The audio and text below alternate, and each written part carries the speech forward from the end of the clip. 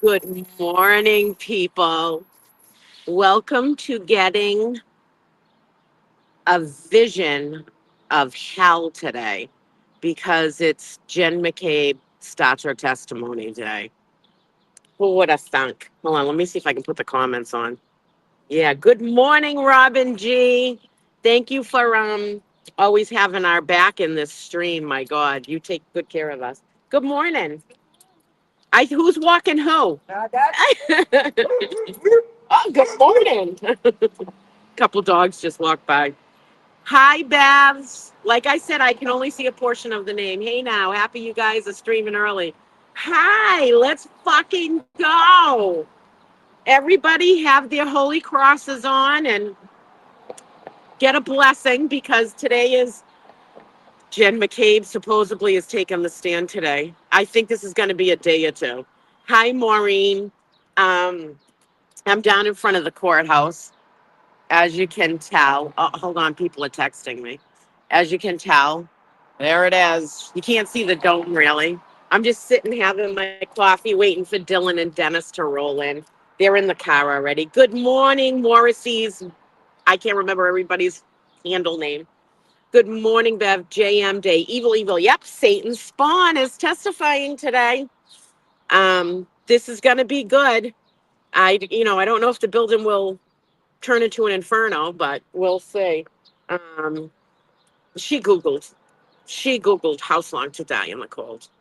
Um, we know it. Brennan's an ass. Spanky. I just thought it was deplorable how he acted in court. If that was the defense, Bev would have never allowed all that shit. Hi, James. Is that James Jackson? If it is, hi. Anyways, going out food shopping now, so I'm in for that. Good one, Maureen. I got a couple shirts I'm going to go through today. We're going to bring a blast from the past later. You guys will see it. It's a little surprise for you. Um, she giggled, the deleted it. I know, I know. It's beautiful out today. I'm parked way down in the Dedham Square parking lot. I got my car all decorated. I should have took pictures, but I didn't.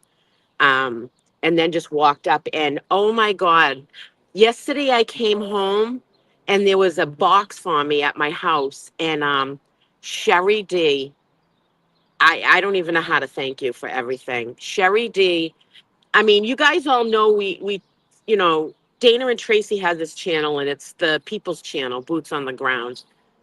It gives us a voice, it gives us a platform to come out and voice our First Amendment rights to voice ourselves.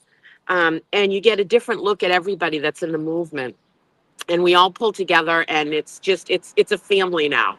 It really is. But anyways, you know, we don't have all the equipment that some of these people do. We just don't. You know, a lot of us live paycheck to paycheck.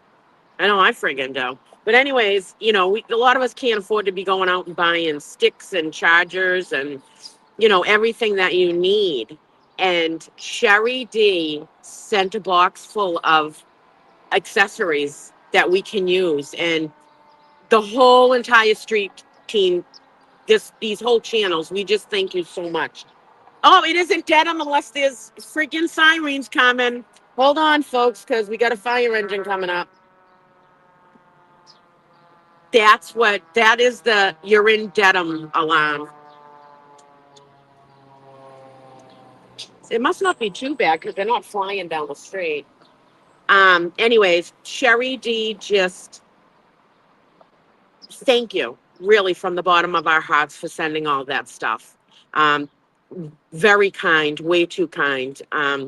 This movement has brought out such an amazing kindness in people. It's unbelievable. Hi, Trump. Hi, Ruby. Um, it's you know, thanks for helping us. It means a lot. Every little thing that people do helps this whole entire movement, whether it be Karen or us trying to bring you what's happening down here live. It's amazing. This it's the best part of humanity. It's still out there in the world. It's enlightening. Yeah, I got this. I sat this. I really like this. I mean, there's so many shirts that I love, but I really like this shirt.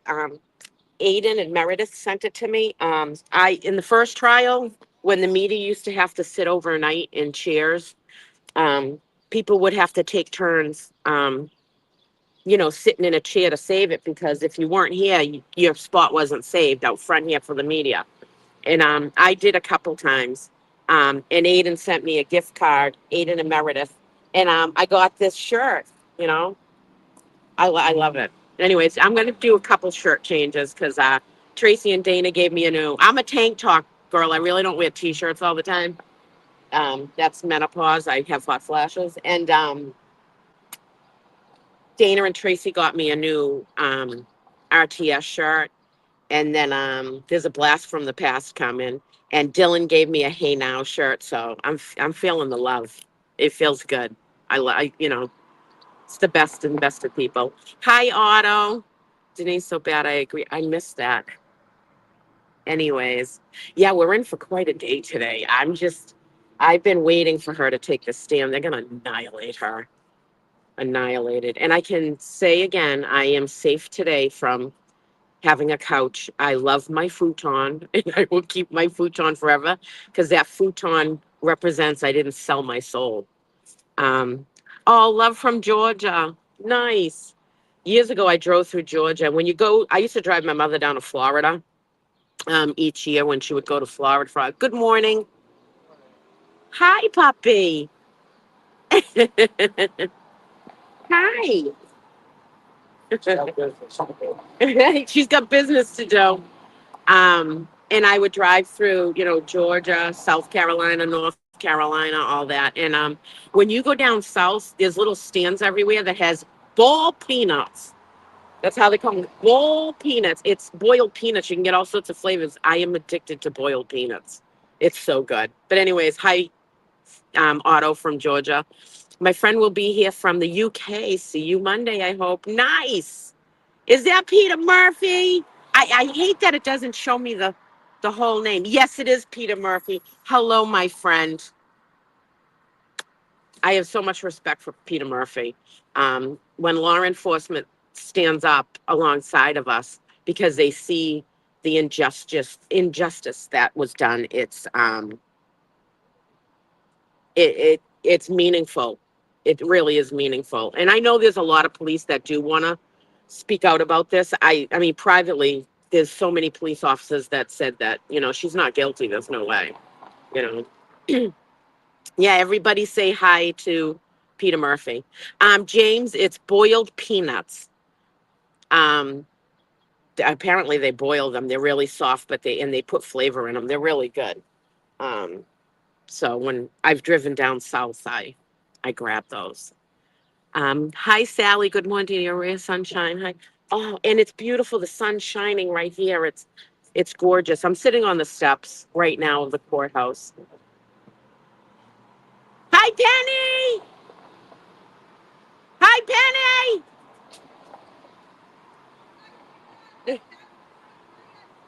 Only Tuesdays I come out. I gotta work.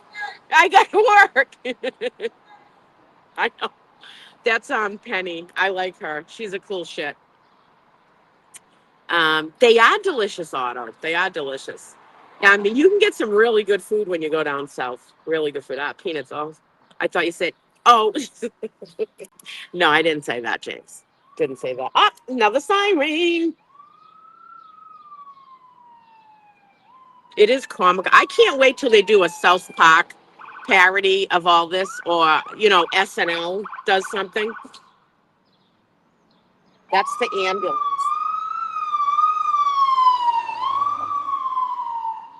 Oh, someone just pulled right out. Thank God the ambulance was really watching. Jesus. We don't need an accident out here. So I was so happy to see my Crash Daddies. We love Crash Daddy. He's a handsome gentleman, smart as anything, and he told the truth up there. And as the world fully knows now, you see what the annihilation is of the other side. Like they talk, who would you want to play you? In a movie, Otto? Um, oh my God, why is her name Melissa McCarthy? Melissa McCarthy, definitely. Um, the world just saw how evil the other side is. They talk about all of us. Like it's always been portrayed that way. Like we're the bad guys, we're mean, we bully people and everything. Now you see they went right after Crash Daddy's family. I mean, it's awful. It the world doesn't know everything that goes on with the people in this movement. You know, people have been at work and had people like BA show up at their work with his friends. Yeah, that happened. The world, you know, the world kind of knows about Lizzie Proctor calling people's jobs to try to get them fired. I mean, I've often wondered. She worked in an HR department at her work, and was she using her work computer to and had access to look all of us up? I mean, and now it comes out with um, the new Betterow stuff with KP and like did did the Norfolk DA's office, Morrissey, give them our information, like our social security numbers and stuff, to investigate us? There's some sort of time chart thing about all of us in the movement. It's crazy. It's crazy, but we're not shutting up. I'm live streaming, just so you know.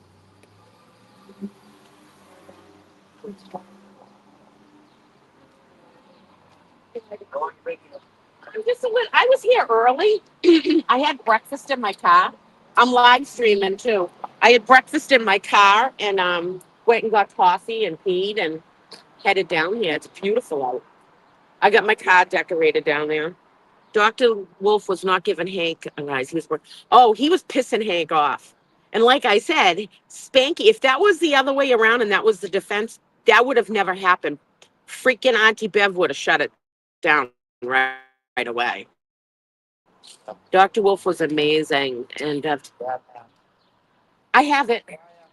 I have it. I have it. I've already said we're doing some shirt changes. I am. And that we have a blast from the past that we're all going to bring out. Dr. Wolf was not giving Hank a rise. He was perfect. He was perfect. He talked to the truth. If you tell the truth, it flows naturally because you're telling the truth. You don't have to cover up your lies, as you've seen with Carrie Roberts, who's a liar. Have you seen the emails going out to the YouTube lawyers covering the case, intimidation much? Oh, it's awful. The end. They're scrambling right now. They're putting people right up backs against the wall. All you got to do is just say prayers and keep us in your thoughts. I mean, they're not going to shut anybody up. We're in this far, but you know when you fight evil, it's not easy. It's not easy. Bev finished real fast when Dr. Wolf. Oh, I know. I saw that. She shot that, and the DOJ was what was his exact words? The DOJ was watching. It was something like that, and they are watching, and now they're scrambling because they don't know how long they've been watching them. Y'all, remember weeks ago when they said, "Oh, the Yankees like it's closed, the investigation's closed." No, it's not. They might close off one portion of an investigation, but that led to like a couple more doors being opened. And this goes high up, folks. It's not just here. It goes high out, high up. They are watching closely. And I can tell you right now, everybody in this movement has a goddamn file. Um, I can't even wait to see what happens when we fly out somewhere. If we get extra security, everybody's got to be careful when we drive. I mean, I'm sure we're on some sort of hit list. If you get pulled over, that's why when I go out, I barely drink. I barely drink. I might have one, maybe two at the most. And those just because they're waiting to pull us over to really hammer it to us. Some are, some aren't. There's still good cops out there. Um, but anyways, Dylan's on his way in. So yes, say hi to Lauren. Lauren, say hi. Hey. And Tim is here. He's got the flag going. I couldn't carry everything down. I didn't carry signs. I got a bag. I had to lump all that stuff Sherry D gave us. I'll put it in Erica's car so it's here all the time for everybody to use. Um, but there was too much to carry all at once. Yeah, they are watching closely. Hey, folks, don't forget to hit the like button too. Hi, Michael. We're a team down here. There's no best. I appreciate the compliment, but the team pulls together to make this happen. Morrissey said, "Hey, Lauren and Timma." Huh? Morrissey. Hold on a second. Morrissey's iCloud, Hey. aka Denise. Hey now. Hey. Hey, Denise. Make you guys dizzy this early in the morning. Oh, good morning. I'm good. How are you? So, when anybody got any questions or anything, what do you guys want to talk about today? I stopped at the bagel shop and I walked in to get a coffee and use their bathroom. They're like, "Hey, where have you been? You haven't been here in a week." See, the people in Denham know who we are. What are you drinking, latte? I'm drinking a medium hazelnut hot coffee, extra, extra. That's the only time I really do sugar. You know what I mean? I don't have sugar really during the day, just in my coffee in the morning. I can't give it up. Um, but the bagel shop down there is so good to us. They really are. What emails are going out to the YouTube? I don't know, Paulie. I haven't seen them. Good morning, Brooklyn. I got to have my one coffee in the morning to get me going. I mean, I do have energy, but the coffee like kicks it in. I forgot to unset my alarm this morning, and I wake up at 3 o'clock in the morning for work, and it went off at 3 o'clock, and I was like, I jumped up like to get ready, and go to get ready. I'm half asleep and get ready for work, and I'm like, oh shit, I don't have work today. I'm going down to the courthouse. I could have slept in. Damn it! At least another half an hour would have been nice. Good morning, Space. Is that Spacey Stacy? Yeah. Oh, I did remember it. I figured out I can tap on your name and then I can see the full name.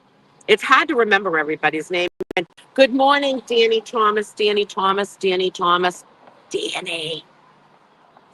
I went into his chat. I got invited to go pop in his chat, and I did, and it was really cool. Hi, Linda Darlin. Linda Darlin is my Aerosmith sister. And they're all getting ready to go away to Florida, which I went last year. I had a ball, and I represented down in Florida too. You can ask Linda. I had my Aunt Julie Grant see you next Tuesday shirt. I had Karen Reed stuff all over the place. And but anyways, they're all the Aerosmith sisters all going down for their weekend in Florida. I couldn't go. I couldn't afford it this time. But I'm going to see Linda in Baltimore in July. We're going to see Rod Stewart. And I've never seen Rod Stewart before, so I'm really excited about that. And we're taking a train ride. We're not going to drive. We're taking a train ride. Oh, hold on a second. The chat's blowing up. Good morning, Avenoni. Yes, Linda, I love you. Linda is just like this spirit. If you think I have energy, Linda is 10 times more energy than I have. Linda's older than me. You would never know it by how she looks. She's beautiful, but her spirit is just fucking amazing. She's such a kind soul, and she's a she's an encyclopedia knowledge about music. She goes and sees everybody from Buck Cherry to Aerosmith to Jelly Roll. Like, she sees everybody. It's amazing. Um, Dina does AJ and the legal team regret not. Hold on a second. Not stopping Karen from doing those TV news. It just seems like it can only hurt. You know what? Imagine this happening to you and you want to speak out. I mean, Karen's a strong woman. Well, I think that's again. It is what it is. If it hurts or helps, good morning from Cambridge. I feel so bad, Nancy, because I did pick on Cambridge, but well, good morning. Does TB have court today also? No, he does not. That's tomorrow. TB has court here, and anybody can show up here for TB's court hearing. It's in the. He said last night in a stream, it's in the big courtroom here at the same time Karen's trial is. He said something like it can fit like 100 people in there, so people can go in to TB's hearing day. You won't be able to wear like paraphernalia about Karen Reed or anything. I don't even know if you could wear Turtle Boy stuff because Karen's case is going on at the same time. So there's sort of something, wacky there. TB is tomorrow. Yeah, it is Wednesday. So the Sweeneys are here. People are showing up. Let me get up. Yeah. I stopped you. Oh, yeah. Good morning. Hey, Del. How are you? I'm good. How are you? I know. I know.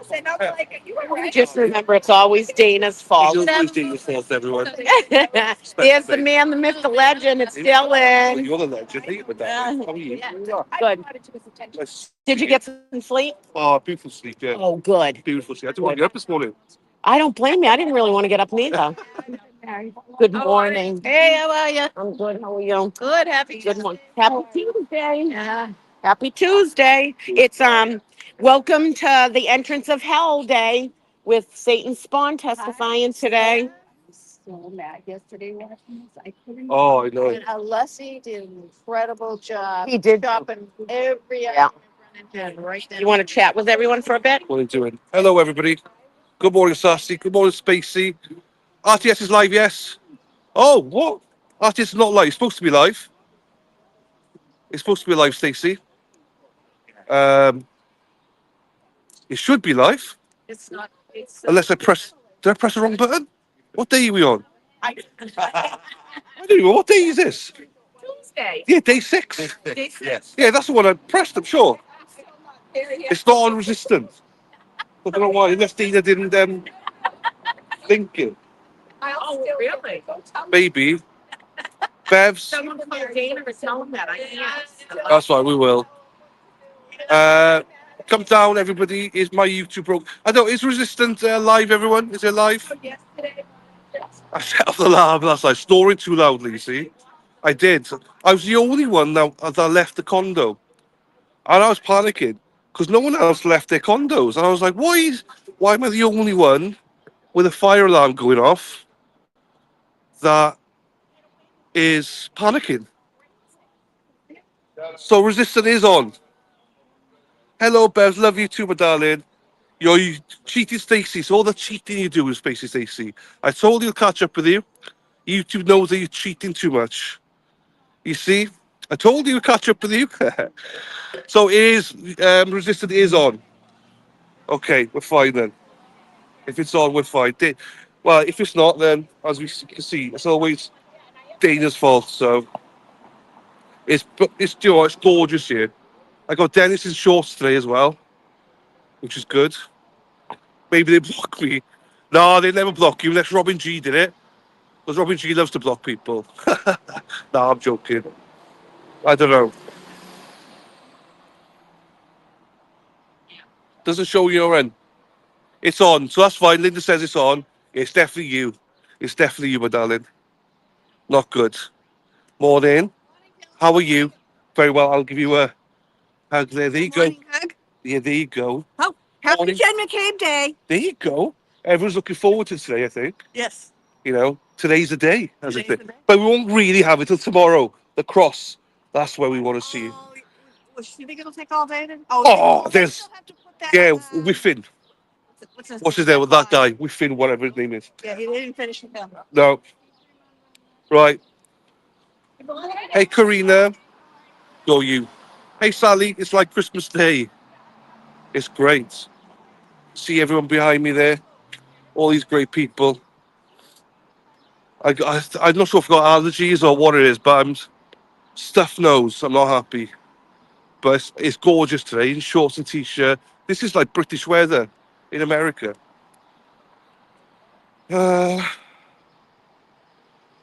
Hey, James. How you doing, fella? James, that's the biggest Welsh export is Tom Jones. That's Elvis with him. Oh, Neil's come in. Yeah, Tom Jones was, I think he was over here a couple of months ago. Oh, there's more people coming now. I think Scotty's come in, Lauren's come in. I'll put you back to Dina in a second. I think she just wanted a couple of seconds break. But Dina will come back now. Holland, it might be. I'm just so stuffy all the time. Nancy, good morning, my darling. How are you from Cambridge? How are you doing, my darling? I hope you're well. See Neil there. We got Scotty, Lauren, and Dina. I'll pass you back to Dina now. Once she's finished, she just wanted a quick break. I think she went to the toilet. I see Ducks. Hello to you. Definitely the Pollard. I hope so. I got a CPAP mask on, and It was just like, yeah. I won't go into too much details about it, but it wasn't great. Morning, Lauren. How are you? Say morning to the chat. And how are you, my darling? Good, how are you? Very well, thank you. There you go, everyone. Do you want to say morning, Stacey? Morning, everybody. How are you? We're There you here go. to Weekend Read. There you go. Yeah. Yeah, every morning you're here. Yeah. You're here every morning. Very Beautiful. important. It is. Needs our support. It is. We're out here for her every day. It is. It's great. We got Brenda. Morning. So because you're the eloquent one. You're the speaker of the house. When we need a speech, it's Brenda we go to. It is, to see you. Canton board. Brenda's the one. Next, love it. Oh, we're here back. We got Dina's coming back. We got Neil as well. Morning, Neil. How we doing, sir? Just step away for a second. See everybody here. Dennis Sweeney's here. Dennis, just say hello to the chat. Hello, chat. How are we? Yeah, but how is everybody? It's like, I need something. Huh? I was just saying pollen, so maybe Oh, it wine is stuff. pollen. Yeah, it is. I need to get some stuff. Makes your eyes water and everything. The legend, Tim. Hang on, I gotta reach up, get Timmer. How you doing? Good morning. There you go. Waiting for Jenny today. Waiting for Jenny. Waiting for Jenny, loves it. Scotty, Good morning. too hotty. How you say? You alright? Good man. Always with the sticks, loves it. Yeah, you enjoying the Massachusetts pollen? I think it must be that because I'm full. I'm just like my nose is just stuffy all the time, You know, these trees are budding, right? I know. I do like it. Do you like it? there Yeah. you go. I mean, especially for Dana. Then it gets the windy day when the pine trees, the pine pollen blows. Oh yeah. That's in another couple of weeks. Yeah. Like a green cloud of pollen coming off the evergreens. Everyone saying good morning to you all. There you go. I'll hand you back to Dina when she's ready. People, don't worry. Is it on resistant to silence? Yeah. Good. It's just cheating, Stacey. She's been banned, I think, because she cheats. Stacey, she cheats on all of us. She's in every. Oh, she's in every stream. Jesus, that She's fleet. literally. Anyone want a piece of gum? Joe, I'll take one if you don't mind. Yep. Me too. Polarized. Thank you, darling. Huh? My YouTube is broken. No, you cheater. Hey, when am I going to see you, Spacey? When are you coming down? It gives you like a huge I've not seen you yet. Hey, here she is, the pocket rocket. She's back. pocket rocket. Here she is. Maybe at an adult toy store will sponsor me and do the Dina pocket rocket. I'll donate all the money to the defense fund. I unsubbed and resubbed and it still doesn't work. What? That's weird. That's weird. Good morning from New Zealand. Today will be a good day for Team Karen. Let's do this. Yes, we're entering hell, the gates of hell, because hell's bringing Satan's spawn here today. So everybody say a prayer for us. Good morning, watching, praying, and supporting Karen Reed from California. That's on California's on my bucket list. I haven't been there yet. A shout out to Kelly Kelleher. He's out in California, and I've been meaning for 2 years to go out and see him. He was the old tour manager for Aerosmith, and we've been friends for quite a few years. And he keeps on telling me to come out there, and I haven't been out there yet. I got to get out there. Hi, Dylan. It's been a while. Did you take the key rings? I'll ask him that. Hello, Dina from Oz. Hi. Dylan. Half Pint Road. Hello, Dylan. It's been a while. Did you take the key rings and gifts of Dana? Okay. Yep. Dana. Dennis has had it. Dana's had it. Dennis, the gift. Remember that thing I gave you from Viv in Australia? Yes, the light. You've had it. Yeah. Catch him. Yep. Awesome. She's in chat. Thank you very much. That was very nice of you. I'll Love it. take the key ring to dive bar one night. Remember my friend Linda from Baltimore? Yes, I know. She's Hey, right baby there. fan. Hey, Linda, how you doing? Glad you made out well. Yeah, she got hit in her Jeep. She has a beautiful Jeep. She's got an Aerosmith plate on it. And someone hit her and they finally fixed her Jeep. We're glad she didn't get Yeah. too banged up. Morning, everyone from Rehoboth, Mass. Today is going to be it is. Speaking of Rehoboth, I can remember one time when my son was young and he took his four-wheeler on the tracks. He was young and he was supposed to stay in the area and he didn't. And he ran out, it broke down or he ran out of gas and he was like Rehoboth, Middleborough, Rehoboth area.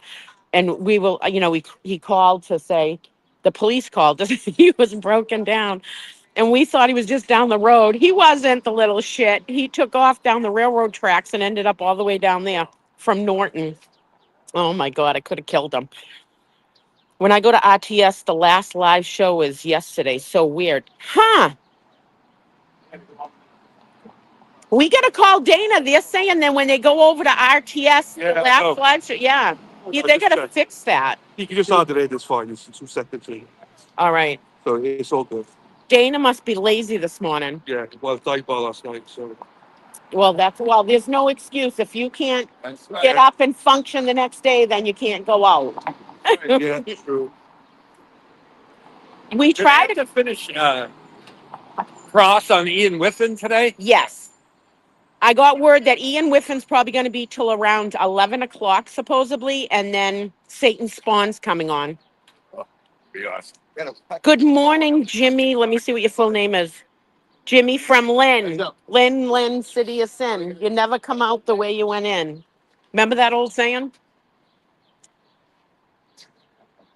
That's the bomb sniffing dog. Hold on a second. Let me see if I can turn it around. The fucking cookie. They Oh. did that in trial one. Yeah. I forget how to turn this around. Oh, there we go. You got it. All right. There, that's the bomb sniffing dog. Hold on a second, people. Right there. He's going around the corner. Hold on, I'll walk down this way a little bit. Yeah, every morning they used to sniff around the building, and there's little like sticks that we would see.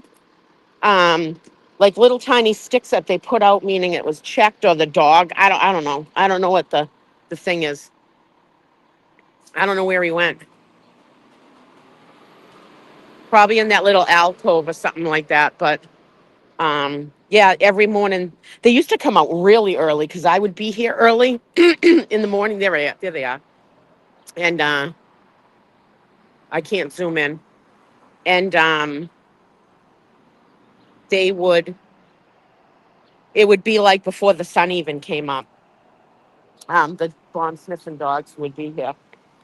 So it's good. It's for protection. You know, we want everyone to be safe. Let me put this back down. It's all Dana's fault. Of course, it's all Dana's fault. Little shit.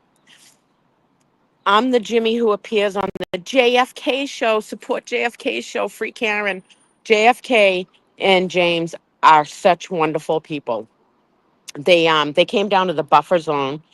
I was here one day when it first started, and I chatted with them for a while. They're just amazing human beings. They really are. The problem with me is I'm too busy. I can't watch everyone's channel, and I will never give up the Glera. I love the Glera. So I watch RTS, Alternate Corner, and I watch the Glera, and sometimes I'll pop into JFK. Oh, hi. Support all free Karen Reed channels. I try to. I'll pop in and say hello, but sometimes I can't stay on, and a lot of them are late. I watch Turtle Boy, of course. Everybody watches Turtle Boy, but usually Turtle Boy's on replay for me because I get up so early. You know, so I'm gonna put you guys down for a little bit so you can see, so I can chat with my protest family. There we go.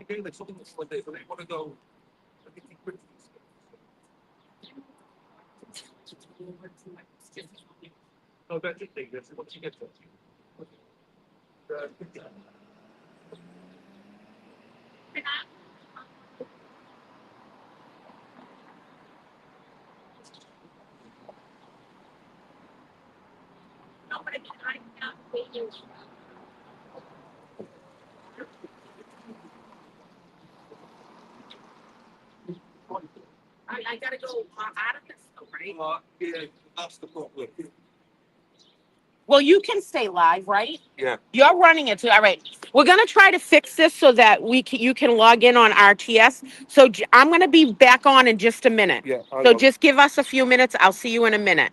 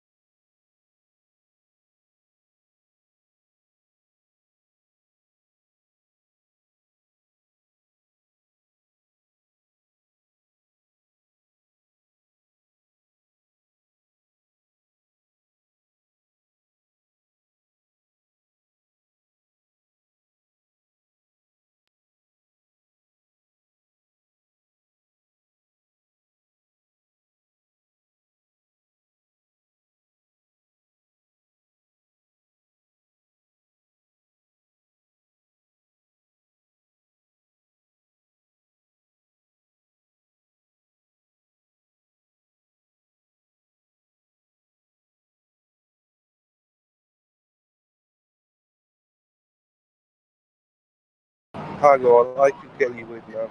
All right, you're on. Yes, I'll get you in now. Dina at the stage. I'll take myself out.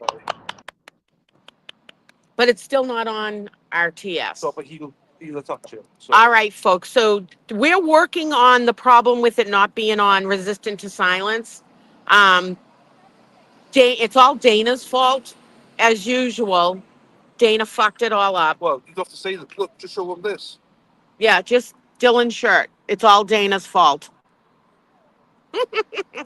We're working on it. It's, you know, we're not professionals. We're Jill and Jacks of all trades, but masters of none. So we're working on it. Um, there's a goddamn bug. Those little freaking gnat things. I freaking hate those. It's probably the lotion that I use because it attracts them. It's fucking earthy shit. But anyways, at least I smell good. Anyways, I'm going to leave it standing up for a while. Let me see where the comments are. There we go. All right. Good morning, Dina Dillon, boots on the ground from Canton, Michigan. My friend Deb is from Detroit, Michigan. I was out there. Pretty cool. I ate at Mom's Spaghetti, M&M's restaurant thing. I went down and saw Rosa Parks' Memorial Chapel at the cemetery. David Ruffin's, oh my God, these goddamn bugs.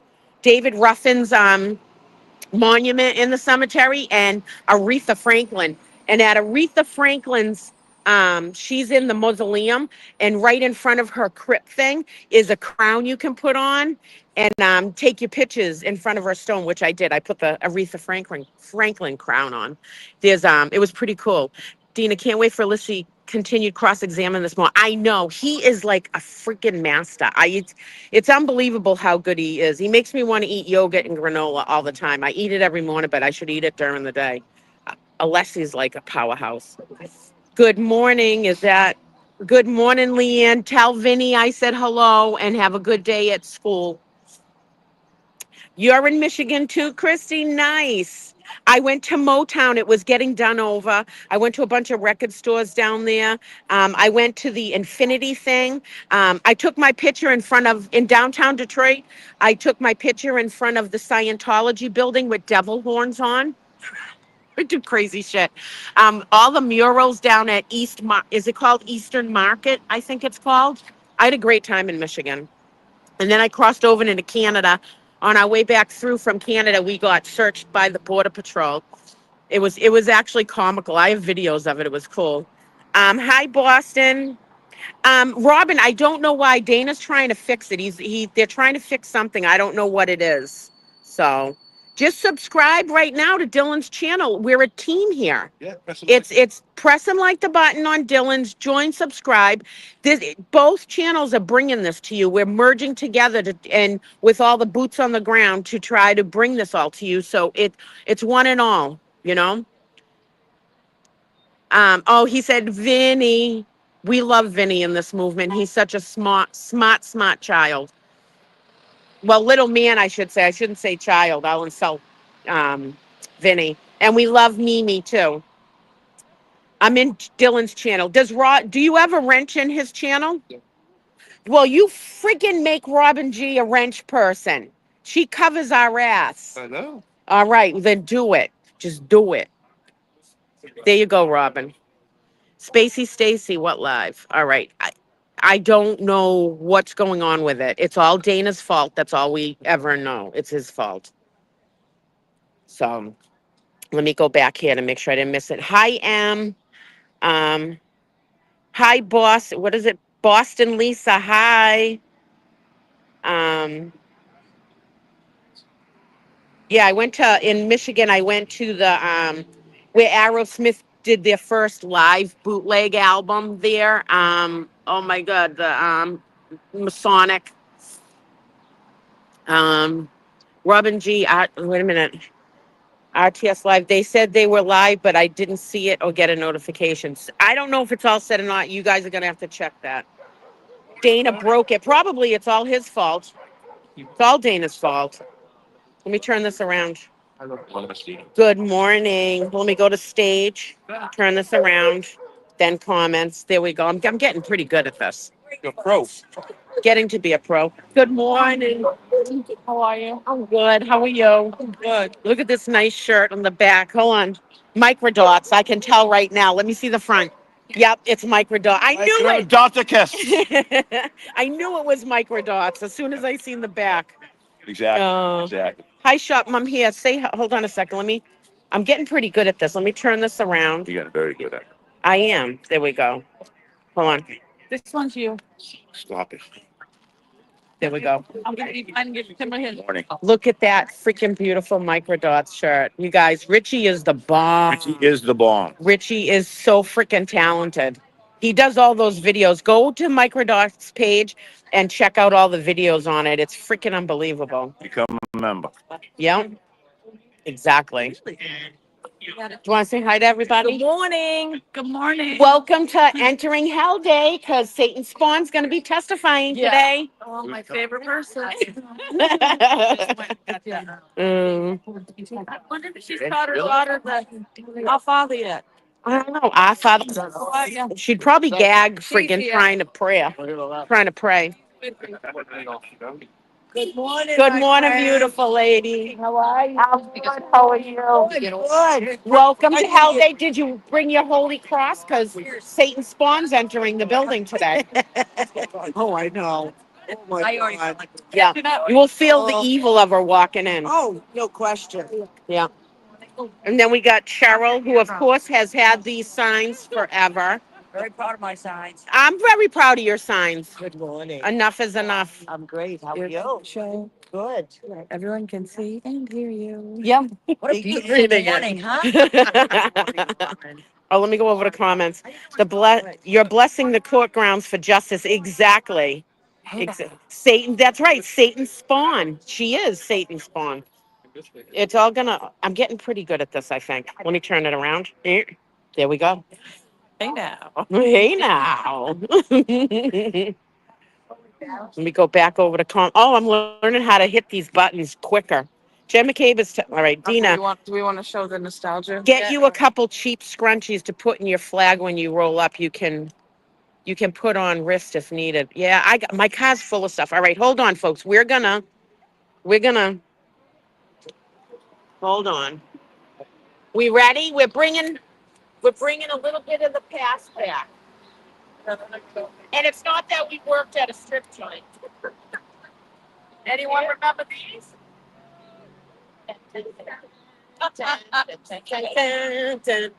We pulled out the old security shirts. Erica's got hers. Scott McGinnis has got hers. Erica's not down here yet. Kurt's got his. Hold on. Kurt's got his. Turn around again. This is it. If anybody remembers seeing the trial from last year, we all posed. Yeah, hold it so I can do it. We all posed on the church step. We should reenact that too. Go take another picture. So we decided just to wear them down here today for freaking fun. Huh? I know. I know. Me and Lauren lost a ton of weight, and the shirts are a little bit baggy on us this year, which is a good thing. Hold on. Yes, ma'am. Dun, dun, dun. We're blessing everybody. There we go. All right. It's getting warm out. Oh yeah, you guys. I found. You guys all know that my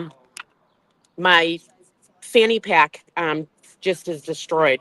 But anyways, in cleaning out my pocketbook, I refound my Nerf pin pin. And then Kelly Reed gave me. Oh my God! It popped up. Oh, here it is. Kelly Reed gave me this one. And that's Karen's signature. So I got that from Kelly, who I love, Kelly. Hold on, let me put this back on. Ooh. These pins could get you arrested in the buffer zone if you wear them once 8 o'clock comes, which is a sad day in America when that friggin' happens. Hold on a second. Don't be shipping your Oh my God, I can't. There. There we go. It's back off. Compound up there.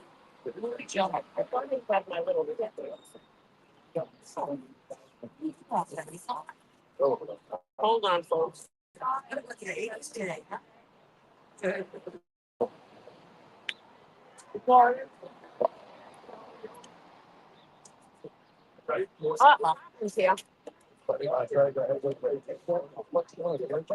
gonna go say hello to Hartman. I do every morning. Here, you want to take us for a bit? You're live. Hi, can I see me? All the people. I don't know. Yo, Sarah? I guess I'm live. Yeah, you're live, yeah. So who am I? You're, oh, sugar, why am I on that? Because you're holding it now. Oh, that's why. I was going, why is my Ah, face you're on it? live. Why am I on there? I didn't understand why I was live. Hang on, let me put the comments on. Sure. Hey, good morning. Hello, Kate. Here you go. Say hello, Jack. Good morning, everyone. Who's that? This is Resistant and Alternate Corner. Oh, yeah. Dana, how are you? Dana. Dana and Tracy. Yeah. We're doing a joint stream, so, you know. Oh, yeah? Jack's always in core. He's our hero. Who is? What? The alternate corner, aren't you? Oh, yeah. Yeah, joint stream. Yeah. Joint stream. Gotta learn the lingo.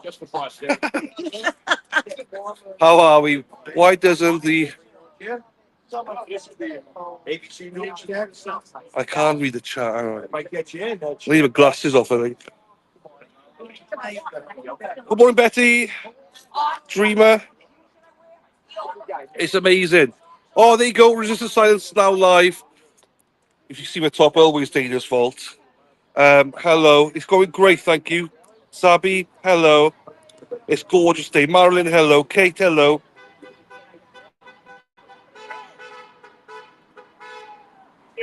I'm not sure what that is.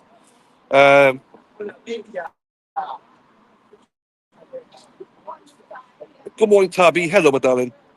I haven't got my reading glasses, so I can't really read.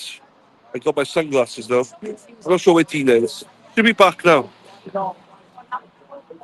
Let's head over to the Wades, then. Here we go. Good morning. See it, yeah. So Bobby and Ashlyn, here they are, out here every morning with the Warriors. Love the microdots top as well. Boots on the ground. Boots on the ground. Yep. I'm glad to have you here with us. Yeah, no, I'm glad to be with good people, you know. So, and I just learned last night that GFY does not stand for go fuck yourself. She's too much of a lady for that. I'm the go fuck You yourself know, guy. I always tell Bobby, go fuck yourself. Good for you. Good for you. Good for you. I mean, she's way too polite, you know. So I knew we didn't stand for that. I gotta lie sometimes, you know. So. Bobby's told me all about you. Don't worry. Yeah. The truth will come out. Big twice. You know. So here we go. Right. Do you say morning to the stream, ladies? Good morning. There you go. Beautiful people. Here every morning, stalwarts. You know. Love it. You got to deal with that big guy, Dennis, every morning. Yes. You know.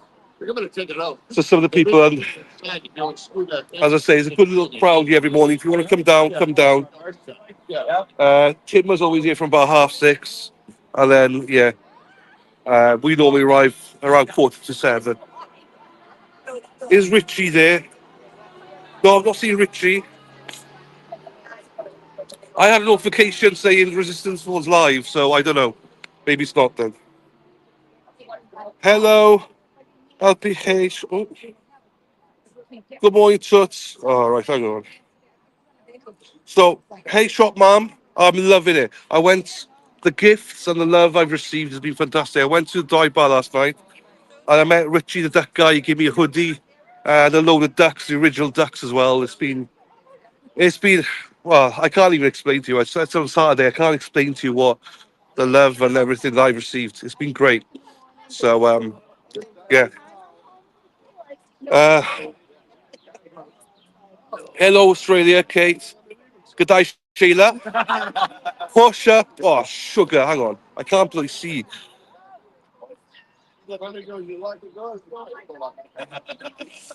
Imagine trying to sleep knowing that Alan Jackson is going to tear your limb from it. There you go. Yeah, it is awesome. You see good people, Scotty two hotties down there, Scotty McGuinness. We've been doing morning praying a little bit, about quarter of an hour. It's not showing. Okay. Okay, it might not be live. I got a notification saying they were live, but Dana's working on it, people. It's fine. It's the same thing on here as it is on Resistance. So you're not missing out on anything. So once we sort it out, we'll sort it out. This is what you call teamwork. we're not very selfish people. If this happened the other way around, I wouldn't care. You know what I mean, it's fine. And I know Dane and Tracy don't mind. It's fine. So don't panic, people. It's all good. It's all gravy. Hey, Denise. 100% over to you. Julie here. Aileen, hello. Oh, here we go. Free curry with Scotty. How we do, Scotty? Sign bomb yet? Sign bomb. I love it. Are there all the signatures? Some signatures there as well. You got yours on there. I got. Yeah, where's that? Oh, my. Love you, Scotty. Dylan, the alt corner. It's got 'em on there. Love the hat. Thank you, Tabby. Will AJ be cross-examined? We don't know. I don't think the cross will be today because they'll keep Jen on for most of the day. They got Whiffen first thing in the morning. That'll probably take it to the first break, if not long, because Alessi's doing it. So Alessi is amazing. So he's going to tear Whiffen a new one.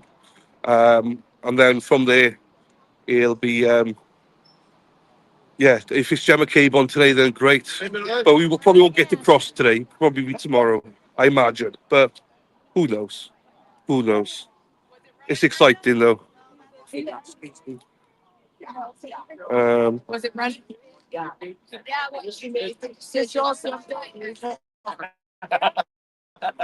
Don't forget to hit the like button. Avi, Noni, good morning. Karina, hello. How are you doing, my darling? Lisa, good morning, darling. Good morning, Lisa. I'm not sure where Dina is. I think she might go to the toilet, so she'll be back. My allergies are kicking. Good morning, Charity. Hello, my darling. Good morning, Marcia from Portugal. I agree, Kate. It'll take all day with that. And it would surprise me. I said this to Dennis. It's like, it would surprise me if Brendan takes all day with Gemma Cabe and then comes back and finishes off in the morning because he can then recap everything. Thank you. Let's go, powerful people. What's up, Buttercup? Whoa, expert, hello. Thank you, my darling. Are you coming out from Michigan? Are you coming? There's police, Kate, across the road. But they're great. We've had no problems with them. They're great. Peter Murphy's walking down the street. He's with Dina and Dennis walking down the street. Good morning, Debbie. Oh, shit, sugar. From California. Wow. No, police are here every morning. They just, if you behave, they just leave, you leave you alone. They're great. They be nothing but nice to us. So, well, in my experience, I can't speak about anything else, but if you're polite and respectful, they treat you respect back. So they've been nothing but good. Let's hope for all the allow it. Oh, I know, Sally, I know. Sidewalk, hippie chick, good morning to you, my darling. Mama, hello. We got Joni and Robin here. How are you doing, my darling? Hello to you. Hello. Just say hello to chat. Hi guys. You just arrived. Hello. Joni and Robin are here. Loving life. I'm very well. I'm good. Good. Good. Thanks for coming down. Of course. She was like panicking last night. She's like, I hey, know. you better fucking be there. Otherwise, I'm going to beat your ass. I was like, I'll be there. Don't you worry. Last time you talked to Dylan, I'm like, I talked to him like over the weekend. She's like, well, I texted him last night. I know. I said to everyone, whatever happens, I'm there tomorrow. I'm going to meet you guys, You were at Patriot Place. I was. I live less than 3 minutes away. Oh. I'm like, damn it! I wish I knew you. No, it was last minute thing. I had nothing on, so last minute went to Peter's place. Awesome. Loved it. We went live for 2 seconds. I dropped my phone on that car, and I was like, right, we're done. We're going home. So, no, it's great. It's a great place. We go back out again. Yeah. For food and stuff. So Let me know. yeah, definitely. I mean, I can like walk there. But there you go. Yeah. We have to do it. We're going to go down to the lighthouse and Oh God, yeah. all that. Oh, yeah. So Yeah, definitely. no, but how long a journey do you have to come down here? It usually takes about 25 to half an hour, but today probably close to an hour. Oh, okay. It's good stuff. Well, see, I appreciate you coming down here. It's great to be here. Look at all this.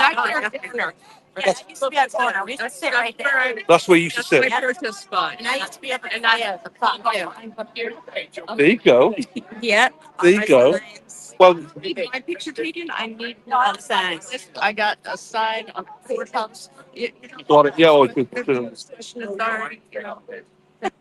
Oh, that's good. Well, we get kicked out at TikTok, so then we have to go to the other end and we go, that's 20 minutes. Yeah. But you're here for prayer as well, so it's just good. Absolutely. And then Yeah, Pledge of Allegiance. I don't know it. You don't? I just stand there and like, I grab my tits and I'm like, As long as you grab your boobies. yeah, my boobies are there.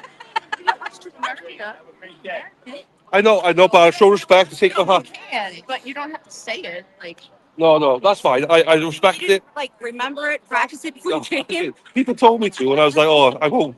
You know, It's fine. sorry, I respect your country too, but I don't. I You probably would- be able to pronounce It's it. in Welsh, you wouldn't have a clue.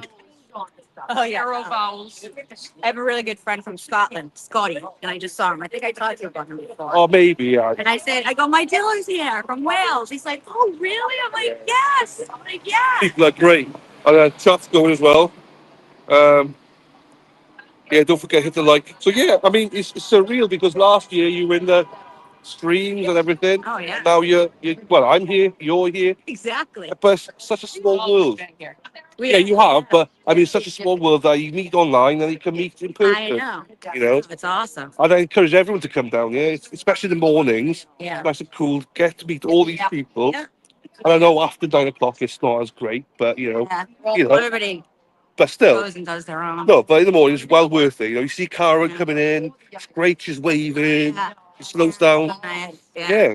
Her mother is a doll. I actually hugged and kissed her before. I've not seen her yet. You're be right around your Oh no, here we go. Oh, I'm dancing. There's bees. We're dancing, people. Hey, get out. What? Oh, it's a honeybee? Is it? Oh, I don't like bees. No, They sting. Yes, I don't like me either. Me either. But no, I met Nathan and Mr. Reed. Great people. Nice, yes. Great people. They are really, really nice. But yeah, no, I'm not Mrs. Reed yet. Janet was across the way, you know, so Yeah. I did get the opportunity to be here. Briefly met Karen, amazing. Yeah. And Kelly, the cousin. Nice. I love Kelly, so But cold, are you suffering from? I am, yeah. I think it's run down and pollen, Yeah. so it's Jet lag. just stuffy. Yeah. I think I'm over my jet lag. Really? I think it's just I don't pollen. think I'd ever be able to. It took me 6 days. Such a big sleeper. I know. Me. I'm not a morning person. Sidewalk. That'd be it. Power walkers. She's got a solid ass. Got it going on. You got it going on. Fine. She's got a solid ass. Did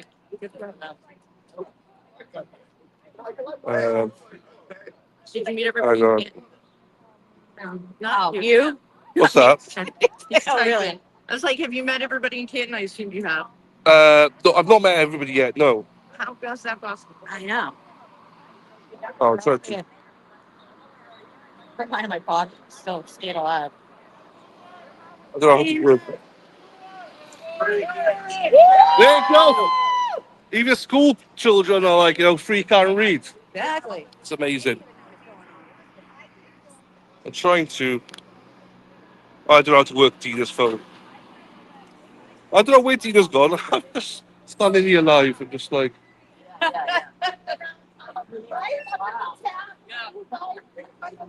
Are you down? What? Go ahead. No, that's fine. What was I just? I don't remember what I was going to say I to you. was going to say, are you down here? How long are you down here for this morning? Yeah. There you go. Let me box this Bit in. of work. That's fine. Yeah. Good times. Good times. Yeah. I'm getting ready to go to Florida. Are you? I'm leaving Monday. I can't say anything. I'm out here, so yeah. I'll Yeah, just say that's not exactly. me. Yeah, I'm going down to There you go. close Okay. to Dylan, do you turn off lives, commercials on your lives? Yes. Drives me nuts. When these creators. No, I don't make them. They leave the commercials on. Yeah, no. The free Karen Reed stuff now is ad free, so we don't make any money from No, it. I'm saying even before that. So I used to when I first started because I didn't know any different, but from now on it'll be ad free because it's so much better. I heard you don't make it that much money anyway. No, you don't. Well, I mean, you can make a lot. Obviously, it depends how many people you have in there. But I'd rather just play songs and and all that. And people want to. us. Yeah, sing exactly. Please like. Yeah. Yeah, exactly. Although it annoys a lot of people, but still. Oh my God! You don't annoy anybody. Believe me. No, I don't really care anyway. It's fine. It is what it is. You know what I mean? I think it could be as long as you're yourself. If I know you, then About rock one What? is August, and he's like, hit the like. yeah, yeah. There's that one. There's that one. Some creators like the Glare, he turns the commercials off on the lives. But if you catch on the replay, they Oh, will be switch it still back going. on. Yeah, yeah. A lot of people do that. I may do that. I have no idea. All I know is I just want people to enjoy the coverage, and then and we can play music, we can do anything, and then you don't get copyrighted. So so it's more fun, I think. Personally. This is incredible. I don't know where all the people are. There used to be so many of us. This is what I was thinking 2 years ago. Where did you see yourself? Yeah, no shit. Yeah, I know. I'm not here anyway. That's No. for sure. And it's not even just here. It's fighting for the whatever we're fighting for. Like, It's about buddy. everything. Yeah. Yeah, very well. Good to Here see he you. is, Good to the see you. legend, Good to see you. the legend. Yeah. So always said when I come out to Canton, one of the first things I want to do is shake your hand. You said that. And one of the first things the first hand I think I shook. Eric was my first hug. You were my first. And by the end of your trip, it'll be the last thing you want to do. Yeah. I'm like, not Peter Murphy. Not Peter Murphy. No, it's good. It's good. It's good. But how are you, sir? Oh, Is there you our go. country treating you well? Oh, the best. Good. But I can't even. Settled in. You kind of found your niche. I've just got my allergy. Allergies, I heard you, yeah. But apart from that, I can't even speak highly enough of the people, the welcome. Brenda Yeah, bought right, yeah. 2 grocery bags to me, and Lulu Bell gave me a package, and people give me so much. Richie, the duck guy, he gave me a hoodie last night, ducks, and all sorts. Oh, yeah, yeah. So there you go. But straight I'm dreaming, loving it. loving it. Good, good, good. But All right. Well, we'll all move up that way shortly. yeah, we've got Yeah. prayer and stuff, haven't we? So Yeah. you know Peter and stuff, do you? Yes. There you go. Yes. That's a legend. He said, do you know Pete? I said, yes. Peter Murphy. But you live close to each other, don't say where you live, but you live close to each other. Yeah. Yeah, she lives in Mansfield. I live So in that's how Mansfield. you do it, like, you fucking coming. You're Pretty coming. much like that last week. I was like, Dylan's here. I'm like, She's like, we gotta go. She's like, for 5 weeks. I'm like, right, okay. It didn't even. It took me 10 messages. Never before I'm like, told what you. the fuck's Dylan? I asked myself, I mean, morning. Think about. Exactly. Who's this fucking Dylan guy? And Yeah. so I'm like, because this is what, Thursday? And this, I'm a teacher. So Friday, Oh. last year was vacation, right? So it was Friday. And I'm like, when's he leaving? And she was like, he's here for 5 weeks. I'm like, what the hell are we waking up tomorrow? We do this next week sometime. I'm like, fine. Yeah. I'll give you. So you're teaching today then? Yeah. So I teach music and I teach. I'm a teacher at a class on the music teacher thing only happens on Thursdays and Fridays after school. I work at it's been a place for me the rest of the time. Nice. But what the kids are all doing is Rose and Junior, and it's technical. So it's for Oh, there you go. That's all right. Let it go. I'd enjoy that, I think. Oh, Yeah. good Oh, lord. you did? Yeah, exactly. Probably one time. One visit, you'd enjoy And it. I'd be like, yeah, see you later, kids. Like, you're a music teacher, how Gotta go, fun. I'm busy. like, yeah, like let's learn the math songs again. Right, I think we got prayer now, I think. Gotta what? Prayer, I think they're doing prayer. I don't know where I put my coffee in there, but that's right. Sorry. Are we doing prayer now, Annie? Yeah, I think. Oh, Brenda's back. Yeah. There she is. Oh, Good friends. here we go. And chat's going to be trying to go in the middle of the both of you. Oh, there you go, like that. Chat's in as well. There you go. Thank you. And So funny how many shit. I was like, that's Annie. We'll give you the ginger shot. I don't know, but 10 to there you go. You want to go take over again? Oh, 1046. So are we going across the street or here? We're doing it here. It's too dark. Okay. Well, let's put you down for. Are we going to do it here?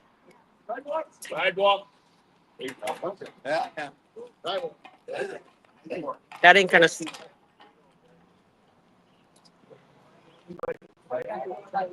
That's not going to work. We can do it here. So we can't block the thing. Or right up here.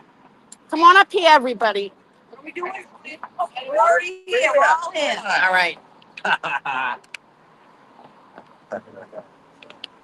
Jeepers. Maybe this will make it. There we go. I feel like it's gonna fall over with the first wind blow. Well, we'll just. Okay. You got to get over there because you got to do the postal address stuff. Listen to the boss. Dance. Let's go dance. Say Here we go. Satan's boss coming in here today. So let's all have a moment of silence because we have to send the best vibes to Karen and her team because today Satan's spawn is entering the courthouse. And she brings the evil and Karen's team. Sidewalk. Sorry. Come on in. Karen's team is fighting against evil, so this is good over evil. So we're gonna say the Our Father. Our Father. who art in heaven, hallowed be thy name. Thy kingdom come, thy will be done, on earth as it is in heaven. Give us all our daily bread, and forgive us our trespasses, and forgive those who trespass against us. Lead us not into temptation, but deliver us. Amen. Amen. Woo! I believe it.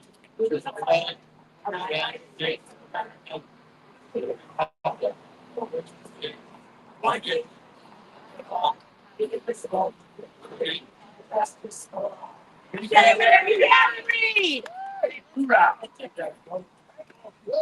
There you go, people. We're gonna. Hey. Oh, we got to do a group picture. I got to put you guys back down. Daily picture. Group picture. Line up over there. Over there.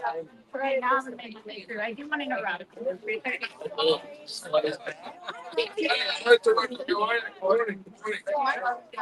Hey, Jack, get in here. That ain't for me. Oh, I can't go.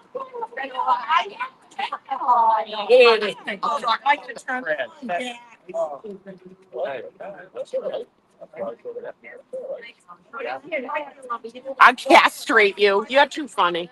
Yeah, my honor was set. Kids up.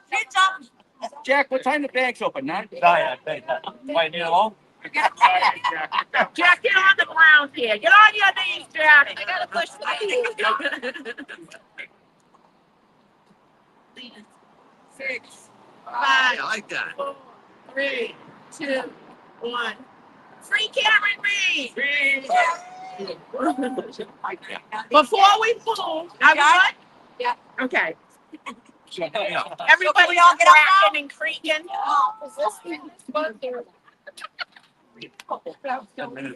Yeah, it was like this over here. We got 10 minutes, folks, and then we got to scram from the buffer zone. You got a scoot. Amen, Lord, intervene for Tim's Karen here, and her well team. said. Good morning. I haven't been on here in a while. There's Sherry D. Sherry D. Thank you so much for bringing us all the accessories. You sent that box. It was amazing. I have it with me. I'm going to pass it out. I'll give it to Erica to put in her truck. Oh, wait a minute. Is that Danny Thomas? Oh my God, it's Danny. Like my peanut. Look at us. Hi, CLS. Hi, Danny. Hi, Lisa. Hi, Daffy Dill. Dina Washall, if I'm walking from the registry looking at the courthouse, which direction should I walk? You would walk to the right to go down after 8 o'clock. We go down to meet Karen's car and then we walk back through to go down to the other end. So we go up one end to see Karen drive by, then we go back down to the other end of the buffer zone. All right. Hi, CLS. Hi, Jilly Beans. Hi, T. Moscaso, I guess. Oh my God. Hi, Noodles. Dina, thank you for being Boots. Oh, you're welcome. We're a team down here. Hi, Mary B. Hi, Mike S. I'm trying to scroll back to see if I missed it. I hate missing everyone because you guys are all important behind the scenes. Oh, hi, Tracy. Good morning. Hi, dog. I think it's dog mom. Bought a Bob. Hey now. Hi, Trip G. Danny wrote Dina, Danny. Chloe, by good morning, your hair looks great. No, I need to color it. I'm an old woman, and my grays come out like every 2 weeks. I'm gonna get it cut though, because it's not doing anything anymore at all. So it'll be up in a ponytail in a little while. Is that Eric? Eric, hi, good morning. Good morning, expert Erin Hack. Good morning, KK. Good morning, Lady D12. DI12. Lady Di 2. That's what it is. God, I'm fucking stupid. Good morning, expert. So I have to watch what I say. Hi, Biza. Oh, the story behind this ring. My mother bought this years ago in the islands. I think she was in Antigua or something years ago, like 30 years ago. And it was always my favorite ring. And she's going to leave it to me in her will someday when, my mother's still alive. But when she went, that was the one thing I wanted. And my mother has a lot, nice jewelry. And for my birthday last year, she wrapped it up and gave it to me. So I had to have it resized and everything, but I love it. It's very, very meaningful. Good morning, Dina, and the rest of the free camera. Today's going to be epic. We'll find out when Satan's spawn comes in. It's going to have an evil vibe to it, but good triumphs evil. Chappie called me expert too before he realized it was me. The chat's going so fast. It's unbelievable. Don't forget, guys, hit the like and subscribe button. We need that. We need that. 400 watching between both channels. Nice. Like I said, we just wanted to give you a view from boots on the ground, and we have a whole team here that help does that. And this whole boat going up the stairs. He needs to get on a stairmaster. If Good morning, Casey. Oh, who is that? Tima, is that John DePietro? Yeah, he's across the street. You can. Oh my God, it's going so fast I can't even read it. Yeah, Sherry D, hit the like button. Thank you for putting that up there. Robin, thank you for putting that up there. UK calling. Good morning, fam. Let's have another great day. Oh, Ape, thank you. Don't forget to listen in silence and yeah. Calypso, we got 5 minutes and we got to be out of the buffer zone. Timma knows everything. Timma does know everything. Timma does know. Mother hen. It's Mother Hen. Mother hen. Karen has fed the whole defense team at lunchtime. If you want to help Karen, oh yeah, donate to Karen's defense fund to help feed all of them, all the law students, all the attorneys, all the experts, all of that. They really need the help. So I don't know where Silver Fox is. He's always hidden around here somewhere. Here comes Erica. Um, Silver Fox is somewhere out here. Have you guys really got a glimpse of him? He's hot. He's hot. And he's really a nice cop too. Like Silver Fox. Yes. Don't forget your shirt. Hold on, I got to get all my stuff ready to walk out of the. Yeah, we got to go down to where Karen is. So hold on, folks.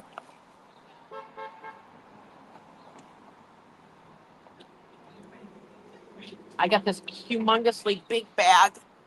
All right, let's go for a walk, folks. Let me turn this around. You can see everybody walking. There we go. You've never seen Silver Fox? Oh my God, he's got white hair, like silvery white hair, and it's kept really nice.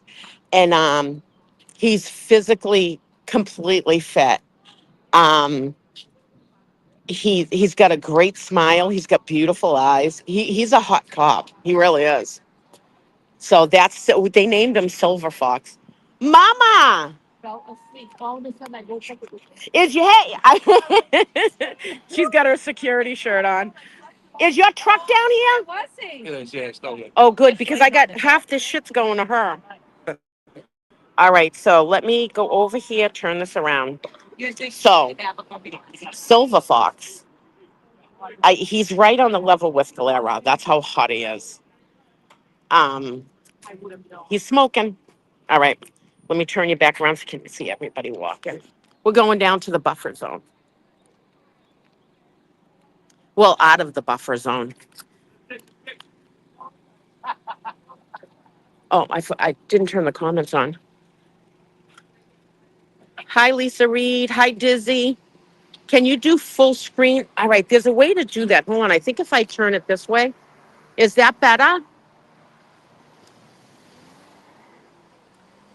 Yeah, Glera is the top tier, number one. I'll try to find Silver Fox. He's usually around here. I'll try to find him after so you guys can see him. Someone's got pictures of him. I'd have to go through like old pictures in order to find it. But hold on a minute. Erica, I gotta put shit in your truck. I gotta have her open the truck to put stuff in. I'll try to pull a picture of him up and send it to Dylan or something so he can post it because I don't know how to do it. But yeah, I'll try to find him today. Anyways. All right, hold on, folks, because Sherry sent all this stuff, but I'm usually not down here every day anymore. So I gotta empty out part of this. Hold on.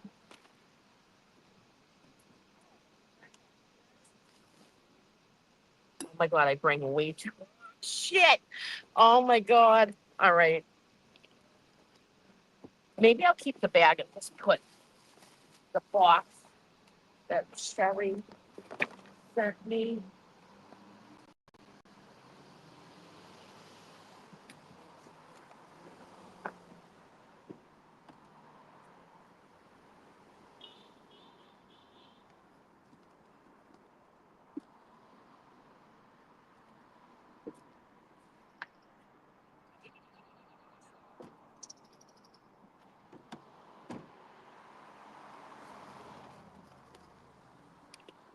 All right, folks, I'm getting situated here.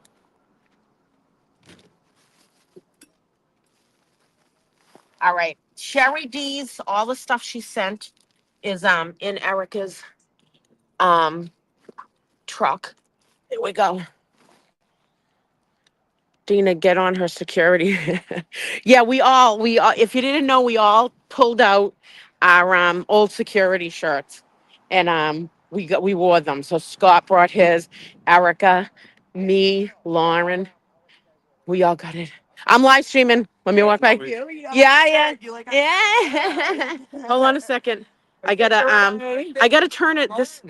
I'm slow. We all decided to wear them today. Oh, you're the best. Thank No you. worries, my darling. You too. There you go. All right. There's Eric. Erica, Yes. let's run over to the church for a second and get a shot of us. Okay, you got that. Where's Lauren? Lauren! Oh, I don't know where she is. All right. Hold on, folks. Someone's got to take a screenshot of this.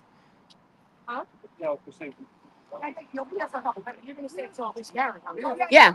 We're just going to do one thing. Last year we posed. We're going to have to do this quick.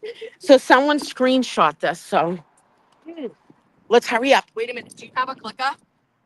Yeah, but I don't know if it works. Hold on. so I don't know if it is. let me see. I don't think it's charged. It's dead. Oh, okay. We'll get a screenshot. Yeah. Oh, yeah, that's right, Dara. So we posed last year on this, and we're just reenacting it. Can you adjust it? Can you see my butt? I'm gonna see my butt. Oh, yeah.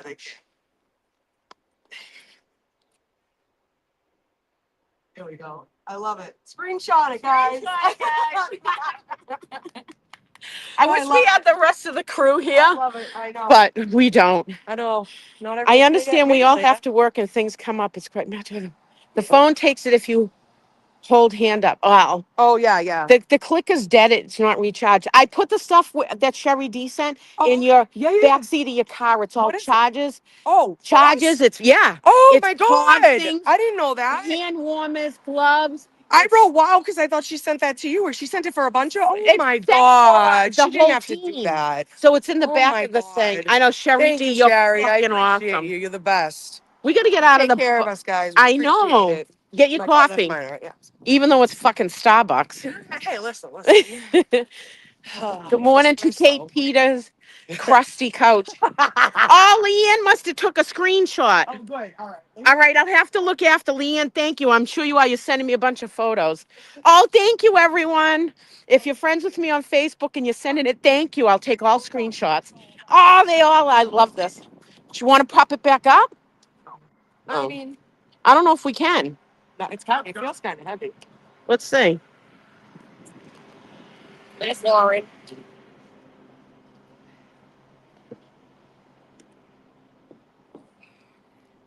I wonder if the rain's ready. 1, 2, 3. There we go. Here we go. Mr. Atlas. We always try to leave the place better than what we found it. Someone actually, a random person came up and said that to me the other day.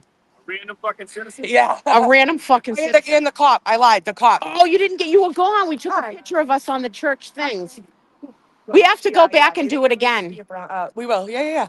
On the way back, Yeah. we'll do it Yeah. A bad sprain. with our shirts The on. only thing is, so they, when they X-ray, so they X-rayed, it's not fracture. They didn't see any fractures. We're best case scenario. I was talking about her daughter's medical stuff. I'm gonna walk away. We don't need that on. Hi, Brian. Appreciate Oh, hello. Did you bring the pink lens? I thought of that when I was walking up and I Really? saw you. How I much? saw you and I said, damn. I'm only here on Tuesdays. Me too.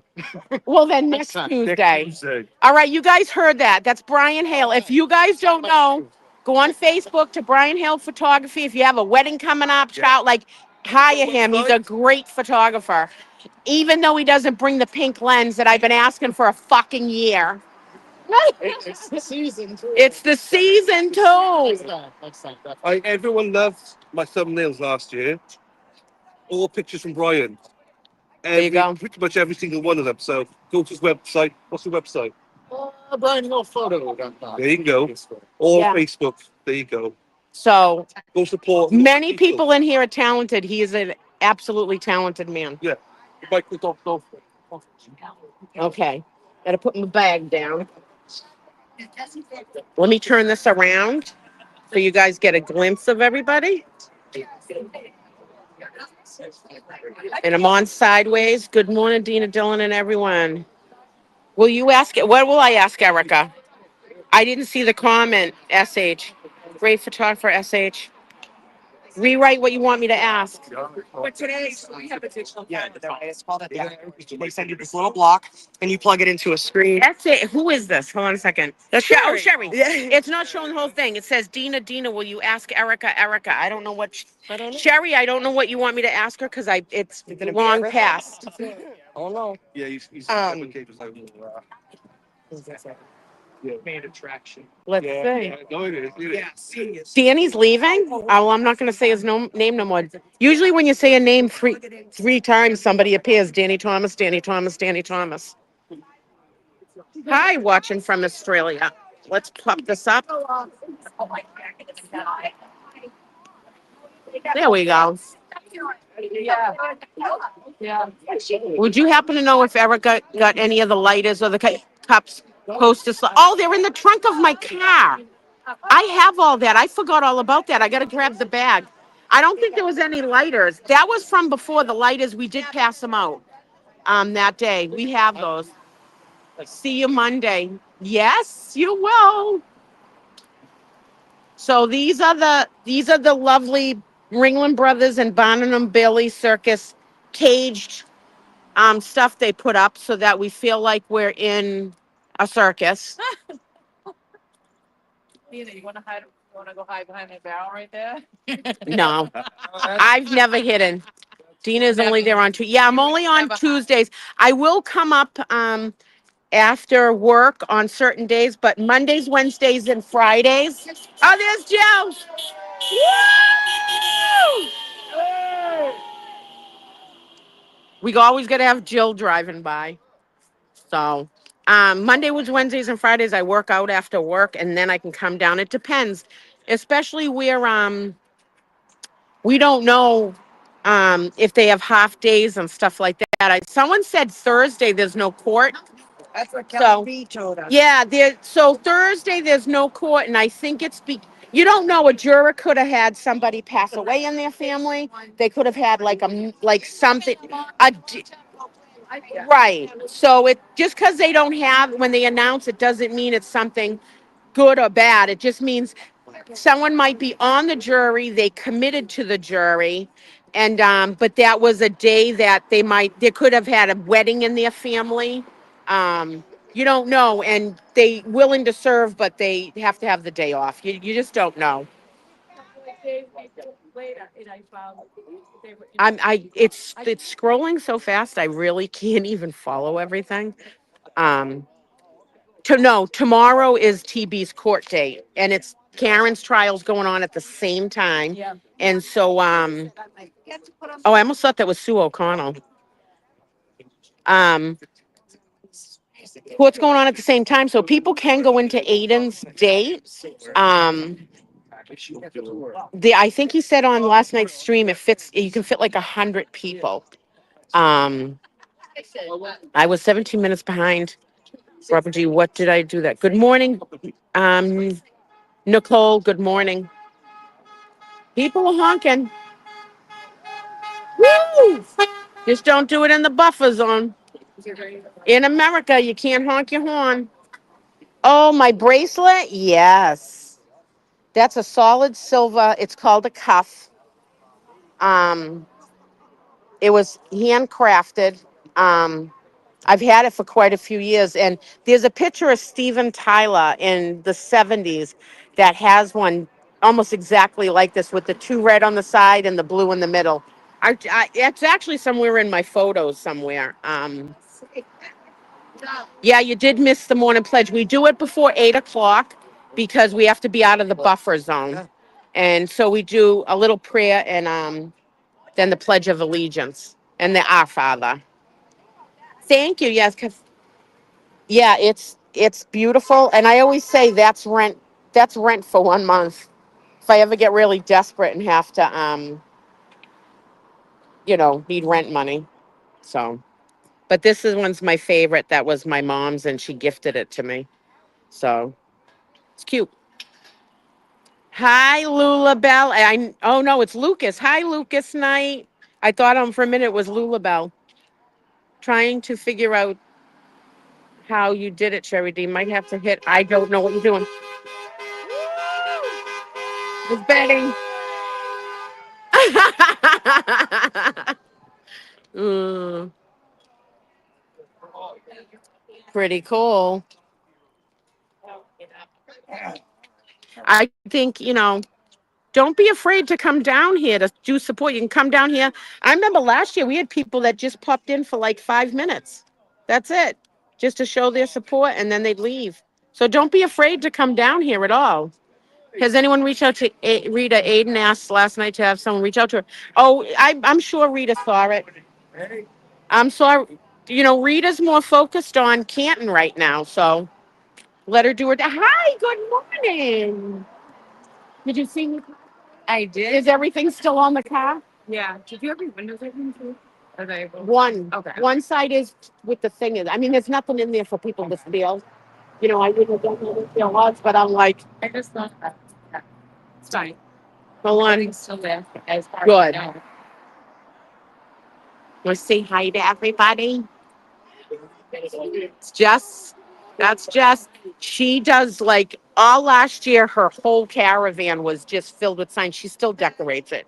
And with all those cool signs and everything. I don't want to you want to be on and say hi, good morning? Do you want her on? Okay. Hi.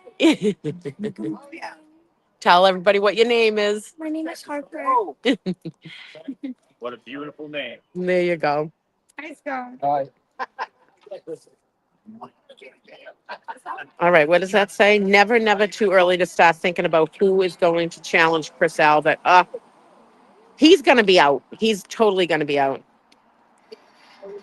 Yeah, adulting does suck. I hate it. Oh, they're all saying hi to you now, Hopper.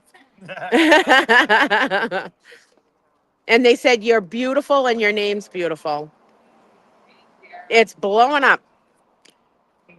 Oh, who's that? No, we're not gonna. You're gone. You're gone. Good, but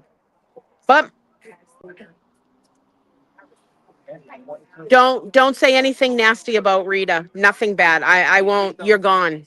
Goodbye. Thank you for that. Won't put up with that shit. It's the top it is. Just to see like what the deal was. You're easy to sit behind a keyboard and say something about somebody that spent their time, energy, and dedicated themselves to this movement and this cause. You're not going to say nothing. I don't care if it's mild. You're not going to say nothing. We're done with all that drama shit. So goodbye. Oh, it's beautiful out. It is. Taking layers off already. I know. Scott McGinnis, the man, the myth, the legend. Oh, the sun's right in my eyes. Exactly. She is a national treasure. There's freedom of speech, but this is the people's channel, and we will not, no longer put up with saying anything, and especially if it comes to Rita Lombardi or the Sweeneys or anybody else in Canton. The littlest thing, I don't care. I don't even want to see it. I don't even want to hear it. Go on another channel and talk like that. Rita Lombardi has a place in everybody's heart here, and I just, I don't care. Go to another channel and complain. Yeah, exactly. Wait a minute. How do I send you a private message? Who is it? Noodles Mama. How do I send you a private message? On my Facebook page through Messenger, you can send it. People are always, yeah, they are starting trouble. I'm not having it. Not down here for trouble. We're down here to do what we got to do. But especially with the people from Canton, I will not deal with anybody saying anything, especially Rita, who's done nothing but work her ass off to try to restore Canton to what it is. And so you guys might think like, oh, like we can say whatever we want. Yeah, you can, but go to another channel because it's not going to be here. Rita Lombardi is a respected, loved person here, down here. And just because she's not down here doesn't mean she doesn't support Karen. She 100% supports Karen. Her focus is on restoring her town. And so we let her do what she wants to do. If Rita wants to come down, she can, but you ain't going to talk shit about any of them. Same with the Sweeneys, same with Eric, same with John Camo, same with Pauline. Like any of them that are around there doing stuff for Canton, you're not going to say anything negative about them. So, and yet, anyways, now you get a whole view. Look at that. Oh, Mama Fly. Wait a minute. I saw Mama Fly. Mama Firefly. I love that name. I always have. Hi, good morning, Mama Firefly. It's gorgeous right now. It's totally gorgeous. Um, it's a beautiful day in the neighborhood. Beautiful day. Let Rita focus on getting the corrupt officials out. Exactly. And we're down here. I still every so often message Rita and stuff, so it's fine. Dina, fire it up, girl. Well, you shouldn't be afraid to talk, but I don't go on some people's channel and talk about boots on the ground like that. Like it's just not going to happen, especially where she holds a place in my heart. Hi, Mark Cunningham. We are all out here for justice, right? Scott's holding two signs right now, but Scott will come on in a while.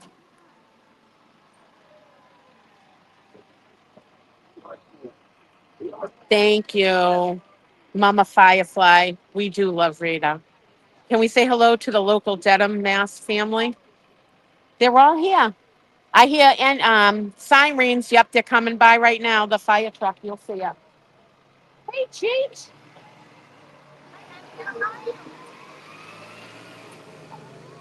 Nice to see you, Mama. I knew you were here. I saw your cat down there. Live streaming. Yeah. I stuck it in here and stuck because Jesse like you know you're really proud. Yeah, it's nothing. What are they going to steal? The fuck you bet sign? Yeah, the fuck you bet sign. Please, someone steal that. That's great. How'd you guys do last night? 1350. Nice. Yeah, they actually had two bands last night.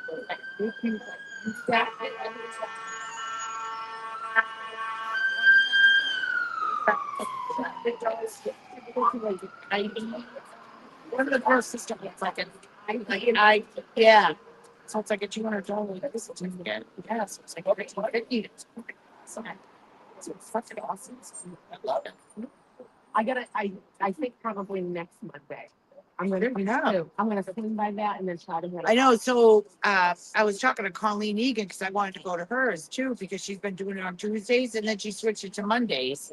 And then she said something about the guy that she like does it with. Something had to work a couple of Tuesdays, so she did it 2 Mondays. So I think next Tuesday is gonna be maybe Tuesday night. I mean next week might be night. I heard maybe Tuesday night. She said something about that Casey.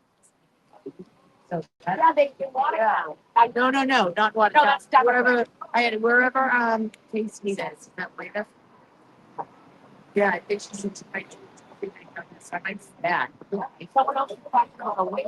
Oh, Kathy. Oh, Like see, what's her? Yeah, Kathy gave me me. Yeah. So she was talking about doing it like so. I don't know if she was planning on doing it. I don't think every Tuesday, but doing it once like on a Wednesday, Tuesday or Wednesday at Donovan's. So that would be cool too. I live in Stoughton. It's 2 seconds from my house. Well, that's what I mean. It's close. Yeah. But I think it's walk around and to other people. Right. So that's why, like I said about the Colleen one, because I seemed like there's like 4 people. I'm like, I'd love to do that. But then, Henry!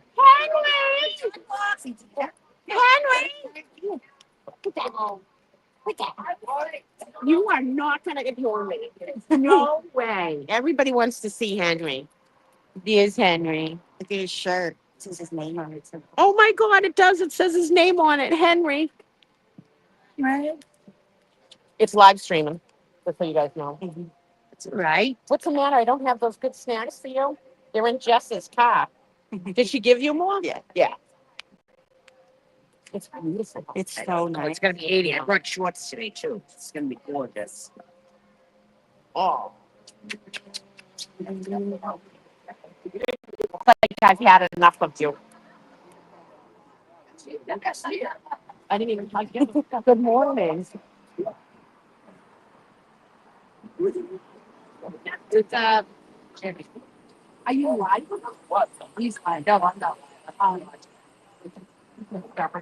I don't, there's too many, I can't watch everybody. No, I love him because he just makes me laugh. Like him and Nurse Kim crack me up. Yeah. And then like I didn't I'll realize you watched me though. I think he's hysterical. I love him. I've watched in bits and pieces. Yeah. I think he's hysterical. He's a riot.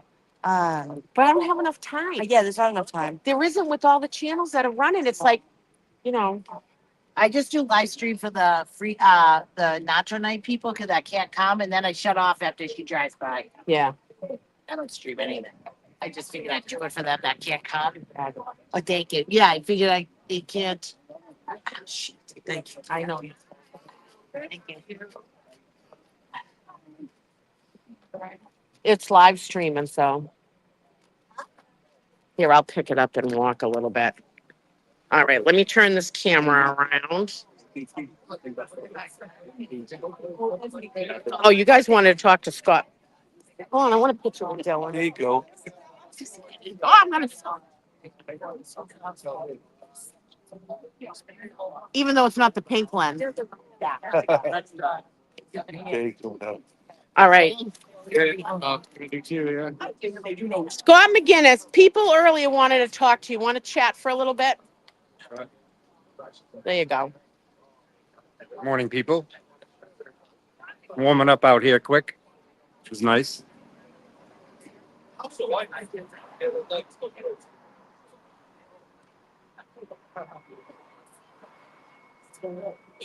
Trying to see who's in chat.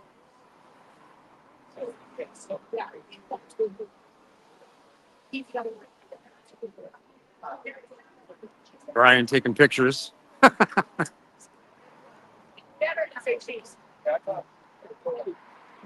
Brian Hale, one of the key photographers of the movement. We got some talented people. Allison, Brian. Yes, yes, yes.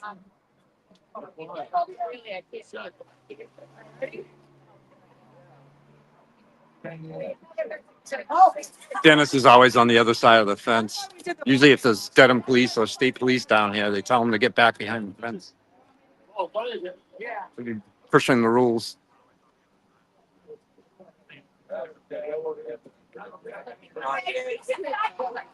I said, yeah, we should. Yeah, we should. We might see it like last week. I thought I saw playback.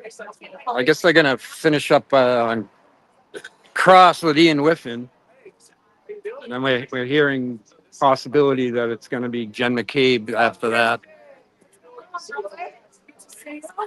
Love your hair. You threw it out. My husband's hair sounds like it's over. Yeah, the new buffer zone is a bummer, that's for sure. We had that area further down in front of the church.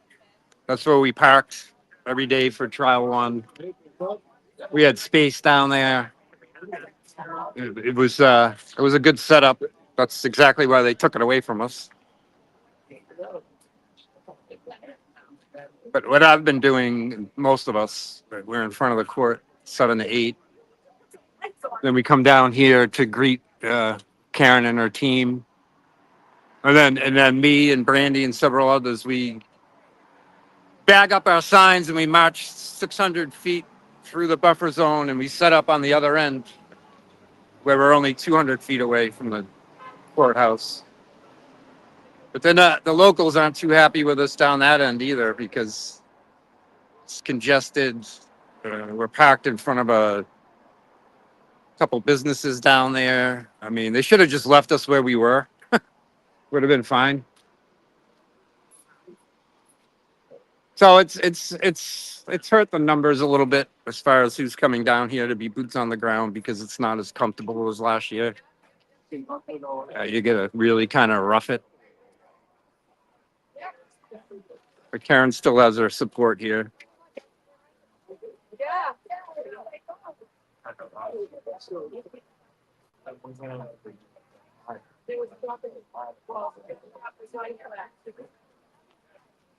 The first few days of pre-trial when we were trying to figure out this new buffer zone and the logistics of it all, we were down at the other end hoping Karen would drive that way, and then we're down here and she drove in the other way. But it's just become routine now that Karen and her team come down this road to greet us out here. So that's how it's been working.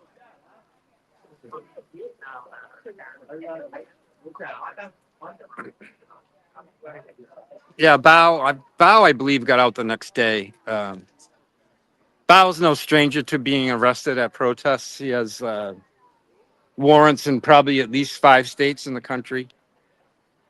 So Bao knows how to, I need medical attention, blah, blah, blah. So, FAFO, Bao was acting a little weird. So in Massachusetts, there's a statute, 15A, where a judge can order him held for psychiatric evaluation. So he wasn't able to make bail the first day. He had to be evaluated first. You're either evaluated by psych staff in the courthouse or at the jail. So I think when he appeared in front of the judge the following day, he was cleared of the 15A hold, probably posted bail, and was released.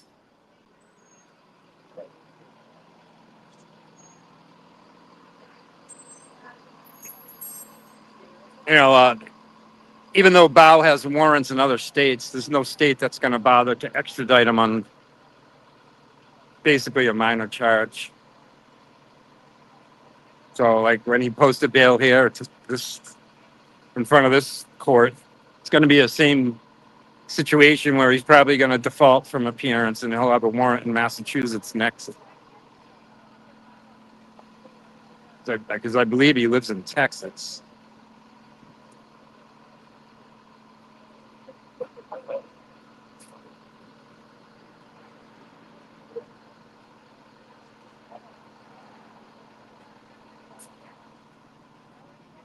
Good.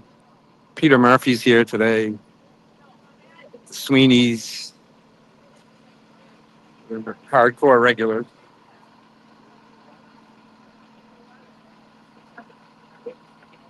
Kurt's here now, I think.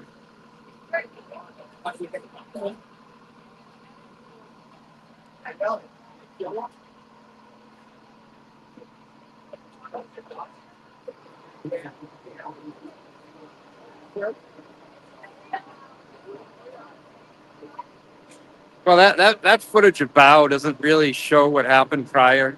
I mean, Bao was already engaged with Trooper Sergeant Hardman had told them to leave the area. Then Bao went back across the street in front of the Registry of Deeds where the State Police CAT team parks their vehicles, including their paddy wagon. And then Sergeant Hardman saw him over there engaging his troopers under his command, basically stalling to leave the area. So that's when Hardman kind of lost it on him a little bit there and told his men to cuff him up.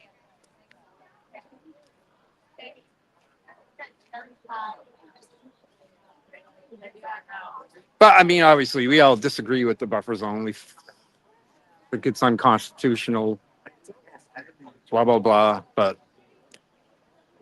you know, Trooper Hardman and his men are going to enforce the rules. And Bao was breaking several as far as Sergeant Hardman was concerned by not leaving the area.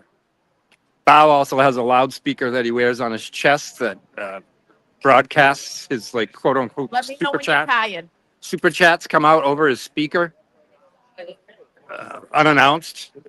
So like the way Bao's channel works is if you pay kind of like a super chat, it'll audibly put it out all over his speaker. And one of the rules in the buffer zone is no audio enhancing devices, such as bullhorns or whatever. So I guess Sergeant Hardman was considering Bao's loudspeaker to be violation of that buffer zone rule where you can't have audio enhancing devices.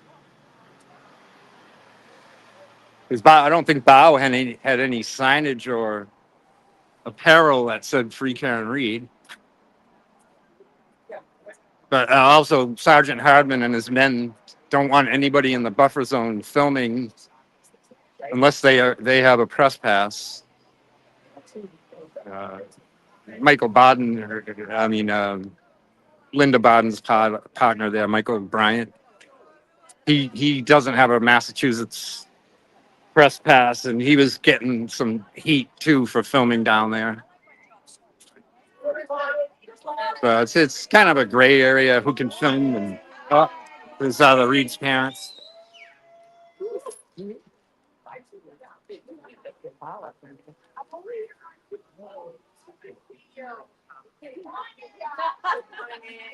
Security! Yeah. Tell Jen we said hi.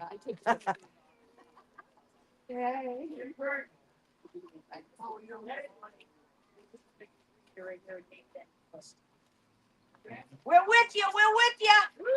All the way. All the way. Don't you not tonight right here. Say hi, Nathan. Oh, gosh. Shit. We're so professional here. Watch out, Dave. So,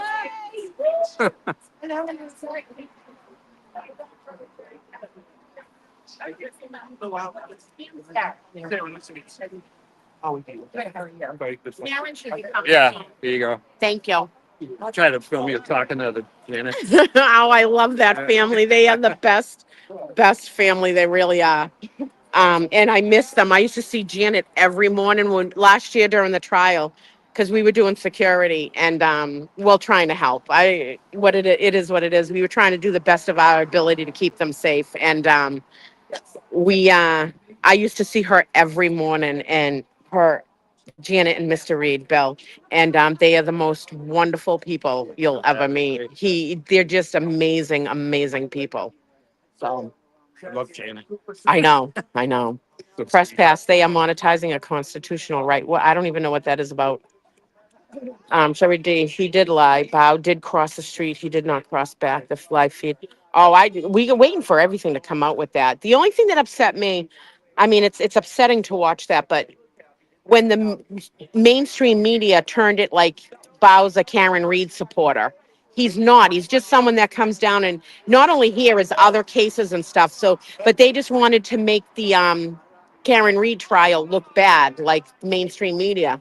And I was walking up to them constantly saying, he's not boots on the ground. He's not. And that's the truth. He's not. Regardless of what happened to him, he wasn't. They were just trying to spin it to make us look bad. So I'll have to do this quickly to turn it around. I'll let me turn this around because I don't want to miss when Karen comes by. I'll still talk to you guys. Yeah, it's nothing against Bow. It's just that he's not boots on the ground. He never has been. So regardless of how that all turns out and Fake everything, news saying that was Powell was a Karen Reed. yeah, he's not boots on the ground, and I wanted them to clarify that because it's not. We prided ourselves in no one getting arrested last year, and you know, yeah, I just wanted to correct that. It has nothing to do with what happened. Oh, look at the two dogs in there. Yeah, they're so cute. I won't. There's two dogs in the car, but I don't want to put them on live stream. It's not fair to them. I was running right there on the video stand. Yeah, you were right there, Jess. But like I said, the mainstream media always loves to spin their own narrative on shit. And it was, he's not boots on the ground.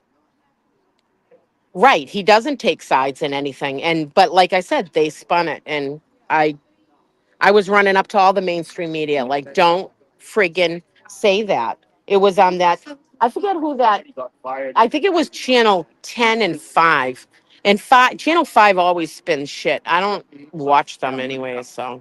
Channel 5. To the alternate corner stream and give Dylan a like. Yeah, make sure you guys hit the like button, please. Please. Yeah, there's people all the way down there. I wonder if Bow got a new couch. Well, I seen Kate Peter hand him a $50 bill in front Yeah. of Leominster District Court Monday She at did. a Turtle Boy hearing. Yeah, that's Then she right. gave Bow a ride out. Yeah.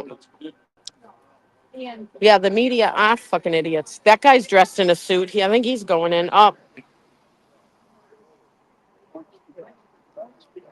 I could actually have a good long conversation with Bow. I don't really have a problem with it. I don't have a problem with them. The only problem I had was the mainstream media spinning that. And I And just, make it look like it was one of us. yeah.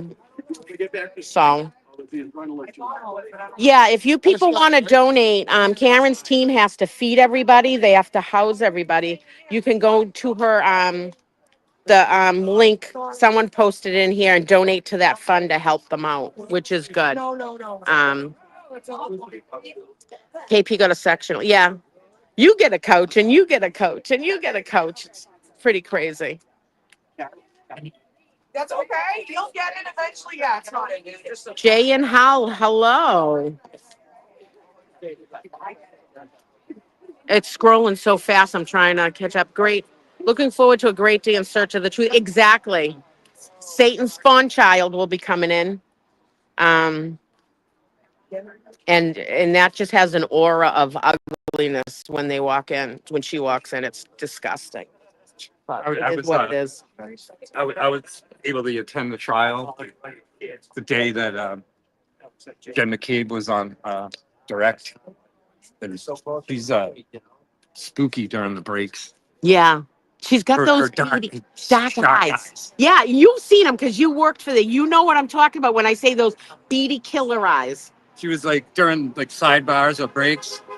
It's not live on TV in the courtroom, but you just see her kind of like awkwardly sitting in the witness stand, just scanning the room, looking at the jurors, looking at us. Someone wrote, Jen McCabe Day, hide your kids and animals. She can suck their souls Yeah. right up. Oh. Pretty curious to see how much her testimony changes from trial 1.0. Yeah, she's going to get caught in some stuff. And yeah, the 227 Google search did happen. Well, they were talking about it. Mark Vetero was talking about it last night. Why did they do the Ian Whiffen thing before Jen McCabe takes the stand, where in trial 1, they did it the other way around? Yeah. So that the jurors are getting information that's sort of out of context. I'm a retired cop, traffic homicide investigator for 37 years. KP is innocent. Okay. Who are you? Mr. South of Boston. Is that Higgy? Are you Higgy? Cape Peter is innocent? Yeah, is innocent. Innocent of what? Yeah, probably the charges of him. He wrote, I'm a retired cop traffic homicide investigator for 37 years. KP is innocent. Okay, Higgy. Good morning.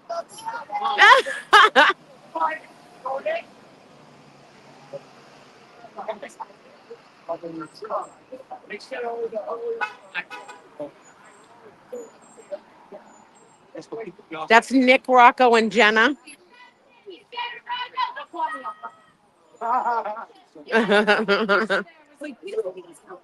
Born and raised in Eastie. You can Court Thursday?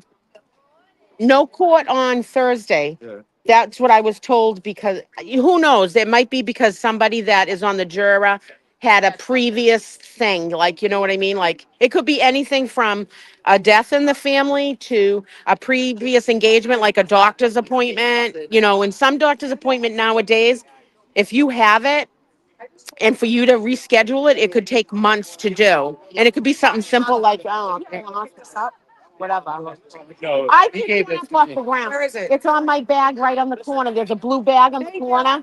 It was on the ground. I know, I got it. I got you, Mama. I got you. I told him, I'm like, I'm panicking now.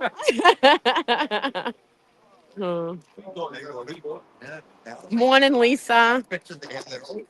Good morning, everyone. Morning. Good morning. I love this lady. Baby. Talks out his ass and shits out of his mouth. I don't know who you're talking about, but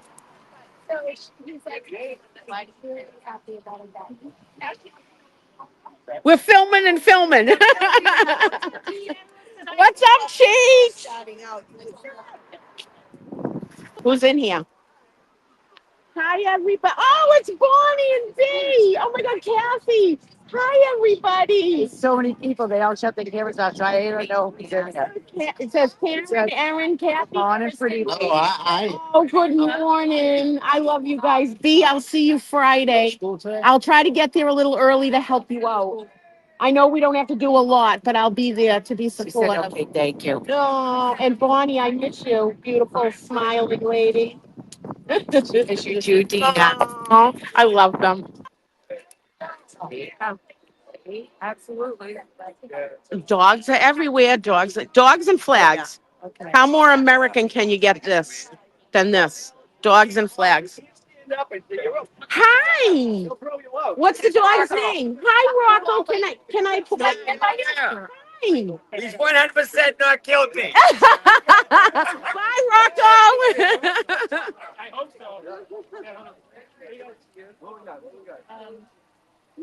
Yeah, Karen should be coming by pretty soon.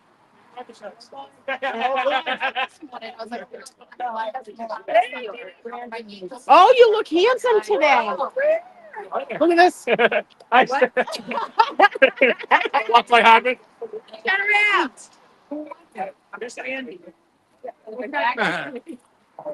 Hold on, let me mic this. Let me mic.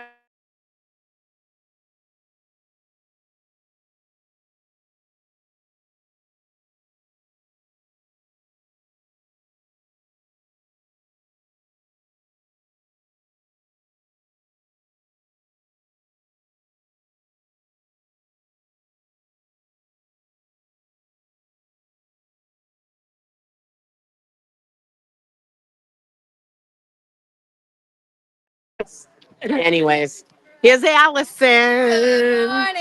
She looks all beautiful, her and Jason. It's Jen McKay Day. It's welcome to hell coming to Dedham Day. I can't wait to see Hi. the toothpick.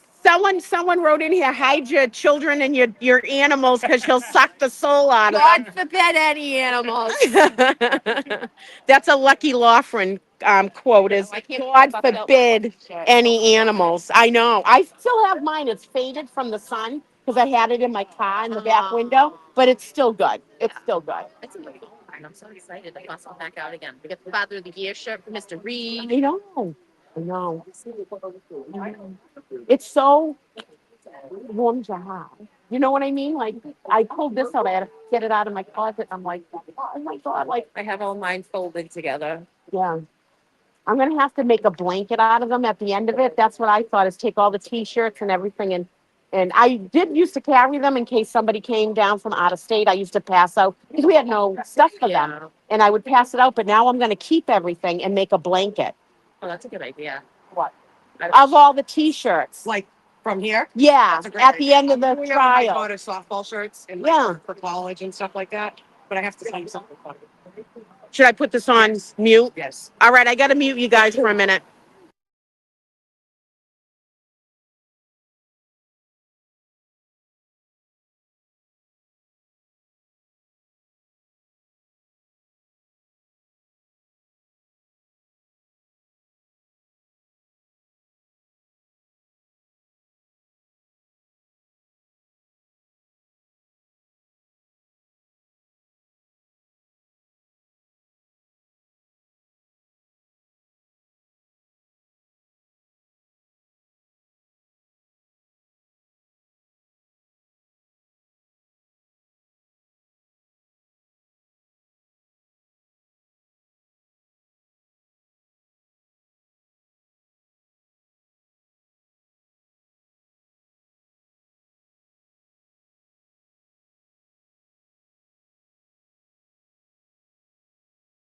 All right, sorry about that, folks. Sometimes we have to mute it in case it's something about security or anything, any information, and because some people just spin information or so that's why we do that. It's nothing against you guys. It's more of a yeah. I'm gonna take everything I have and make a blanket out of it. So.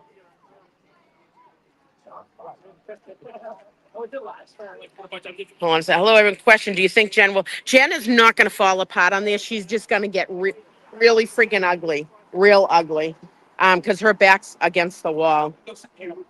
Yeah, I'm glad you guys understand. I don't like to do it, but sometimes we have to. It's nothing bad. It's not talking shit about anybody or anything like that. It's just sometimes people want to tell you something like, "Hey, where your car is parked," or this happened, or here, can you give this to this person? And it's just for privacy reasons. And sometimes, where can I mention Allison? I have a question. Hold on a second. Let me see who you are. Tima Casillo. Hold on a second. Hi, Cheryl. Yeah. Allison. Never go. We would, yeah. Someone wrote in the chat. Hold on a second. Right here. Where can I message Allison? I have a question. Oh, on Facebook, it's Allison Emily. Emilie. There you go, Tima. She just answered it for you. Allison Emily. Emilie. Allison Emily. Allison Emily. What? Did you see a T-shirt that Kathy made? It has your Yes. glasses. Oh my God. I love. Oh my Yeah, God. she brought it last night. She is so freaking talented. Yeah, And I my pickle tea. yeah. When I get paid, I'll buy one from her. Just Um, out to her. no, I know. I told her, but I'm a poor person. I have to budget my money. Oh no. She works too hard. Anyways. Is Dina's Aerosmith because she's a huge Aerosmith Oh, person. God. That's a 1989 original Aerosmith necklace. You can't even get them. They don't make them anymore.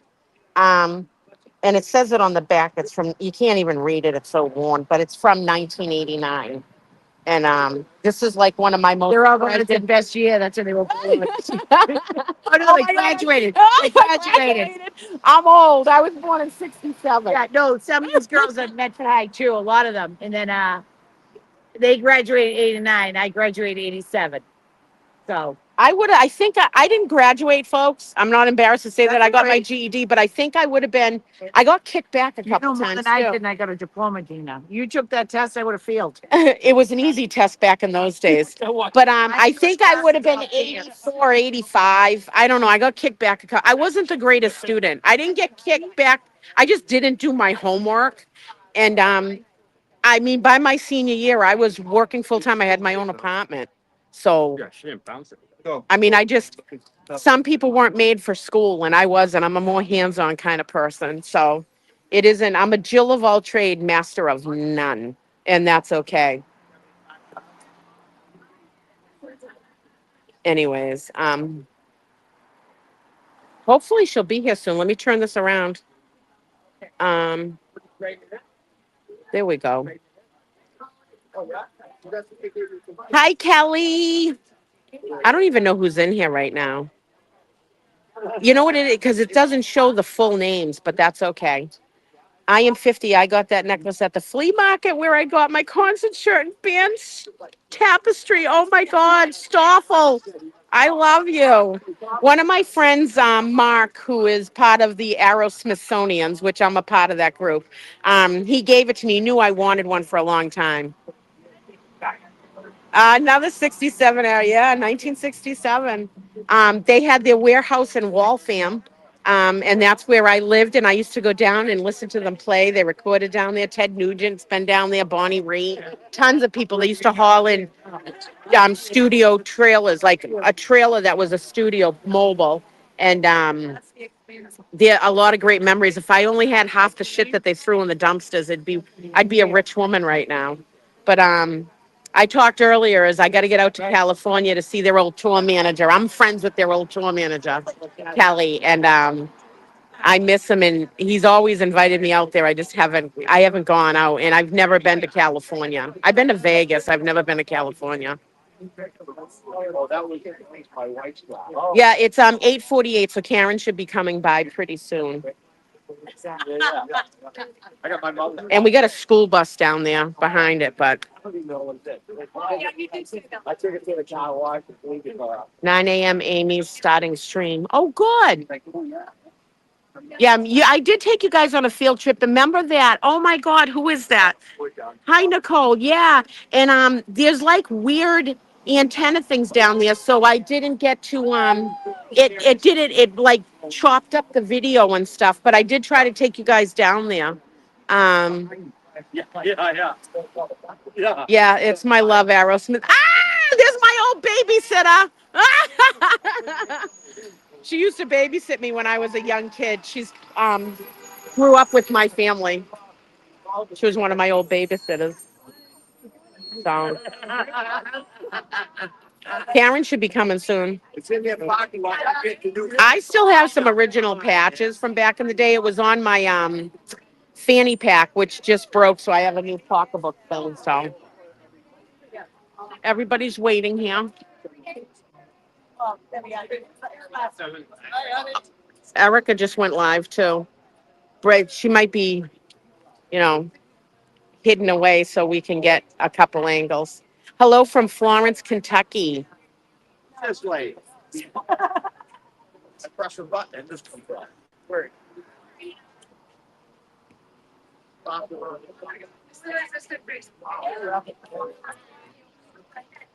There she is. I'm on the Resistant Facebook page.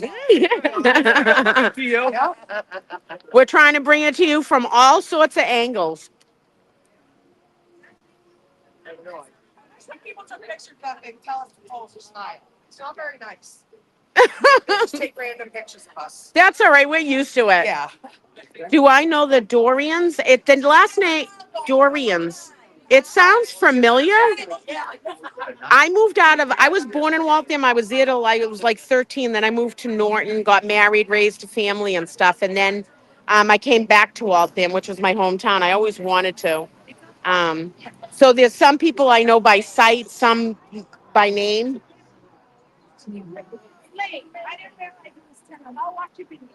Thanks, guys, Liam.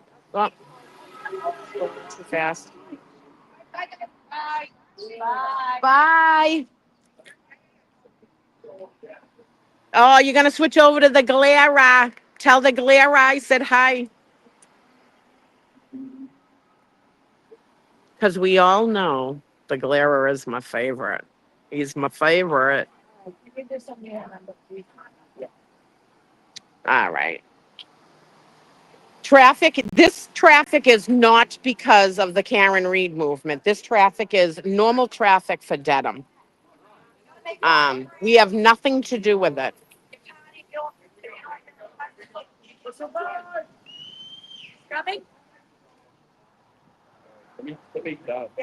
Get a picture. They're coming. And the Rashads. Yeah, I know the Rashads. Moody Street. You know, we used to do the Main and Moody crawl. Yeah, when you were freaking alcohol. Oh, cut it. Yes, folks, that's my old babysitter. Yeah, they- She changed You'd my be diapers. alcohol poisoned by the time you get all the When you got the Main and Moody Street crawl. No way. Yeah, she was my babysitter. I'm not lying. I love it. I said, how old are you? And she said, blah, blah, blah. She's only 10 years younger than me. I'm like, what was I, babysitting at 10? Probably back in those days. They do The, that. the, the family had to go out drinking. Look at him having that fun. There she is. Morning. Go get him, team. Go get him today. Team pickle chips. Team pickle chips. Nacho nacho night, care. We love you, Karen. Thank Keep you. fighting hard. Yeah, it's first time back by Barbara. Oh, no. Go get him, you nutty. Sharon, say hi to Nacho nacho night. I will. Say hi. Where's Bella? She's not here. Harper's here today. No mercy, Jackson. Mm. Go get him, Alessi.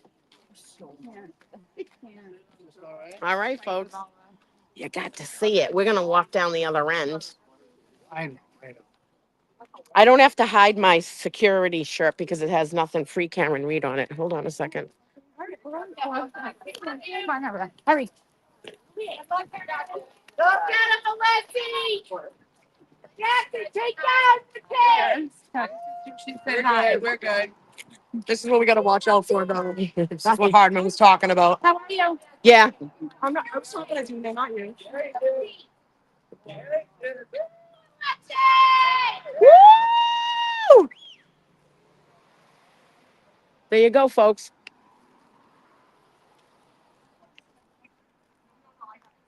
All right, we're going to walk down. We're not supposed to walk down in a group, but we're going to. I'm going to cross over. Well, it's a red light. Let me see, make sure no one's coming. There we go.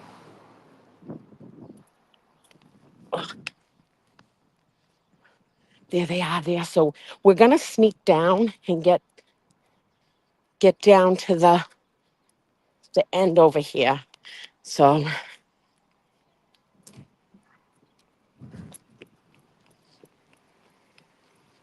and I try to do it quietly by myself. Sometimes I can do it.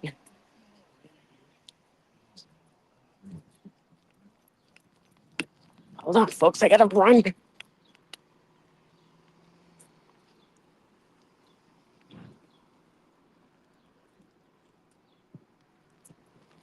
All right, folks.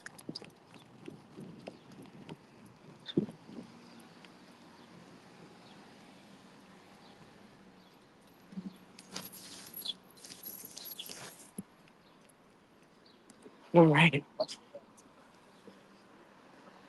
It's hard for me to talk and walk at the same time. I gotta sneak in. Gee, almost 9. They're here. All right. I made it down. They're in traffic. The light hasn't turned. They're coming up.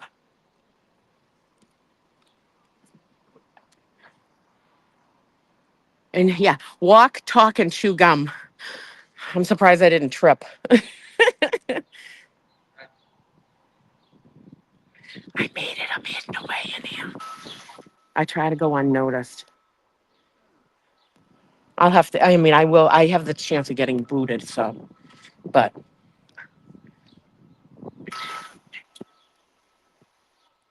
Oh, I'm going to get booted.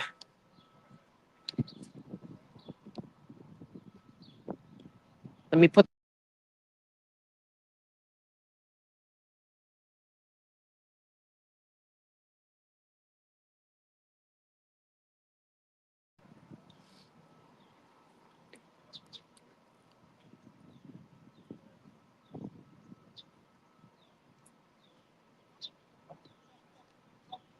Turtle Boy's trial is tomorrow.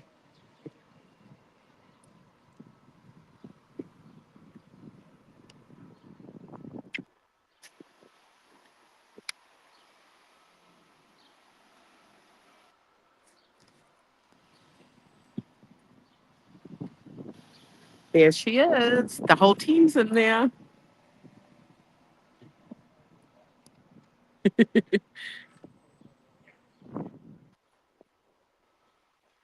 I see Alessi in there. They're all fully in there, so.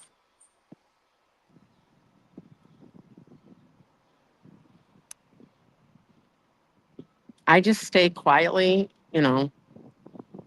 in the, out of everybody's way, out of sight, out of mind.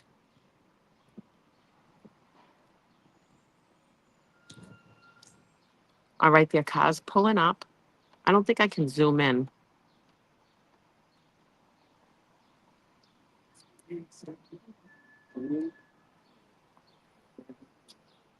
In here, second floor. Thank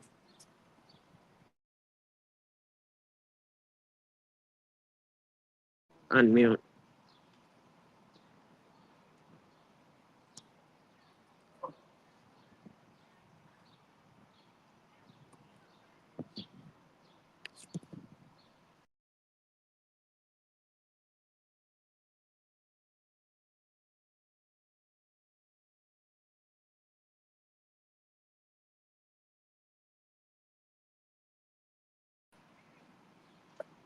There's part of the team right there, one of the law students. There's Alessi. There's David Yannetti.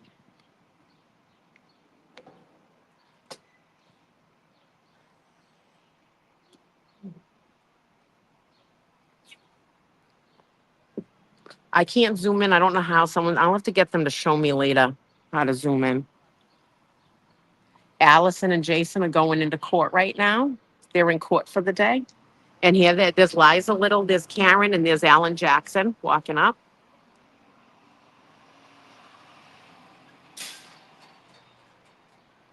Oh, that's even better. They walk away from the media. I love it. I totally love it. I guess they won't let Allison and them in yet. Or either that or she's got to put her camera away. So they're walking up the ramp and they stayed totally away from the media. I freaking love it. That'll teach these media people a thing or two because they're awful.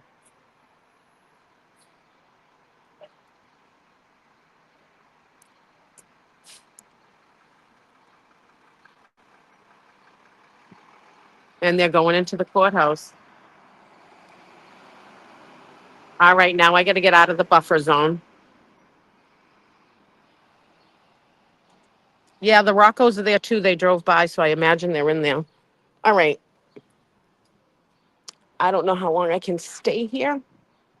Um, I don't want to push it. Hold on a minute. I got to put this down and mute it.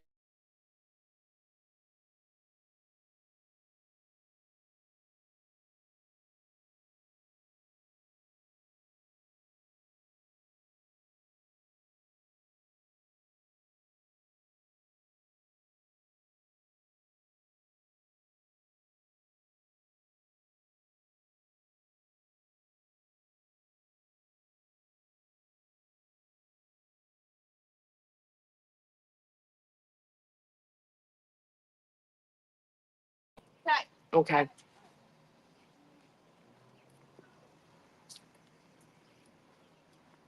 All right.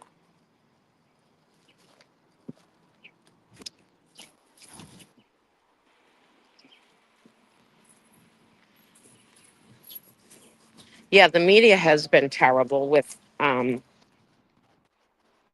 one second, let me turn this around. Good morning. Um the mainstream media is terrible. And I absolutely love how they just walked in and just totally fucking ignored them. Love it. um yeah, so they don't want, when we're in the other end of the buffer zone, they don't want everybody walking in down until they are all down there. I try to sneak. Sometimes it works, sometimes it doesn't. Um, So was Karen Reed one of the three people that came in with the? yeah, I'm live streaming just so you know. I have to let you know that I'm doing that. No, it's fine, but I just got to let you know. Yeah. Yeah, they were in the vehicle. It was Elise, it was Jackson, Yannetti, Liza. I say Elise. Alessi, however you want to say it. And they all were in that So was SUV together. Sharon Reed was pulling a little cart? Yeah, because she's like her own lawyer. Oh, You know? really? She's just as involved in it. What are you from? Oh, nobody. I'm Just just a private yeah. person coming down here to snap pictures? Yeah. Yes, yeah. She's fully 100% involved in her case. She's like her own lawyer. She could be a lawyer, you know? He filled me in on a lot of the details found by the protests. Yeah, the buffer zone. Yeah, Yeah. it's pretty far away. It is far away. And then this is the beginning of the buffer zone right here. Really? Yeah, Oh my right there. God. Good morning. I'm live streaming, just so you know.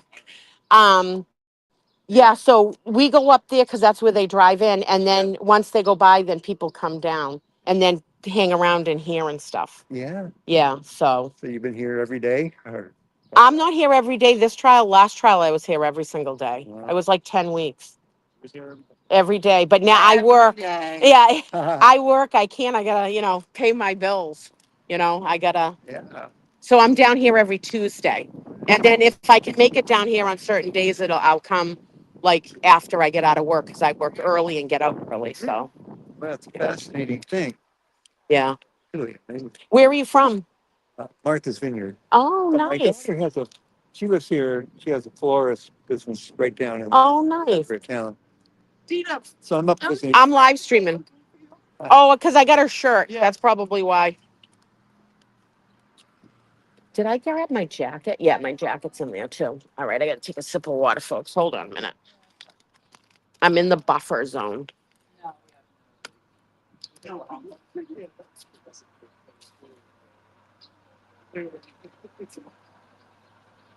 How much more stuff can you carry, Scott McGinnis?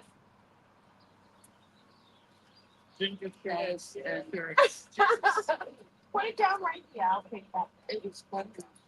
Is this the ginger shots? Yeah. Oh my God. They're for brandy. Oh, are they? Yeah, there's ginger shots in there. Ian makes ginger shots. Hold on a second. Let me see if I can have a pot of hers.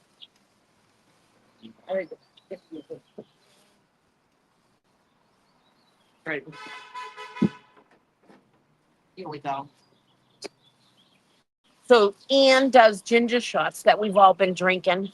You know, the ones where the guy said, oh, what did he say? Something like they were vodka shots at the meeting. So you can get in touch with Ian and get your ginger shots. They're amazing, amazing. They really help all your aches and bones, take down inflammation. So give her a try.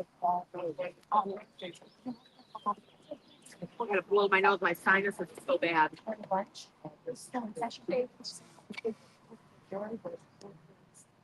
Whatever. Sure. I know, I don't know either, but we probably use it out. I probably could do that. Is Brandy coming today? I assume so. Because she usually has the And next time, I want her to the barrel. Brandy usually has her TV with her, but she parks up here, but she's not here. Can you send her website? Couldn't see the business card. Okay. I'll put it up after. I'll definitely put it up for you guys after. Who was Dina reminding? Oh, I said earlier, when you guys saw me outside, like, when after Karen drives by, they don't want everybody coming down until she's in the building. That's their one thing they're asking. I should have known. Oh, you're gonna be here by 10? Nice. Real switching over this time. Everyone have a great day. Dina, great foot. Oh, well, good. I'm glad. Enjoy your day. And I know I want to watch this too. We'll see once it starts filming, I'll start watching it because Dylan will switch this off to show the trial. So let me get this. I gotta sit for a minute. My back's killing me. Okay.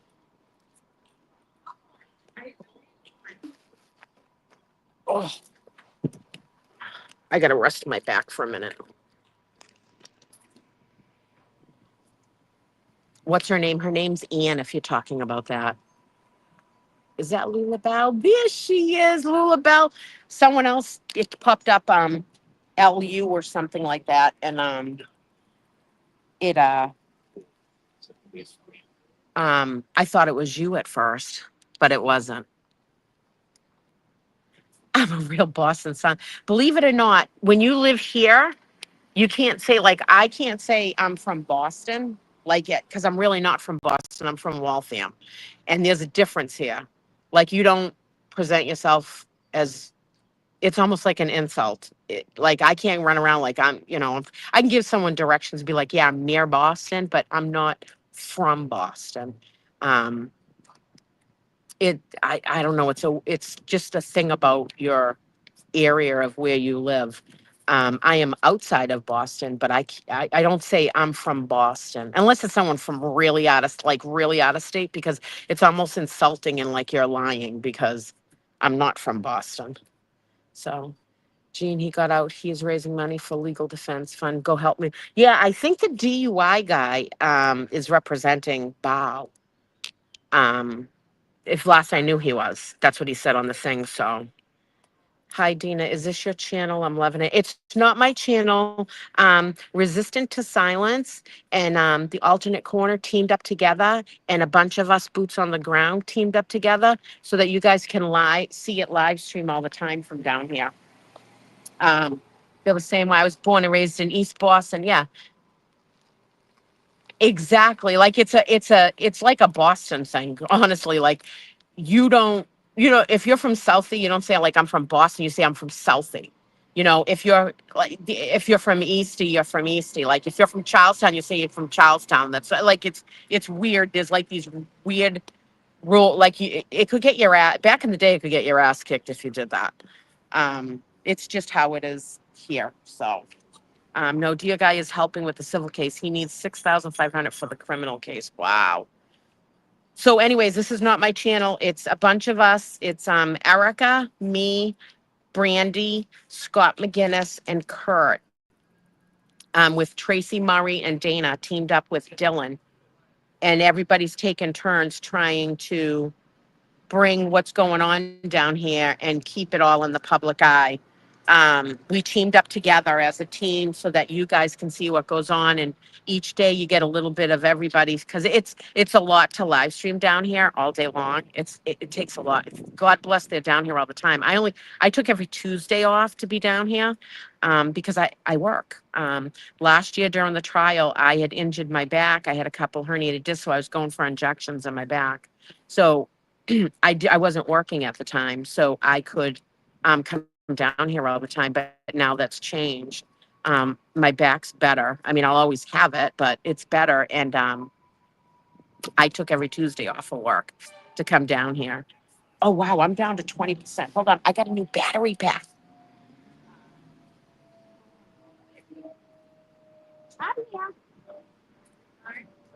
Yeah. I didn't get a battery. I'm lying to you.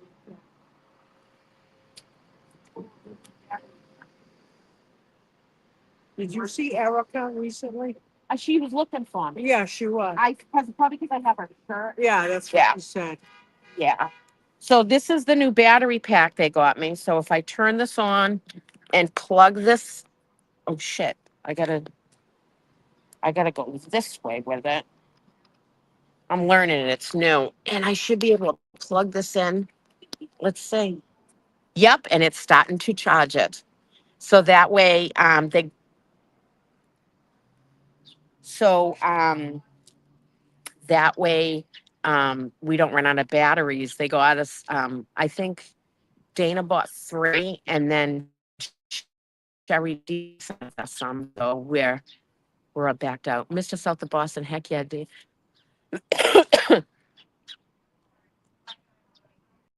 There it is. Who posted this? Robin G just posted about the defense fund that you can. There we go. You guys are amazing to put that up. Please donate to that. If you want to help the channel, you can buy a T-shirt or something like merch or something like that. But we encourage people. We don't do super chats and all that other stuff. We encourage people to donate to Karen's defense fund because she needs all the help she can get. This is all takes a lot of money. It's a lot of stuff. you know. Um, so it's Venmo at Karen/Reed/1. You can PayPal at Karen Reed 921.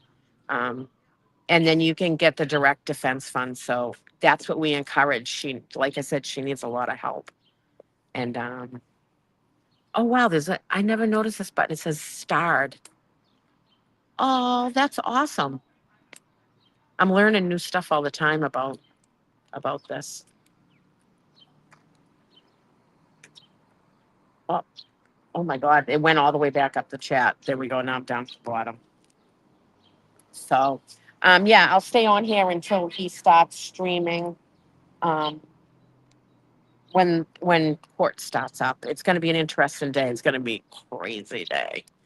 Um,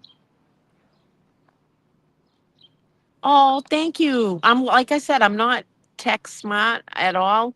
I'm not a boomer, but I'm almost like there's a lot of things about me that are like a boomer.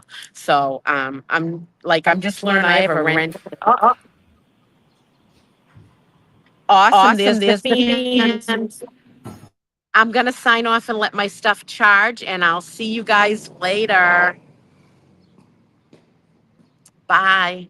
Thanks for joining us.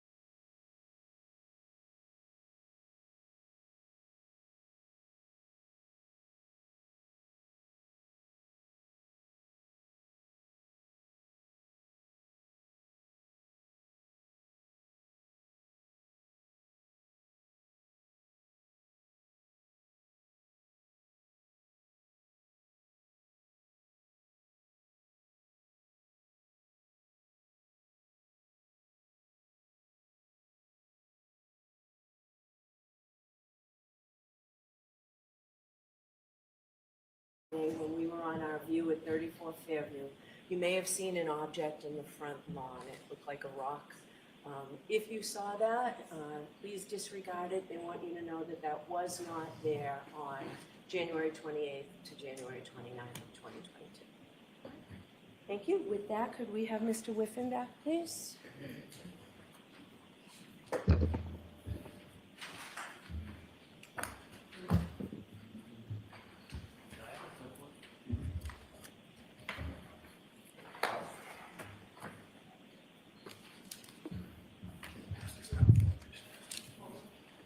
Good morning. So you're still under oath. Thank you. All right, Mr. Alessi, you all set? Thank you, Your Honor.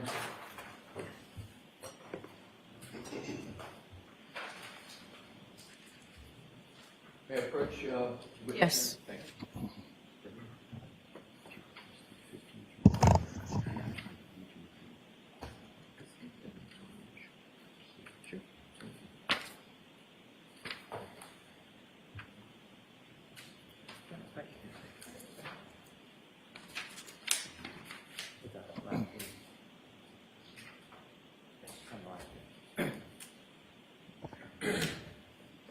Your Honor, if I may address the court.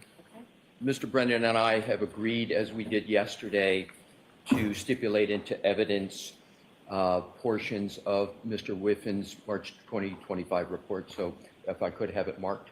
Okay. Thank you. Exhibit 43. Thank you. Thank you.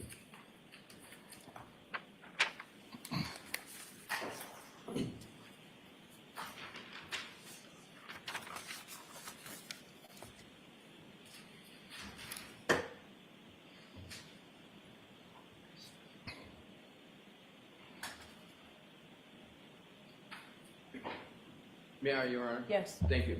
Morning, Mr. Whiffen, Good morning. and welcome back. Thank you.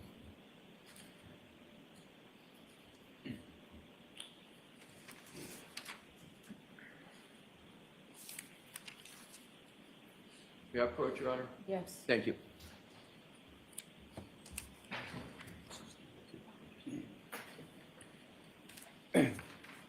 Thank you.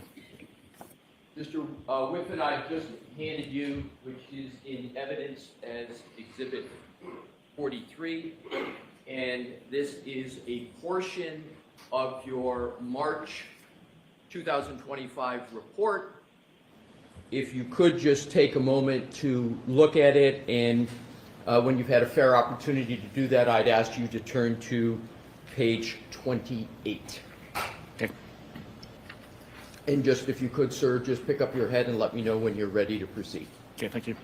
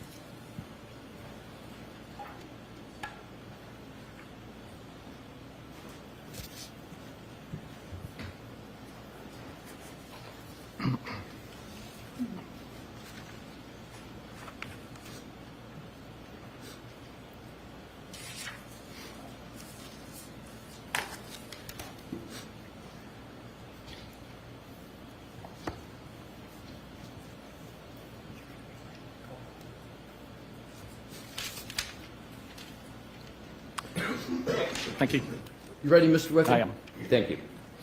So what I'd like to do is to, with Your Honor's permission, is to publish pages 28, 29, and 30, and start with page 28. Okay. Thank you, Your Honor. Mr. Wolf?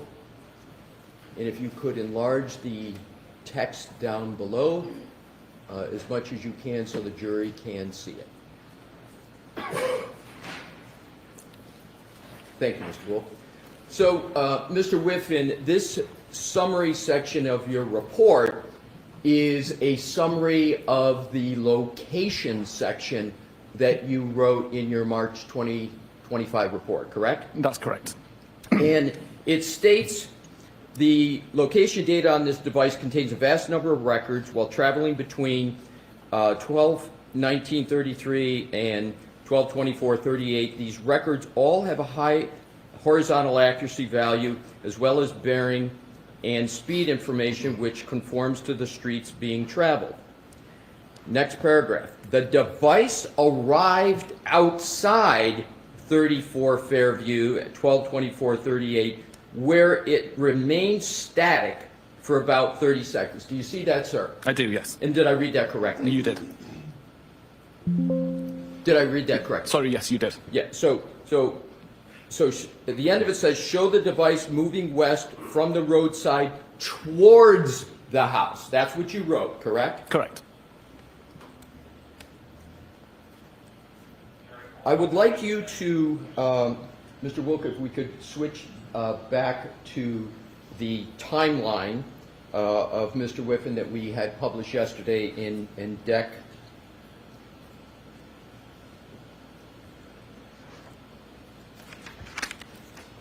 79.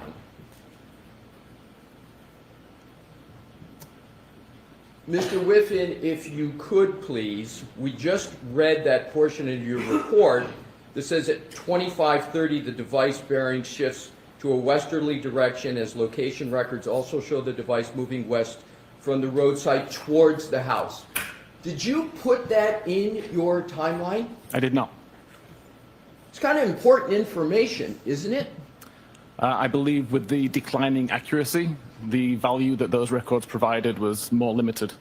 But it was important enough for you to write it in your report, but you didn't put it in the timeline, correct? Correct. Now if you could continue on your report, page 29, Mr. Wolk, if we could put, and we're going to be flipping back and forth between the timeline in your report. Okay. If we could go to page 29, enlarge it, the text, so the jury is able to read it along with us. We're going to start from the top. So the next says, from the combination of device location and bearing, it does appear that the device started to move towards the house. However, since the bearing information appears to be based on the location records rather than the direction the device is facing, it is difficult to say with any degree of certainty if the device actually moved. Did I read that correctly? You did. So the first part is again a statement that the device has started to move toward the house. Now, if we could go to the next paragraph. This location data is immediately followed by 12 minutes of low accuracy records which offer no reliable location information. So I just want to make sure I've got the time period here right. The 12 minutes is from 12:25, correct? Yes. And that's so correct. 12:25 plus 12 is 12:37. So the range we're talking about here is from 12:25 through 12:37, correct? Correct.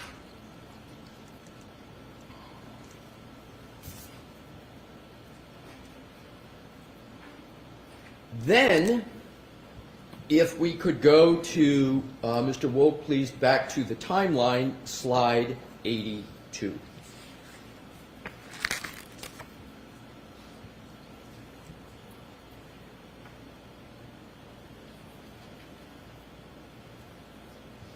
So I want to discuss with you the very top entry, Health 12/31/56, where you have the entry, start of health event, 36 steps, 25 meters, and yesterday we agreed 25 meters is approximately 84 feet, correct? Correct.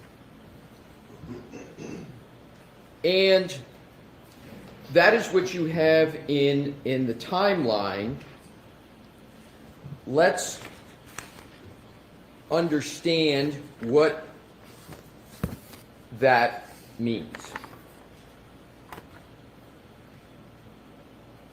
At that time period, 12/31/56, do you recall writing in your March 2025 report that the device began moving for a period of 20 seconds? Related to the location data, I believe. Yes. Yes.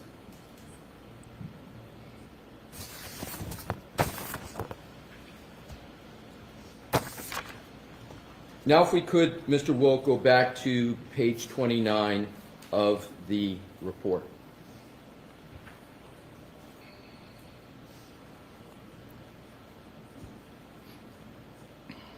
So what I want to do is go back to that paragraph up at the top from the combination of the device. From the combination of device location and bearing, it does appear that the device started to move toward the house.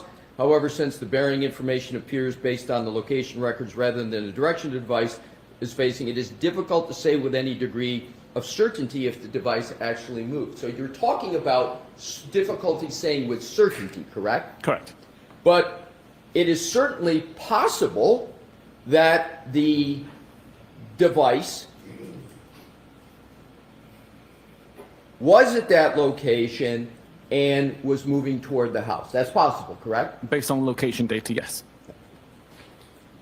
Now what I'd like to do, please, is to go, stay on that report, and the third paragraph says, the reason for such low accuracy location data at this time is not known, as there are many possible reasons why the accuracy be reduced. There's a little grammar issue there, but Correct. In fairness to you, sir, we do that when we write long reports. But I think that your intention here is, why the accuracy is reduced at Was this reduced, point, yes. correct? Correct. Thank you.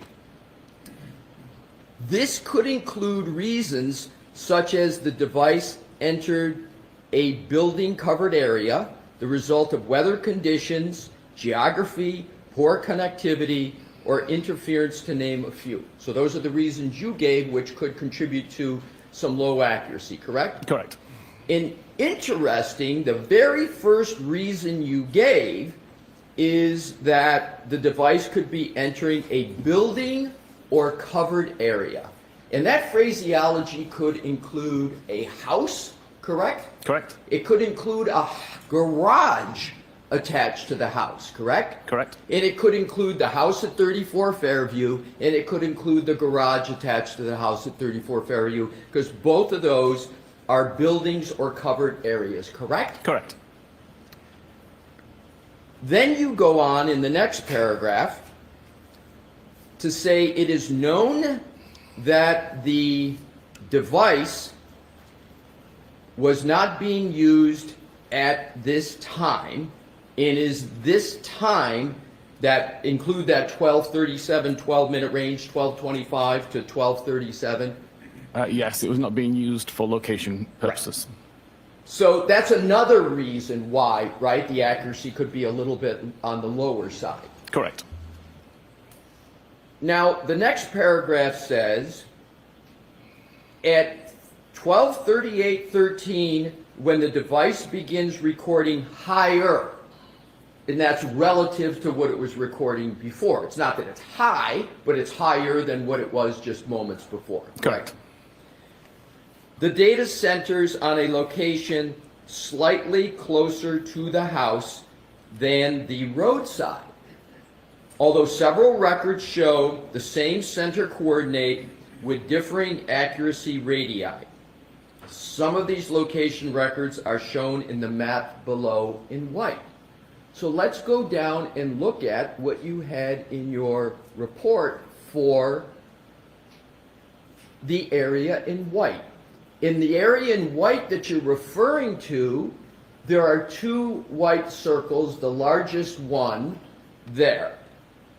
This, in fact, was a depiction that you included in your report on page 29, correct? Correct.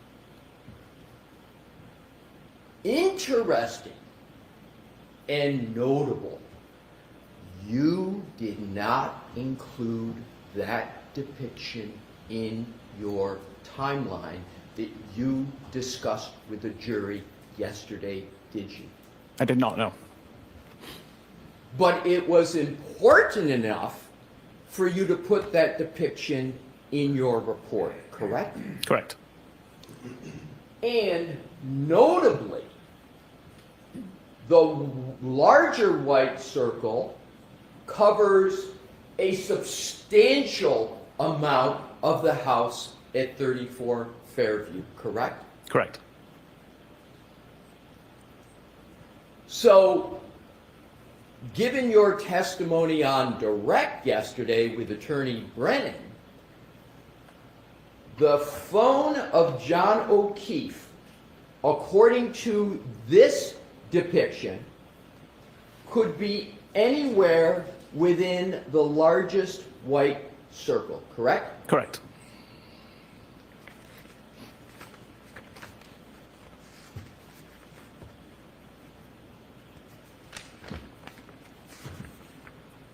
And this depiction was not offered by you or the Commonwealth in your presentation to the jury yesterday, correct? Correct. Not in the PowerPoint.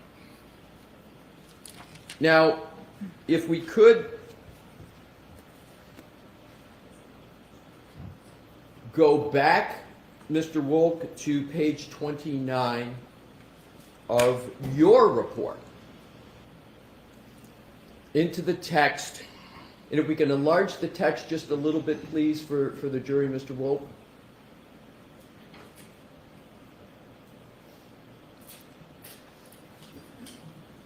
So the paragraph that begins with at 12:38:13, when the device begins recording higher accuracy information, again, The data centers on a location slightly closer to the house than the roadside, although several records show the same center coordinate with differing accuracy radii. Some of these location records are shown on the map in white below. And I repeated that just to to connect this part of the text to that diagram with a big white circle. Have I done that correctly? Yes, correct. Thank you, sir. The next paragraph.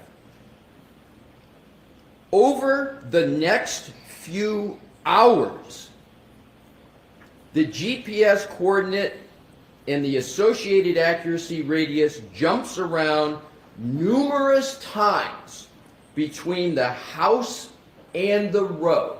Did I read that correctly? Correct.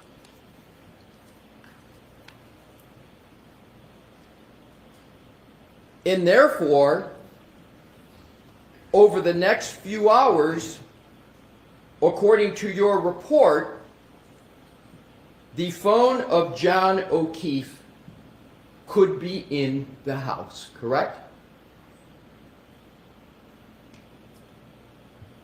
Based on the low accuracy information, yes. The answer is yes. Yes.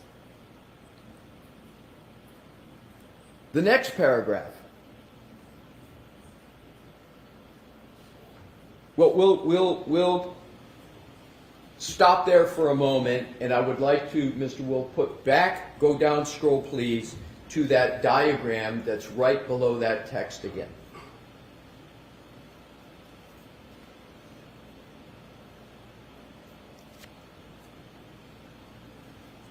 Yesterday, you discussed the Waze application with Ms. Attorney Brennan, correct? Correct. And you stated that Waze location data is more accurate than the data that comes from the Apple apps like health data and location, correct? Incorrect, no. I'm sorry. Is Waze location data, in your view, accurate location data? There isn't really a thing such as Waze location data.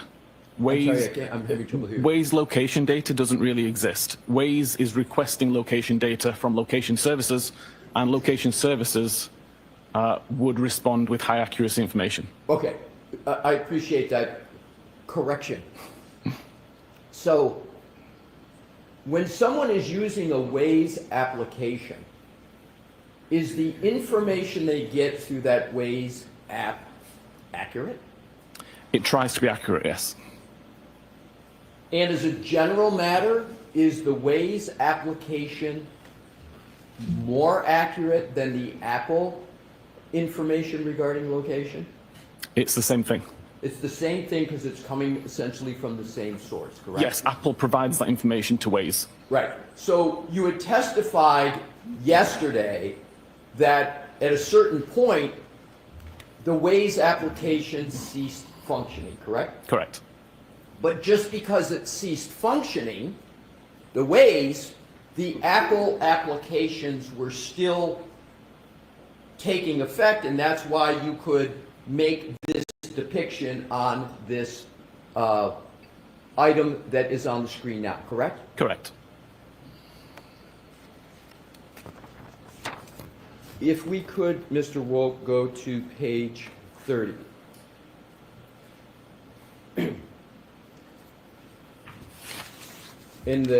What I'd like to highlight, please, is the text. So if we can enlarge it up at the top.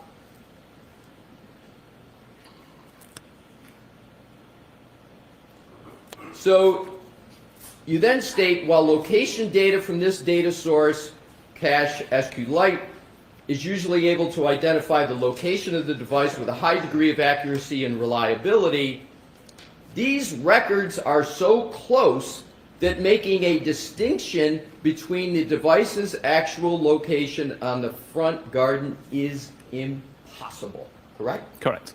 Your words, impossible. Correct.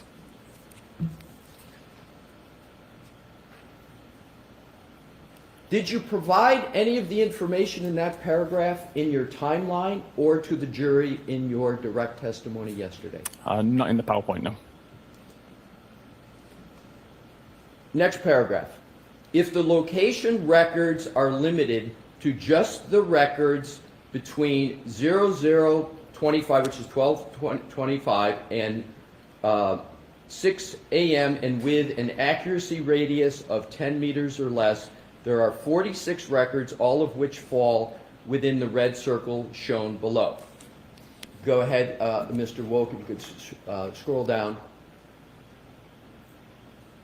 And that is the only depiction there that you included in your timeline yesterday, correct? Correct. So you took one of two depictions in your summary of the location, this one, in terms of your timeline presentation, correct? Correct.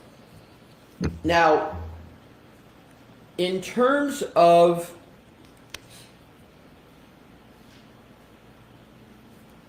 the timeline, and Mr. Woke, if we could go back to the previous with the other depiction.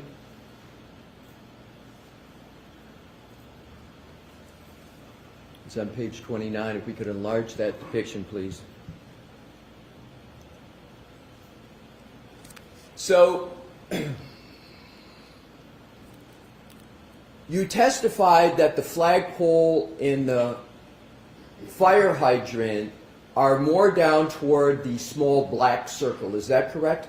That's my understanding, yes. And yesterday, you rendered an opinion that you believed that the phone was mostly in the location by the flagpole in the fire hydrant, correct? Objection. I'm going to see counsel at sidebar for a minute, please.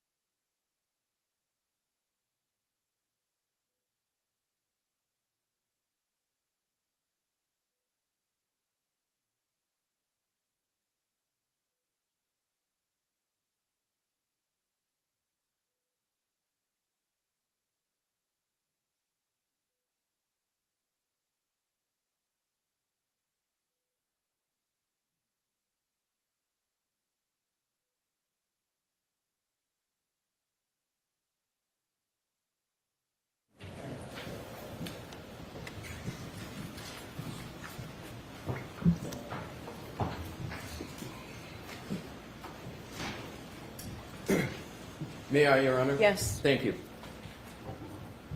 If we could give them the lights again, please. Thank you. So, if we can enlarge that depiction. So, yesterday, Mr. Whiffen, you focused your testimony and your opinions on the smaller black circle, correct? Correct. And you didn't discuss at all or disclose at all this depiction, and therefore didn't discuss or disclose at all the larger white circle, correct?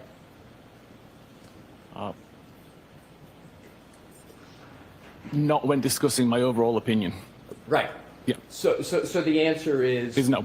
right. So the fair way to interpret, and this is what you put in your report, this is your depiction, is that, and based upon what you said yesterday, the phone could be at the very edge of the top of the circle, correct? Correct. And the phone could also be at any point, so you can, in theory, put a phone anywhere around the very edges of that entire circle, correct? There's caveats to that, but yes. Well, I'm just asking you Yes. a question. That, according to your testimony yesterday in this depiction, the phone could be anywhere in that location. Yes. Within the area of that white circle. Correct.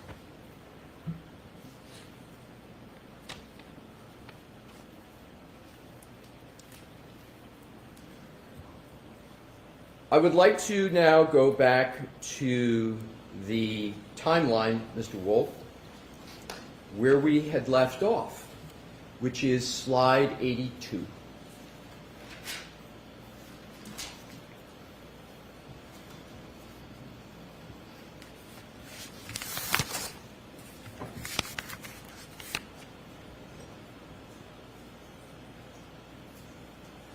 And at the very top entry, you have health, time 31:56, and then the description, start of health event, 36 steps, 25 meters, and we agreed about 84 feet.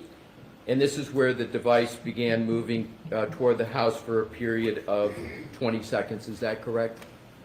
It's the time that 36 steps started to be recorded. I've got no idea of the direction of travel.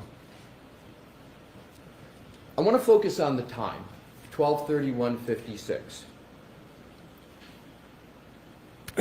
Are you aware that a firm called Aperture, on behalf of the Commonwealth, has submitted a report that states that there was a trigger event at 12:31:56 that they refer to as the supposed collision? Are you aware of that? Objection. Sustained. I recall seeing a So you report. don't know. Sorry.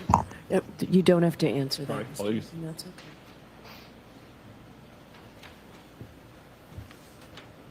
Mr. Whiffen, are you familiar with a firm called Aperture? I'm vaguely aware of them. I've heard of them once. Are you familiar with a person by the name of Dr. Judson Welcher? I'm not, no. But you're familiar with the firm Aperture? I am. And do you know that the Aperture firm is working on this case? That's the only reason I'm aware of this company. Right. And do you know that the Aperture firm has used your data in your report? Do you know that? I believe I saw something about that. You believe you saw something, or do you know that they've used your data for a report in this matter? I recall seeing a report. I don't recall whether it was my data that was being referenced. Do you recall seeing a report from Aperture? I do. So you reviewed a report from Aperture. Several months ago, yes. And did you read the whole report? It was a PowerPoint presentation, I believe. Yes. Yes, I reviewed it. And you recall reading that entire PowerPoint presentation? I don't recall what it said, but I remember reading through it. Fair enough. Do you remember, as you sit here today, reading about a trigger of a number 1162-2? Do you recall reading that? I recall seeing reference to a trigger event. What did you understand the Aperture firm that's retained by the Commonwealth, what do you understand they meant by trigger 1162-2? Objection. Sustained. Do you recall the specific slide that discussed a trigger? Objection. Do you recall that, Mr. Whiffen? Very vaguely. Would it help your recollection if I showed you a slide from that report that you said you reviewed to refresh your recollection? I object. All right, so why don't I see counsel at sidebar? Bring that with you, Mr. Alessi, please.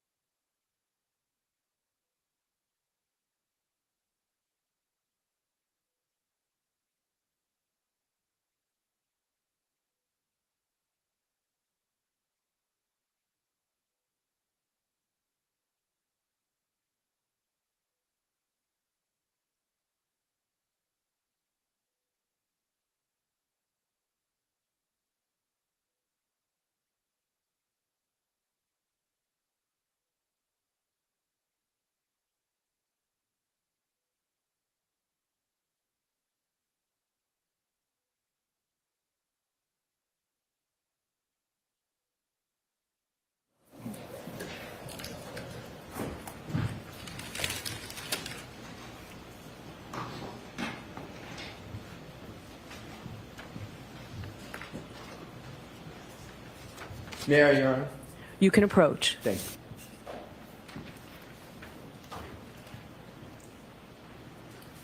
you. Mr. Whiffen, I'm handing you this. Excuse me, Mr. Brennan.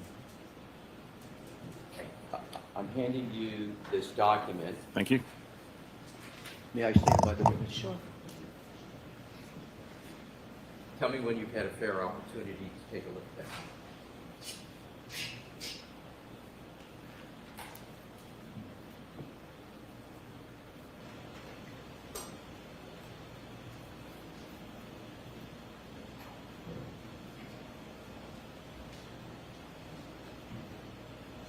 Okay. Thank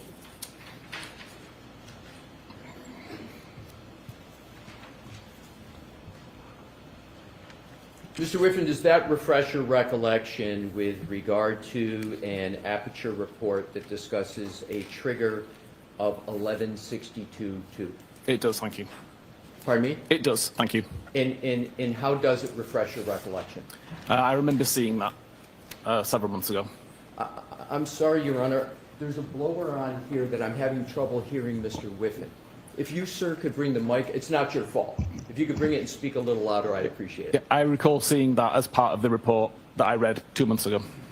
And you recall the time of 12:31:38 now, correct? Correct. Let's go back to your timeline.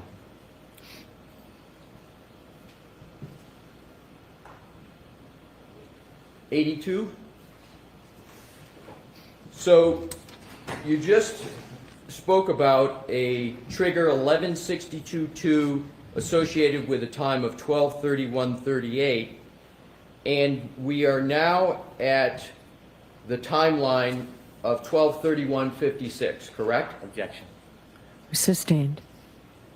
We are now going back to the timeline, deck 82, and you see up at the top where it says health 31:56. You see that, sir? I do.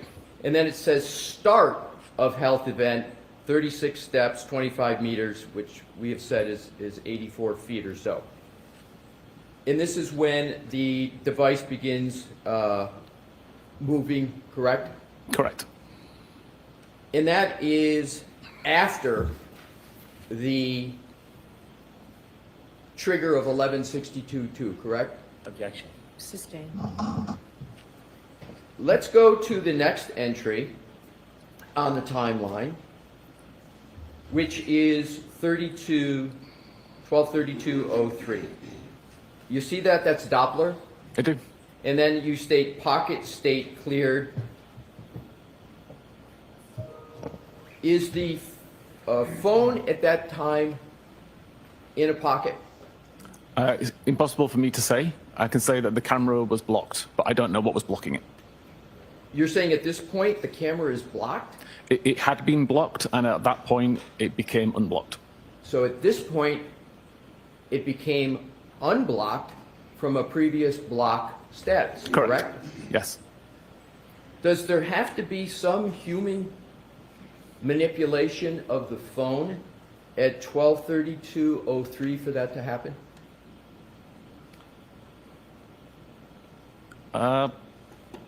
Technically not.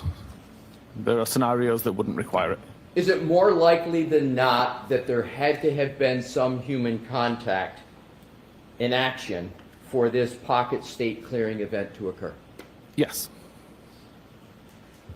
12:32:04 is the next. It's a type unlock. Device unlock with Face ID. You see that, sir? I do.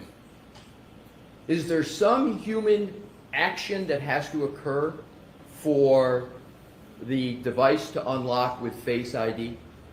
Typically, you must be paying attention to the phone. Sorry, sir? You must be paying attention to the phone, assuming that that setting's enabled. So someone had to be looking at the phone. Yes. At 12:32:05, application focus. What does that mean? That the messages application was at the foreground of the device being used. Next entry, 12:32:06. We discussed this excuse me, it says read message, pull behind me, and that is associated with a Jen McCabe, it's a Jen McCabe message of 3147, correct? Correct. And does a human have to be reading that for that entry to be made? The message needs to be on screen.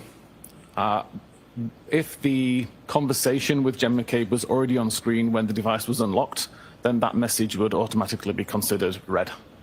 Next entry, app lock 123209, end application focuses messages, and then it says device locked with lock button for the last time.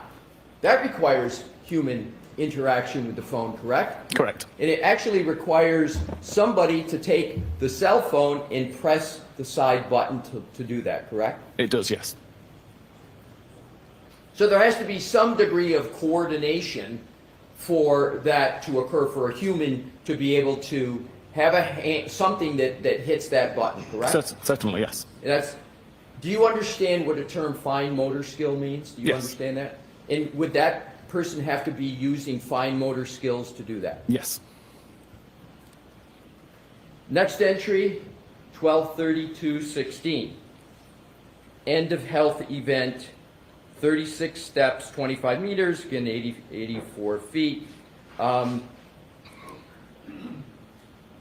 That is in your timeline because that's when you believe the end of the health event, the end of the 36 steps occurred, correct? That is the time that the device data shows the end of the health event, yes. May I have a moment, Your Honor? Yes. Thank you.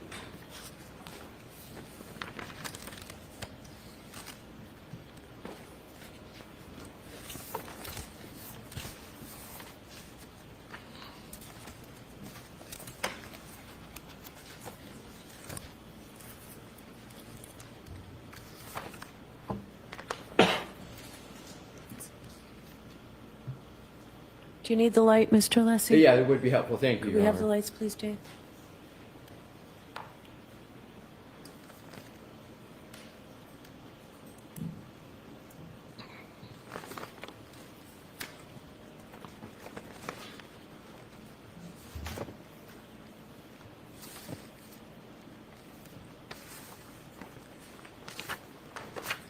Do you recall writing in your March 2025 report the following?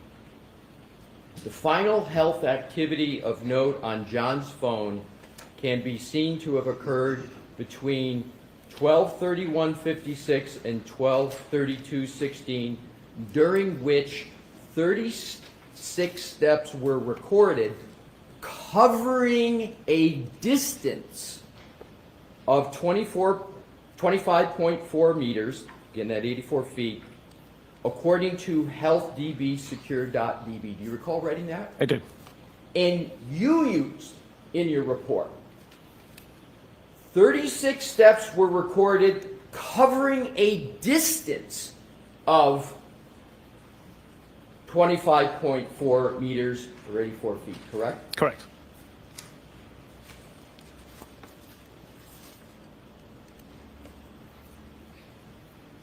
Do you know a trooper named Nicholas Garino? I'm aware of him, yes. Are you a little more than aware of him? You've worked with him on this case, haven't you? He sent me some of the files related to it, but further than that, I've got no relationship with him. But isn't someone sending you files on a case you're working on, working with the person? Isn't that a fair conclusion? It could be.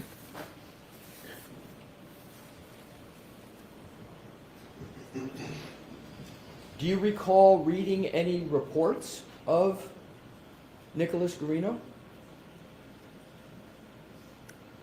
I don't recall reading a report by Nick. Does that mean you didn't read it, or you just don't recall reading it? I honestly can't remember if I did or not. I remember some of the reports that I read for this case. I don't recall if one was by Nick.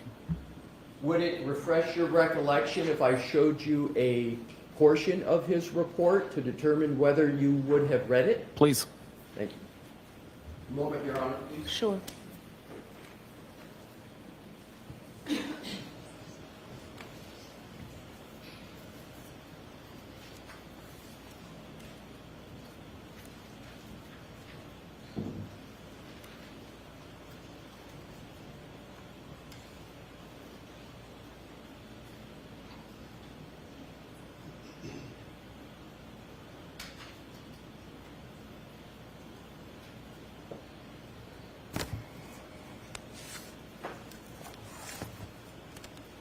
Thank you, Your Honor.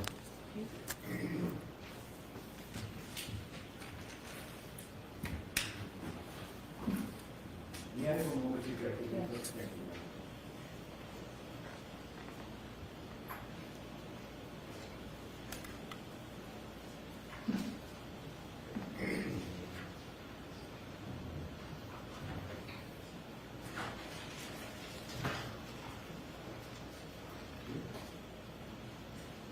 approach, Your Honor? Yes. Thank you. Show Mr. Brennan. Yes. I just wanted to make sure I got the entire report.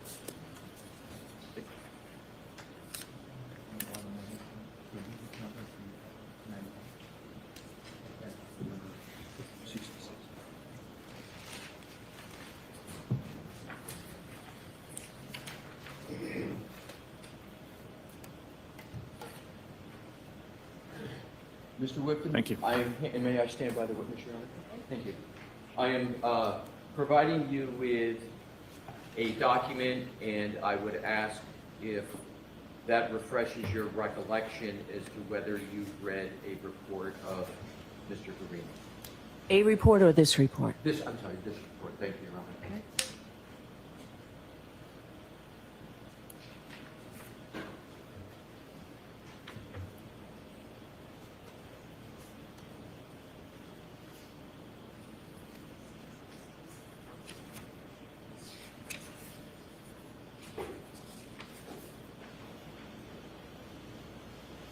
I don't recall ever seeing this report.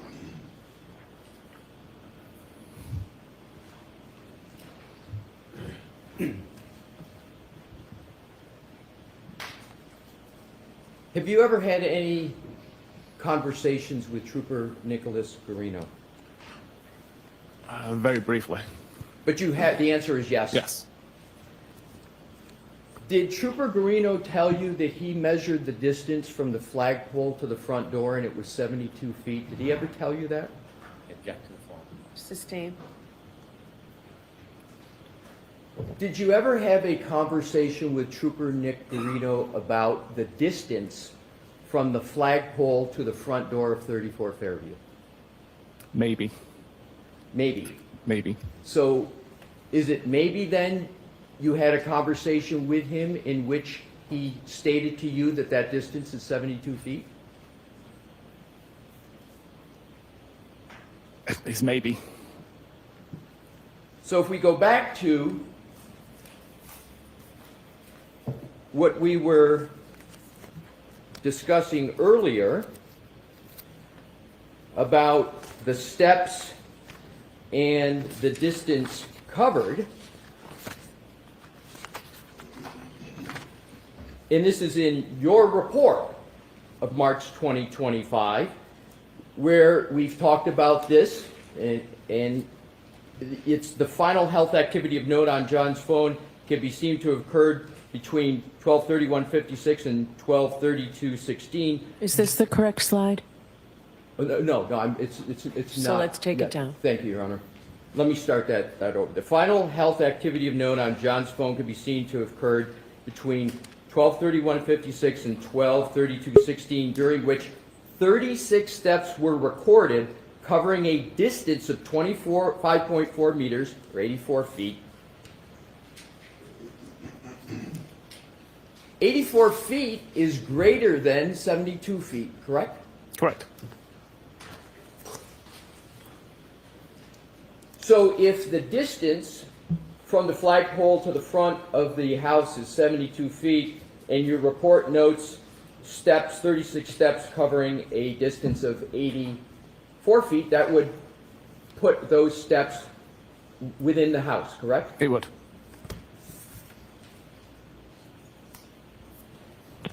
Let's continue on with the timeline.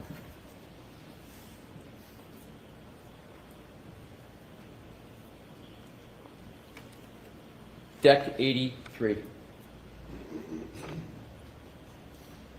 We now have Doppler 1233-14 and then Doppler pocket state. Do you recall in your report adding a word to this, that your report said pocket state detected? Do you recall writing that? More than likely, yes. Yes. But the detected word is not on that slide, is it? It's not, no. What does pocket state detected mean? There was an active check by the Doppler function, and it detected that it was in a pocket state.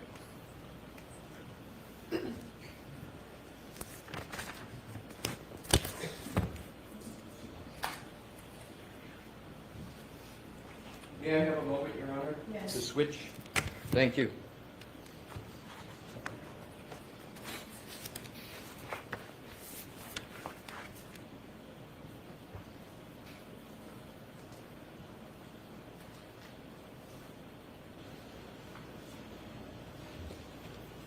Thank you, Your Honor.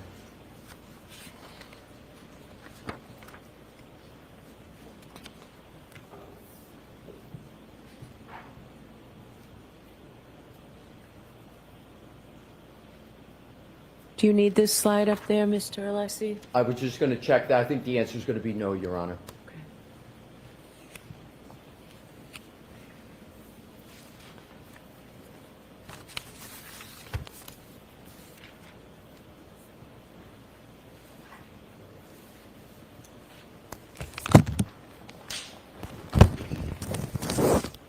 I would now like to change gears a bit and go to temperature with an iPhone. You recall that discussion in your direct testimony? I do. Thank you. Mr. Wilk, if we could please have the slide deck, but a different page, slide 60. And just tee it up, but please don't put it on the screen yet. iPhones don't record ambient or the environmental temperature where the phone may be at any given time, correct? Correct. But the iPhones, including the iPhone of John O'Keefe, log the temperature of the battery inside of it, correct? Correct. And as a result of that function, examiners and folks like you can use the battery temperature of an iPhone to identify increases or decreases in temperature within the environment that the iPhone is physically located in. True? I believe so, yes. And that's right out of your report, right? Your March 2025 report makes that very statement, correct? Yes.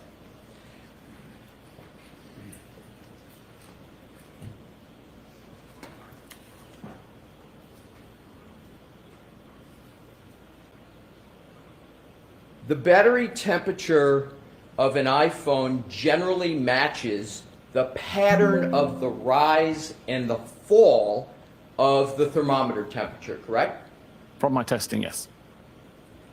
And when an iPhone is in a lock state with little activity occurring on the device, the battery temperature is heavily affected by the ambient temperature in the environment, again, matching the pattern of the rise and the fall of the thermometer temperature, right? Correct. And what I just read is right out of your March 2025 report, correct? It sounds like it is, yes.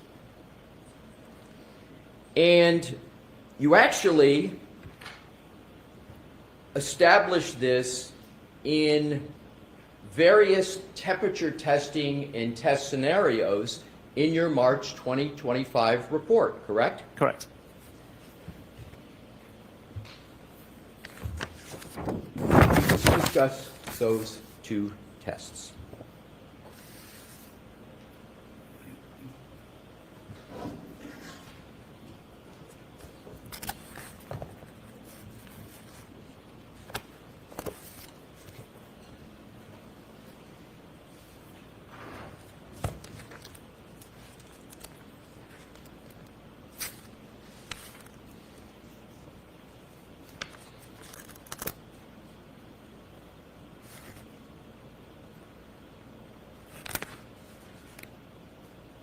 You had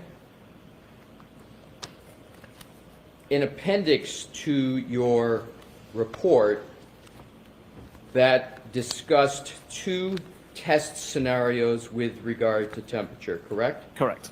Can And I that just was ask, append- I'm sorry, Mr. Whiffen, do you have your report with you, sir? I don't have a copy in front of me. I'd be happy to provide him with a copy of his report so we can have him follow along. I think that's great, thank you. Okay, sure. Would that be helpful, Mr. Whiffen? Very, thank you. May I approach you? Yes.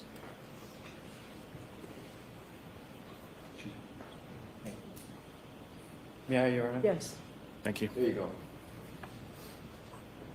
And, Mr. Whiffen, feel free at any time to reference that report. Thank you. And if you could, turn to page 77.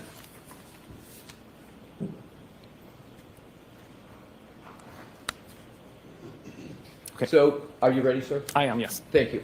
So let's look at test scenario 1. Test scenario 1, you took an iPhone, if I'm remembering correctly, same model as John O'Keefe's? I believe John Keefe's was iPhone 11. I used an iPhone 10. But sufficiently similar. similar for purposes of this experiment? right? Correct. Or this test? Same iOS version. Yes. So it's the same iOS version, the software inside the phone, just a different model. Yes, And it's the software that's important for this test, correct? I believe so. So you state that you placed the iPhone inside a freezer, correct? Correct. And now if we could, Mr. Woke, if we can put that, do we have that would be page 77? And if we could enlarge that chart, please.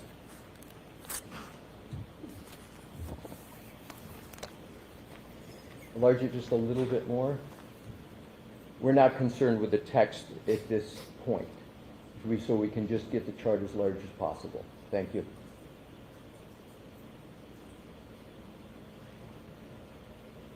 Thank you. So what I'd like to do is focus on January 29th.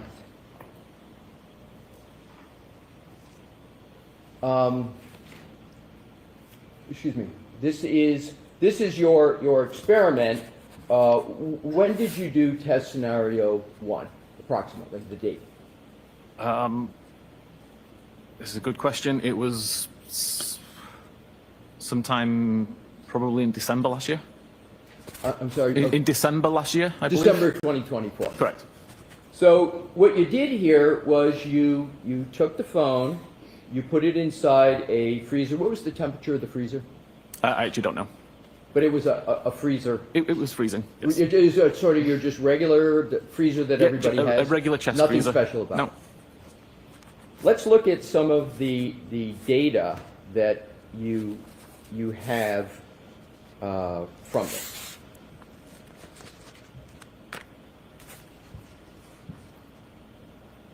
Let's start at the 1710 time frame, where it's placed in the freezer and you've got, and we're going to go with Fahrenheit, if that's okay with you. Of course, yes. Thank you. 73.4 degrees, correct? Correct. And then if you go all the way down to the 1725, which would be 15 minutes, correct? Correct.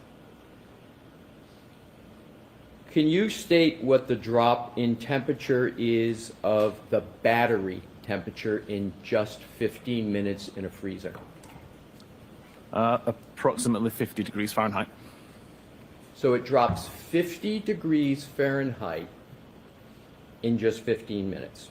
Correct. And is it fair to say that if you do the math, that that's about a little over 3.5 degrees per minute? And if Your Honor, if he wants to use a calculator, or just accept my estimate, whatever Your Honor thinks is appropriate. However you can answer the question, Mr. I'm Whiffen. happy to accept your answer. That's fine. Let me just make sure. If I have a moment, Your Honor.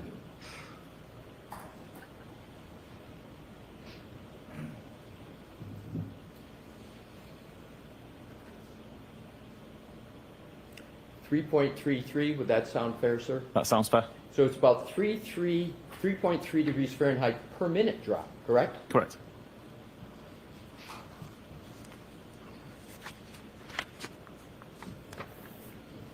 Now let's go to the next page of your report, page 78, where test scenario 2.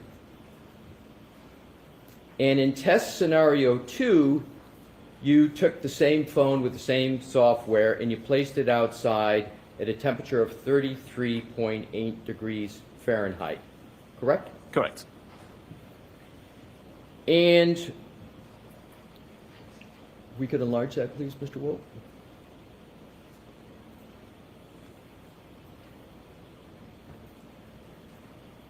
And if you could just scroll up, well, just if you just leave it there, it's fine. So if we take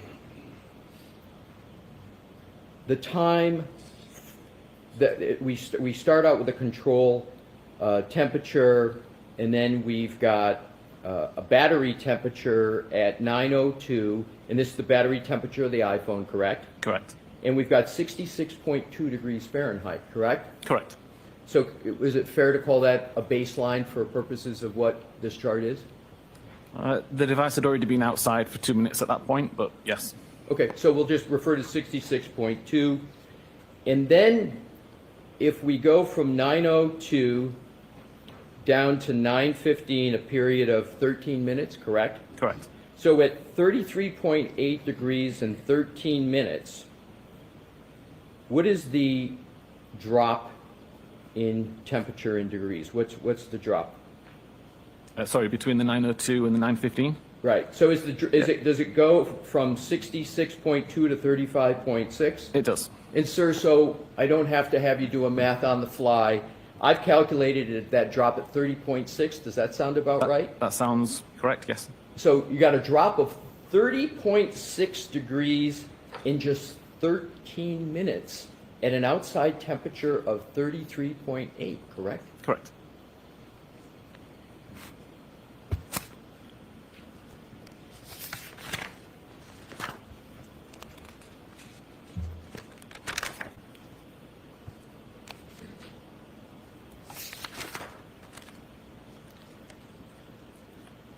We're going to come back to this, but what I'd like to do is to compare these two test scenarios. The one we just saw at 33 degrees Fahrenheit, where it dropped 30.6 degrees in just 13 minutes, again at an outdoor temperature of 33.8, and then test scenario 1 in a freezer, where it dropped 61.2 degrees in just 15 minutes. Now let's go to the slide 60, which was in your slide presentation yesterday, of what you stated was the temperature change in the iPhone of John O'Keefe on the morning of January 29th. You with me, sir?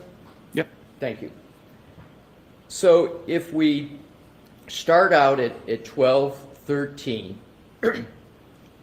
we see a battery temperature of 82 degrees Fahrenheit, correct? Correct. Then it drops a little bit to 77, a little bit to 72. And what I want to focus on is keeping the starting point for my questions here at the 12:37 time period on the morning of January 29th. And that's 72 degrees Fahrenheit, correct? Correct. So if you take the time period from 12:37 to 12:53, that's a 15-minute interval, correct? Correct.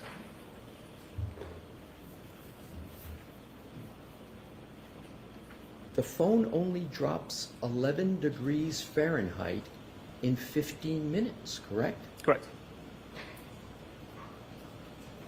If you then go to 12:37 and give it a little bit more time, down to 1:36 a.m., the temperature, and that's just about an hour, right? Correct. And the temperature drops from 72 to 50, only 22 degree drop in an hour, correct? Correct. Now, if you compare this chart in the drop in temperature, for example, 1237, 1253, in 15 minutes, it's only dropping 11 degrees, to your experiments, where with the first scenario with the freezer, it dropped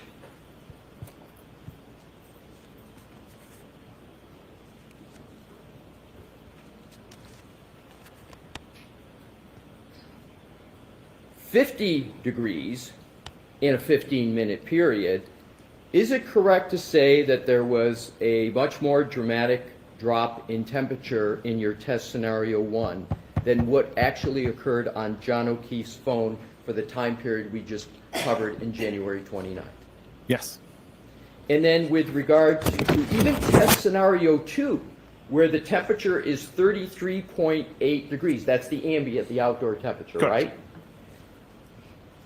At that temperature, just above freezing, you've got a... Sorry, that's below freezing. I'm sorry? It's below freezing. What is freezing in Fahrenheit?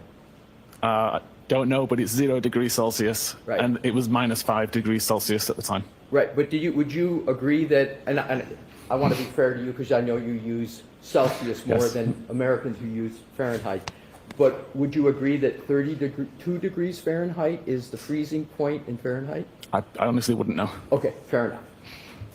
So, in any event, in your experiment at 33.8 degrees Fahrenheit, you're getting a drop in your experiment in 13 minutes of 30.6 degrees, right? Correct.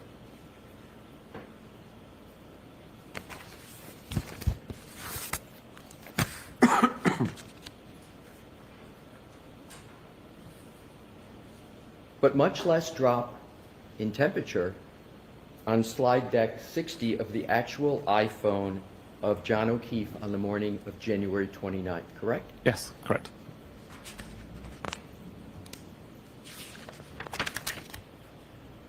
Do you know what the temperature was in Canton in January 29th, 2022? I do not know. Don't you think that that would be an important piece of information in analyzing where the phone of John O'Keefe was on the morning of January 29th? I didn't think it was. So you didn't think it was important, even though you issued a report discussing the temperature of the iPhone, and you did 2 test scenarios, one in a freezer, one in an ambient temperature of slightly above 33 degrees, and you didn't think it important to take the final step to see whether there was anything to be gained from that comparison to determine where that phone was located? My testing proved that the battery temperature is affected by ambient temperature. My report shows the data that was on the device. I also don't know the condition that the phone was found in, whether it was in a case, whether it was in a pocket. So to me, the ambient temperature in Canton at the time wasn't particularly relevant. I just wanted to show what data the device had recorded. The information that you create from your digital forensics analysis, including everything that's in the slide, in your report, including battery...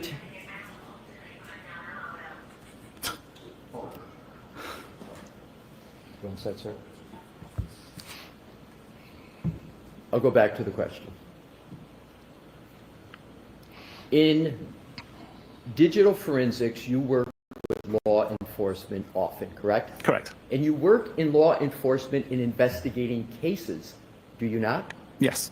And so oftentimes, the law enforcement is using your digital forensics information to help them solve cases, correct? Correct.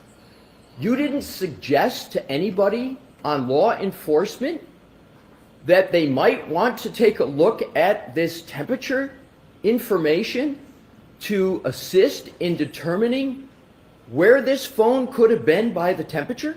You never raised that with them? I did not. And do you know whether any law enforcement person was aware that you had done all this temperature analysis? It was in my report. So you create a report as part of this case, and you deem the temperature important enough to do 2 test scenarios, important enough to put it in a slide presentation to this jury. Yet there's no discussion of that between you and any member of law enforcement as to what it means? The details were provided in my report, and there was discussions, but it never came up as to say what was the temperature in Canton that night. Oh, so there were discussions? Not with law enforcement. Oh, who were as part of my preparations for trial. Oh, tell me about who you discussed this temperature information with. It was with Hank. You're hesitating, and I can't hear you. Who did you discuss with it Hank? with? Excuse me? With Mr. Brennan. Attorney Brennan? Yes. You discussed temperature with Prosecutor Brennan? It was in my report. It was in your report, but you said you discussed. Which is it? It's in my report, and the discussion was that it is in my report. I'm not in a position to suggest that investigations take place and change based on my report findings. Oh, sir, I'm not suggesting what you just stated. I'm just trying to get information about, you mentioned the verb discussed. Didn't you, in your answer moments ago? Yes. Isn't discuss a verbal thing? It's not a written thing? It was discussed in preparation for trial, yes. Oh, so there was a discussion, a verbal discussion with Attorney Brennan about temperature in your preparation for trial? Yes. Was there any interest at all as to what this could actually mean for the potential location of Mr. O'Keefe's phone on these very important time periods in January 29th that might assist to determine at various times whether Mr. O'Keefe is in a covered building based upon the temperature rather than outside in a nor'easter on January 29th? I'm sorry, what was the question there? Yeah, the question is, was there any discussion about the investigative value of what you had done in determining where that phone could have been on key time periods on the morning of January 29th? That wasn't part of the discussion, no. It wasn't part of the discussion. We went through, you may recall in my questioning, in your report, where you stated that it was possible that the phone could be inside the house of 34 Fairview based upon that big white circle. You testified that the low accuracy at certain points could be because of it entering a covered building, correct? Correct.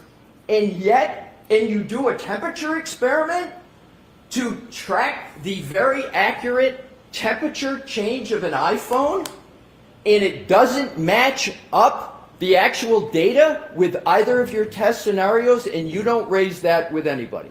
Objection. Sustained. You can ask it differently.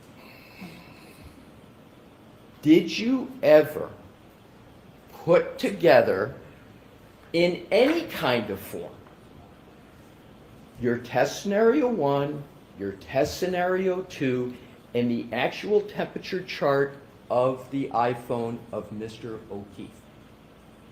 So how do you mean put it together? As in compare the two?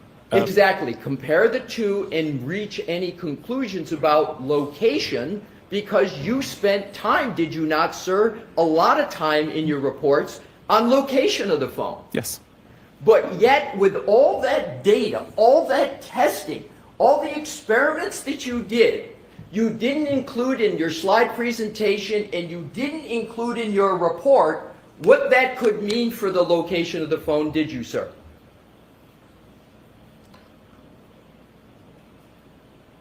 I'm struggling to see the comparison there. Let me see if I can ask it in a different Please. way. Nowhere in your slide presentation did you have any discussion yesterday about how your test scenario, did you bring up, by the way, in your slide presentation yesterday, your battery temperature at all, your tests? Not the tests, no. Right, so you didn't even raise yesterday in your presentation about where the phone might be located. You didn't even raise the experiments that you did, correct? Objection. Sustained as to the terminology. Ask it differently. Did you yesterday, in your presentation to the jury, in any way discuss your battery test scenario 1 and 2 in your March 2025 report? I believe there was mention of testing, but not to the amount of detail to say what the testing was. Right. So there was no detail given at all No about detail. it. You just mentioned that it occurred, but no detail in your discussion Correct. at all. And are you aware, with regard to the battery temperature, that battery temperature in investigations can be used to determine locations of phones at certain times? Are you aware of that? No. So you have never used battery temperature information in all your years in any way for any investigation of a case in determining location of a phone? Again, I don't see how you can determine location of a device from a temperature reading, other than to say whether it was inside or outside. So battery temperature and the chart that you gave that is up there, in your opinion, has no relevancy to the topic of where a phone might be to investigators in a case? Is that what you're saying? Objection. Is that what you're saying, Mr. Whiffen? I'm saying I can't take a temperature reading and make a determination about a GPS location based on the temperature reading. That's not my question, though, Okay. sir, and I appreciate your answer, though. My question is, you work with law enforcement investigators regularly, Yes. correct? Isn't this information of potential relevance based upon your experience with investigations? Isn't this information at least potentially relevant in investigations? I believe it could be. That's why I included it in my report. Thank you. But you didn't include a discussion of it in your testimony yesterday, correct? Correct.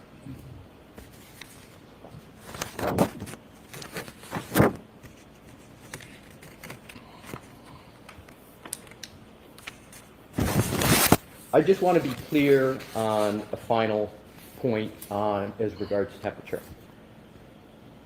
Were you aware of the temperature in Canton on January 29th, 2022? I know it was a blizzard, but I don't know what the temperature was.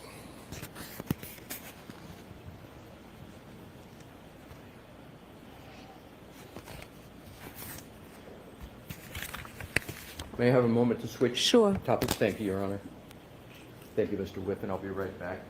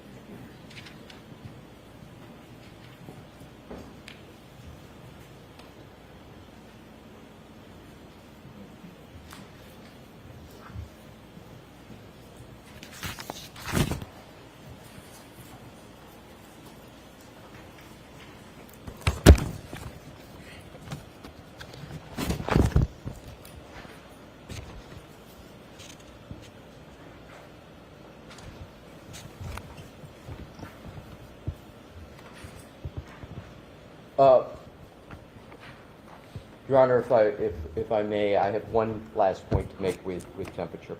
If we could put deck 60 back up, please. Mr. Whiffen, if you bear with me, I just have one final set of questions.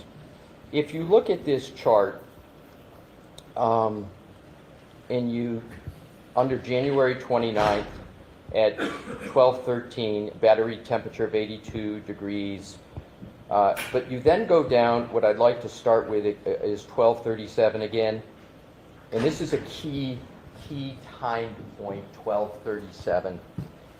You've got a temperature of 72 degrees, and then 8 minutes later, 8 minutes, the temperature only drops 6 degrees, correct? Correct.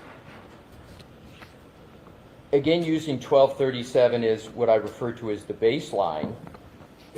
You go all the way down, and you see to 12:53 a temperature drop of only 11 degrees. Do you see that? I do. Thank you.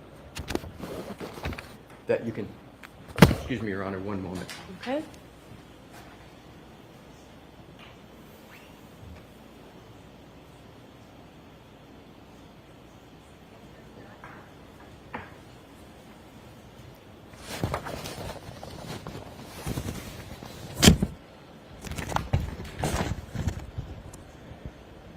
The final data point on this slide, Mr. Whiffen, and thank you for bearing with me on this. At 1:36, there's a temperature of 50 degrees Fahrenheit, correct? Correct.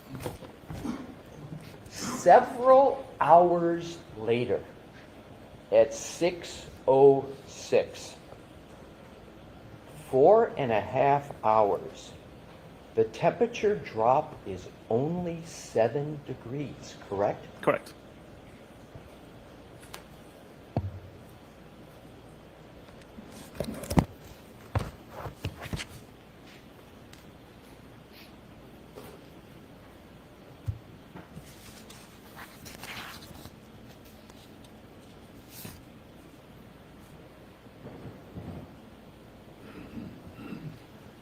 I'm switching. May I have a brief moment, Your Honor? Okay. Thank you.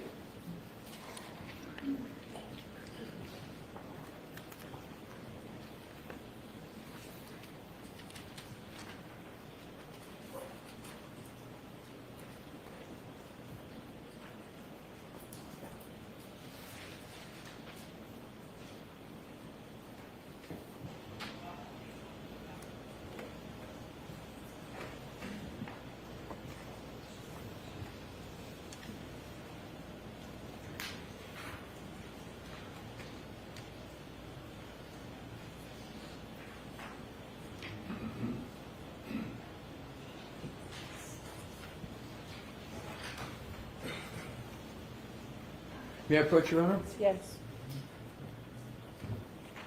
May I have Exhibit 42, please?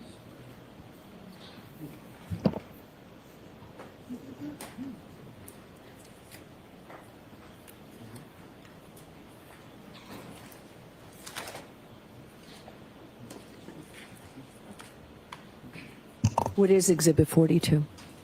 It's Okay, thank you. We've got it. Thank you, Tori. May I hand it to the witness? Yes.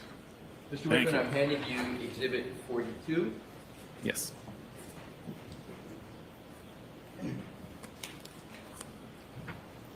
Do you recognize Exhibit 42 from your March 2025 report? I do. And sir, just take a fair time to familiarize yourself with the exhibit before I start asking you questions. They're going to be very brief. And I'm going to be, you look what you need to, but I'm going to be focusing on just under detailed analysis communications on paragraph 3, on page 43, the top 3 or 4 entries. Okay. Tell me when you're ready, sir.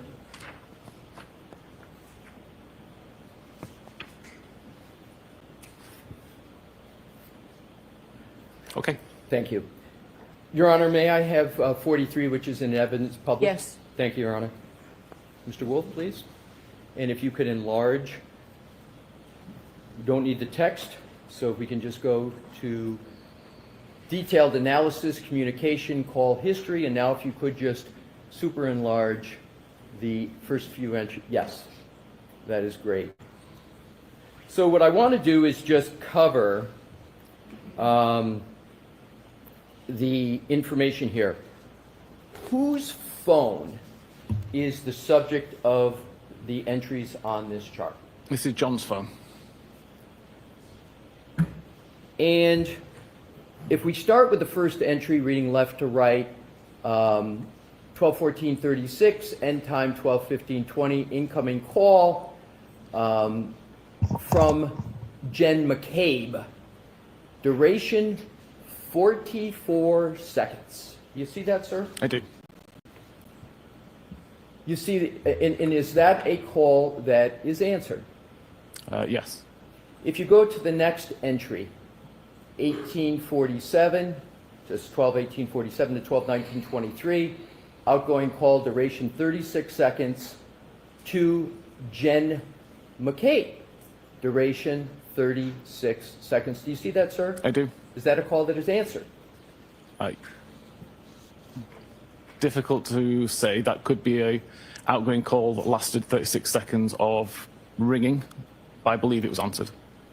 Well, how is it that you can tell the first one was answered but not the second one? Because it's an incoming call. Okay, fair enough. So if we go to the third entry, 12:29:44, 12:29:51, incoming call from Jen McCabe. You see that, sir? I don't mean to interrupt. Could I ask about the display? Let me just say that. No.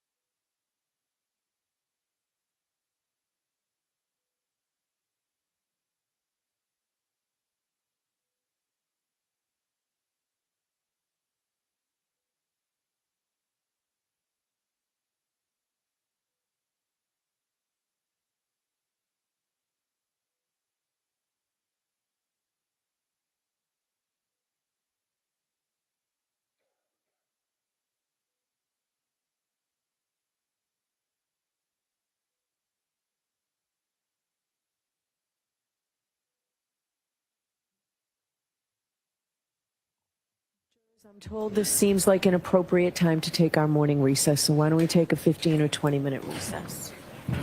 Please rise for the jury. Jurors, right this way, please leave your notebooks closed on your chairs, please.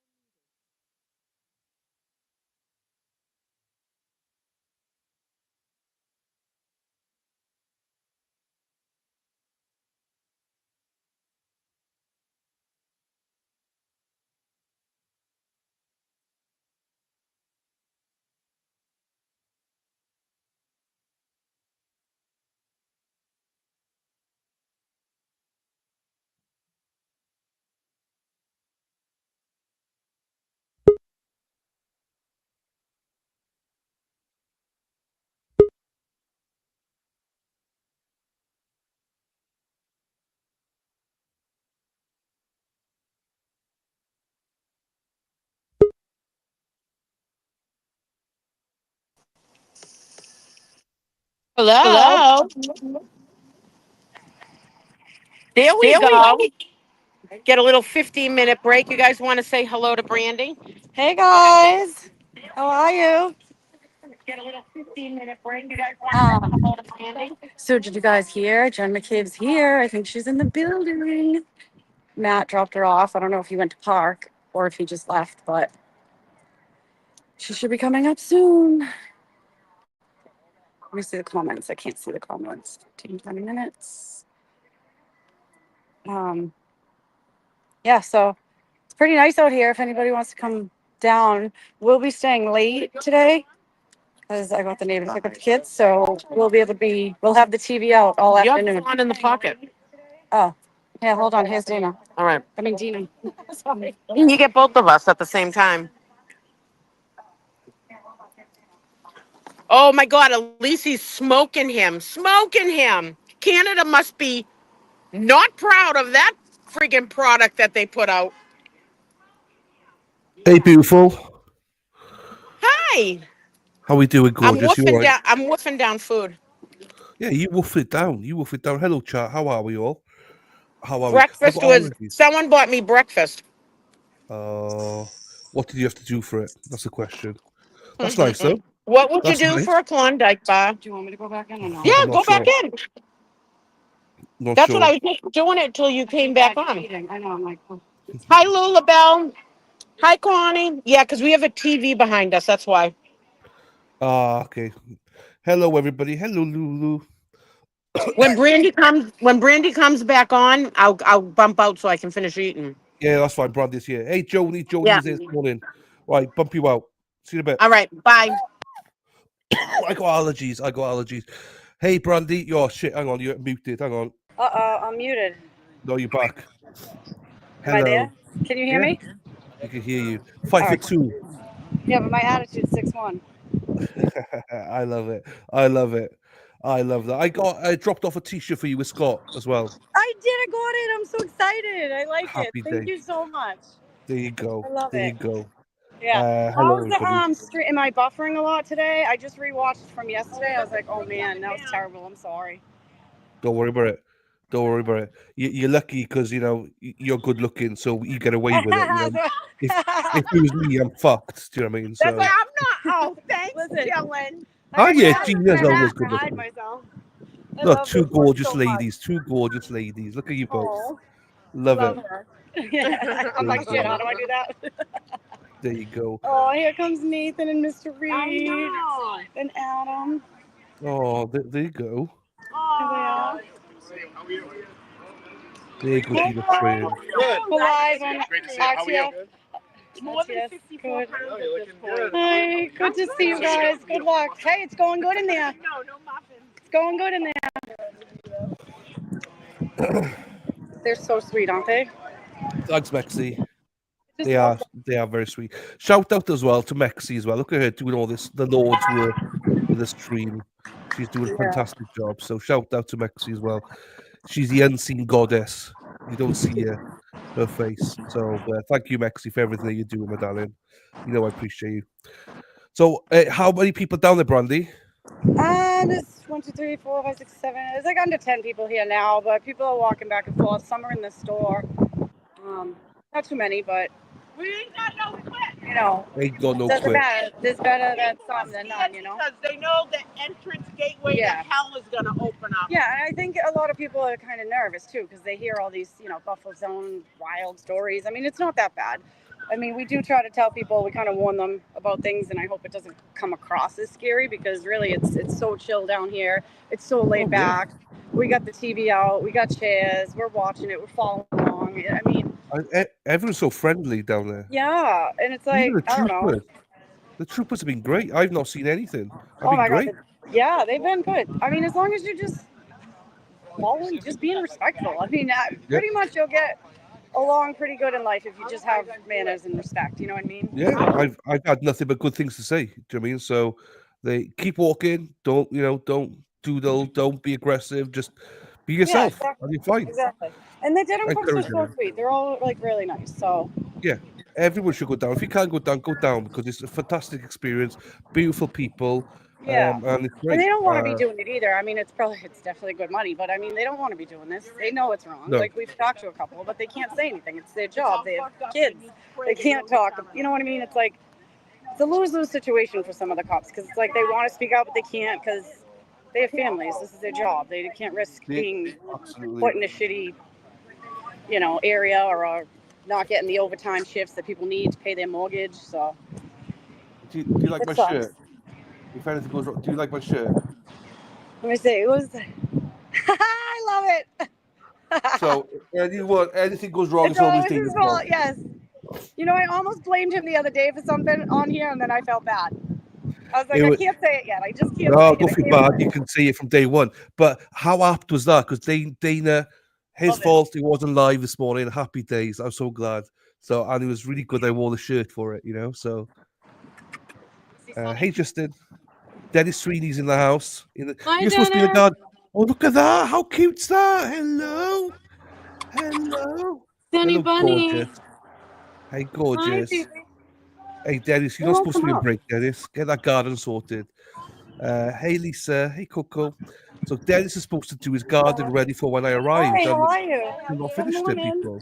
How are you? Look at that. Hi, how are you? Good morning. That's Shelly. There you go. Good You guys morning. are Do you have an extra one? Yeah. Hello, Robin G. Hey, Yeah, Daffy here. Dill. Oh, awesome. Thank Boston you. Brandy. There you go. I just ordered handles. I ordered a bunch of handles. So Karen says a lot of people scared or get their make it so oh much shit, hang easier. on. Scared Yeah, get they their shouldn't be soul sucked out of their scared. There's body. no. Don't be Oh scared. God, they're gonna Everyone's so get the friendly. soul sucked out of their body. Oh I no, know. it won't happen. Hey, Diamond Dave, how are you, fella? No, we don't. You won't be sucked out of your body. It's all good. I mean, it's nothing but friendly people down there. It's Yeah. great. Hey, now can I ask, expert Erin Hack, why are you suddenly the expert? I don't get that bit. But it's fine. Trust the fire truck. There you go. Why the fire truck outside my condo yesterday? Fire going off in the apartment next door to mine. Oh my God! So I pulled up Amazing. today, and there was one spot right here, my usual spot, but I had to back up and parallel park, and there was a fire engine right behind me. And I have Crazy. firefighter plates because my dad was a Boston firefighter, and it's just so embarrassing to try to park this huge SUV in a tight spot, parallel parking, and then the fire department's right behind me, and I'm like, please don't watch me. Yeah, I know. But I got in fine, but it's still it's, You're I all hate when good. people watch me park. Hold on, let me move But this. I'm salty, so I know how to do it. Yeah, there you go. I get more brandy. We want to see more brandy. Hang on. There you go. That's a good Erin Hack. You took a prop so she looks like she's cash. You know what I mean? Look at the people, they're there.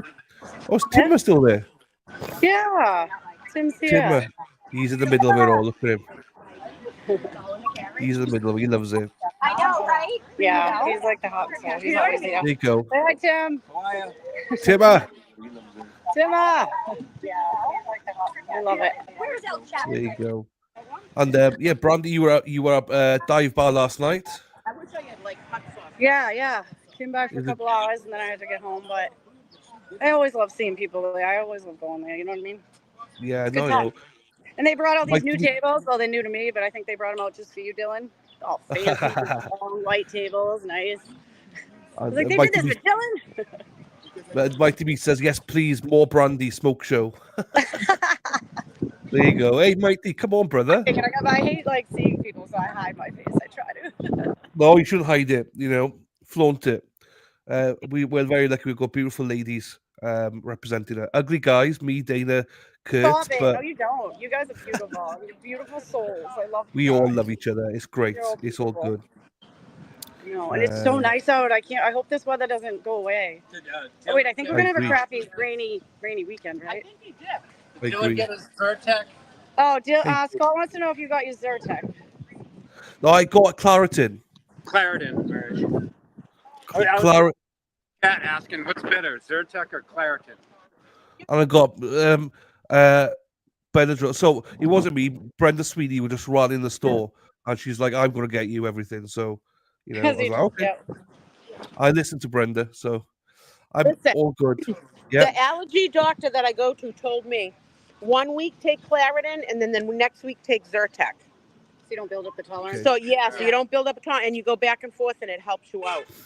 Okay. Okay. There you go. Yeah. I'll talk to my doctor, Mrs. Sweeney. See what she says. Sweeney, Dr. Sweeney, I love it. Dr. Sweeney. Yeah, we're being bombarded with pollen, maple flowers everywhere. Shit in the trees are Thank you, coming Frosty. down. Crazy. Look at that. Hippie chick. Okay. Brenda knows best, Lisa. You're right. How do, Lisa? Did you get to sleep in at all today? No. I slept about 5 o'clock. I got a good night's sleep. Good night's sleep. I can't. No. I am. A lot I'm on your absolutely. body, a lot of change, different day-to-day things and foods. Yeah, different shades, but no, it's fine. I'm getting there. Just the blocked up nose and the congested head. Once that's gone, I'm fine. It just, yeah. Once I come home, I feel knackered. Problems with But allergies in the UK? Yeah, do you have problems in the UK No. with your allergies? No, No. it's, America's terrible for people's health. It really is. No. Even the fucking air. it's not. It's I honestly. It really is. I'm sorry, Dylan. It's just us. No, it's fine. I'll get used to it. It's fine. All right. It is fine. I hope so, because we're not letting you go home. No, I know. I still got another 4 weeks and a bit left, so Yeah. plenty of time. Plenty to of do time. Plenty of time to find a place. Stuff. Can you imagine? I love it. I love Boston. I've always said it feels like home. So it's great. Yeah. So. Yeah. So what do you think about today so far? Are you loving it? I loved that Beth kind of started off doing the right thing. I was so shocked, like telling them that the rock was not there, but it still planted it like some rock could have been there. So it's kind of it could go either way. Like it shouldn't have been there in the first place. I but- didn't see that part. We were in the pharmacy. I didn't see that bit then. I didn't see that. Yeah, she was like, that rock wasn't there January 28th to the 29th, 2022. I'm like, wow, I'm glad you addressed it. You know what I mean? Good. Yeah, but still. Alessi's doing great. Alessi's doing great. I love him. Yeah, he is. He's way smarter than any of them. He'll wreck any of them. Yeah, he is great. He's so concise, very slow, methodical. And he catches every word. You know what I mean? Yeah. And he makes them repeat it at the right time. And he's like, "Can you speak up? Can you say it again?" I didn't hear what Brendan said just now, though. I don't know why they stopped. Brendan said something. I don't know what he said. But they had to stop abruptly and then sidebar, and then the judge was like, "Right, break time." So I don't know what that was about. I'm trying to get my dog in the back seat. Yeah, no, it's I didn't fine. hear it. I don't want to keep him in the car because it's too loud and I'm using my speakers, and he just wants to sit in the car. I'm like, stop, no, get out. And how's Ross? Is Ross all right? Yeah, Ross is right here. Say hi. There you go. Hey, Ross. How you doing? Very well. Blink twice if it's okay. If you're okay, blink twice, okay? Just remember. If you're okay, blink twice. He's not okay. He's not okay. We love it. We love Ross. Ross is a great dude. Somebody Great called dude. him Brandy Man today. Brandy Man. It's great. Someone called him Mr. Boston Brandy the other day. Then today they were like, "Oh yeah, you're Brandy Man." I like it. Thank you, Lisa. I wanted to show Dylan my brand new 4 tires and new brakes because of being free Karen Reed. You ready? Hold on, let's see them. Yeah. Look at that. Scotty. Hold on. Look at them. It's beautiful. The trucks are fantastic. I That's literally beautiful. wore my tires down to no tread. Driving to these hearings. I know, right? I know. Seriously, the amount of driving we all do, it's funny. I mean, we're paid actors, aren't we? We should be able to afford this. Yeah, I know. Karen Reed's defense fund's going to reimburse my tire costs and brakes. I don't think so. Thank you, Lisa. Oh, there you go. Hello, fine fellow. Hey, Ross. You're down there. Hey. You're down there all day, yeah? Are they back on? No. No, they're not back yet. They're not back. We got Mexi, gorgeous Mexi, sorting all that out. Whenever court's back, Mexi will kick both off, so it's fine, Oh, okay. Yeah, it kicked me off the other day. I was like, woo. Yeah, no, it's great. It's better to do it that way. There's no need to be polite. Just kick us off. It's fine. Is it bad as it was the other day? Like, am I buffering again and freezing or not? No, you're perfect. You're perfect. Okay.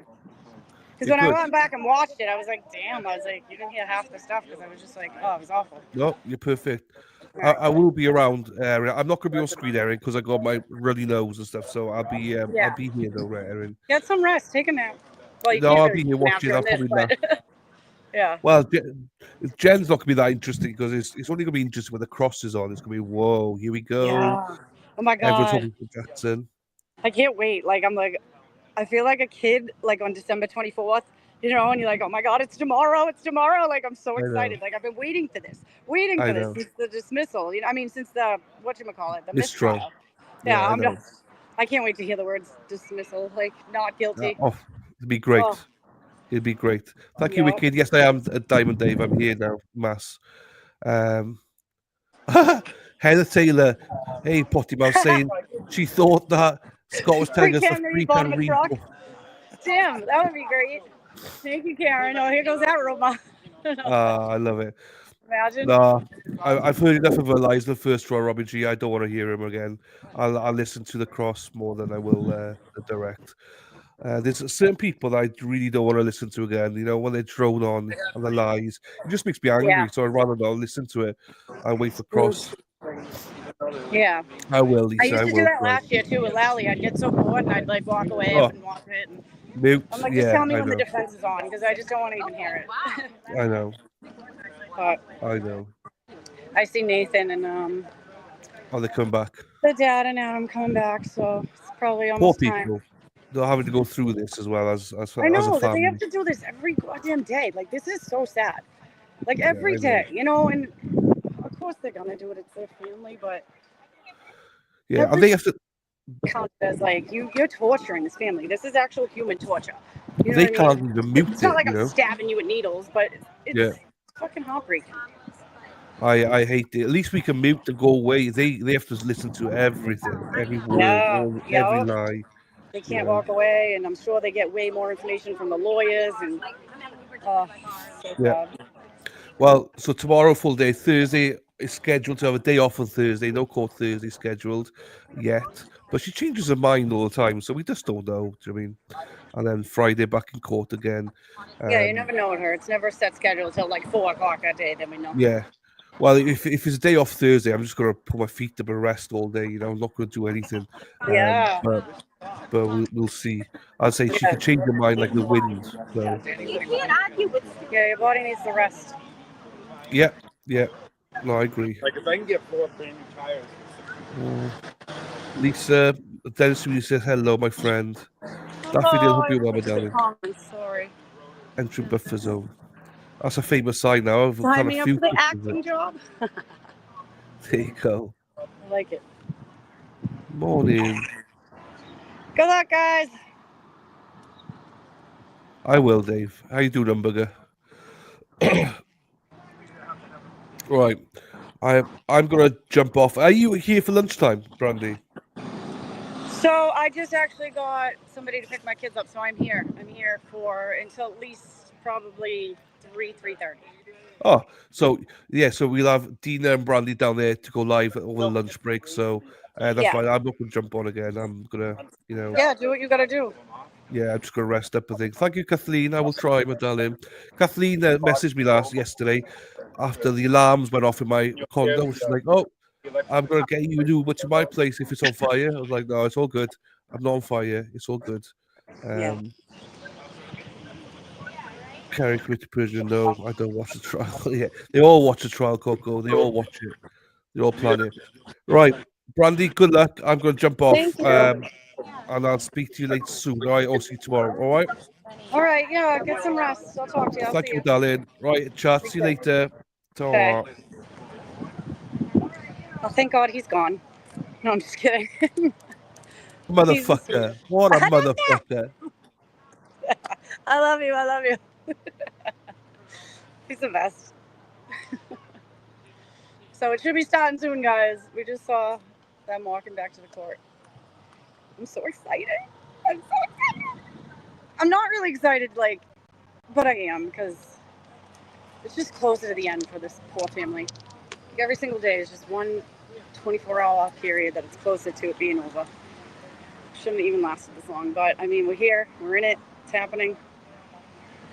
Nothing we can do except keep manifesting those prayers and manifesting the great outcome, because the power of prayer and the power of people is what's going to get us through it. Hopefully. Oh God, I hate walking by my car and hearing my own voice.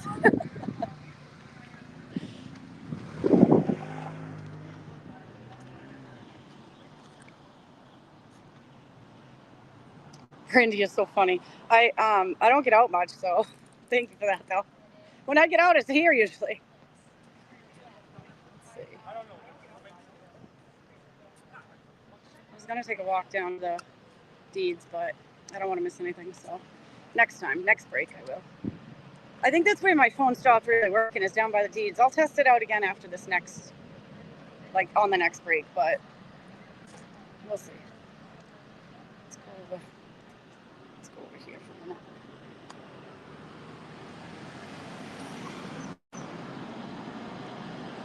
What are y'all gonna do when Karen is free? I don't know. Probably go on vacation with Karen to Aruba. She's taking everyone. I mean, we're all paid actors, right?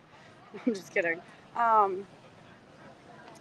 We'll probably have to go back to our regular everyday lives, pick up the day shifts again. And I just go running. I'm being very, very risky right now. Sorry.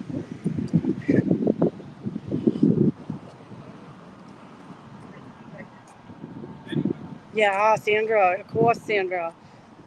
I know. I just posted about Enrique yesterday, too. I just I'll never forget about these other cases either. It just seems like this one's just taking up our time right now because it's actually happening right now. And it's, nothing's really going on with Sandra. I think either Scott or Tim or someone told me yesterday. I don't think it's coming up till June. I could be wrong, but it just seems so far away. It seems like justice takes too long. If you really believe in justice happening at all, it shouldn't take this long. I don't know. That's just my opinion. But I am no legal analyst. Is Jen soon? She should be. They should be finishing up with this guy, and she's next. So she's on deck. Should be soon. I'm thinking within the hour. Hopefully within the next 10 minutes, but I don't know. We will find out.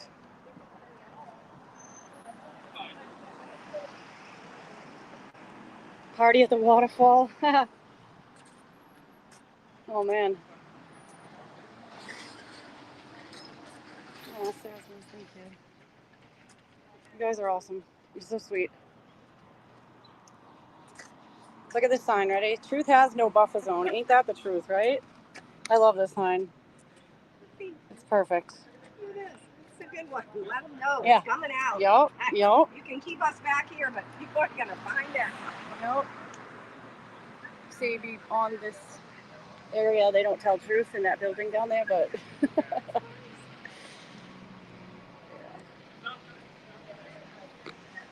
So it should be coming on soon. You guys, what's up with the jokes? You got no jokes today? Tell me some dad jokes.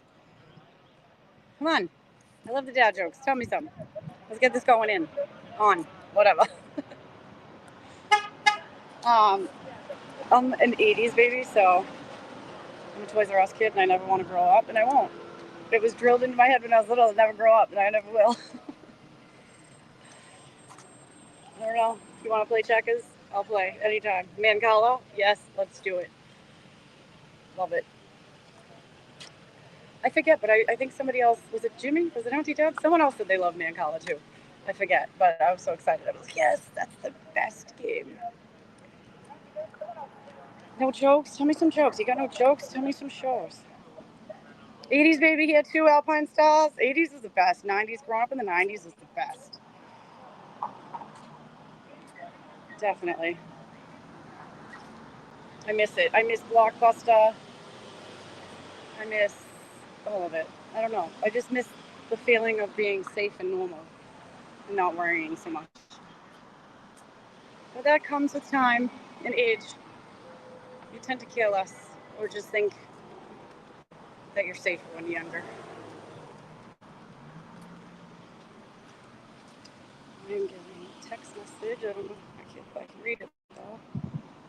Hi, good morning. Yeah, I miss him a lot. I miss everything. But yeah, when this is all over, when we hear those words, not guilty, what are we gonna do? We gotta come up with a plan. I mean, are we all meeting at the courthouse? Are we all meeting at freaking I don't know, somewhere, but I just want lots of huggies and tears. I know I'm going to cry. I know, because I'm just such a sap. I cry at everything. Oh my God, you know what killed me was those Sarah McLachlan videos, you know, with the animals, the homeless animals? Tears, instantly.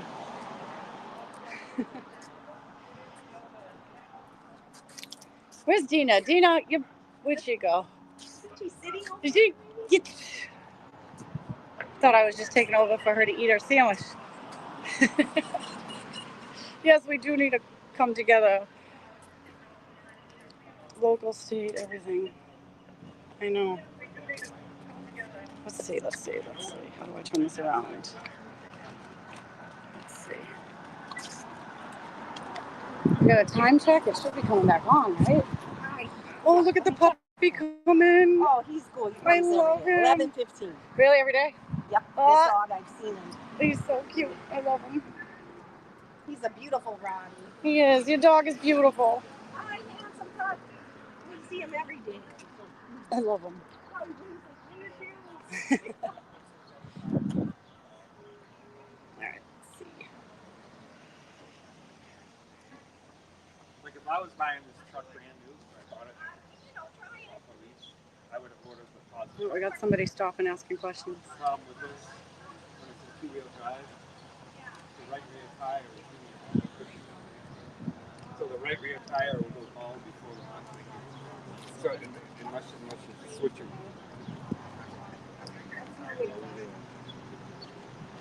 Sonny, you want to come out? You want to come out, babies? You want to come out? Come, my sugar, come out. Come on.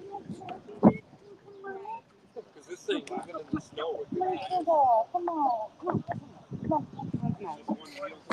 He won't come out.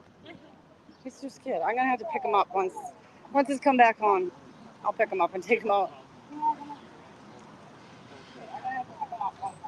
Once he's come back on, I'll pick him up and take him out. Because they can't elope. Oh wait, oh jokes. Let me look. Hold on. Stinky Yankees. Why do melons have weddings?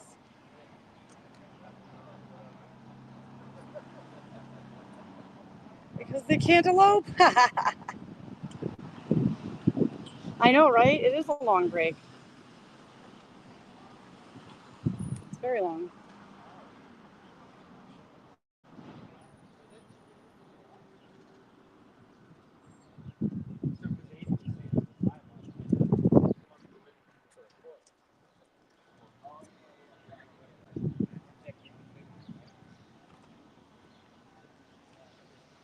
Yeah. Well, they're bringing the jury back now.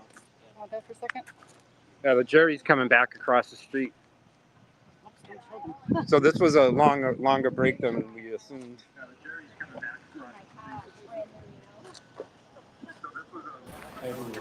Okay. So, Your Honor, I have a replacement Exhibit 42 redacted, obviously to replace Exhibit 42, and it's per stipulation with Mr. Wright.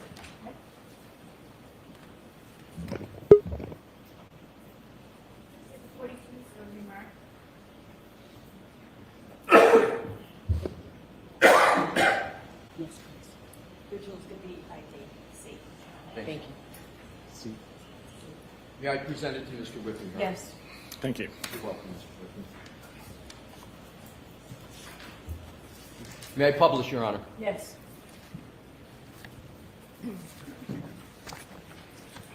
And Mr. Wolf, if you could again please enlarge, we're going to be focusing on the top entry of the chart again.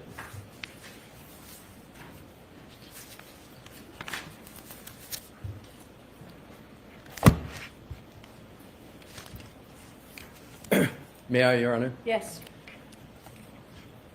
Mr. Whiffen, we had started going through the top three entries. The first one you had indicated was answered. The second one you, as I understand it, could not tell. Is that correct? Correct. And then the third entry, which is reading left to right, 12:29:44, end time 12:29:51. Incoming call duration 8 seconds from Jen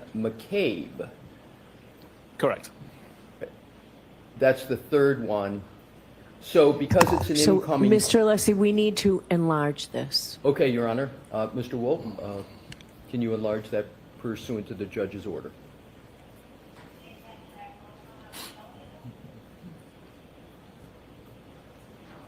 Is that sufficient, Your Honor? If you can make it as large as possible for the jurors, please, even if you have to do smaller segments. If we have to, Mr. Wolf, knock off the final right-hand column, that's insignificant. There you go. All right, that's better. Okay, that's fine. Thank you. May I, Your Honor? Yes. Thank you. So I want to now go to the last one for this Exhibit 42. It's reading from left to right, 12:29:44, 12:29:51, incoming call duration at seconds from Jen McCabe. Again, it restates duration 8 seconds. Correct. Given that it's an incoming call, you can conclude that that was answered, correct? Correct. Now, if we could go back down and focusing on just the first three by way of example, Mr. Wolf, do just as Her Honor has requested, enlarge it as large as possible. Those three, after the first three, yep, starting there, just take the first three by way of example. All right. Mr. Whiffen, you should feel free to look at the hard copy Exhibit 42 if that's more helpful to you. But what I want to do is to focus on start time 12:33:35, reading across activity, incoming call, unanswered, and then to the right, Karen Reed. Do you see that, sir? I do. And do you see the same types of entries for 3409 and 3438? I do. And those calls are unanswered, correct? Correct. So in contrast to the, and now Mr. Walker, we can go back to the chart, trying to capture 6 and enlarge those once last time. Thank you. So in the first one at 1436 and then skipping one to 2944, those are answered, but then starting excuse me, at 3335 and 3409, those are unanswered, correct? Correct. You can take that down, Mr. Wolf. Thank you.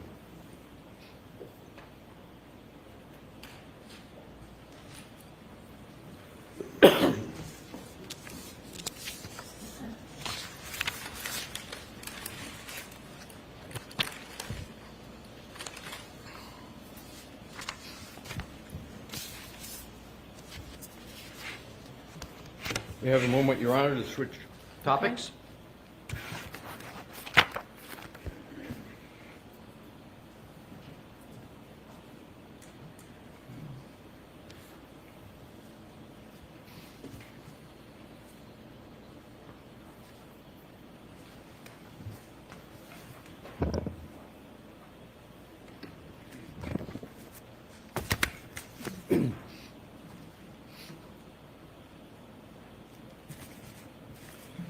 Mr. Whiffen, when did you start working on this case? What was the date, approximate date?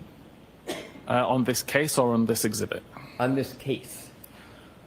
Approximately September 2023. So over a year and a half? Correct. How many times have you been in Norfolk County? This is my second time. So you were here once previously? Correct.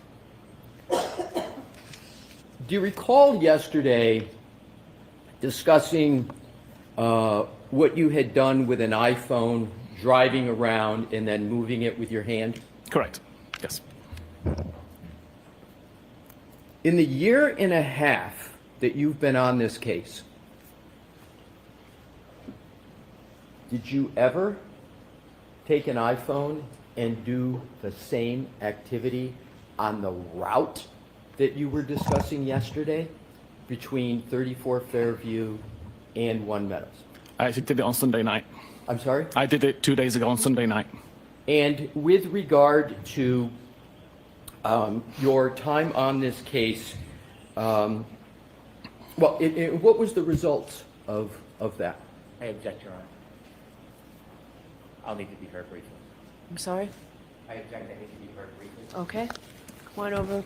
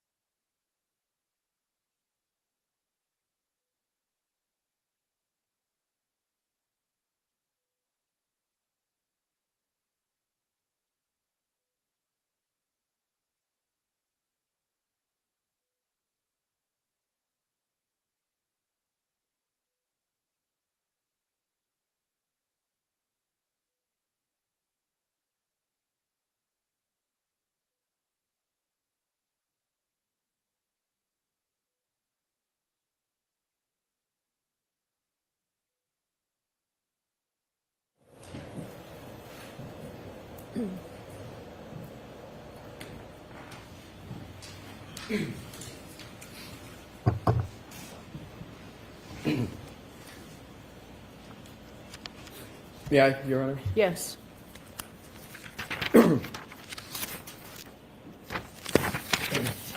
Mr. Whiffen, I am now going to proceed to a different topic. Do you recall discussing the Google search, how long to die in the cold? I do. And you discussed that in your direct testimony, correct? I did. You were a police officer for years before getting into the data forensic analysis of cell phones, correct? Correct. You were a response officer of the South Yorkshire Police from 2004 to 2009? Correct. You continued policing with the Calgary Police, working patrol, correct? Correct. You work frequently with law enforcement? I do. Indeed, law enforcement is the predominance of your work, correct? Probably about 80% of the work, yes. What percent? About 80%. 80? 80. Your work is used in investigations for law enforcement, correct? Sometimes, yes. In your area of work, you use and apply various forensic methods that are extracted, that data is extracted from a cell phone, correct? Correct. And you have various forensic methods to analyze that data, correct? Correct. And that data that you analyze is often used by law enforcement in their investigations, right? It can be, yes. It can be, but it also is, from your experience, correct? I'm sorry, are we talking about my actual analysis or analysis that's created by the tools that me and Cellbrite create? Your analysis. Okay, my analysis is typically used in investigations, yes. So it's typically, your analysis is typically used by law enforcement? On the cases I work, yes. Right. And you know that is going to be the case oftentimes when you're doing your analysis, correct? Correct.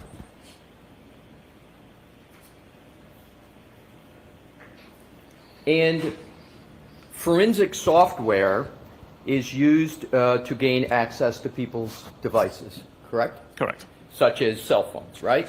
Correct. So, and there's something called an extraction process from a cell phone that you discussed in your direct testimony. Yes. Now, I'm not going to go into too much detail, but I want to cover, because it would be covering old ground, but I want to cover some of it. Okay. It's important, is it not, that the extraction process on a cell phone be performed correctly? It is, yes. And that's so that the data that's extracted from a cell phone is complete, correct? Correct. So that the data is correct? Correct. And so that the data is reliable? Correct. And data forensic examiners and people in your area of work need to ensure that the extraction file has not been tampered with, correct? Correct. Because if an extraction file has the possibility of tampering, then the information and data from it can be unreliable, correct? Correct. And there's a generally accepted methodology for how to perform an extraction of data from a cell phone, correct? Typically, yes.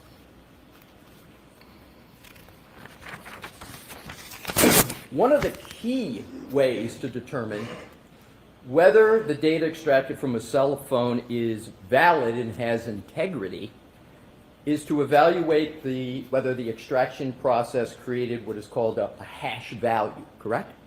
Correct. And a synonym for a hash value is a hash signature, correct? Correct. And a hash value or hash signature, I'm just going to use hash value. Is that acceptable to you? I'm fine with that. Thank you. So a hash value is a unique and usually consists of a long string of numbers and letters that's generated from the data file from a cell phone using a computer algorithm, right? Correct.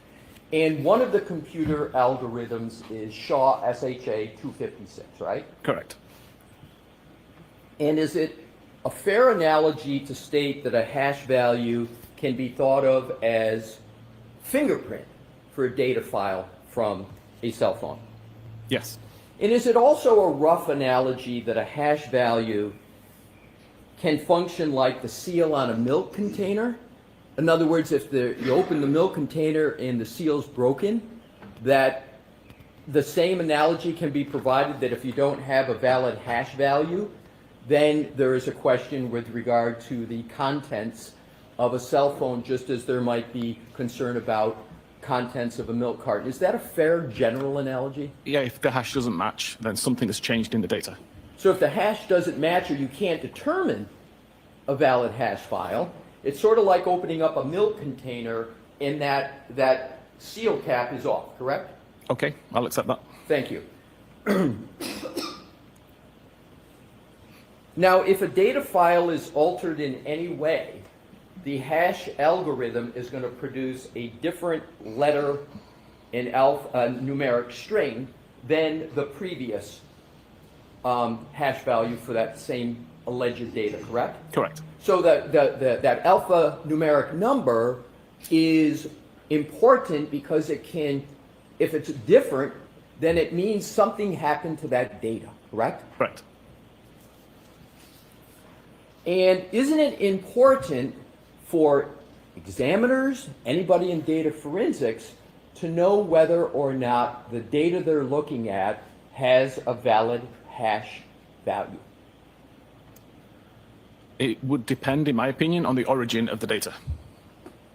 But you would agree that it's much better to have a valid hash value for data than not, correct? I'd like to see the hash value match, yes.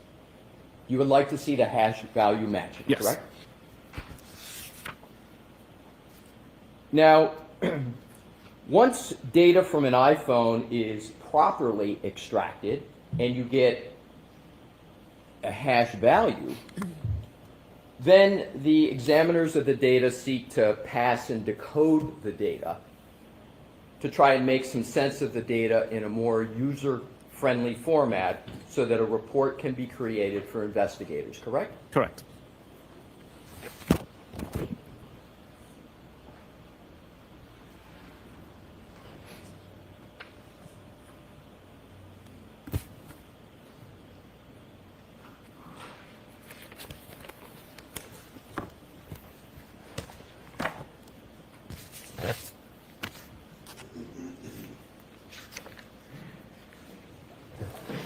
Do you recall preparing a report for the iPhone belonging to Jen McCabe dated December 2024? I do, yes.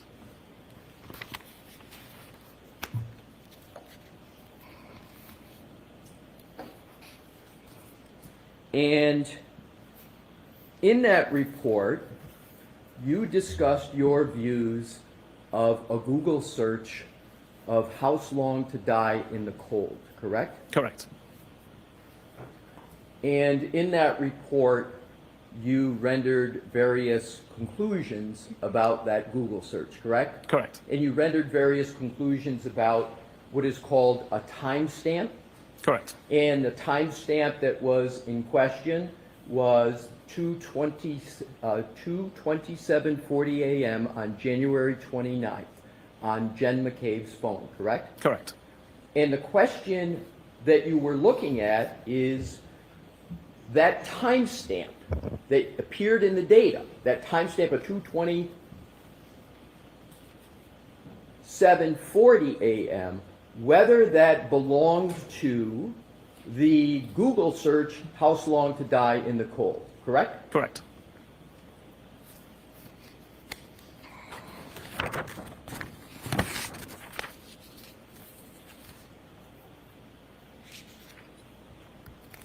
And you testified yesterday with regard to that very issue, correct? Correct. Now, in your report of December 2024, you discussed the hash value of that cell phone, correct? I believe so, yes. Yesterday, in your direct testimony, you didn't mention anything about the hash value with regard to Jen McCabe's phone, did you? Not in my testimony, no. The answer is no, correct? No. However, isn't it correct that in your report of December 2024, you had an issue with the hash value from the data from that phone? I didn't have an issue with the hash value at all, no. So you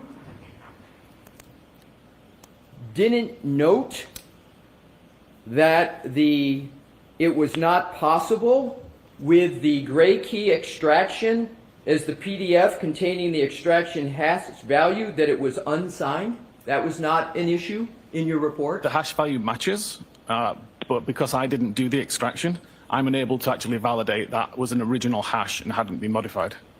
Exactly. So you didn't do the extraction, but you couldn't validate the hash value, could you? No. So you couldn't determine whether or not any of the data on that cell phone of Jen McCabe had been tampered with, correct?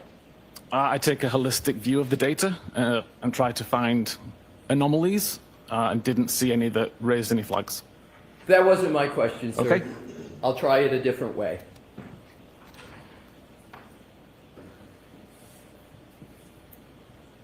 You concluded that the hash value was unsigned, correct? Correct. They were always unsigned. Okay, apologies. You concluded that the hash value was unsigned, correct? Correct. Thank you.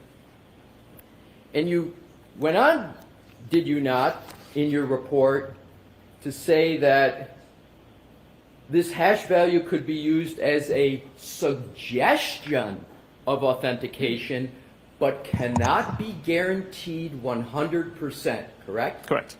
Did you discuss any of that doubt, that suggestion of authentication but can't be guaranteed 100% at all in your direct testimony yesterday? I didn't know. And again, hash values are very important concepts for data forensic examiners, correct? For integrity, yes. Do you know the chain of custody of Jen McCabe's iPhone? I don't, no. So you don't know the chain of custody of her iPhone. You have an unsigned hash value, and you can't guarantee the hash value authentication, correct? No. The objection's overruled. Not from the hash value, no.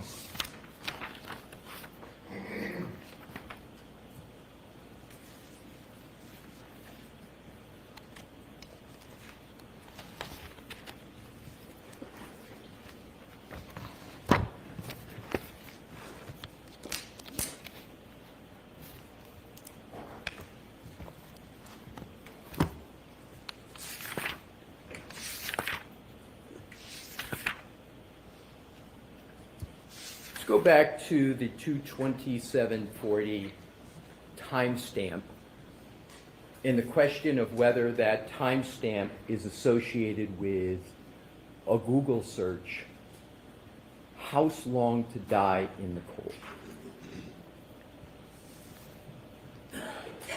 You understand there is a dispute as to whether that search was performed at 2:27:40 a.m. as the timestamp states, or whether that was performed later in the morning, say around 6:23 a.m., correct? Correct. You understand there's a dispute? Yes. And do you understand that the defense asserts that that timestamp means what it says, the Google search occurred at 2:27:40 a.m.? I'm going to allow it. Do you understand that? I do. I didn't hear your answer, sir. I understand. You understand that? Yes. So there are various data forensic tools, are there not, to evaluate what is called an artifact, this timestamp, correct? Correct. And those data forensic tools include Celebrite tools, your company's tools. Yes. And some of those Celebrite tools are called Physical Analyzer. Correct. And then you have another tool, I believe, called Insights. Insights is a suite that includes Physical Analyzer. Okay. But yes. So it's Insights is a suite. It's essentially the same tool. Essentially the same tool. So this Insight, well, essentially, but they're two different tools, correct? They're two different versions of the same tool. Thank you. Two different versions of the same tool. Yes. But there are other tools from other companies, are there not, sir? There are. And a competitor of Celebrite that can be used to analyze that 2:27:40 a.m. timestamp and to potentially resolve that dispute of whether the Google search "house long to die in the cold" occurred at 2:27:40 a.m. or later at 6:23 or so a.m. There's other companies and tools that can be used for that, correct? Correct. And isn't one of the companies that can be used a competitor of Celebrite called Magnet Forensics? Correct. And they have a tool called Axiom, AXIOM, that evaluates questions such as this, correct? They do. And is Magnet Forensics a reputable company? They are.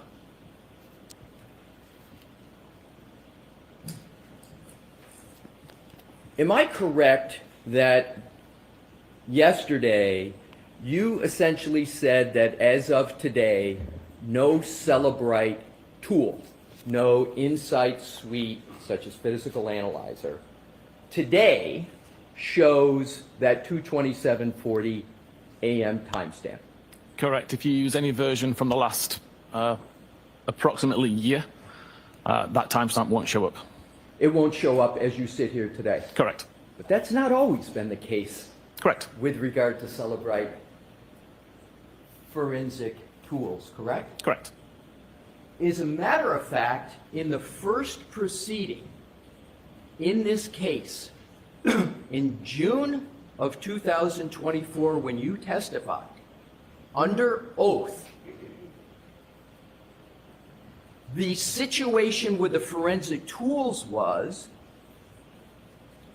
Celebrite Forensics Insights did not show the 2:27:40 a.m. timestamp, but another version of Physical Analyzer did show it, correct? Correct. In that second program, that second tool, Physical Analyzer, not only showed it at 2:27:40 a.m., but it showed it as a deleted state, correct? It's a deleted record, yes. A deleted record. Yes. Did you mention that yesterday in your direct testimony? I don't believe so. You don't believe so? No, we changed it since then. Exactly, you changed it since then. Yes. Your company removed it Yes. after the first trial. Before the first trial. Well, you removed it from one tool before the first trial, but you didn't remove it from the other Physical Analyzer program, did you? Up until the following version was released. No, I'm talking about the time of trial when you were testifying. I appreciate that. There's some complexities with how we released the software, which resulted in one being released several weeks later and one being released several weeks earlier. At the time of trial, yes, last year in June, when you were testifying under oath, one of the Celebrite tools showed the timestamp of 2:27:40 a.m., correct? Correct. But that timestamp doesn't exist anymore. It doesn't exist today, does it? Correct. Celebrite removed it. Yes. All right, You mentioned- could I see Counselor Sidebar for just a minute, please?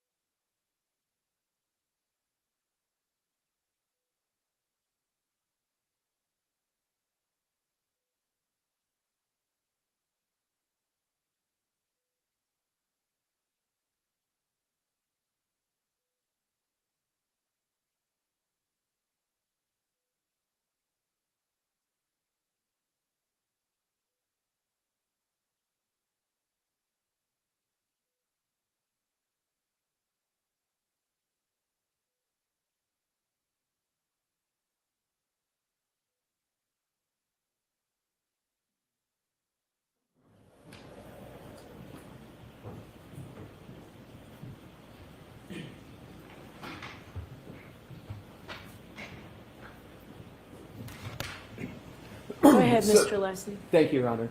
So with regard to the first proceeding, there was one Celebrite forensic tool that still showed the 2:27:40 a.m. timestamp. Correct. And it was shown in a deleted state. The record was deleted, yes. The record was deleted.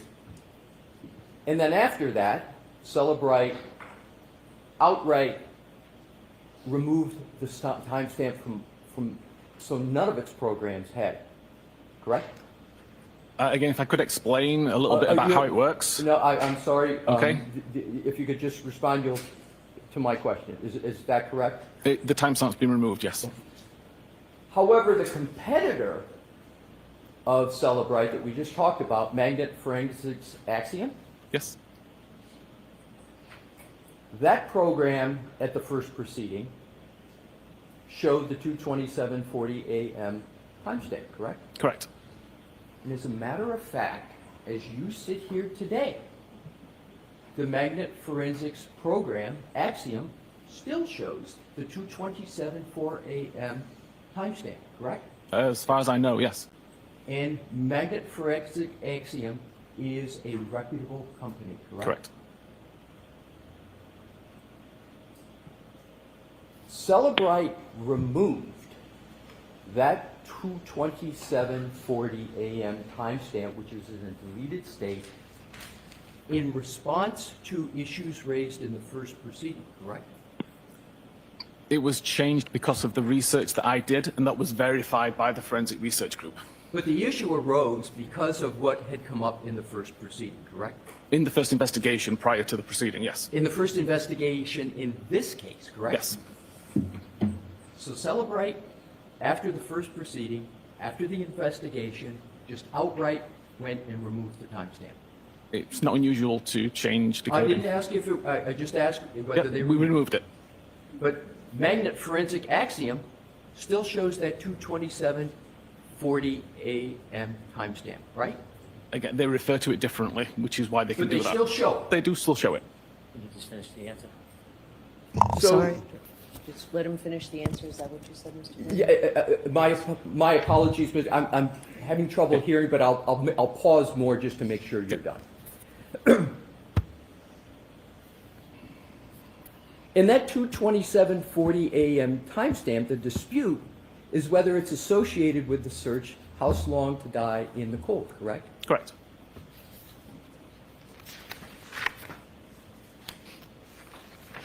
Let's talk a little bit more about the first proceeding in this case.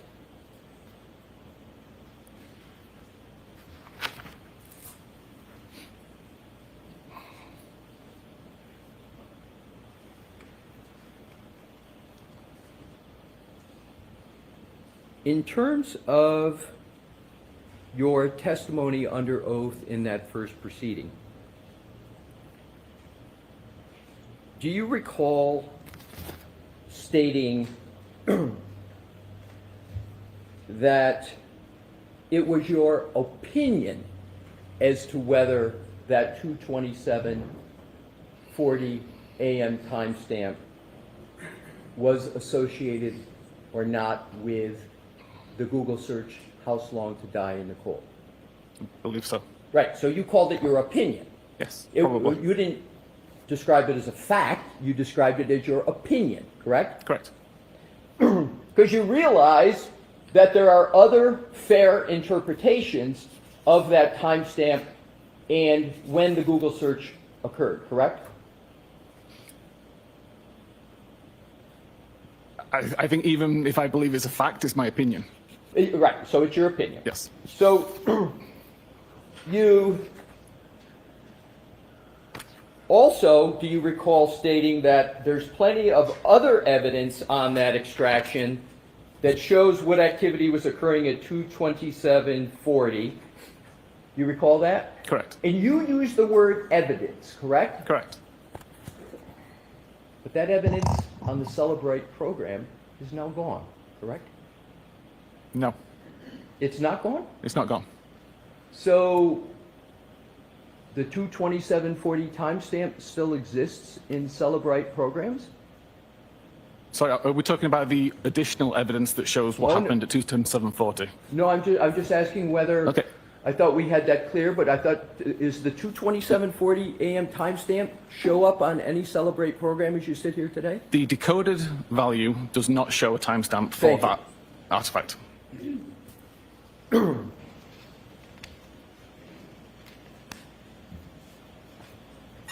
Sir, does your work include shaping how examiners will see the data when they open it? Yes. So you shape how the data is going to be, correct? Yes, we have Yes? ways to create the data so it's usable. Yes. So the answer is shape it. yes, you Yes. shape the data. Yes.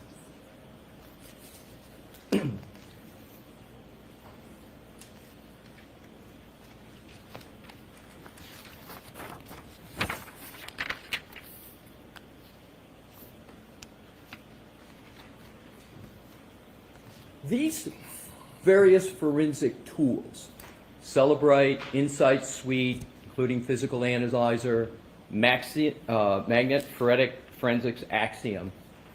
These are all tools, and we know that no one has access to the Apple source code on iPhones, correct? Correct. And the best source of information about what may be happening inside of an Apple iPhone would be if one could get the source code and look into the source codes to see what's actually happening, correct? Correct.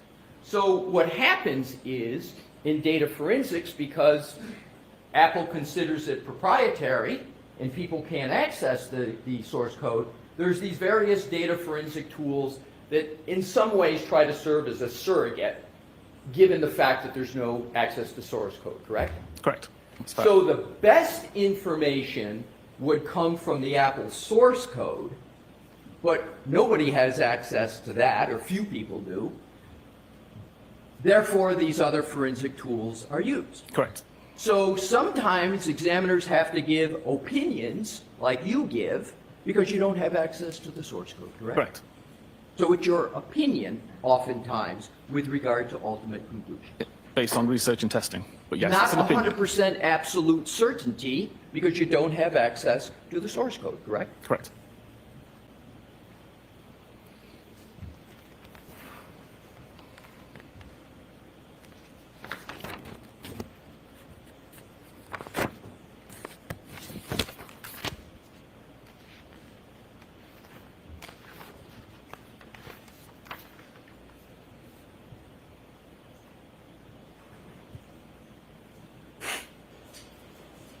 You have a moment, Your Honor, to switch topics, please?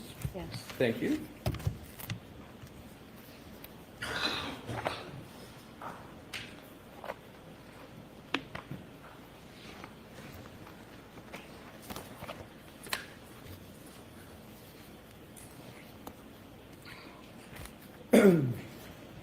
Before I do switch topics, a couple points on the 22740 timestamp, if I may, Mr. Whiffen.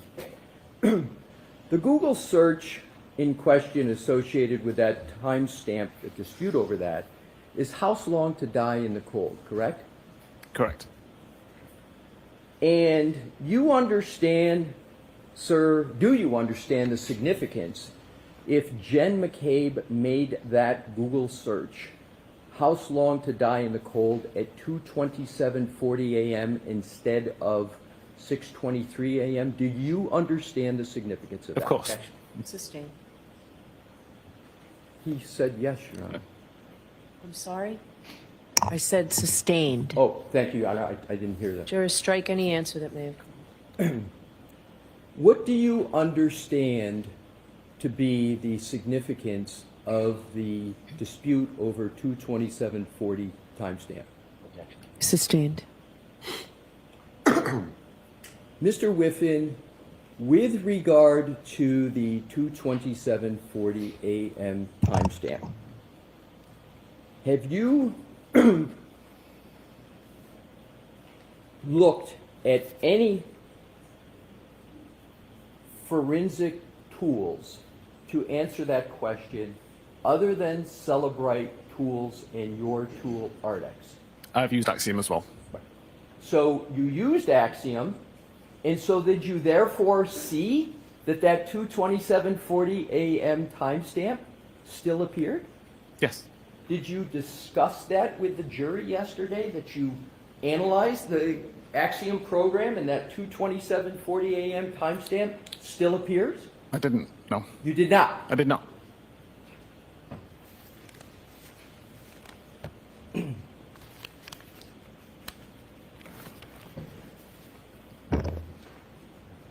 Could we please, with the court's permission, put the PowerPoint presentation back up and go to deck 26?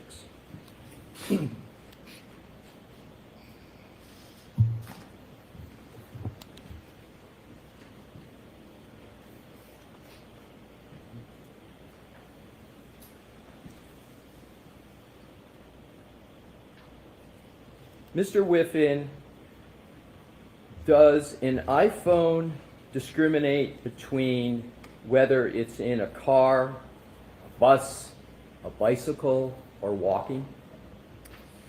It can, but I don't have the research on that. Right. So as you sit here today, you can't say that an iPhone can tell the difference between a car, a bus, bicycle, or walking, correct? The iPhone can, but I haven't researched that data fully enough to understand it forensically. So as you I sit here, can't, but you the phone can't. can. Does an iPhone merely register movement? Let me rephrase that. Does an iPhone register movement? It does. Do you recall yesterday discussing movement at a speed of about 1.4 miles per hour at 12:24:37 a.m. on Yes. January 29th, 2022? I do. A person walking at a normal to even a slow pace can walk at approximately 1.4 miles per hour. Is that correct? It sounds reasonable. And does it sound reasonable that a normal speed of walking is between 2 and 4 miles per hour? Reasonable.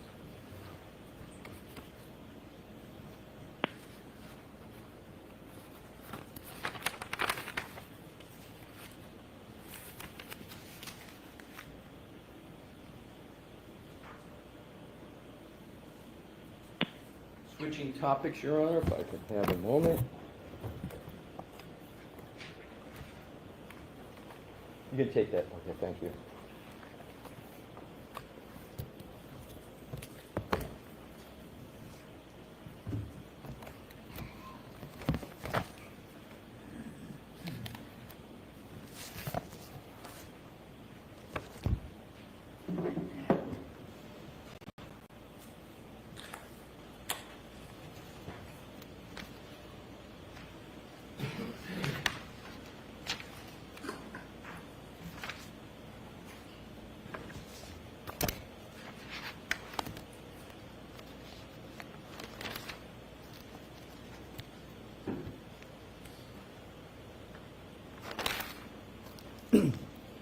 When you were examining Jennifer McCabe's phone, you used an operating system called iOS 14, correct? That's one of the versions of iOS I used, yes. That was one of the versions. Yes. Do you understand that Jen McCabe's phone was actually using iOS version 15? Yes, I do. 15.2.1. 15.2? 2.1. Thank you. And do you recall saying, with regard to iOS 15.1, etc., that the iOS operating system, your words, had fundamentally changed, correct? Correct.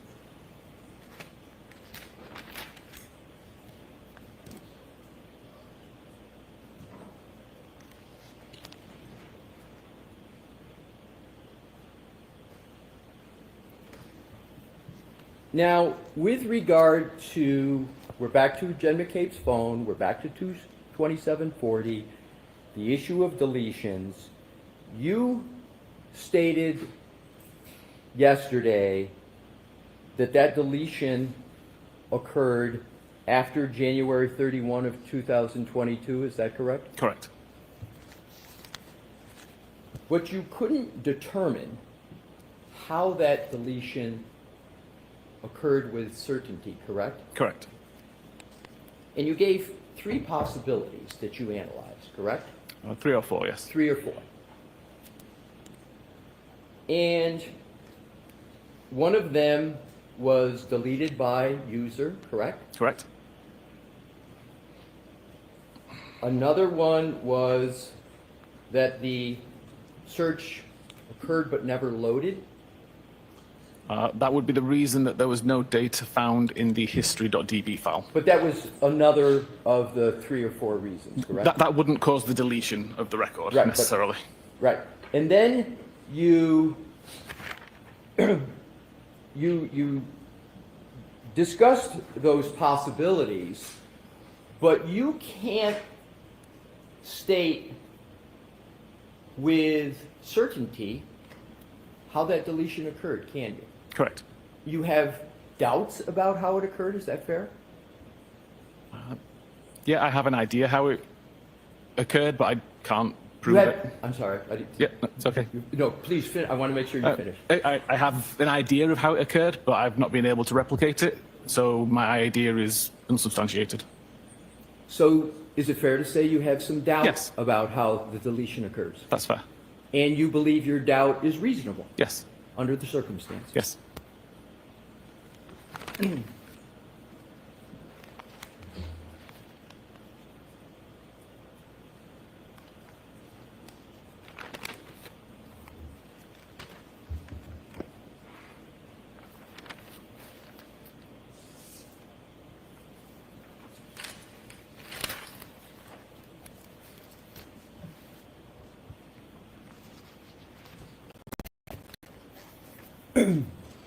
Your Honor, that is the extent of my questions of the witness at this time. Okay. Mr. Brennan? Thank you.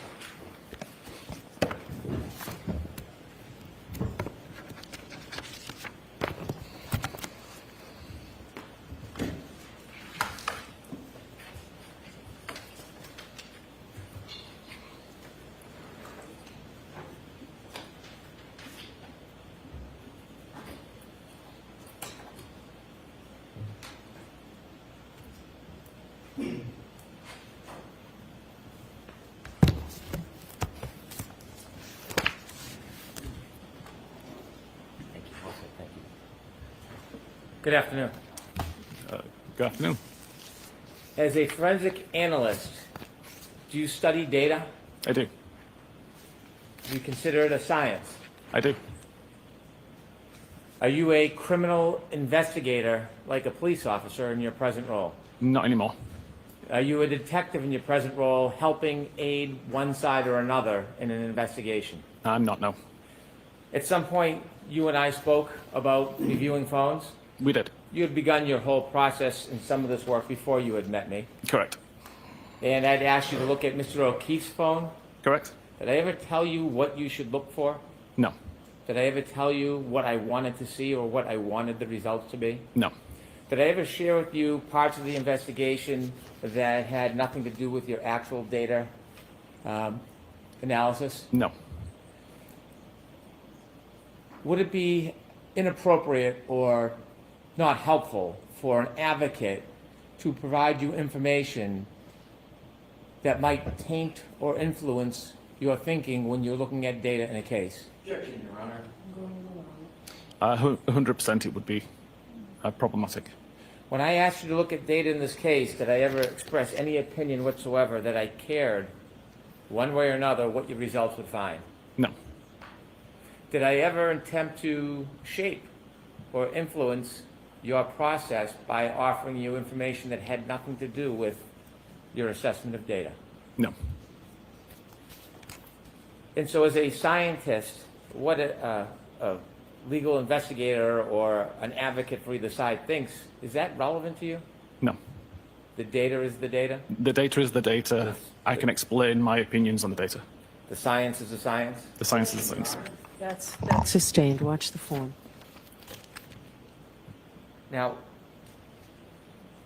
counsel showed you some parts of your report regarding John O'Keefe's cell phone, didn't he? Yes. You saw select pages from that report? Correct. A few pages you were asked about? Yes. But you wrote an entire report, didn't you? I did. And do you think that your entire report puts into perspective some of those select pages that you were shown? Definitely, yes. You know, I move to introduce Mr. Whiffen's entire report. May we approach Your Honor? Okay.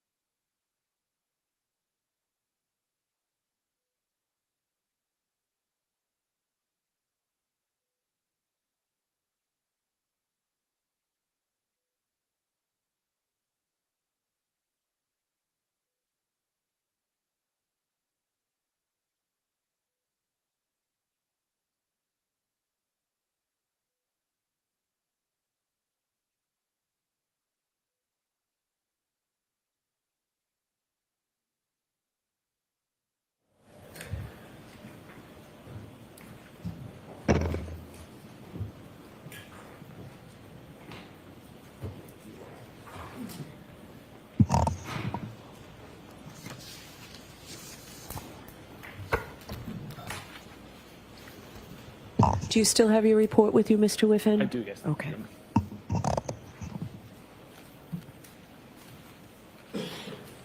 Let's start with questions that council asked you about the battery.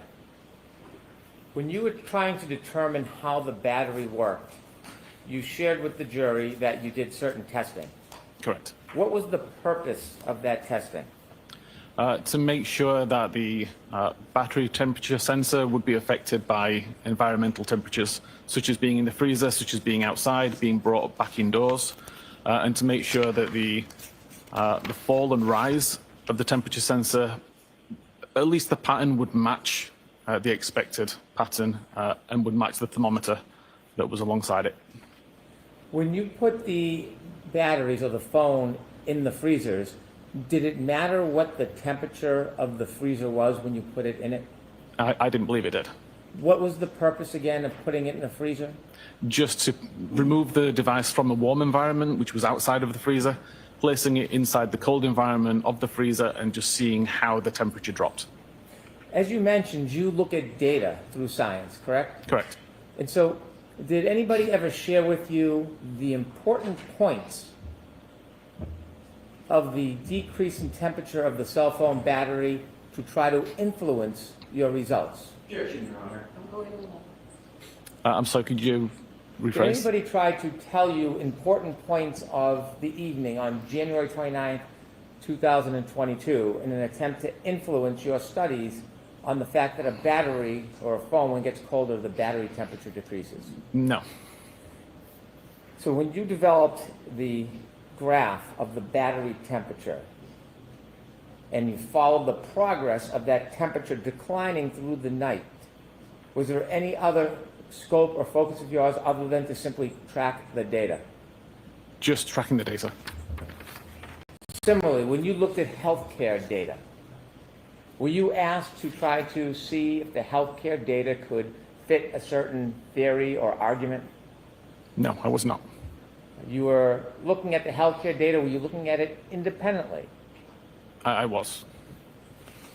Now, it's not your opinion, or you're not taking a position what the meaning of that data matching up is, are you? No. No one's asked you to give an opinion about the coordination of data, have they? No. So if the data just coordinates on its own, that has nothing to do with your opinion. Objection, Your Honor. Sustain it as You mentioned when you put a cell phone in a colder environment, like a freezer, you noted that the temperature goes down. Correct. Do your studies also show that when the cell phone is taken out of a certain temperature and put in an increased temperature, the cell phone battery temperature goes up? It does. Do you have available for the screen the battery graph that we had on your PowerPoint? I do. 2 seconds.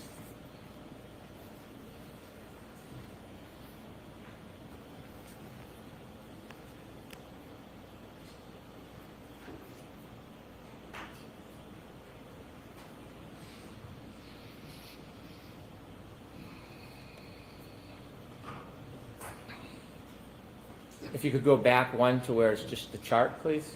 And if you could enlarge it, we'll start near the top.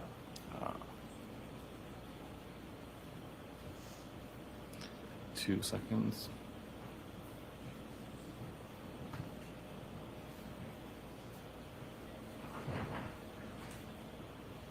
Okay. At 12:20:43 on January 28, 2023, the battery temperature is 77 degrees. I'm sorry, that's 8:43 p.m. That's all right? 8:43 p.m.? Yes, the first record. 77 degrees? Yes. And if we look down to the last box on January 28, 2023. Yes. So at 23:28, that's 12:23:28? Objection, Your Honor. Move your approach, please. Okay.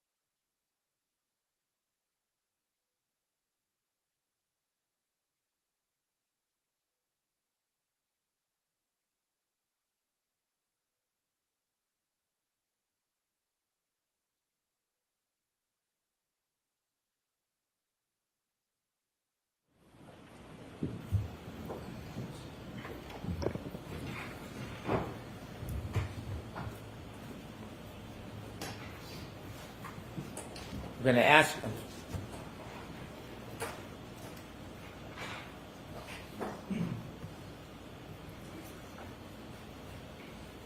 Mr. Whiffen, I'm going to ask you to start at 12:13 on January 29th, 2022. Battery temperature 82 degrees. Yes. And now you are also tracking healthcare data, weren't you? Correct. You are also tracking location information. Correct.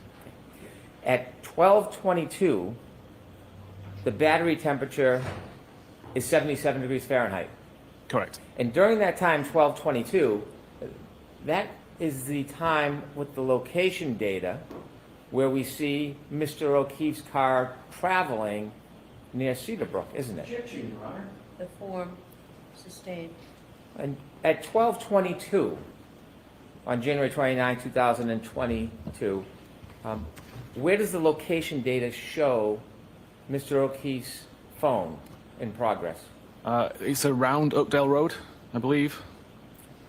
And the travel that you're noting, is that consistent given the speed of being within a car? I believe so. And do you know whether or not that car had heat on? I've got no idea. You have healthcare data that the phone moves for a 20-second period, right? I believe so, And that- yes. That is after the Waze information stops. Correct. So you have to watch the form. I know it's hard to orient, but you have to watch. In your PowerPoint presentation, you are tracking the Waze information, aren't you? I am, yes. And at some point, that switches to more local location data? Again, Waze is not recording the location data. Waze is requesting location data from Apple's location services, and location services is doing the recording of the location data. So if we're following the phone through Waze, at 12:24:25, is it in a car moving at 16.6 miles per hour? According to the data, yes. And at 12:24:26, according to the data, is it still in a car moving at 17 miles per hour? Sustained is to forms. Can you pull up your PowerPoint, and we'll start at 12:24:25. We can show the jury the progress of that phone. Okay.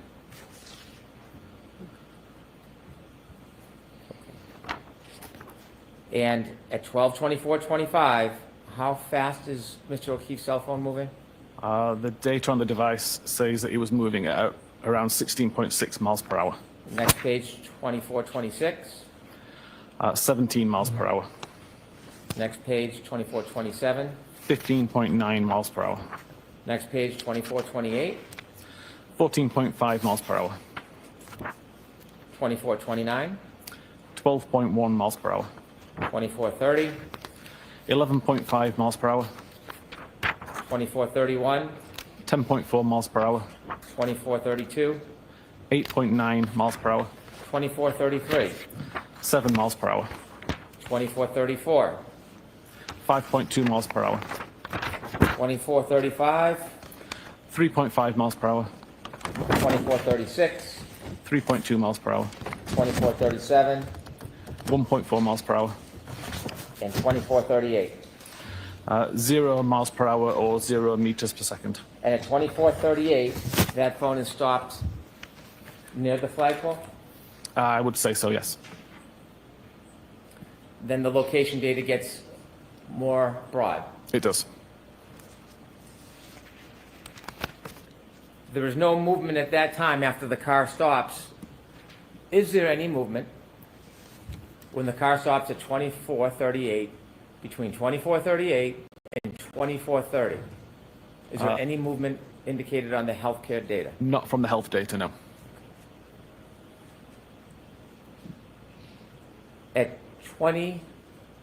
At 12:31:57, does the phone demonstrate any movement?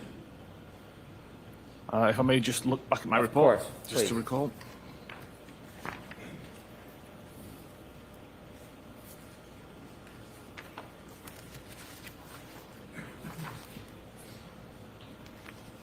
What time was that, sorry? 12:31. 57?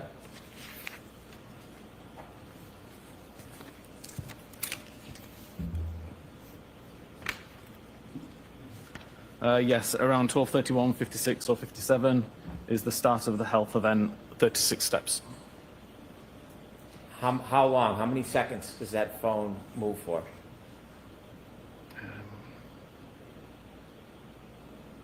20 seconds. 12:31:56 to 12:32:16? Correct. And is that the only time that the phone moves from the point it stops at the flagpole until the next morning? Correct. The only time? Correct. 12:31:56 to 12:32:16. Yes. And when that phone moves, you can't tell if it's walking a straight line or in a circle. Correct. You don't know if the phone is pacing back and forth. Objection, Your Honor. Sustained as to form. Can you tell how far a phone moves from its origin, from its original point when you're counting steps? No. iOS creates the calculation, number of steps times the person's gait, and provides the 25.4 meters value. At 12:32:16, when that phone stops moving, John O'Keefe's phone stops moving, do you know the next time it moves again? Objection, Your Honor. I'm going to allow it. It's approximately 6:15. Now, less than 5 minutes later, 12:37, that battery in that cell phone gets another temperature reading, doesn't it? It does. Does it go up? It goes down. And it goes down to what degrees? 72 degrees. And over the next 8 minutes, does that temperature even or go up? At 43 minutes past, there was another reading of 66 Fahrenheit. And then at 12:53, that's about, what, 21 minutes or so after that phone stops moving? What's the temperature? I'm sorry, at 12:53? Yes.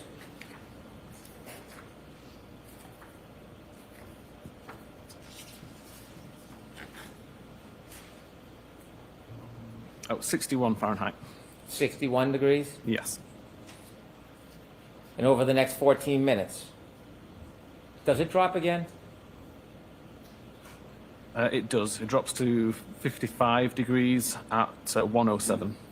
And at 1:36 a.m. that morning, It's down to 50 degrees. and this health data shows that that phone hasn't moved.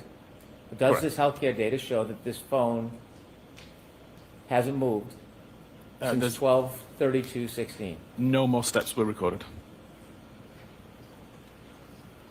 Now, you had studies where you put the phone in a freezer.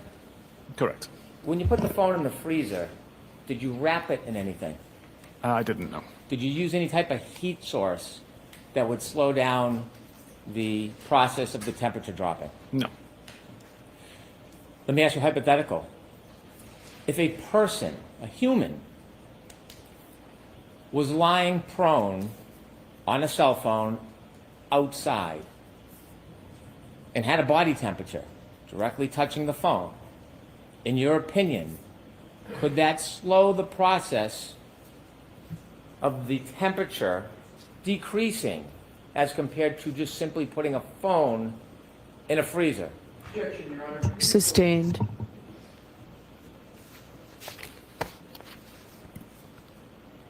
When you put the phone in the freezer, did you wrap it in any warmth?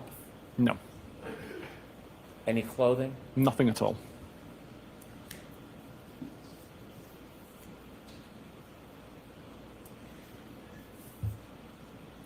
Now, you don't know the temperature, but you said there was a blizzard outside? That's my understanding, yes. At 6:06 a.m., is there a change in the battery temperature of John O'Keefe's phone?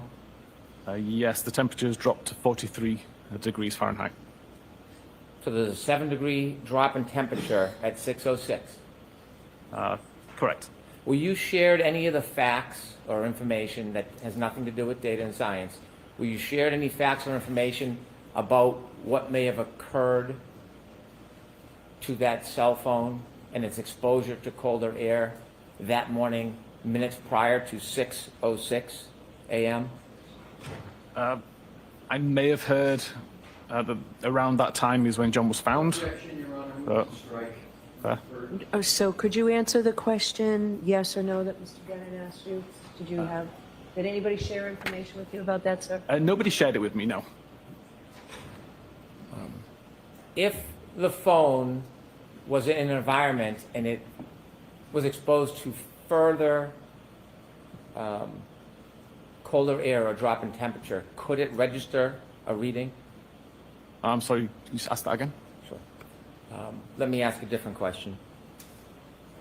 The phone drops to 43 degrees, John's phone at 6:06. 6:14, is there another change with this phone dropping in temperature? Yes, it drops to 37 Fahrenheit.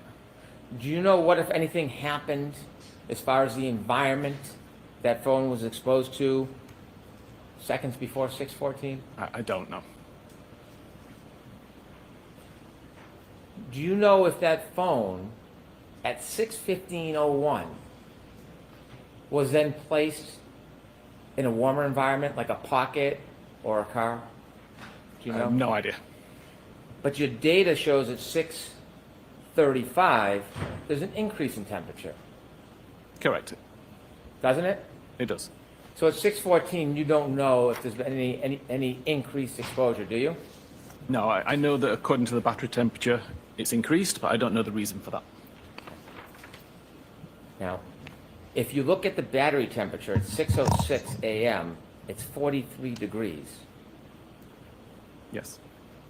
That's a change in temperature, isn't it? Objection, Your Honor. Is that a change in temperature from 136? It is. Looking at your healthcare data, is there something happening relative to the phone at 6:04 to 6:11?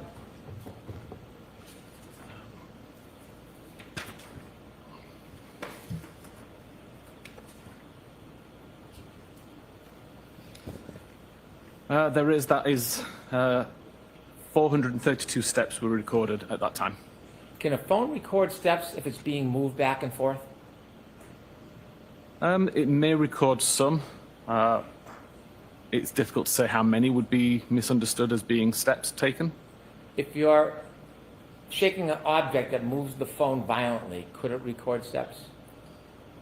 Again, potentially it could record some, but it's not a consistent enough pattern of movement for it to be recorded as lots of steps.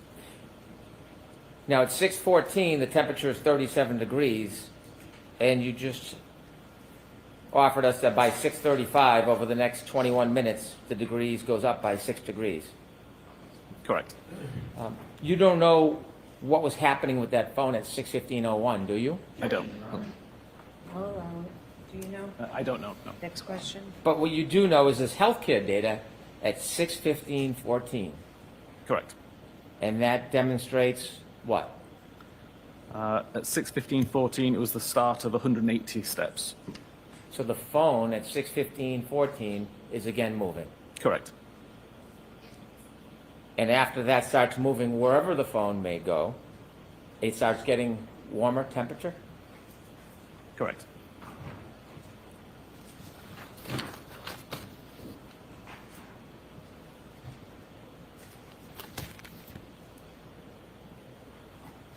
Now, you shared with us location data, and you explained the difference between Waze and other types of location data.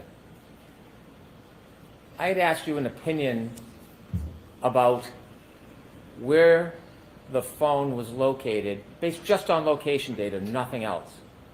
And when I asked you that opinion, I didn't ask you to a reasonable degree of scientific certainty, did I? I don't recall. I asked you if it was consistent Yes. with being near the flagpole the entire night. Objection, Your Honor. Sustained. Based on location data alone, are you offering an opinion to a reasonable degree of scientific certainty where that phone was? It's difficult to say with a reasonable degree of certainty based on the randomness of the location data. I'm going to ask you to keep your voice up, Mr. Whiffen. Could Apologies. we turn the AC off, please? Thank you. No, it's difficult to give an answer based to a high degree of scientific certainty based on the sporadic nature of the records that night. Based on the data you have, just on location data alone, is that location data consistent with that phone being near the flagpole area from midnight until 6:15 the next morning? It is, yes. There's also information because the broadness that it could have been somewhere else. Correct. Yet it is consistent. It is. You didn't just rely on location data for your opinion, though. I didn't, no. Watch the form, Mr. Brennan. Yeah. Sustained. Did you rely just on location data for your opinion? No, I did not. Did you also consider the health data? I did. And did you also consider the battery temperature? Objection, Your Honor. Sustained. In addition to location data, what are the other things you considered, in your opinion, to a reasonable degree of scientific certainty, that that phone was at the flagpole the entire night from 12:30 until 6 the next morning? Objection, Your Honor. I'm going to allow that. It was based on the location data that recorded high accuracy, based on the health data that showed when the device moved and how far, based on the battery temperature information, and based on the Doppler face detection information. Let me ask you some more questions about the health data. You were shown pieces of information on examination. You told us that that health data, well, the phone was it your opinion the phone was in the car until it stopped at the flagpole? Objection, Your Honor. Sustained. At 12:31:56 and 12:32:16, does the data show that is the time that the phone was moving? At what time, sorry? 12:31:56 to 12:32:16. And sorry, the rest of the question was? Does that demonstrate movement of the phone at that time?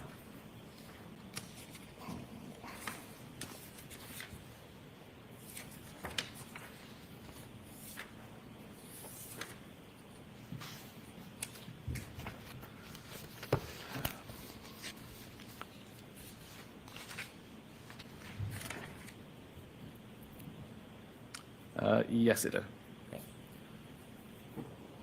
You shared that you can't tell the direction or the distance of steps. Objection, Your Honor. If, I'm sorry, go ahead. no, please. Pardon me.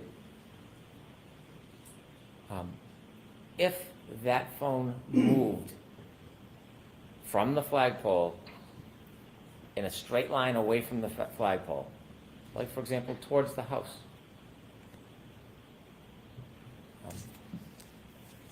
wouldn't it have to move again before 6:04 to get back to the flagpole? Objection, Your Honor. I'll allow it. I would presume so. All right, you asking me to strike that, Mr. Yes, Your Leslie? Honor. I'm going to strike that. Does health data register when a phone moves? It does.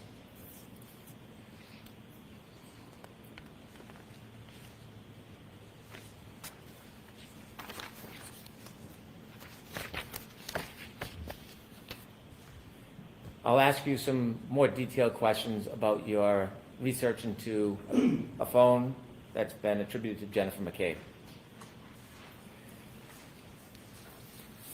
You had looked at one piece of your report on the screen, and that was a phone call register.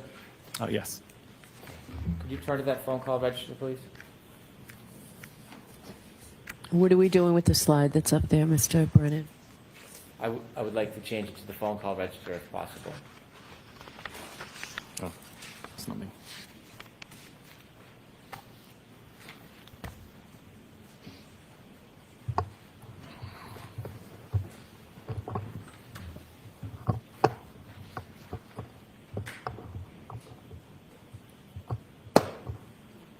believe it's Exhibit 42. If you, it's a, do you have the report that you could put on the screen regarding Oh, I the don't phone call have. register? I don't have this one that was shared as Okay. Exhibit 42.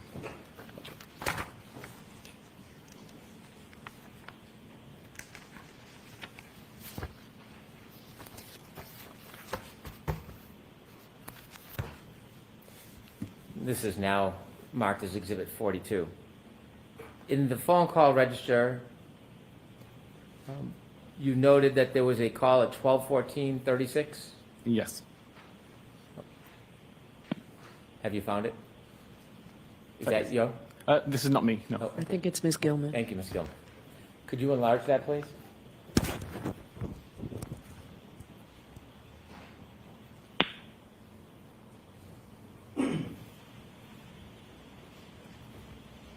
Which portion of it? Up the top part. The first 4 or 5 calls. Thank you. And we need it larger, Ms. Gilman, please.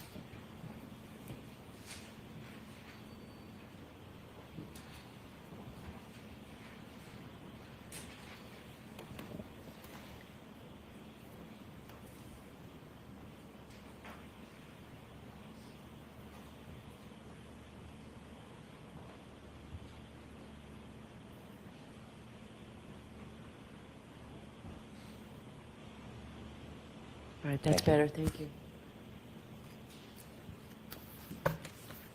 On examination, you read that at 12:14:36, there was a phone call incoming Yes. that appeared to be from Jennifer McCabe. Correct. At 12:14:36, the location information is the John O'Keefe's cell phone at Fairview by that point? Objection, Your Honor. Is the question, is it? Yes, is it? No. And then at 12:18:47, there's another call, and again from Jen McCabe. That's an outgoing call to Jen McCabe. It's an outgoing call to Jennifer McCabe. Yes. 12:18:47, the location information, does that place Mr. O'Keefe's cell phone at Fairview? No, it does not. Then at 12:29:44, there's an 8-second call that you said you believe is answered. Do you know if there was any conversation in that call? No way to know if there's any conversation. And at 12:29:44, does the location information place John O'Keefe's cell phone somewhere It does at Fairview Road. at the flagpole? Yes. Objection, Your Honor. I'll strike that. Thank you. Now, there is not a call, well, let me ask you, the next call, what time is the next call? 33 minutes and 35 seconds after midnight. And who's that call from? From Karen Reed. Is that before or after John O'Keefe's health data stops? After.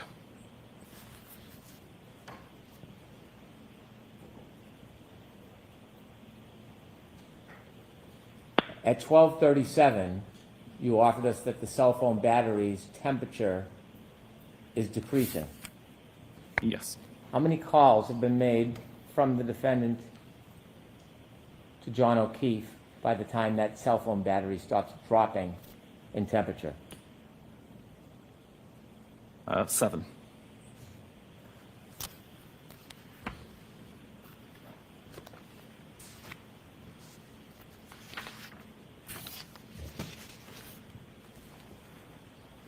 I want to turn now to some questions about your analysis of Ms. McCabe's phone. You were asked about hash values, a way of trying to confirm the integrity of the data on a extraction. Yes. When forensic analysts look at phones, do you sometimes get to actually see the phone? Yes. Do you sometimes have to use an extraction, a copy of the phone? Yes. Is it important to try to look and research or search the item to determine whether or not there's been any tampering? Yes. You were asked if hash values is one way to do that. I was. And you were shown or read part of your report about hash values. Yes. There's a second part to that, isn't there? There is. You didn't get a chance to share the second part, did you? Objection, Your Honor. Sustained. In this case, there was a hash value, wasn't there? There was. Now, just so we can understand simply, how is a hash value created during the extraction process? What does that mean in very, very simple terms? At the end of the extraction, an algorithm is run on every piece of, every byte of data within the extraction, and it comes out with a value at the end.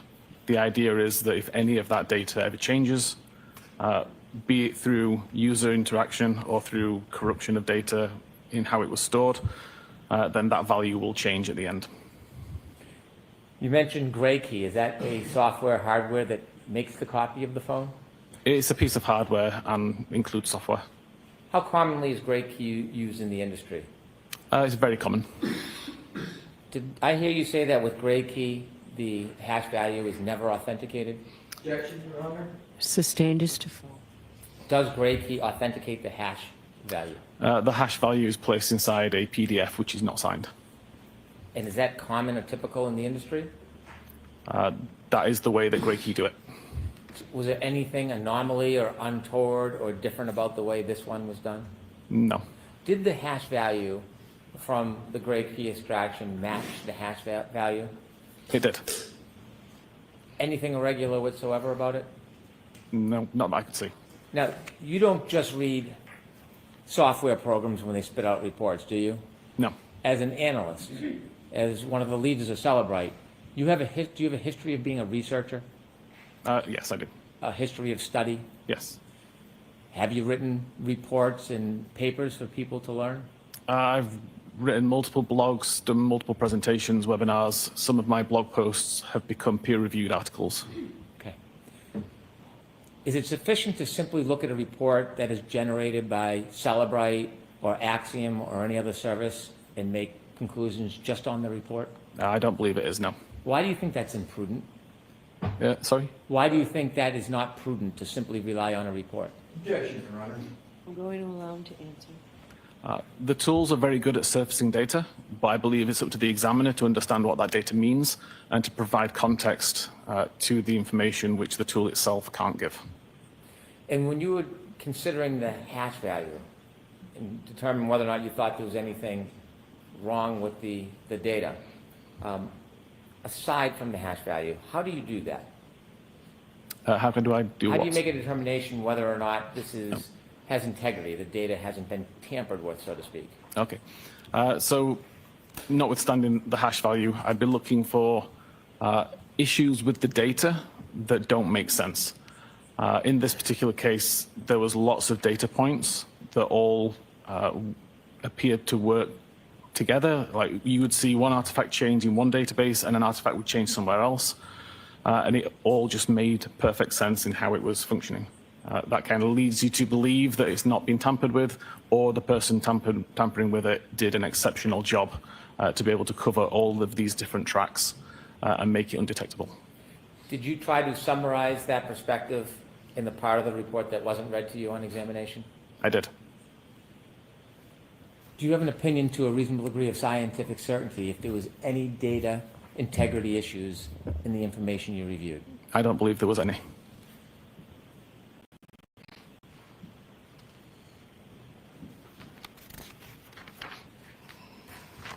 It was characterized on examination there was a dispute about the time origin of the search, how long to die in cold. Do you remember being asked the question about a dispute? Yes. Have you, in your studies and in your position, is there any viable dispute in the forensic data scientific community about that issue? I don't believe there is anymore. Now, you got involved in this case because you received a complaint from a consumer. I received a question from a consumer, yes. And you attempted to resolve that? Correct. Sustained as to fall. Other than that source, have you received any information, feedback, opinions that would make this issue in any way a dispute? Objection, Your Honor. I'll allow that. I'm sorry, could you rephrase the question? Other than that one person, that one consumer, have you received any information in the forensic community which you're part of? Oh. Any data, any information that would suggest that your conclusions are in dispute? Yeah, I received a very similar question from an examiner in Europe. fairly similar circumstances with a case and with a timestamp that didn't make sense, that was originating from the same database. I applied the same logic and theory to his question, and he confirmed it solved the issue for him. It all made sense then. And since then, has in your world, academic and research world, forensic data science, other than the person who originally raised the question, has there been any dispute brought to you by anybody about your conclusions about when this search actually happened? No. If anything, I've heard people who have confirmed the research that I did. Do you know Jessica Hyde? I do. Is she well known in the forensic community? She is. You were asked questions about your law enforcement background and the fact that Celebrite is used as a forensic tool oftentimes by law enforcement. Yes. Did you go into your company's software and change it to accommodate law enforcement? No, definitely not. Would you ever do such a thing? No. Why wouldn't you do something like that? Aside from being unethical to change the data in that way, this is an artifact that is easily validated by any examiner. And if I was to tamper it for the purposes of changing the outcome of a case, it would be detected by all of our customers immediately and would destroy the reputation of Cellbrite, which I've got no intention of doing. Before a prior proceeding, the printout from the software, when it was showing the timestamp of the Safari search, was it labeled something in particular before? The Cellbrite search Yes. was labeled last visited time. Last what? Last visited time. And when it was labeled last visited time, did it show 227 on the report? It did. Cellbrite, after research and consideration, removed that label? We removed the timestamp when we determined that it was not relevant to the last time that that page was visited. Why was it important to remove that timestamp from the program and the software? It was clearly causing confusion. Does the company have concerns when consumers are confused about information? Of course, yes. Do companies have concerns if a consumer tries to manipulate the use of that information? Of course. Are companies concerned that a label could be misleading for somebody who may not have a higher level of experience? Yes. When that decision was made to change that for clarification, do you make that solely by yourself? No, I did not. Who do you consult with and who's part of that decision process? So again, after my research, I passed the results of my research to the Forensic Research Group. This is a team based at Cellbrite whose sole job is to do the research, do the coding to make sure that what we're giving to customers is correct. They spent some time validating the research that I did, verifying that my research was correct, and then they were responsible for making the change based on the updated research. It was suggested that a separate software program, not the company you work for, Cellbrite, but Axiom, reflects this search as deleted. That's not entirely accurate, is it? Objection, Your Honor. Sustained is to form. Running an Axiom program, would it reflect this search as deleted? Yes, and it is a deleted search. Does it have a label on it? It does. Is that carved? Yes, it would be. Now, are you familiar with the Axiom Artifact Reference Guide when it talks about the dangers of relying on the timestamp? I'm not familiar with it referencing dangers, but I'm aware of the document. Are you aware of the reference guide when it talks about Safari suspended state tabs? Yes. And offers that since these are local tab states, results from this artifact may contain an earlier date and time compared to the results in the Safari history artifact if iCloud Safari synchronization? Objection, Your Honor. Sustained. Are you aware of the reference guide? I am. Are you aware that it cautions that a timestamp can be misinterpreted? Objection, Your Honor. Sustained.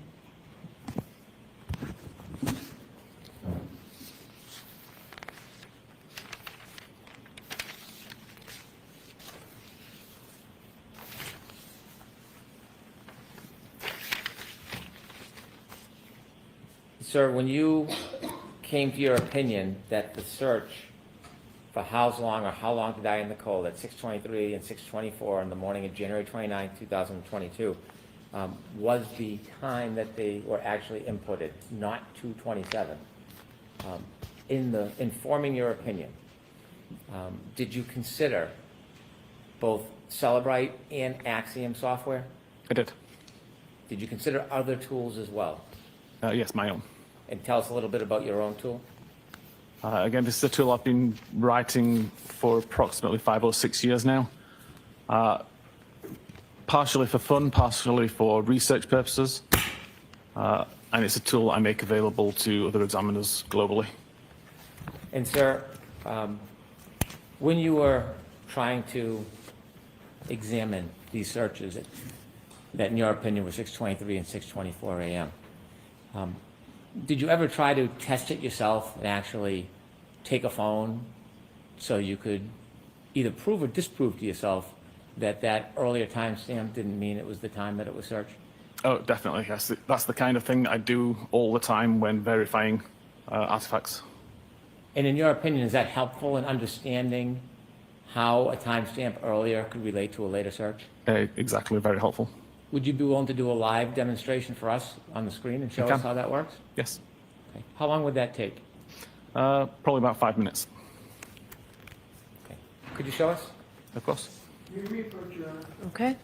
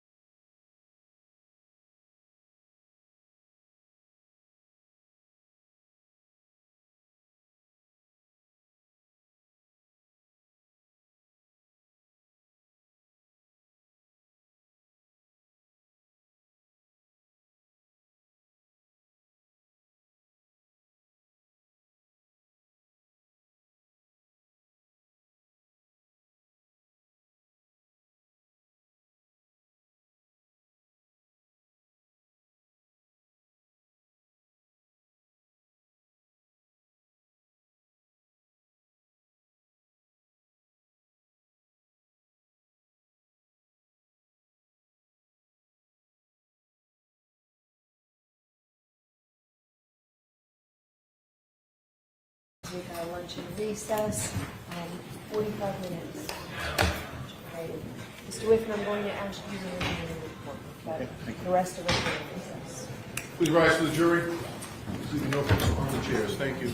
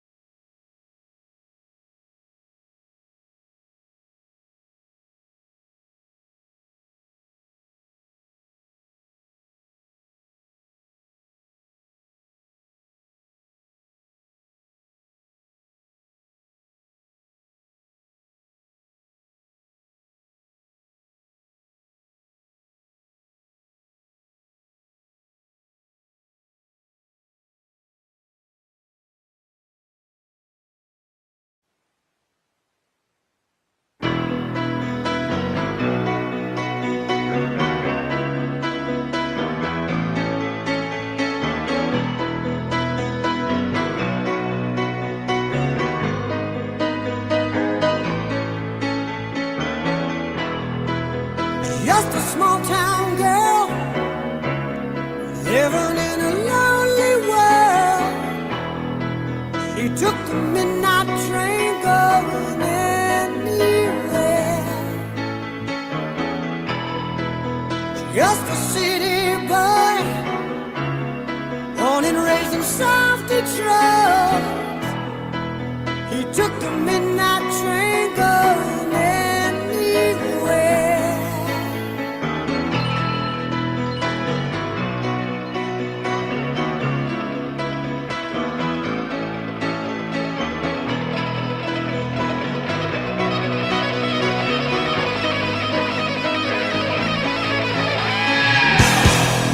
A singer in a smoky room, the smell of wine and cheap perfume. For a smile they can share the night. It goes on and on and on and on. Strangers waiting up and down the boulevard. Their shadows searching in the night. Streetlights, people living just to find emotion. High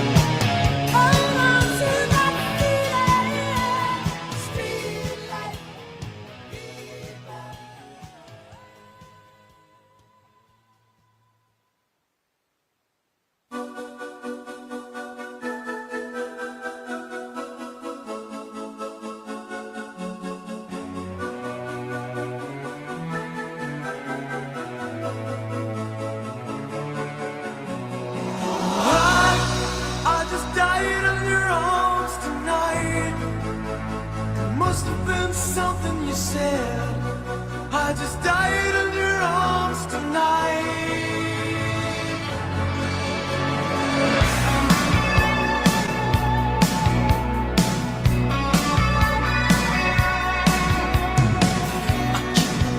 Something I can't get.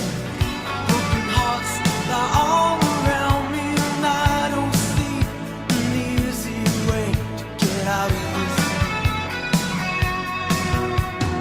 Diary sits by the bedside table. The curtains are closed.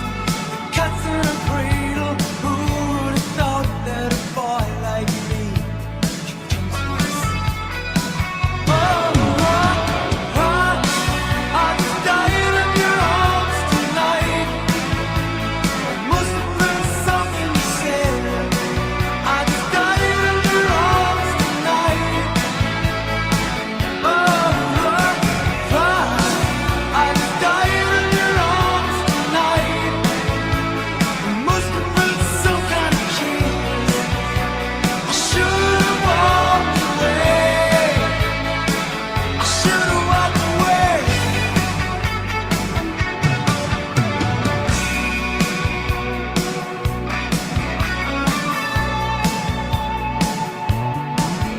Is there any just cause for feeling like this?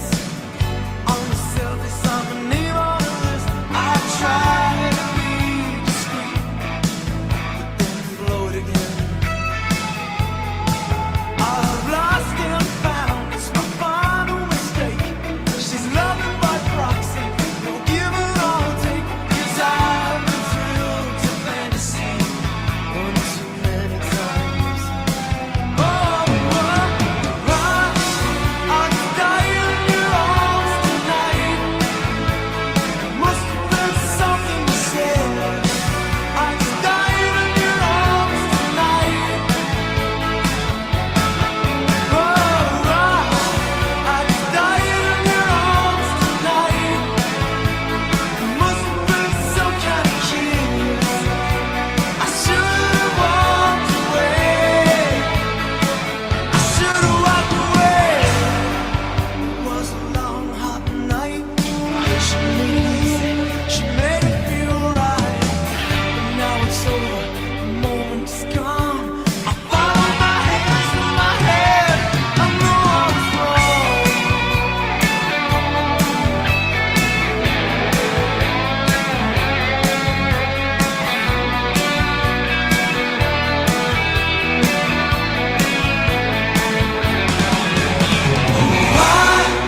I just died in your arms tonight.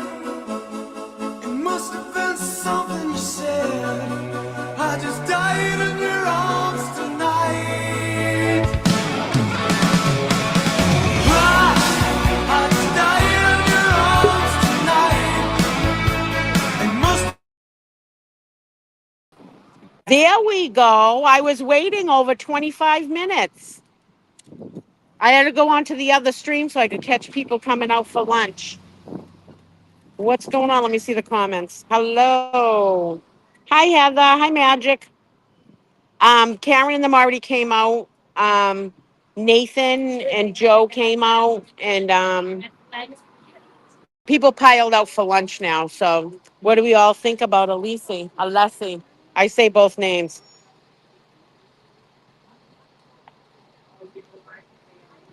Hi, Noodles. Yeah, I'm gonna turn this around because we got people coming down for lunch, and I want to let you stream it in case, see it in case anything's done. Oh my God! Now my boss wants me to have a new girl sit with me for an hour to show her. Oh my God, Robin G, that cannot be allowed.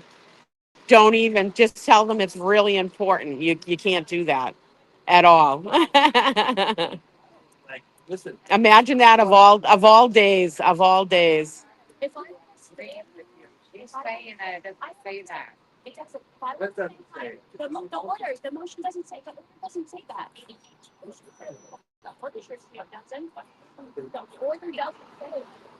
Please take one out there. Yeah. With all the fucking, yeah, the motion. When they're coming in and out, when they're coming in and out, we're not supposed to be up there. I'm live streaming. Okay. That's fine by the. Uh-huh. Nice camera. That's from this year or last year? I was sitting across from the courthouse. This too, and she references, I have the order in my pocket, it references the last year and blah, blah, blah, so. It's literally the buffer zone order. I was sitting over there. Water is, I know what emotion that's saying. I'm gonna go over here. Like, I don't care. That's fine.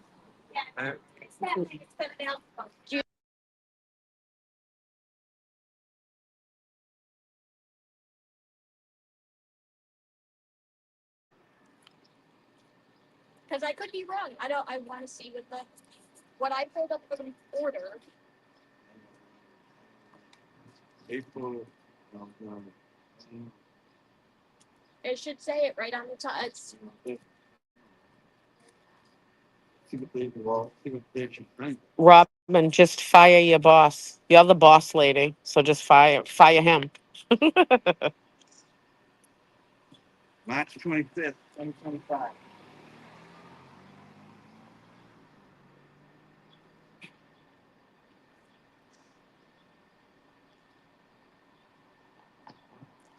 I wouldn't accept it, Robin. I'd fight it.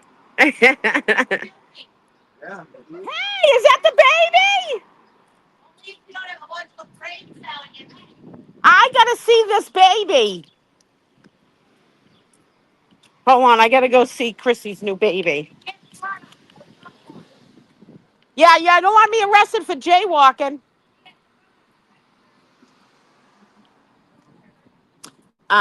Chrissy has a new grandchild, and he's freaking beautiful. I've seen pictures, but now she's got him with her, and I want to see this child. Rock stuck in my shoe. Oh my God, I'm live streaming. That's fine. You can show. Oh, look at those eyes. Hi, beautiful. Hi. Oh my God, he's gorgeous. Isn't he? Hi. Hi, Peanut. Oh my Hi, God, Gilby. Chrissy. He's gorgeous. Thank you. All right, I have to pee. Thank you. You Yeah, want me too. Chunka? Great. You I want gotta go pee. Chunka? I'll be back. I'll walk through you when I come back. All right. I got a rock in my shoe. Oh my God, he's adorable. Totally adorable. I'll walk down here so I don't stop traffic. Oh my God, the eyes are deep, deep, deep blue.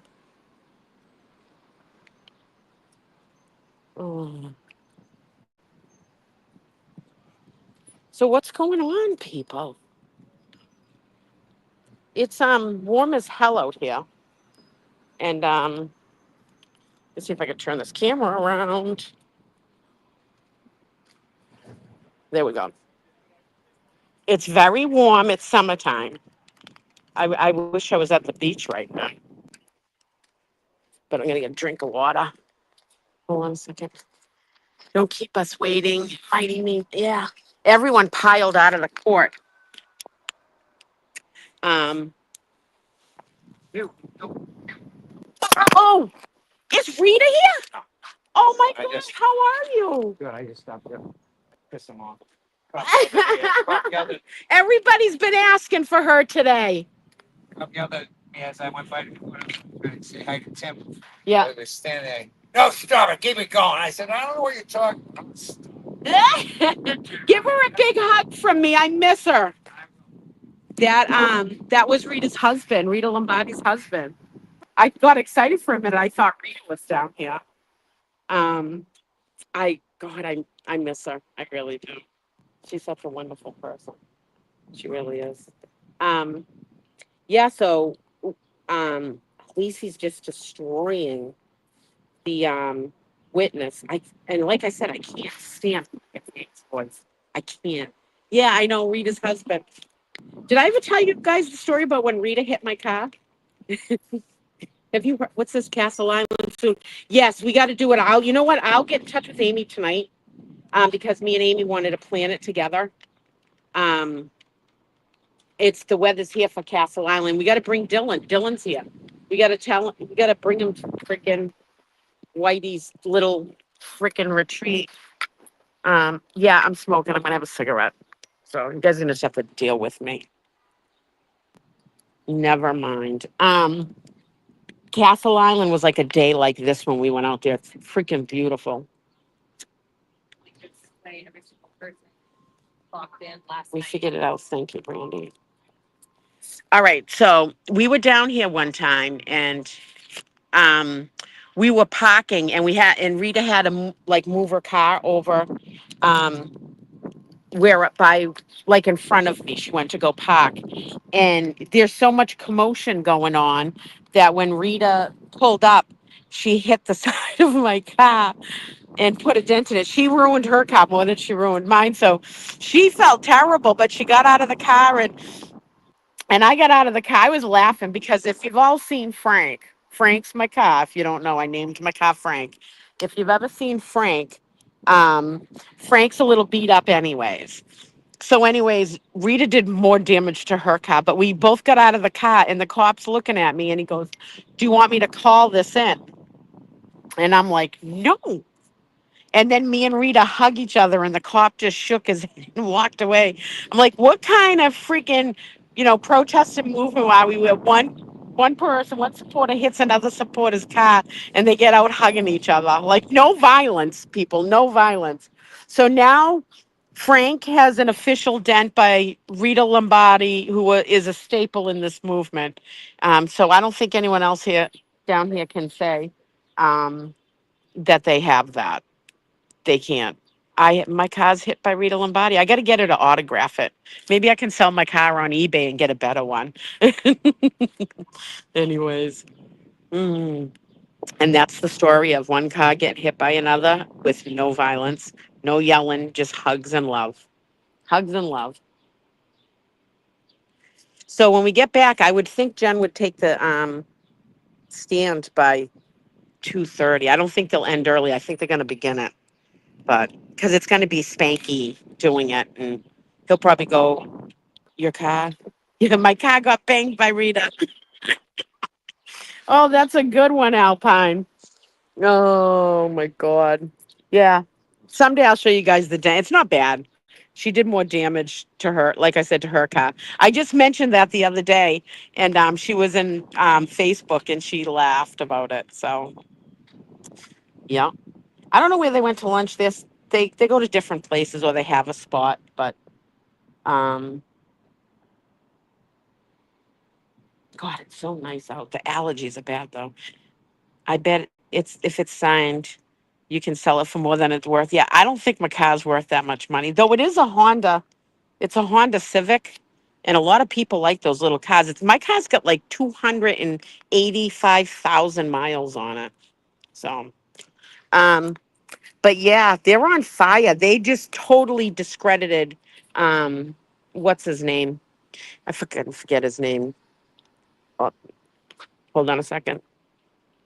Enjoy your lunch. Um, that was one of the bicycle patrols going by. Go and have lunch. Right. Um, but Elise just picked it all apart. 227 happened, folks. 227 happened. Alpine, mine's close to 220. Yeah. That car's gonna flip to 300. I'm telling you it is. Whiffen, thank you. I'm losing my train of thought. Um, I don't think Whiffen's gonna have a job when he gets back. Seriously, folks. I don't think he's gonna. Um, it was shameful that Ian needs to get off the stand. I know he's done. There's nothing really else you can say. I think Hank's just burning up time. I think Hank was burning up time just to kill time so that the defense will not be able to oh, here comes the baby. Put my cigarette out.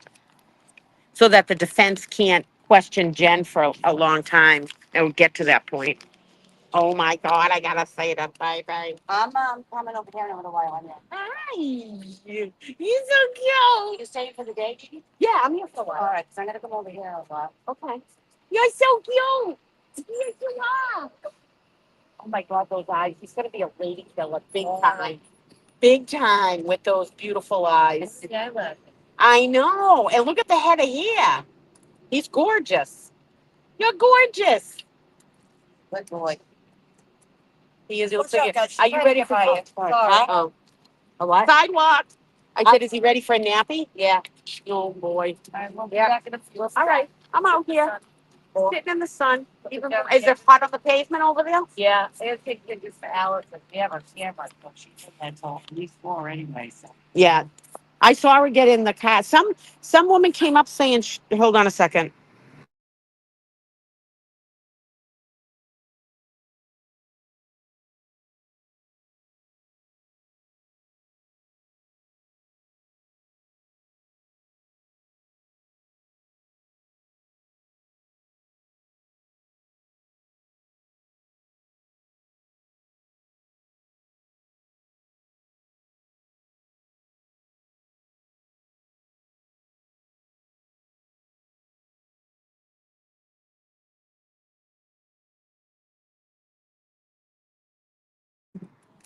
All right, sorry about that, folks. Somebody was looking to see where um, they went to lunch, and you never give out information.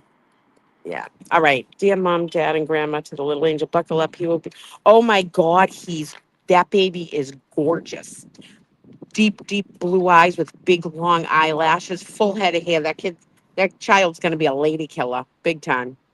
Oh, he's going to be the new Walmart greeter with Poopy Proctor. He just got destroyed. And then to see that he was doing stuff on Sunday and like there's just so many holes in his story and he didn't follow through with stuff. It's crazy. It's absolutely crazy. So yeah, a lot of people going to lunch. There's people all in the main parking lot. I keep on getting texts. In the main parking lot down there. It's hot down there though. And you guys know me. I'm like warm all the time. Um, It's warm out. I'm not even going to be able to see you guys. Hold on. I got to do the double glasses again so I can read at the same time. There we go. Oh, Sherry D sent me glasses that are blue, not this color blue, but they're blue, and they're sunglass readers. But they're in Erica's truck, and Erica's not here right now. She had to go run an errand. So, so what did you guys think? Come on, people. I think it's another win for the defense, 0 for the prosecution. Hanky didn't come out for lunch. They must be eating lunch inside. And then I went on Twitter to see what was going on. My phone finally connected. I swear to God, there's some sort of buffer thing that they put on while the trial's going on. Kind of funny that the McCabe family has had to sit in the court basement all day. We'll be lucky if Hank questions. Not only that is they're not supposed to be streaming inside there to watch anything too. So let's see how true that holds out. But I'm wondering, honestly, I said this a little while earlier. I'm wondering if Jen will get up and plead the fifth. I'm wondering if she's going to do that. I have no idea, Cynthia, why he's not here. I really think she's going to get up. I'm wondering if she'll get up and plead the fifth. He was doing stuff on Sunday and Hank was fine with it, but Aka was just asked when they could have some report available. I know, we have a report available by May 7th. They should have said that to him, but oh no, what the fuck? She better not. Well, I don't think of that at all. Yeah, I'm just wondering because where whatever story she said to the grand jury, and then she said a story here in this trial, and now she gets up again and anything switches, then that'll really put her in jail. And if whatever she does that can incriminate, she'll end up in jail. So I really truly think she's going to get up and plead the fifth, like Aiden did, and not talk at all. It'll make her look more guilty. She's brazen enough to um talk. She's bold enough. Hold on, let me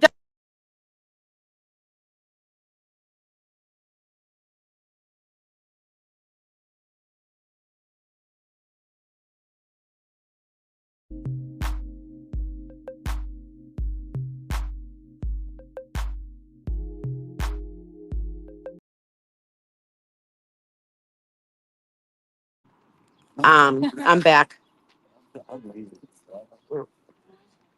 So, all right, I'm going to put this out here, folks.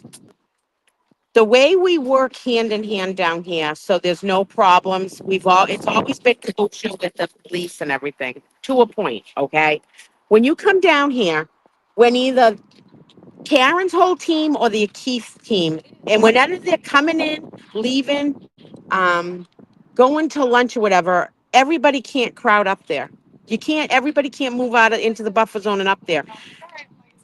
They, it wavers on stuff about our rights and stuff because it's a sidewalk and stuff. But people want to see Karen get in and out of their thing. I mean, I've tried sneaking through. I'm getting caught every time.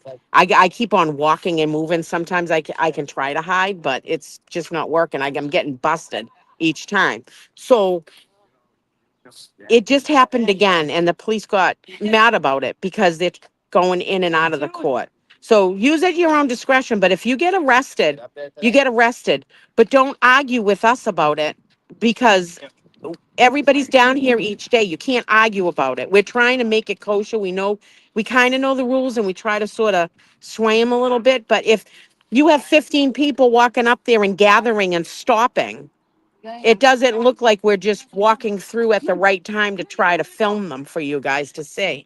But now it's caused a little bit of a ruckus down here and it's just foolish. It doesn't need to be.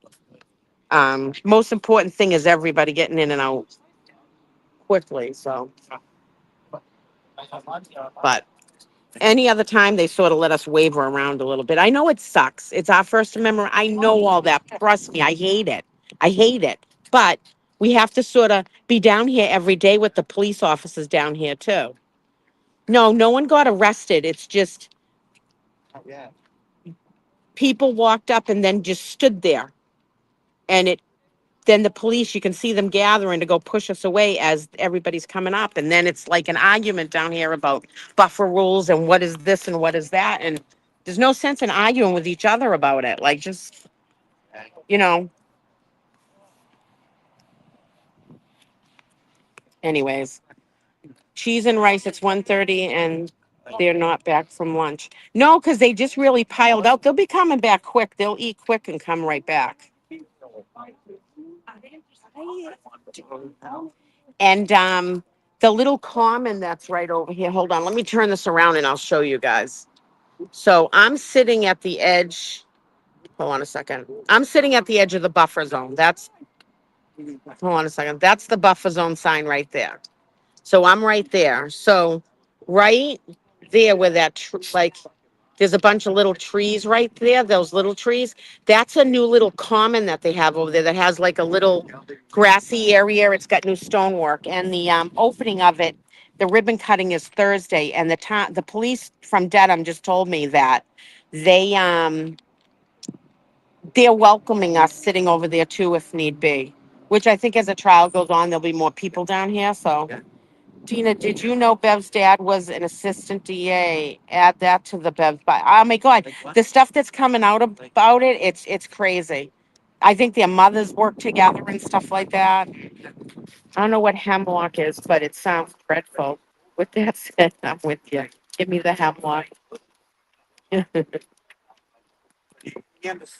it's not up to you. He's like, it's not up to you.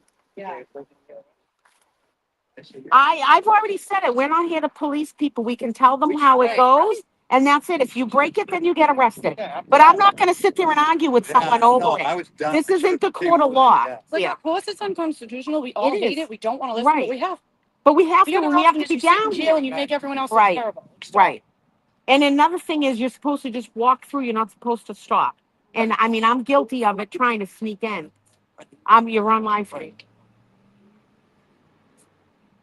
No, I know. But too many walked up all at once and stopped, and that's what gets it. Yeah, the hemlock plant is poisonous. Confirmed. Anyone can plead the fifth. Defendant witnesses innocent by anyone can. I just want, I mean, it'll make her look 10 times more guilty of what I think she's guilty already, but it make her look even 10 times. But if she even lies even more on the stand to try to cover up the lie she already said, because a lie becomes a lie becomes a lie becomes a lie, then that'll land her in jail.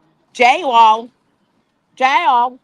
But that's on the table. She could really get up there and plead the fifth. Don't argue with idiots. Let's go. I'm not calling anyone an idiot. These people have been told down here a few times. We're trying to make it kosher.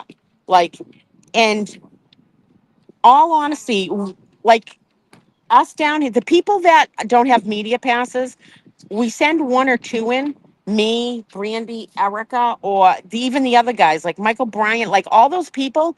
It's one person, and they try to sneak up at the right exact time so that we can bring this stuff to you. But what's happening is now all these people are starting to come up, and then they linger. They're not even walking through straight. Like we try to walk back and forth, like you just seen me do. Sometimes I can try to sneak around a pole and try to get a shot. Um, but Jojo, I've already answered that. I have no idea. You'd have to go into Tom's chat and ask him why he's not down here. I have no idea. You guys can stop asking that. Um, so a whole bunch went, and then they just stood at the edge of it, which they don't want anything. They don't want that happening. It's a safety thing for that. When Karen and her team are coming out, or even the O'Keefes are coming out, they don't want anyone down there. It's for safety things. And they're people are witnesses in this trial. They don't want us down there. It sucks. We know it sucks, but that's the rule, and that's what they want, and we're trying to abide by that. Remember, we're down here all day long with people, so you gotta make it kosher. So yeah, people are trying to hang out in the zone. I haven't even been able to sit in the bench in the zone where there's a nice shady tree. Like you can't. Oh. You're so skinny now you can hide behind. That's a good one, Michelle. I get like last I checked, it was like 13 more pounds to go. I'm doing more toning right now, but I didn't weigh myself this last Friday, so I don't even know what it is. It goes up and down at this point. Um, what else is in here? Doesn't seem like it quite yet, Keith. I pray Jen doesn't plead, but I'm just saying, I'm not saying she's going to. I haven't heard any rumors or anything. I'm saying that is an option on the table. I mean, I'm 90% sure she won't because she's so emboldened and she's so fucking evil. I don't think she will. She's going to want to defend herself, but there is a 10% chance that that's on the table that she could actually do that. So you never know, especially with this case. Who's going to be streaming tomorrow? I'm hoping to come by there. It'll probably be Brandy in the morning. She's usually here. I'm at work, so I can't. And Erica. Erica had to run an errand today, so um, there'll always be someone down here. And Scott McGinnis is down here too, so it just wavers back and forth. Whiffen didn't know what freezing temp is in the Fahrenheit, and he calls himself an expert. I know. Like, I don't know that changeover from that because I grew up with Fahrenheit, not Celsius. So I have no freaking clue about measurement, temperature, none of that. But for an expert, I would assume, especially he's from Canada. Doesn't Canada have that metric system and all that? Yeah. So why? I don't know. Well, he's coming here, so he wouldn't know Fahrenheit. But yeah, he is an expert. He should know. Should have known. Yeah. He should have known. I got my Bam Bam here going on. It's hot. This would have been a nice beach day. Yeah. Honestly, it would have been a nice beach day. You'd probably have to medicate the fuck out of her in order to get her to play along and keep her trap shut. No, I think she's gonna come out like right in your face. I've seen her eyes. It's just, ugh. The aura about her is just nasty. And maybe the judge will call her Miss Roberts. They called Miss Roberts Miss McCabe. Maybe they'll call Miss McCabe Miss Roberts. Satan's spawn. So, I grew up in Canada for 7 of my years, and I cannot speak in Celsius or meters anymore. I can't feral. She is feral. Hank and Jen are going to be a brutal combination for my blood pressure. Oh my God. Yeah. Tell Timmer I said hi. Timmer just walked away. He's a little heated because they were arguing with Timmer about the buffer zone. So that's okay. He'll be back up, or he might leave. I don't know. You can judge a person based on the look in their eyes. Exactly. And I'll tell you, like Helena Rafferty's eyes are like dark, soulless pits. Just killer, dark, soulless pits of eyes. It doesn't even, I don't know what you call it, like your pupil of your eye and your cornea and stuff like it looks all like one color. It's fucking soulless and Rafferty. I wonder if Jen McCabe has rehomed Carrie. No, but she might have got her a couch. Who knows? I don't know. Or took the couch back. She might be mad at her. Oh, good for you, Droid. I was terrible at math in school. I never did anything good in school. I liked lunch in school and wood shop. Yep, Whiffen has those eyes too. Whiffen is, oh my God, he's a bitch. I'm telling you, he is. Um, Whiffen is Brennan's bitch. I got nothing else to say about it. I just think he is. He's just he wants to. Whiffen started a new, if I remember right, Whiffen started a new program, and he was trying to sell this new program, like he's trying to pump it out there. And I think that's what came into it for, not knowing he'd get his fucking ass handed over to him by Elise. So it's not good. Hi, Paul. How are the people? People are good. I was just telling him how Whiffen is Hank Brennan's bitch. Yeah, he is. You There's a lot of bitches. want to talk for a bit? Hey guys, did you miss me? All right. I had to go get my cat dog some water. He's back in the car now. But so is Whiffen done? Oh, No, I don't think no, so. he's not. Terrible, terrible. I didn't see how it ended. I just knew they went to break, but he's got to be close to that. Yeah. Just had some Dedham House of pizza. It's pretty good. Yeah. Took forever though. But it's busy. Oh Jesus. Oh, did someone spill water? Oh, sweating. Dedham House pizza. Yeah, it's good. Who's on the first name? Hi, Paul Lynch. Yeah, I heard that Whiffen was a cop too, but why did he quit? Why did he get fired? There's a street called McCabe. That's unfortunate. um, yeah, we saw Karen and her parents driving by. I was walking the dog around the block and I saw her. She should be coming back soon, but I don't know. I just feel bad every single day of the day they have to suffer.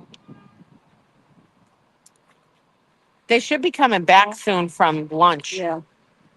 Wait to see if they drive by. I thought it was just a good estimate for it. What do you think about Jen pleading the fifth? I think she will a bunch of times, but I think they probably went over the testimony and strategically they probably said if this type of question comes up, no matter how it's asked, plead the fifth. We'll get around it. And you know Judge Bev's in on it, so she'll sustain anything that we Oh object. God, yeah. So Yep. but I don't know. I think the defense is way too smart. They know, they expect it. Oh, there goes a chair. This is called the Nathan Ames House offices. So Nathan Ames must have stayed here. All the lawyers, there's tons of lawyers' offices down here. People are out in the parking lot down there. I'll go down there in a while. There's Ted Daniels coming up the street. Isn't it weird how we know like all these people's names? A lot of them. Good afternoon, Ted. Good.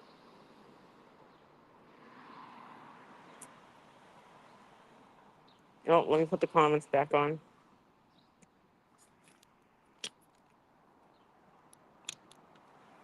Oh, is that Spanky? That looks like him walking. I don't know. No, that's not him.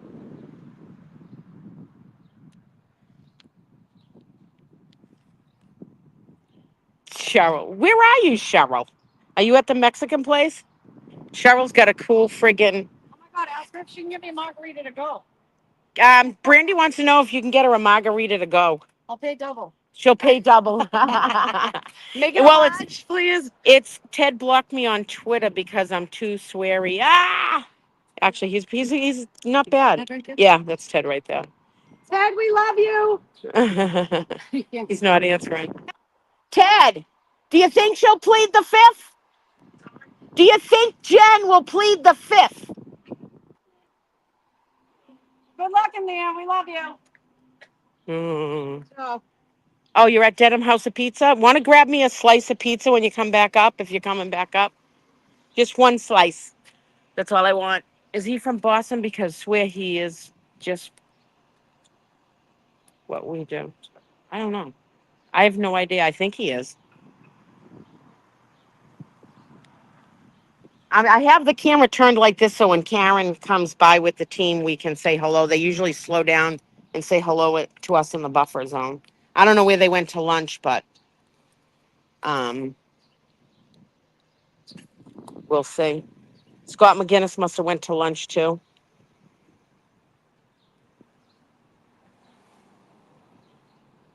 One thing about it, there's no shade like last year. We had some hot days last year.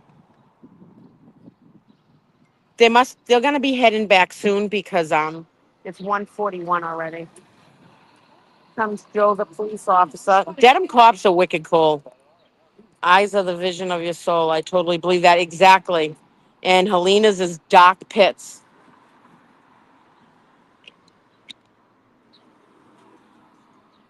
You think it's coming on? Should we put it? We got the TV ready now. Well, you figure they left around 1 o'clock. It should be. Was it? Is it? Was it? Yeah. Yeah. Like, was it? Is it? Was it? People will be coming back. I mean, it's 1:41, so. Yeah. Anybody that wants to drive by and bring us like a strawberry margarita or watermelon, don't do it because the can't public drink. But I can go with my In a red solo cup. In a red solo cup. Drop it off in. No. How do they decide who replaces Helena and when does that? The town people want someone that has no ties. They want Somebody from New Jersey. someone from out of there. They don't want someone that has ties already in the Canton Police Department. So, do they decide who replaces Helena? Dennis Sweeney's in here, so Dennis can answer that, please. Non-alcoholic strawberry margarita. That would. Oh, thank you. I appreciate it. Will you share the pictures you took this morning? And yeah, once I'm back home, I usually do a reel and share pictures of the day down here. You know, if I turn this around, they'll end up driving by. I know they will. Hold on, let me talk to you people. Yeah, if they at the end of the day, I usually do it on my Facebook page, and I'll put it on Resistant to Silence, so that you guys can see the pictures today. Hi, Tracy. I miss you guys. It's warm down here. I mean, we've had warmer days, but it's warm. I wonder if they'll let me sit right here. I don't know if we'll see if I get in trouble for this after I just did this whole thing, but it's shady over here. No one's coming in right now, neither, but let me see if I can sit. Some people sit out here that are in court. So, let me put the chat back on. Get a job. I have a job. Corrupt Tom Kelleher will want the job. Oh, he might, but I don't think the people of Canton will do that. And that's why you got to understand, people. Rita's not down here because they're Rita, Brenda, all of them, Eric, like they're all still fighting for to get Canton back together to be a better place. You need a bench umbrella. Yeah, I don't think they're going to put up with us putting bench umbrellas down in the parking lot where everybody is. They have tents put up. So I got to sort of keep an eye out for the car to pull up. I know Jason and Allison went with them. Is this Jason's car? I'm not sure. Going kind of slow. I think it is. No, that's not him. They usually do drive by the buffer zone though. Anyways, Kelleher, rotten family roots ties. Can't, exactly. So I noticed you are you. Yeah, outside ranks they want. So there's no ties to cover stuff up. More, at the end of this trial, more stuff's going to come out about shit. You can ask the people in Canton. There's other stuff. And people right now, Dean and Rita, who convinced me to follow. Oh, well, thank you. Like I said, I don't know if you guys realize if you're all in the chat, but Rita's husband was down here. And I got so excited because I thought maybe Rita had stopped in because everyone's been asking for her. Because she's missed and she's loved. Rita put a lot into this, and now she's taken that energy, that huge energy that Rita has, and she's focused it right on Canton, which is beautiful. That's her town. She lives there. And they needed to go, hold on, let me turn this around because I think it's going to be any minute now that they start coming in. And I'll run over there when they do. I mean, they got the bicycle patrol over there. So, hold on, is this their thing? Yeah, that's some of them right there. Hold on. I can't get it. I can't zoom in any more than that. That's them going in, though. I can't even yell to them because I'll get in trouble in the buffer zone. There's Alan Jackson. There's Karen. There's Mr. Reed. There's Liza. There's David Yannetti.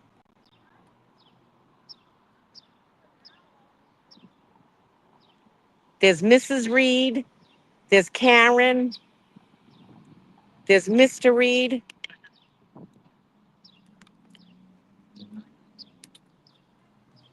They're going back in right now.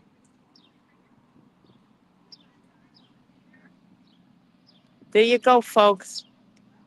That's about as close as I can get because they're all going back in and I'm not allowed there.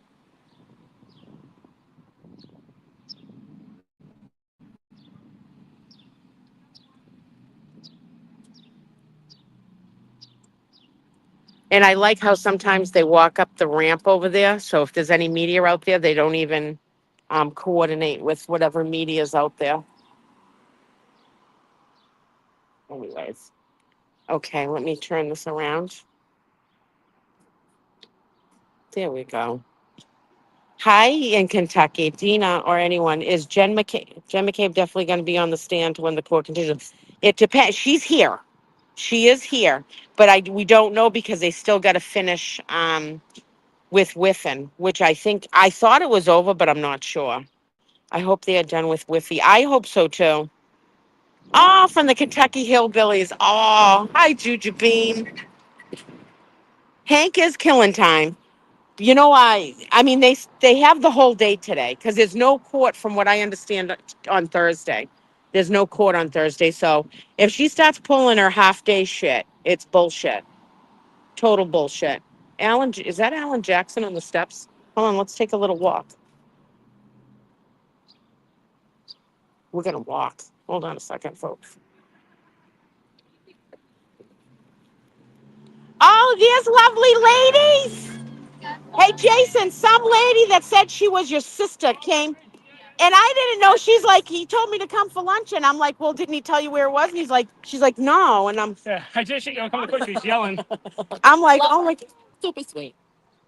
Hi, Esty. Bye, Esty. Don't go to yeah. Go get in there.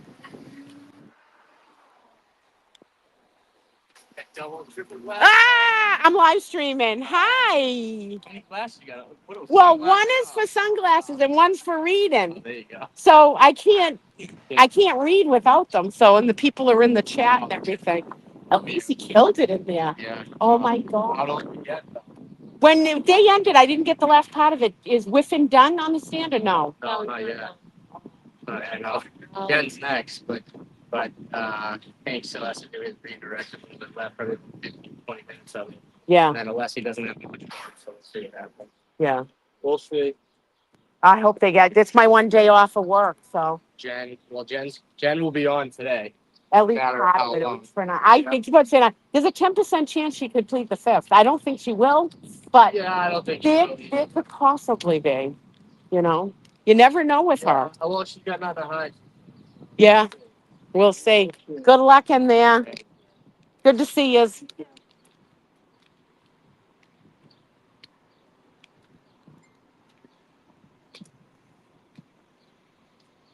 I'm live streaming. Hold on.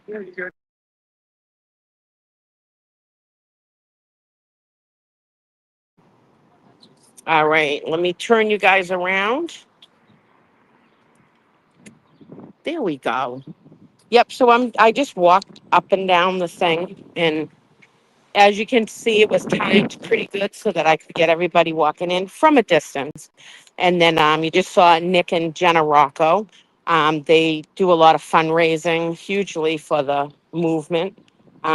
You saw Esty, Allison, and Jason were in court too. So you had a few of them in there. I really got to get those sunglass things from. Hey, Donna.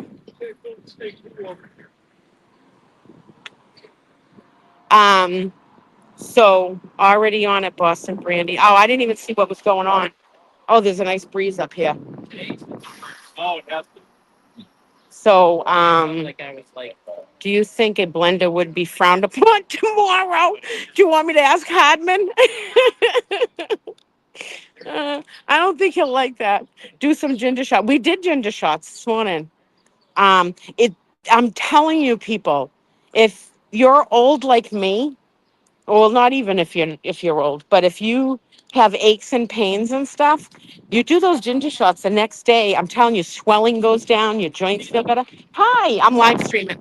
Okay, Dana, I'm sorry. I'm just saying. Oh no, that's a hi. Nice Very to nice see you. to see you again. Again, I know. I remember you I from saw the you first time. last week, Yeah, and then you told me to go to the bridge, yeah. so I went to the bridge, but I didn't jump. Oh well, that's good. I didn't want you to jump. Thank you, Dana. I can't You saved stand my life. still. Somebody saved my life last night. All Someone right. saved my life last night. That's a song. Dina, Take care. Dina, thanks for saving my life. You're welcome. I don't even know what to say to that. I have to keep on walking. I can't. That's part of the rules. I can't stop. Um, his brother Mike piping up from Peanut Gallery. Let's get. I didn't even read all of that before it went off. Hi, I'm live streaming. Guess who's here? Oh my God, let me turn around. They'll be all excited to see you. It's Kelly. Hi, everybody. Dylan's in there somewhere, but Gotta how go. are you? A good day so far. So far, so good. My Yeah. God, yeah. I love our team. I do too. Get in there. Well, that was just timed right too. Uh, see, if I quietly do it by myself, it brings it to you guys.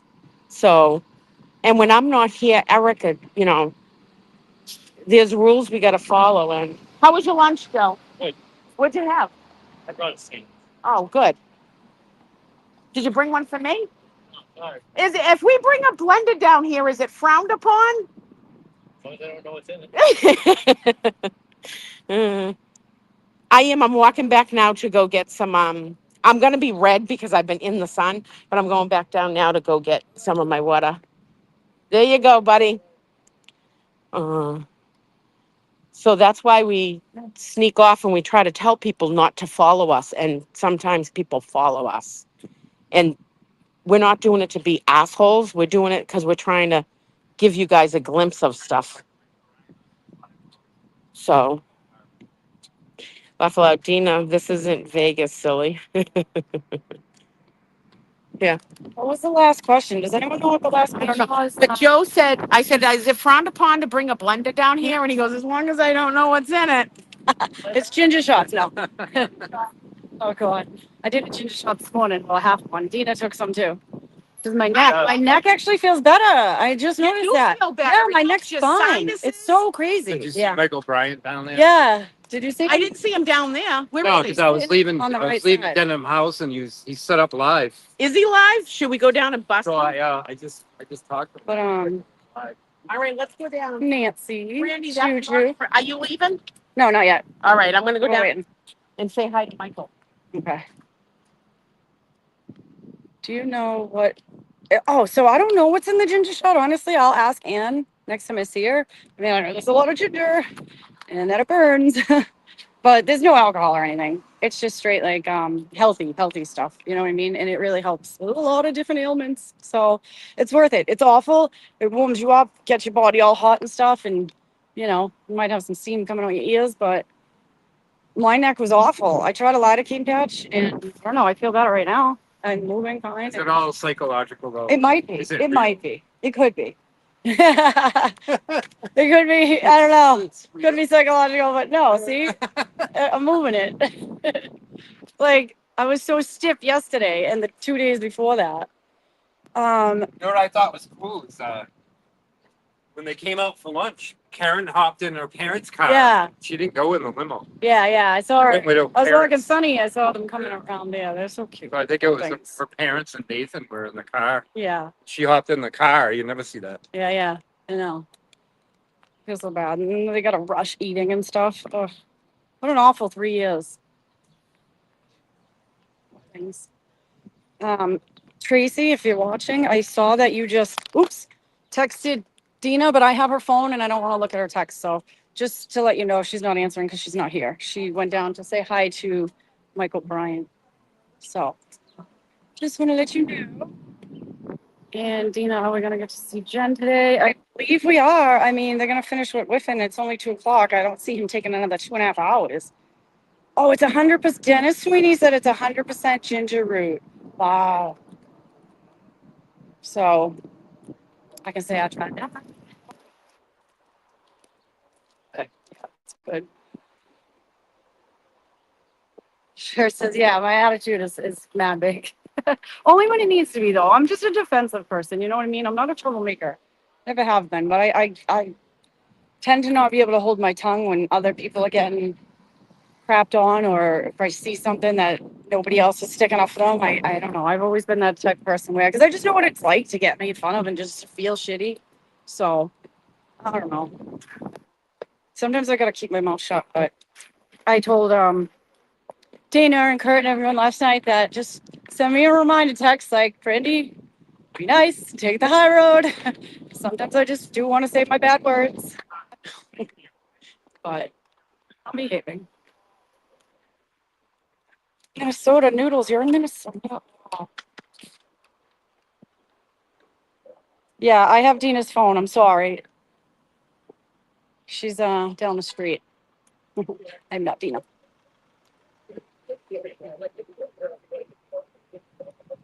Yeah, I feel like short girls. Well, I don't know. All the ones I know around here, we're like chihuahuas. You know how chihuahuas aren't afraid of anything? They go after the German shepherds and they think they're tough. They're really just little shits. I feel like sometimes that's me. Like, Brandy, shut up. Oh, puppies. I love dogs that drive by. Oh, here we go. Here we go. Back on? The fan's on. Huh? Fan's on. Yeah, let me see. My phone, get out. Here, hold this for Dina so I can put the music on. I mean, the speakers. Oh, yeah. I set it up on it. Says, are you out of the show or are you like, I don't know. you're in the backstage? I don't know. Stage is safe. Oh, no, you're still in the show. All right, well, just say hi for a minute. Take it over. Bye. Say more than hi. Yeah, let me see. Aftermarket, Just plug in my phone. piggyback computer on it, that program. You can turn. Go right ahead.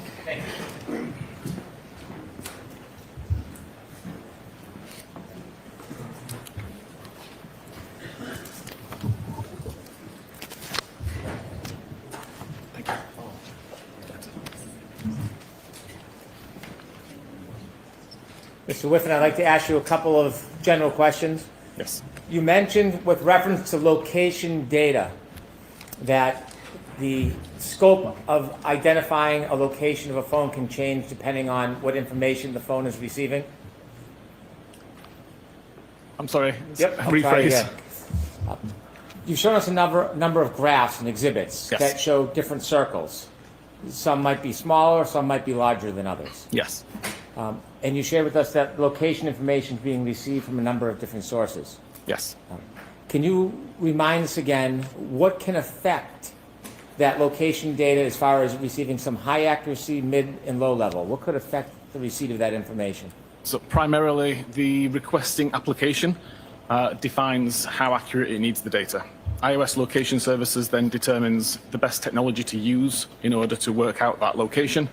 And it can use GPS information for the most accurate. It can use Wi-Fi cell sighting, so it understands the Wi-Fi networks that it can detect close by, and it knows where those networks are. And from that, it can derive where it itself is. Similar idea with both Bluetooth beacons and with cell tower technology. It understands where the cell towers are, it understands where the Bluetooth beacons are, and if it can see those particular cell towers or beacons, it knows roughly where itself must be. You share with us there are some factors that can affect that location data? Yes. In addition to being in a building, like a house or a business, that's one way it can be affected? It is. And there are other ways as well, isn't there? There are. And could you share again the other ways that location information could change? Yeah, the weather can play an effect on it, the geography of the area, whether it's in a rural or urban environment, other kinds of interference. If there are other items close by that are emitting electrical interference, it could affect the location data as well. How about a body being on the phone? Could that affect location data? Objection, Your Honor. I would ask it differently. If a human being was covering the phone so it wasn't exposed to the air, could that affect the location data? Objection, Your Honor. I'm going to allow it.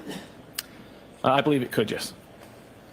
You were shown Exhibit 40. It was one select piece of your report. It was a graph.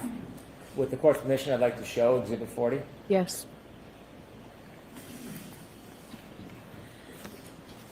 Exhibit 40 has two circles, one darker, one white. Yes.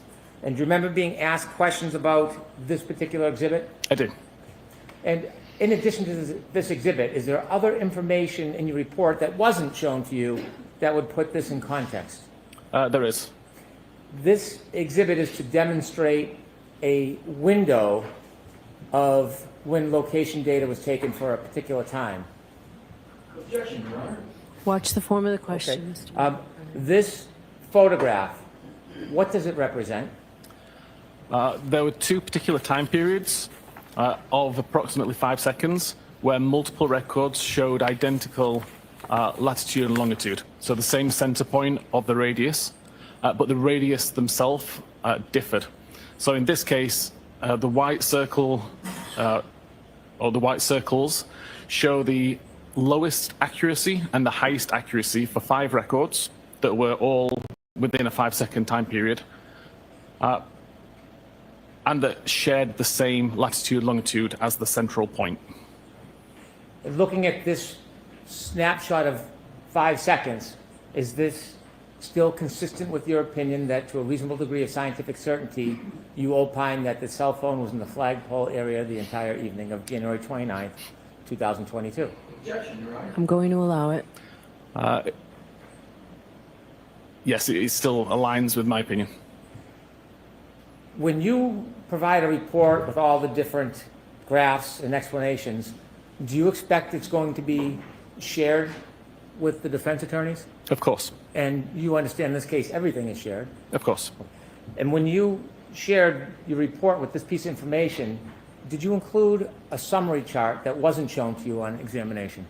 I believe I did, yes. May I approach? Yes.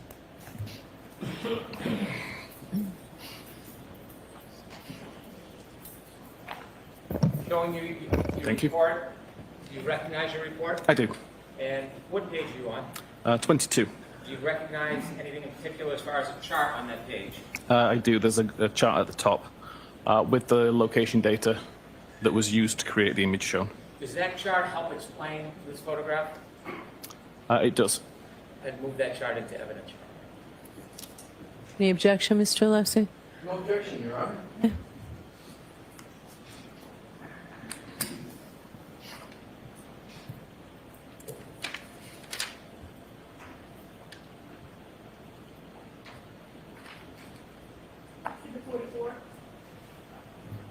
Thank you. With the court's permission, I'd like Ms. Gilman to show us the chart. Yes.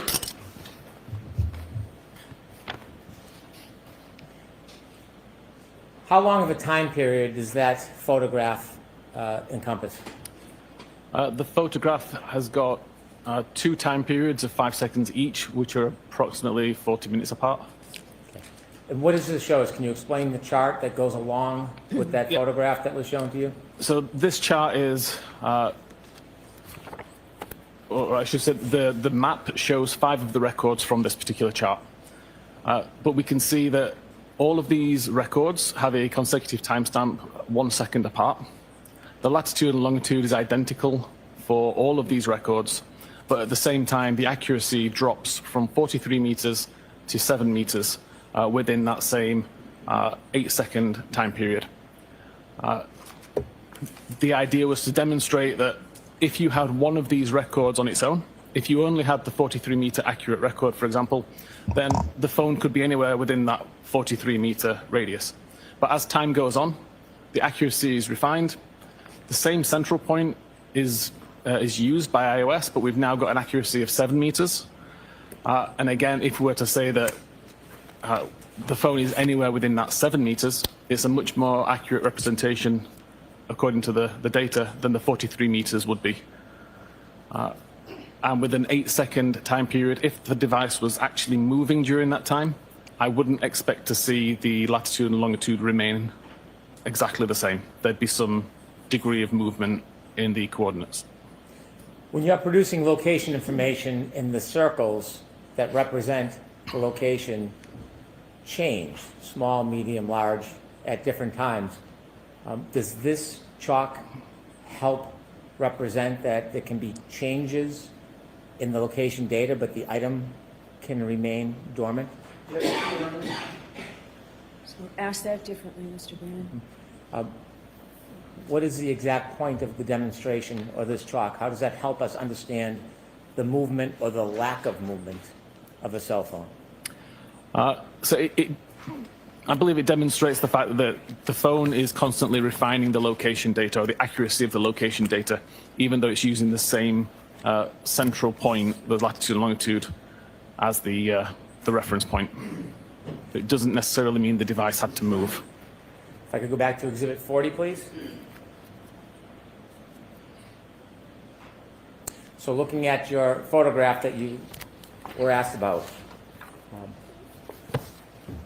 there are 2 different circles, one dark and one light. Yes. And those circles are in different spots. Yes. Based on the chalk, or the chart you just showed us, are both of those different color circles consistent with a phone being in the same spot and not moving? The previous chart that was shown only accounts for the white circles on this map. And it only shows the highest and the lowest accuracy. 20 minutes later, there was another similar scenario where there were multiple records with the same central GPS coordinates, but with different accuracy levels, and that's what was used for the black circles. Importantly, in my opinion, they all overlap, so it's possible that the device is somewhere in between those 2 circles for the duration of the time. Now, finally, I want to turn back to the phone that was attributed to Jennifer McCabe. And you had shared with us your opinions about the time in which the searches at 623 and 624 were made. Correct. And I asked if you could just show us live right now how it works that a person can open a tab and there's a timestamp, a time when it's open, and then make a later search but still retain the original timestamp. Yes. Is that something you can do for us? It is, yeah. Okay. With the court's permission, I'd ask Mr. Whiffen to give us a live demonstration of this. Do you want the light off, Mr. Whiffen? The light off would be better, thank you. Okay, thank you, Dave. Okay. First of all, I will highlight on the left side of the screen here, this is actually a live representation of what I have on a phone that's in front of me. So as I move this around, you can actually see on the screen that the screen refreshes. I'll also point out the iOS version here is 15.2.1, which matches that from Jennifer McCabe's phone. On the right side of the screen is the tool which I spoke about earlier, the one that I've been writing for several years. I make it available for free for any examiner who wants to download it and research primarily iOS devices. Here, you can see I've got a live connection to the device. So every file and folder that is on the device I can see within this directory view as you would normally see on a regular computer. And we can see the browser state.db database. If I open that database up, you can see there are 4 tables, one of which is called tabs.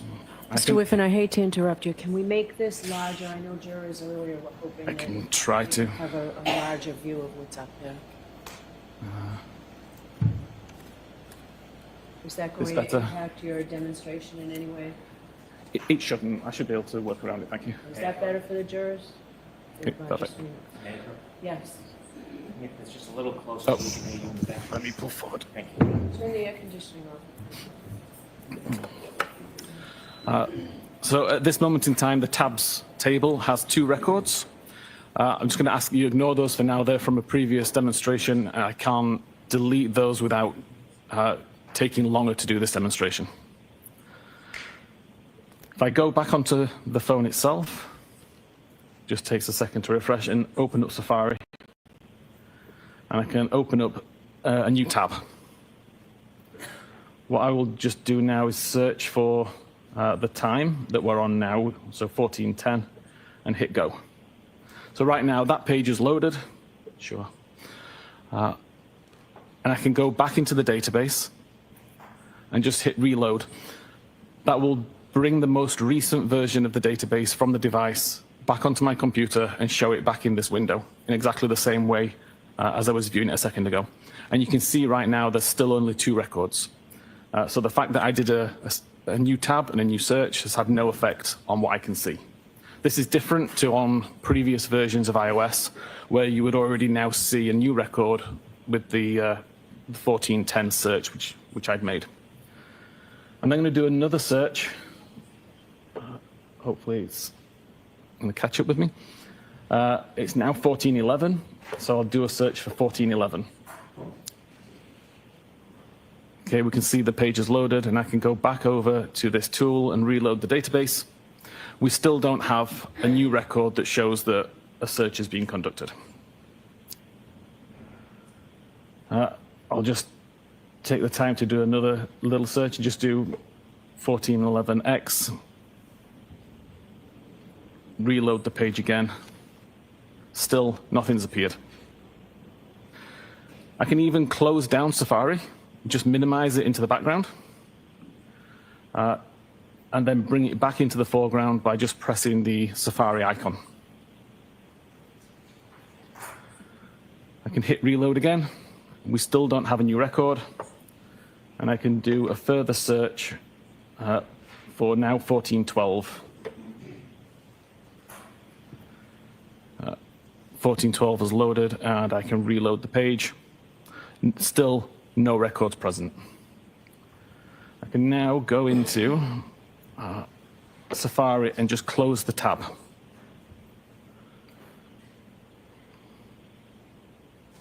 So now that tab is closed, and I can just prove that. So that tab is now closed, and I can go back over here and reload, and you'll see a new record has appeared. I'm just going to change the time zone just so that this shows accurately, and tell my tool to treat the timestamps as Eastern time. So we look at this particular record. You can see the title is 1412. That's the last item that I searched for. You can see the URL is the google.ca /search 1412. Again, that is the content that I searched for. And then we see this field here, the last viewed timestamp. And the time here still says 1410 because that's the time that I first loaded the tab. The fact that I navigated between, the fact that I minimized and reopened Safari bears no relevance to this timestamp. It is purely the timestamp that tab was created or brought back into focus. To an untrained eye, can that development of a timestamp become confusing? Yes, the name last viewed time clearly has implications that would make you believe that it was the time that the page was last viewed. It's a very simple test that I just demonstrated to prove that that's not the case. Is there any other reason that Celebrite removed that process of timestamp other than to clarify that issue? Objection, Your Honor. No, I'll allow it. Purely because we determined it was unreliable to use as a time that the page was last viewed. If an examiner simply made a report from Axiom or Celebrite or another software but didn't have the time or skill to actually go into the data, could they be easily confused by this? Yes, the way that Cellbrite provided this information showed as last viewed timestamp. The way that Axiom provides this data is called last interaction time. So there is some leeway there to misunderstand it less from Axiom because it's talking about tab interaction rather than a web page that was last viewed. Thank you. I have no further questions. All right, thank you. The lights on, please. Mr. Alessi? Briefly, Your Honor, if I may. Thank you. Do you want Mr. Whiffen to take this down? Yes, please, Your Honor. Good afternoon, and hello again, Mr. Whiffen. Good afternoon.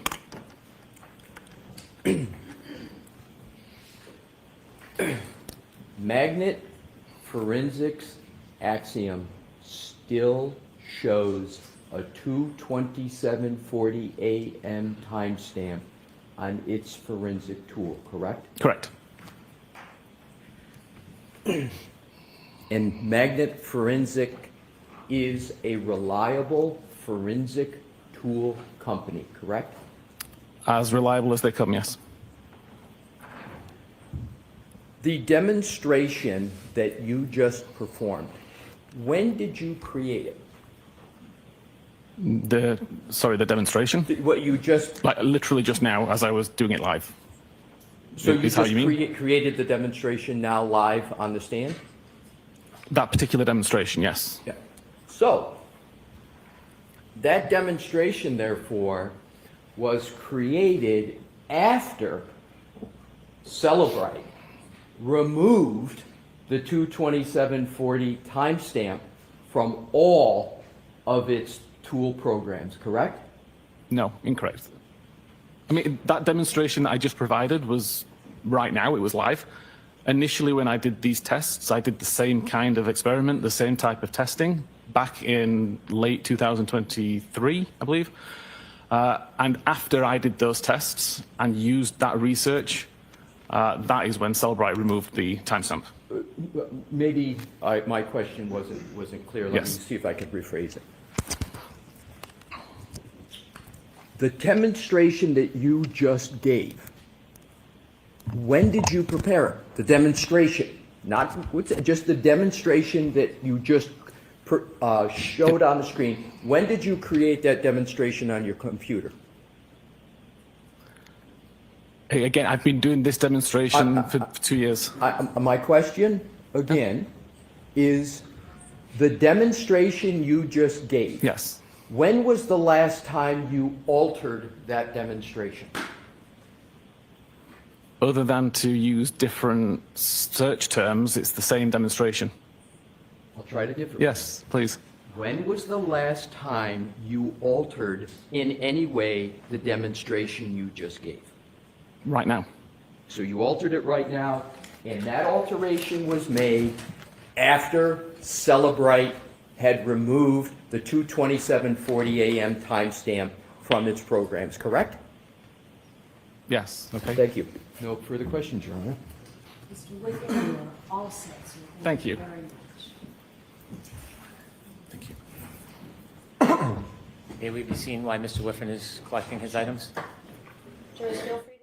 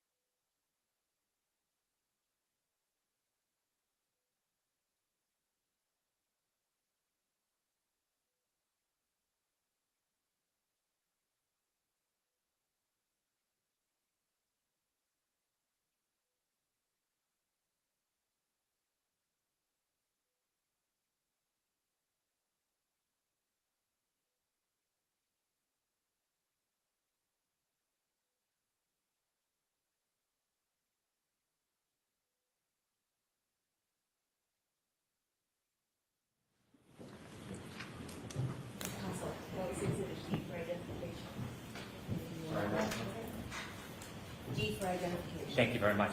Your Honor, may I call my next witness? Please. Call calls Jennifer McCabe.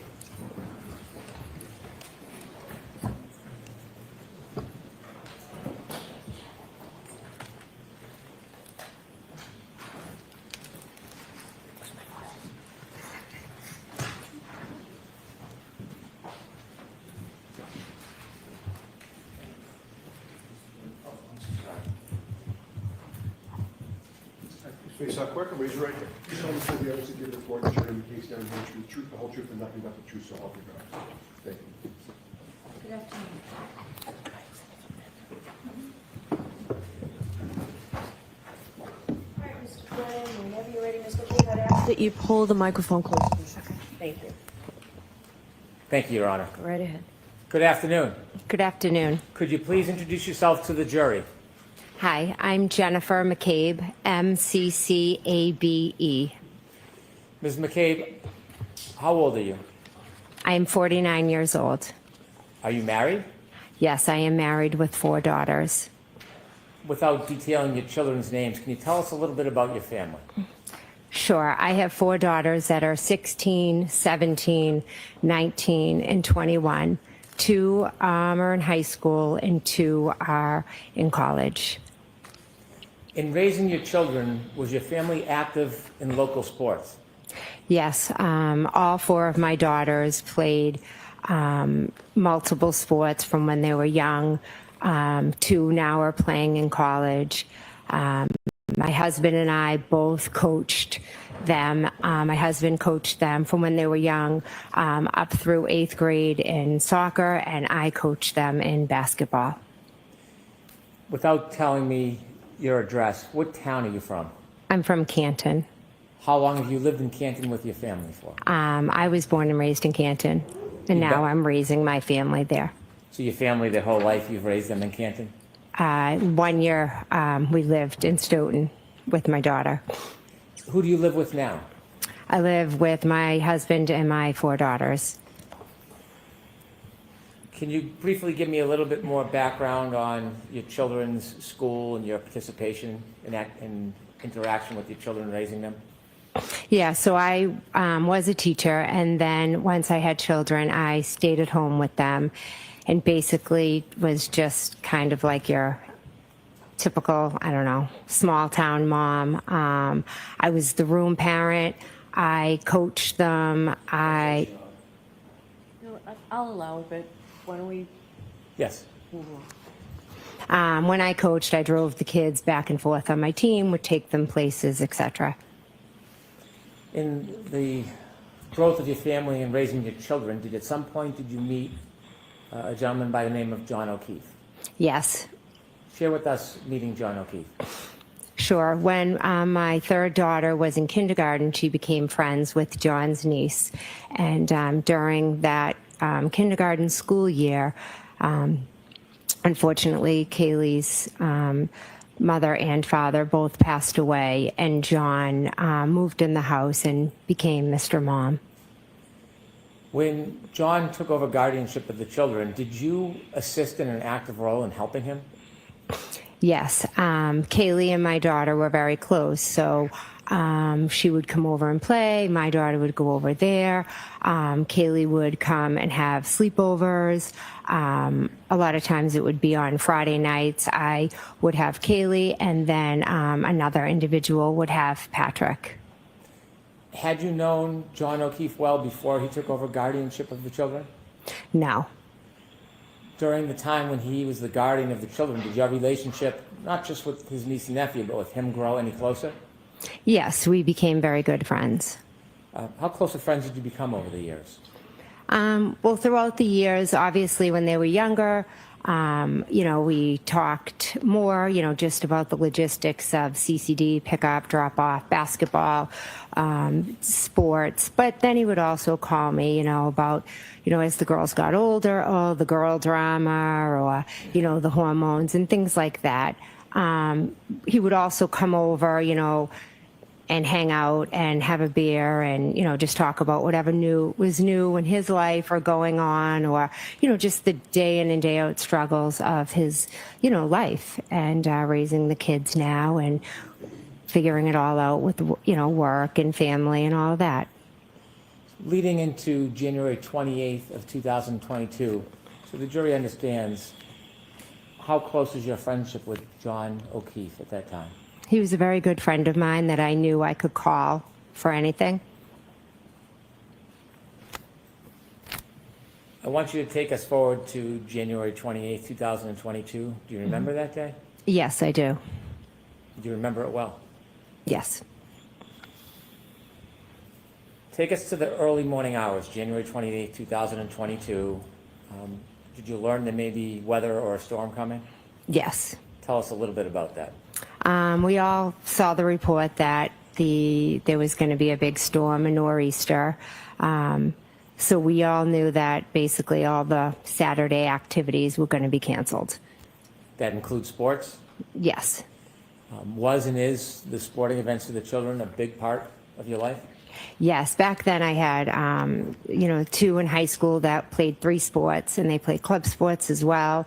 And then the 2 middle school played club sports and town sports. So most of our weekends were taken up by kind of running from one sporting event to the next. When you learned about the weather and the change in schedule, did it change your plans for that day?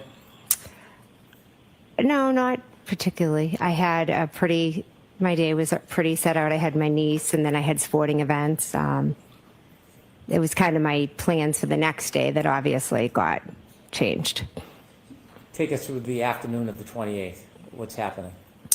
Well, I had my niece for the week, and she was picked up.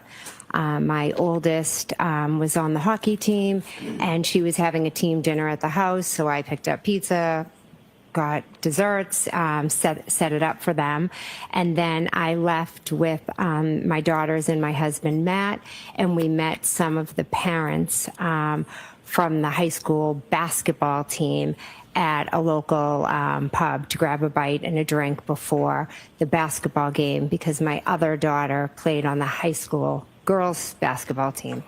What time was the basketball game set for that night? I believe it was 6 or 6:30. Did you and your family go to the game? Yes, we did. After the game, what happened? After the game, I drove my daughter home. My sister, Nicole, sent me a text and said that she was going to be at the waterfall, and it was my nephew's birthday. He was going to meet up, and did I want to come by for a drink? What is your nephew's name? Brian Jr. It was his birthday that night? Yes, it was. When you received a call to meet with friends and family at the waterfall, do you remember what time that plan was made? I don't. My sister sent me a text at some point letting me know she was going to be there, so I don't know what time. After the game and after some time, did you go to the waterfall to meet your friends and family? Yes, I did. Describe very briefly, what's the waterfall? It's just a local town bar. Do you remember about what time you got to the waterfall? About 9 o'clock. When you got there, was there anybody there that you knew? Yes. Okay, now take us inside the waterfall. When you get there, who do you see? I walk in and I see Julie and Chris Albert, my niece Caitlin, my sister Nicole, and my niece's boyfriend Tristan. You said you saw Julie and Nicole Albert in the waterfall? Yes. Were you related to either of them? Nicole is my sister. So Brian Sr. would be your brother-in-law? Yes. Also, you mentioned there was a niece? Yes, Caitlin. And is that Brian and Nicole's daughter? Yes. You mentioned the name Tristan. What's his relationship to your niece, to Brian Albert's niece? He's now her fiance. And was there anybody else I missed? That's all who was there. I'm not sure if Nick Kolakidis was already in there when I got there, or if he arrived right after. And then his wife joined us. So when you're in the bar and you see your friends, what do you do next? I immediately just, join them and sit down. Were you eating, drinking? I know I ordered a beer. They had appetizers on the table. I'm not sure whether I had any or not. Were you drinking alcohol that night? Yes. As you're spending time with your family, did the night grow? Yes.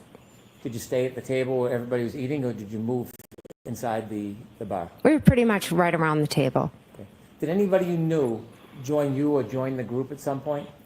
Yes, a little while later, Brian Albert and Brian Higgins joined us at the waterfall. So when you first got there, was Brian Albert already there? No, he wasn't. Is that your brother-in-law, Brian Albert? Yes. And you said Mr. Higgins. Did you know Mr. Higgins? I had met him a few times when he was out with Brian. You had met him a few times before that night? Yes. Were you friendly with him? He was a friend of Brian's. Was he your friend? No, he was Brian's friend. You knew who he was? Yes. So when Mr. Albert and Mr. Higgins joined the group later, did they come directly to you, or did they stay somewhere else inside the bar? No, they came over to our table, I believe. How long were you in the waterfall for that night?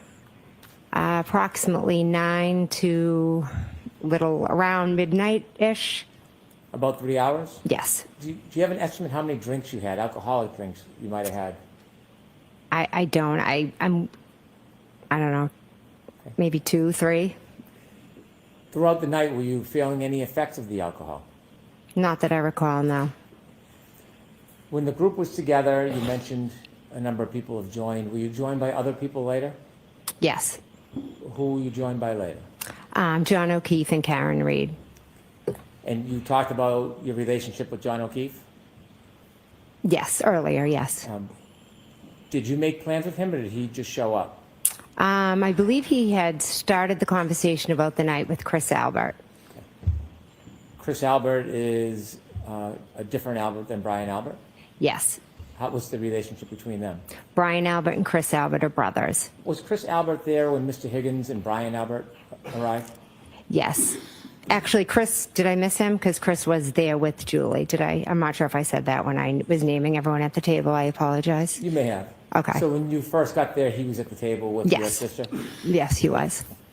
When moments before John O'Keefe arrived with the defendant, what was the mood in the group? Cheerful. Good mood. Everybody was just out having a drink. We all knew the storm was coming tomorrow, and, just a typical average night. Celebratory? Yeah. You said you were going to see Brian Albert Jr. for Yes. his birthday. Was Brian Albert Jr. at the waterfall when you got there? No, he was not. Was Brian Albert Jr. there anytime when you were at the waterfall? No, he was not. Without relating a conversation with some other person, did you have an understanding where Brian Albert Jr. was? He was at home. Did you historically or typically see Brian Albert Jr., your nephew, on his birthday? Yeah, typically we always, get together. We try to and do a cake for whoever's birthday it is, and then whatever, aunts or cousins are around come over. When John O'Keefe arrived at the waterfall with the defendant, do you have a general estimate or guess, not guess, but a general estimate of what time they arrived? Approximately 11. When they first arrived, did you see them? Yes. Where did you see them coming from? I saw them walk in. When they walked in, did you react in any way? Yes, I was happy to see them Why were you happy to see them? because I loved John and I liked Karen. So you were happy to see John? Yes, very. And you were happy to see the defendant? Yes. Do you remember your first interaction with either John or the defendant that night inside the waterfall? I believe John walked over to where I was, kind of to my end of the table, and then maybe Karen had walked to the other end of the table. But I would assume I probably hugged both of them when I Well, saw them. I'm going to ask you not to assume. If you don't know, that's Okay. okay. You said that you had known the defendant as well. Yes. Do you remember how long she had been dating John O'Keefe up until that point? I know I met her in July of 2020. Had you had a chance to spend time or interact with her over that time before that night at the waterfall? Yes, I had. And share with us some of the moments or some of the reasons that you would interact. The first time I met Karen, John had reached out. We would do pool days with him and his niece and his nephew. So he had told me he was dating a new girl and he wanted to bring her over. He said that she had multiple sclerosis. I also have multiple sclerosis.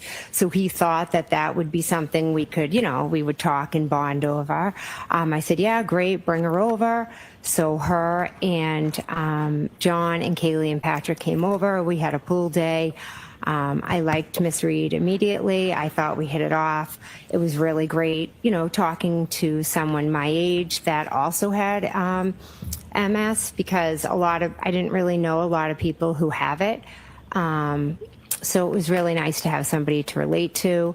Then moving forward, we would see them, if it was my daughter's birthday party, when it was time for pickup, they would come in, have a couple drinks. Same thing for like a Halloween party, after basketball games. So you spent time both with John and Miss Reed? Yes. Did you spend time with the defendant separately without John around? No. Did you become friendly with her? Yes. And were you friendly that night? Yes. After John and the defendant entered the bar and you agreed, did you interact or spend time with Miss Reed at the waterfall? Yes, I did. And speaking of the defendant, do you recognize her here in the courtroom? Yes, I do. Could you kindly point to her and describe an article of clothing she's wearing?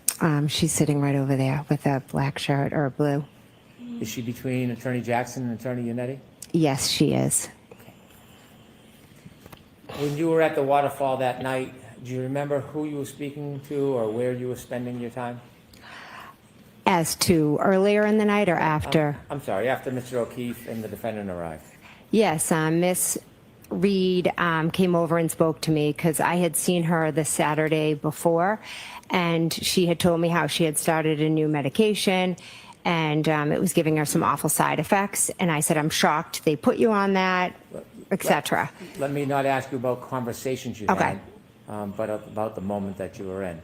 Did you spend time with Miss Reed that night? Yes, I did. Inevitably, did you drink more alcohol as the night went on? I believe I had, like I said earlier, a couple of drinks, 2, 3, not sure. Did you ever have a shot of alcohol? I do not believe I had the shot, no. Did you see the party, the group of friends and family doing a shot? I was in the bathroom and walked out, and they were doing or had just done a shot. With the court's permission, I'd like to display parts of Exhibit 22, which has already been introduced into evidence, which is video surveillance footage from the waterfall. Okay. I'd like to start at 10:54:20, please.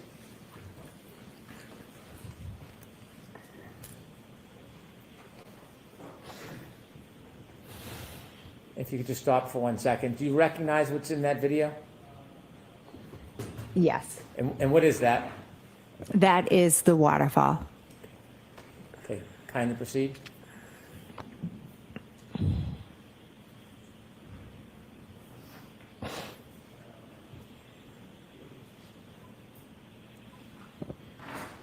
If you could stop.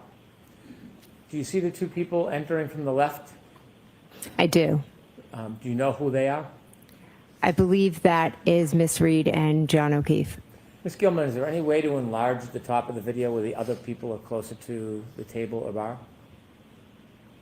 No. Okay. Looking at this video, can you tell or identify anybody under that timestamp? And if you can't, that's okay, but if you can you tell us who you see? I think the guy right there, well, where she just is Brian Higgins. Okay. If you could go up a little bit, Ms. Gilman. I believe that's my husband, Matt. And On the then right? On the right, and I think that's me on the left. Okay. And if you can go down the table to the left, Ms. Gilman. You recognize who that might be from the clothing? I'd have to take a guess that Okay, it could. don't guess. It's okay if you don't. Anybody else at the table more to the left do you recognize? Not from this picture.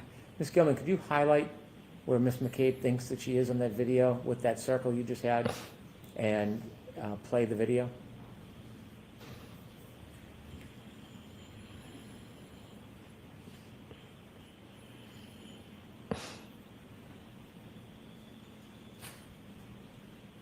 If you could stop. Is that you clapping, Miss McCabe? Yes, it is. Why are you clapping? Because I was happy to see them. Both of them. Yes. Okay. Could you continue, please? And who's that person walking right to left hugging people? That is John O'Keefe. Can you continue, please, Ms. Gilman?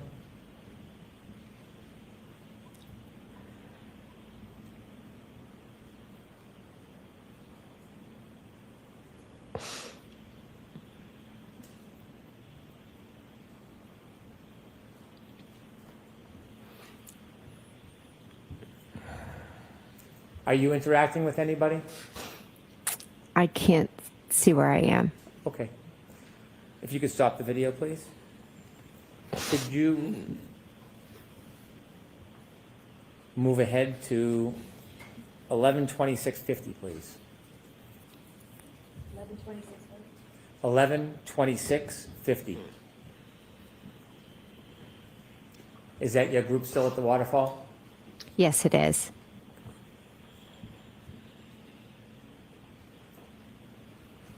If you could stop there, Ms. Gilman. If we could hone in or circle where you were previously, where we saw Ms. McCabe. I know it's a bit blurry. If you can, and if you can't, please let me know. Can you see whether you're in that area? I believe I am, yes. Could you put the circle down just a little bit, Ms. Gilman? Okay. If you could play from 11:26:50 to 11:27, please. We're a little bit ahead right now.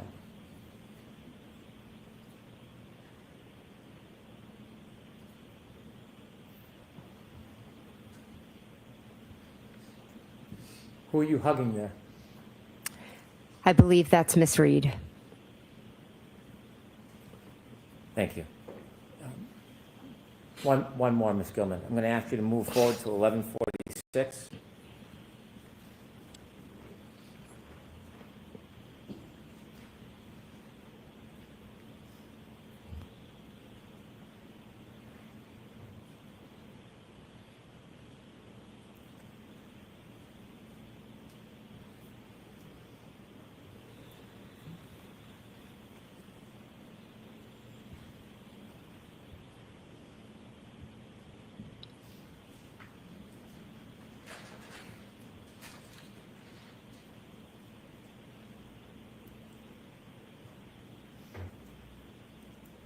Could you pause, Ms. Gilman? Could you circle in that same area where Ms. McCabe was last describing? Can you make anything out in this video? Yes, it looks like they're all, toasting or doing a cheer before they do a shot. Can you see whether or not the defendant's in that part of the video? Yes, it looks like she is in front of the man in the plaid coat. Were you participating with the drinking at this moment? I don't see myself in the video. I don't believe I was. But you were drinking separately that night, weren't you? Yes, I was drinking beer. If you can continue, please.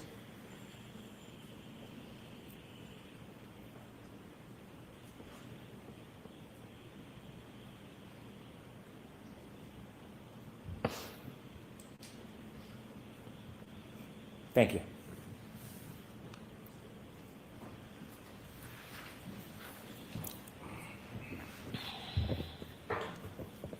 Shortly after the shot, was there conversation about leaving the waterfall as a group? Yes, there was. Was there any discussion about where the group should go? At first, Miss Reed was asking if we could go up the street to D&E. What's D&E? D&E is a sub shop that's owned by Chris Albert. Was it open that late at night? No, it wasn't. Had you in the past gone to that pizza shop after hours to eat? Yes, we had. And tell us what the defendant was saying? She just kept asking, can we go up to D&E? Can we go up to D&E? She wanted just to go up and, Chris makes food and then we were going to go she wanted us all just to go up there and eat and hang out. That wasn't an uncommon occurrence for the group to sometimes go to that pizza shop after hours, was it? No. Did the group decide to go to the pizza shop? They decided they weren't going to go. Was there a different plan made?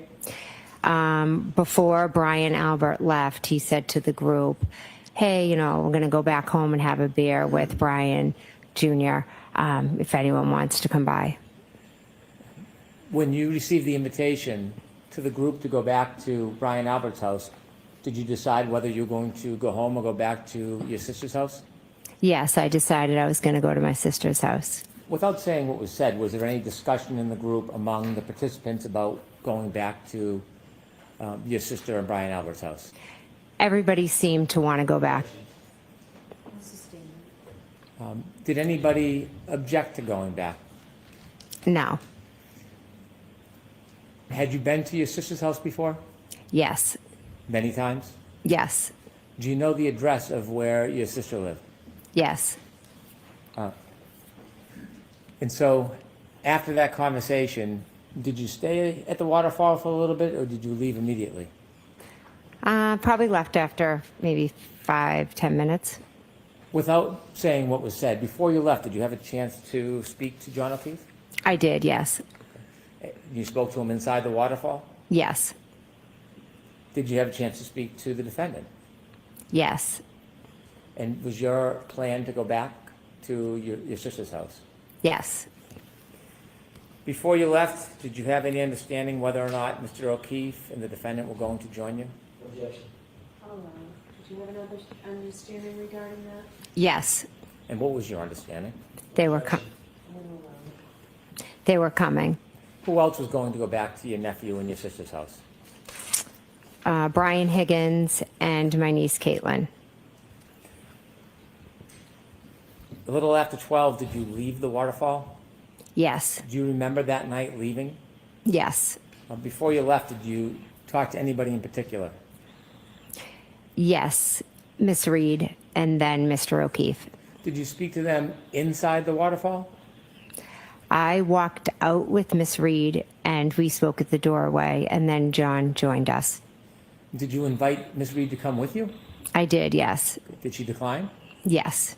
And who did you go to your sister's house with? Who drove? I drove and I went with my husband, Matt. Anybody else? No. Do you remember about what time it was that you were speaking to Miss Reed about going to your sister's house? After midnight. If I could have Exhibit 22 again. Ms. Gilman, if you could take us to 12:10:36.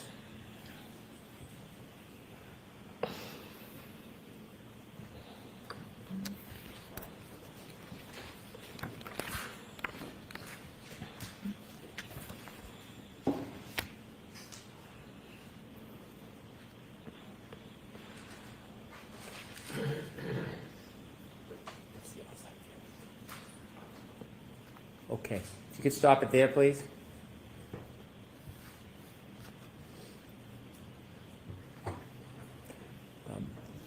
Did you have a chance to talk to Mr. O'Keefe and the defendant outside of the waterfall? Yes. And do you know specifically what time you left the waterfall? It was after midnight. When you left the waterfall with your husband, you said you were driving. Did you stop anywhere along the way before you got to your sister's house? No. Tell us what you see when you get to your sister's house. What are the weather conditions like as you're driving there? It's starting to snow to the point where it's starting to like accumulate. It's on your car. It's just, you know, getting on the street. Is it light? Is it heavy? It's light at this point. How long does it take to get from the waterfall to your sister's house? 5 to 8 minutes, depending on lights and weather, etc.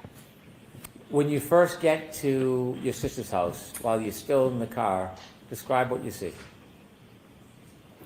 My wipers are on. I'm just looking out the window and it's snowing. It's dark. Anybody in the driveway? Any cars in the driveway that you see? Oh, when I pull up to my sister's? Yes. As I pull down the street, I take a left into the driveway, and there is a Jeep that's parked on the street, and there's maybe a couple of cars in my sister's driveway. What do you do when you arrive at your sister's house? I go in the house. Now, there are a couple doors at your sister's house? Yes. Is there a front door? Yes. Is there a side door? Yes. Which one's closer to the driveway? The side door, Which door do you go in when you get to your sister's house? the front door. Was anybody with you when you went in? My husband, Matt. You walked in together? Yes. Tell us the first person you remember meeting. When I went in the house? Yes. Probably my niece was at the table, and then I saw my nephew, Brian. Was there anybody else you saw at the table? Julie Nagel and Sarah Levinson. So when you walk in the front door of the house, is it what table? Is this a living room table, a kitchen table? Oh, you walk in and then you go to the right and it's into the kitchen and there's a table there. Is the kitchen separate from the living room or is it open? It's open, but they're separate. Can you see the kitchen table when you walk in the door if you turn and look right? Yes. And when you go into the kitchen, you said there was a woman by the name of Julie Nagel?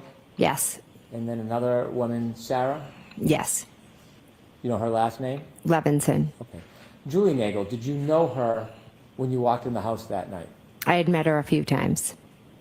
Had you spent time with her? Were you friends with her? No, I just had met her a few times, and she had watched my dog for me when my nephew couldn't. When you would go away, would your nephew be responsible to watch your dog? Yes. Did you understand that Julie Nagel had watched your dog a couple of times? Yes. Had you ever socialized with her before that night? No, I may have seen her at a graduation party, but never beyond that. Were you friends with her at that point? No.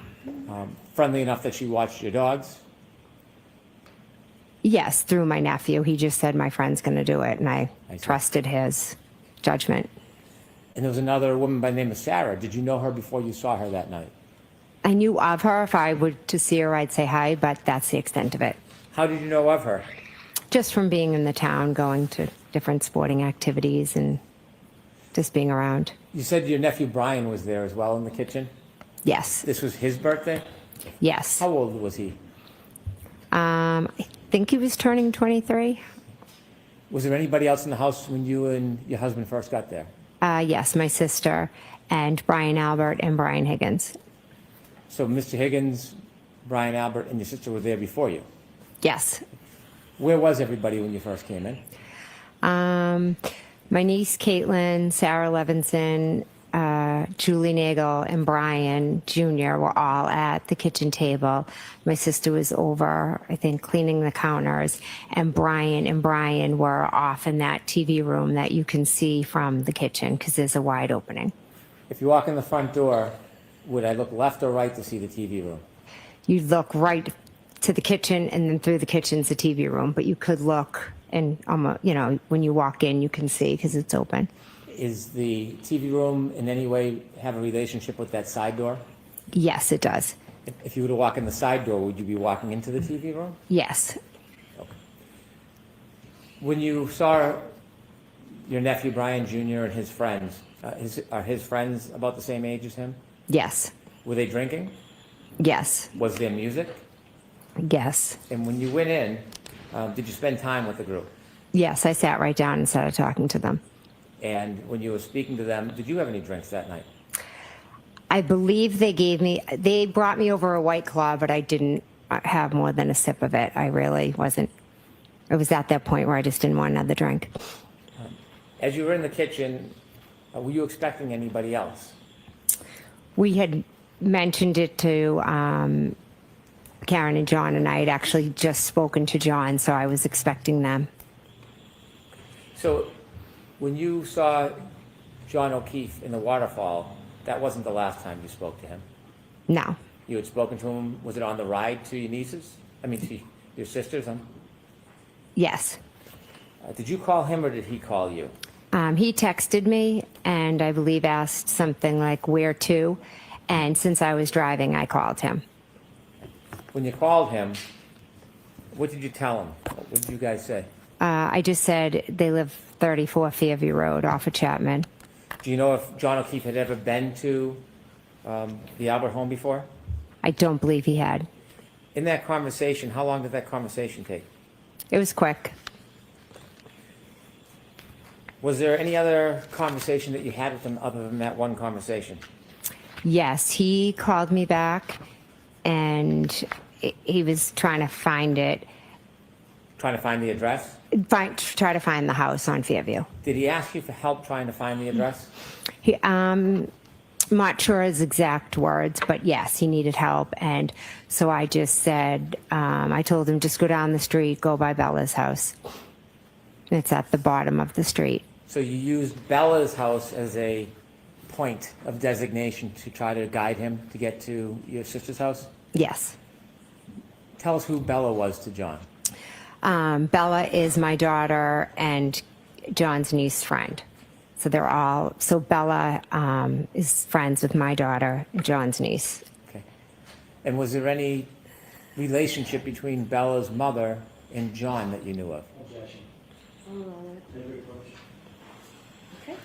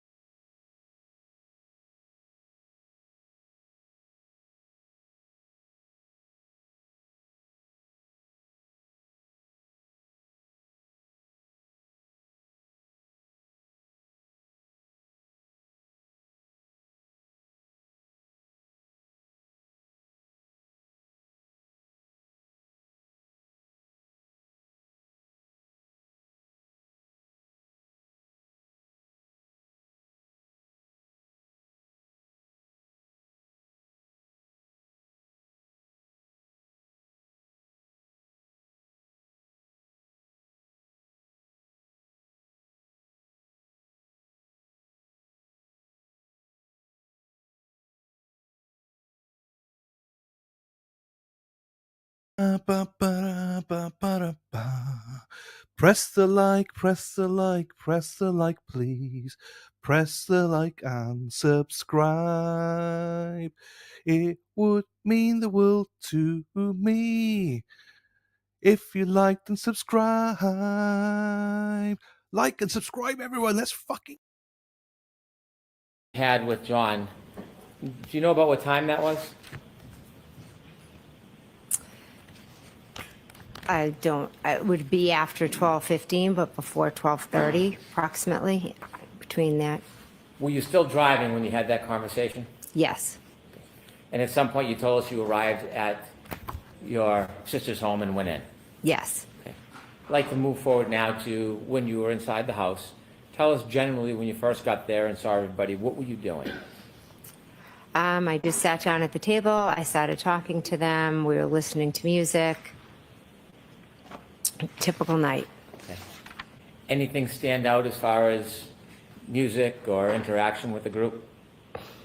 No, we were just laughing, telling stories. At one point, I'm not sure if it was at some point, my other nephew had been over my house and had shown me this video on his phone, and it was a family inside joke. The video, it was a music video from a long time ago. And so I was telling my other niece and nephew, oh my gosh, you have to see this video. It's hysterical. And then we started playing it and watching it. What was the video? It's Raining Men. Did that get a lot of playtime during that get-together? Well, I have one sister who sometimes has a little too much to drink, takes out an umbrella, and will dance. So it's a family joke. While you were at your sister's house, what area of the house were you spending time in? And I was in the kitchen. What was the mood of everybody in the house, as far as you remember? Everybody was in a great mood. Was there any fighting? No, Any arguing? no, Any violence? no. Was it a celebratory mood? Yes.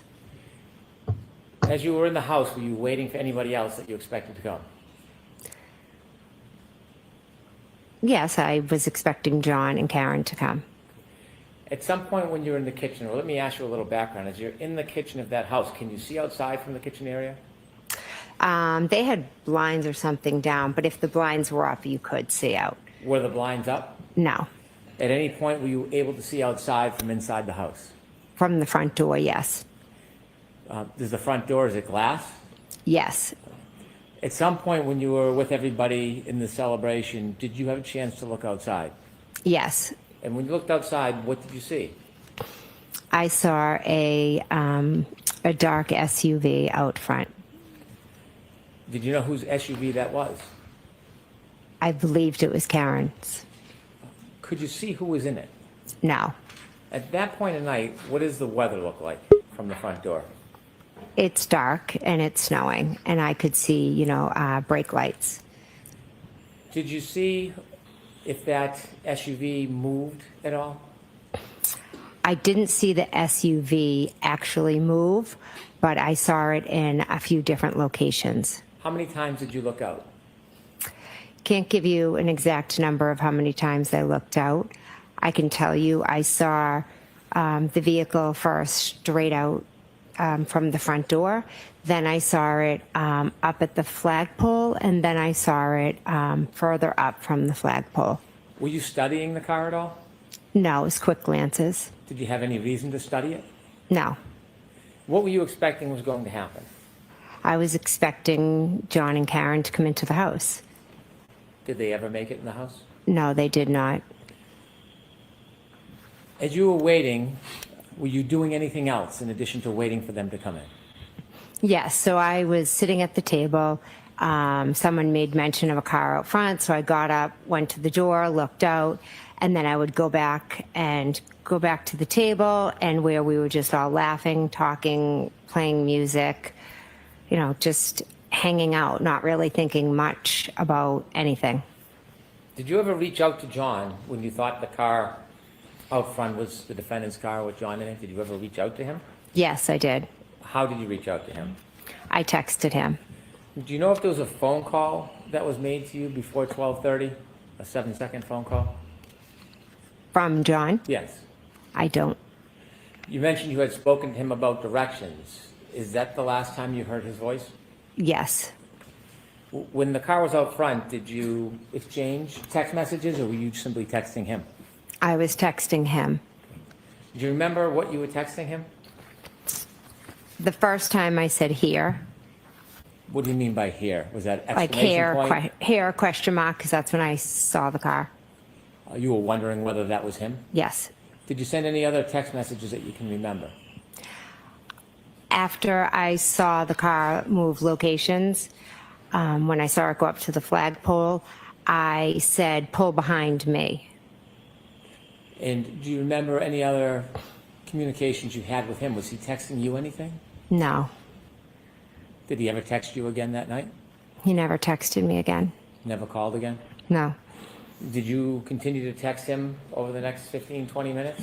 I did, yes. And so at some point, did you realize that John O'Keefe and the defendant weren't coming in the house? Yes, when the car was gone. Did you ever go outside through the storm down to the flagpole to speak to them? No. Why not? Why would I? I was just asking. All right. I had no reason to. So when you were in the house, at some point, did you notice that that car was gone? Yes. Were you marking the time or keeping track of it? No. After you didn't see the defendant's car anymore, did you stay? Yes. How long do you think you stayed for at the house? I stayed till about around 1:30, 1:45-ish. Did anybody else come in the house up until 1:45? No. Did people leave at certain times? Yes, people did leave. Who was the first to leave? Brian Higgins? Do you remember about what time he left? I don't. And after Mr. Higgins left, do you know who left? I'm not I believe it was us, and then my niece Caitlin was also like at the door. It was kind of in a row. Brian left, and then a little bit later, I think it was, myself, Matt, Julie, and Sarah left. But Caitlin was at the door. I believe she was waiting for her ride. How much longer after Mr. Higgins left did you leave? Maybe a half. I honestly can't say. I think he was there for a while I was there. So maybe he left anywhere from 15 minutes, approximately 15, 20 minutes before I did, or maybe a little more. You mentioned that you had left the waterfall after midnight, Yes. and you had phone calls with Mr. O'Keefe along the way. Yes. Do you know that there are phone records with your text messages and phone calls in them? Yes. And do you know whether your phone records reflect the time of your calls with Mr. O'Keefe Yes. and your text messages? Yes. When you were texting Mr. O'Keefe, when the Lexus or the car was in front of the house, rather, was Mr. Higgins still there? Yes. What are some of the things that everybody did along that night before you left? What happened in there? What happened inside the house? Yeah. Nothing. We basically just sat around the table, talked, laughed, listened to music, chit-chatted. Celebratory? Yes. Was there ever any fighting? No, none at all. Any arguing?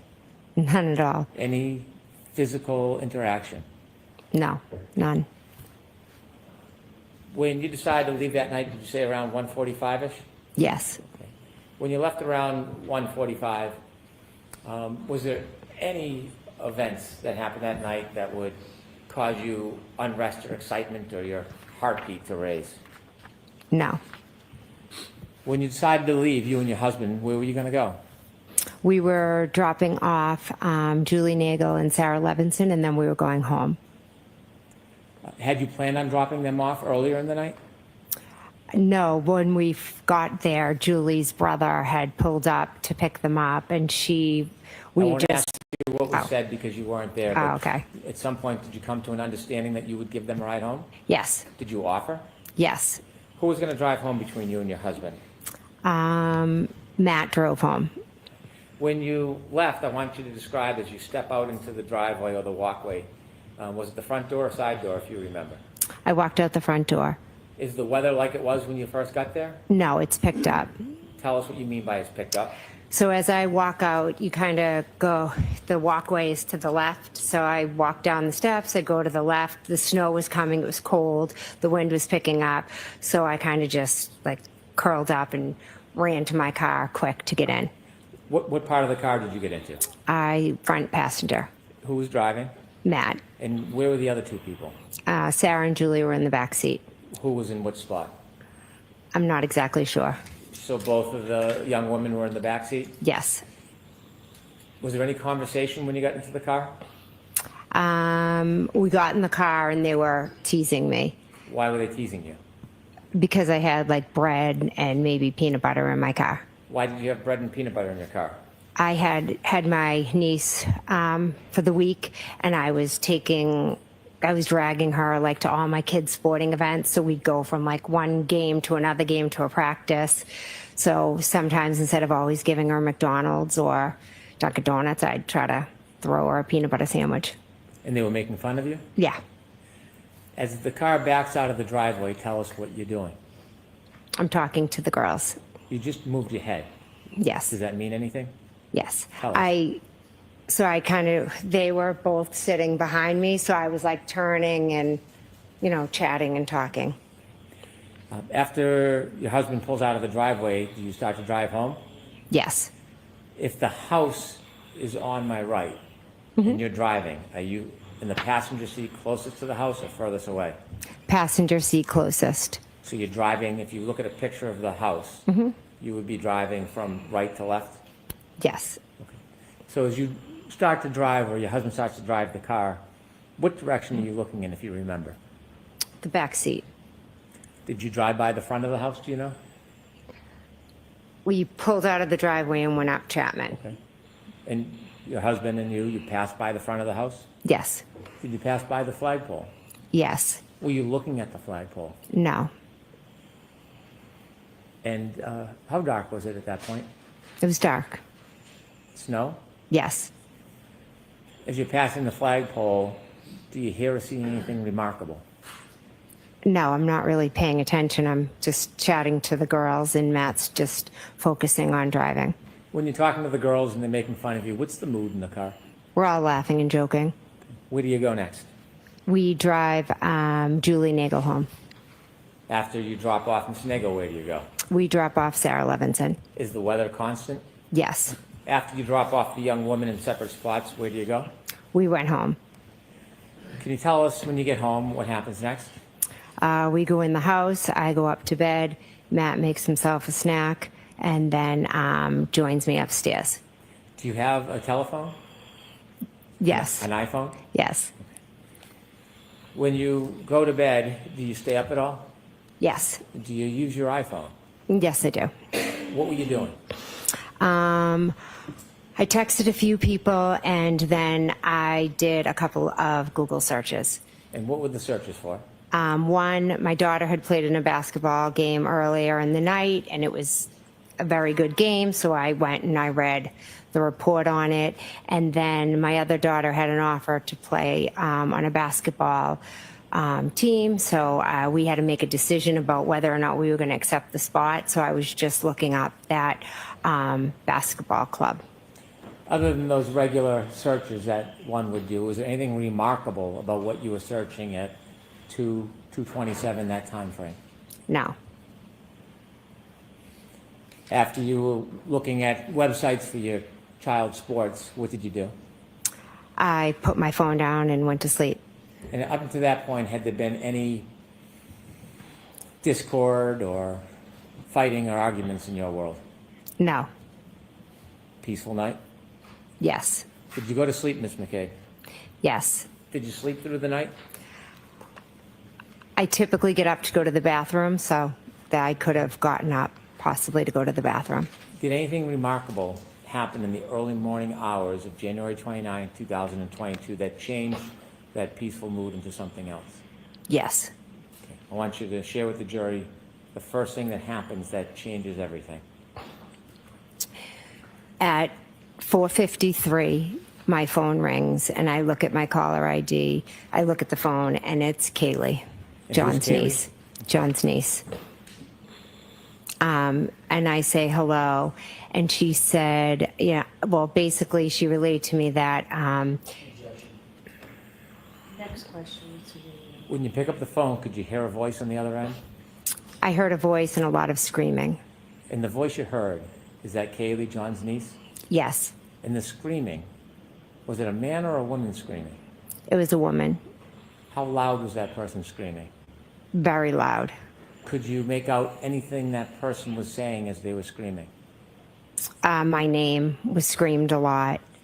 And then the other individual ended up getting on the phone with me. Okay. And who was that person that was screaming in the background?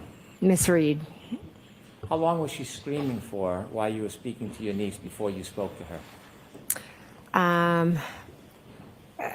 the entire time I was speaking to Kaylee, she was screaming. Describe her demeanor. Miss Reed's. Yes. Jen! Jen! And then she's screaming that John didn't come home. She left him at the waterfall. She was hysterical. It was very hard to follow what she was saying. How long did that first call last for? I'm not sure how long, maybe possibly a few minutes, but it was loud enough and long enough that my husband shot up in bed thinking one of my kids had come in the room screaming. Without saying what your niece said, could you describe your niece's demeanor when you first spoke to her? I mean, John's niece's demeanor. I would say Kaylee sounded concerned, uneasy. During that phone call, other than the screaming and the screaming of your name, did the defendant give you any information other than she had dropped John off at the waterfall? They had gotten into a fight. She had left him there and he didn't come home. And when you were woken up, were you in a sleep when you were woken up? Yes, I was sound asleep. What was your mental state like when you first woke up and got that call? Well, I had been up late. I had taken my medication that I take for my MS, so I was definitely a bit groggy when I first woke up. So immediately I just wanted to help her. She was hysterical. Kaylee was upset. So I went into that kind of mom mode of what can I do? How can I help? So I immediately was like thinking, okay, well, if you left him at the waterfall, let me think who was still there, or, you know, how can I help you? How can we find John? Did you have a plan when you ended that first call? I did. I knew Chris Albert had still been at the waterfall when I left. So I thought if Karen and John had gotten into a fight, maybe Chris had walked out of the bar and Chris lived local to the bar, thought maybe they walked back to Chris's together. So what did you do? So I called Chris Albert's wife, Julie. Did you speak to her? No, she never answered. After you had a moment to make a phone call and think about things, did your head become any more clearer?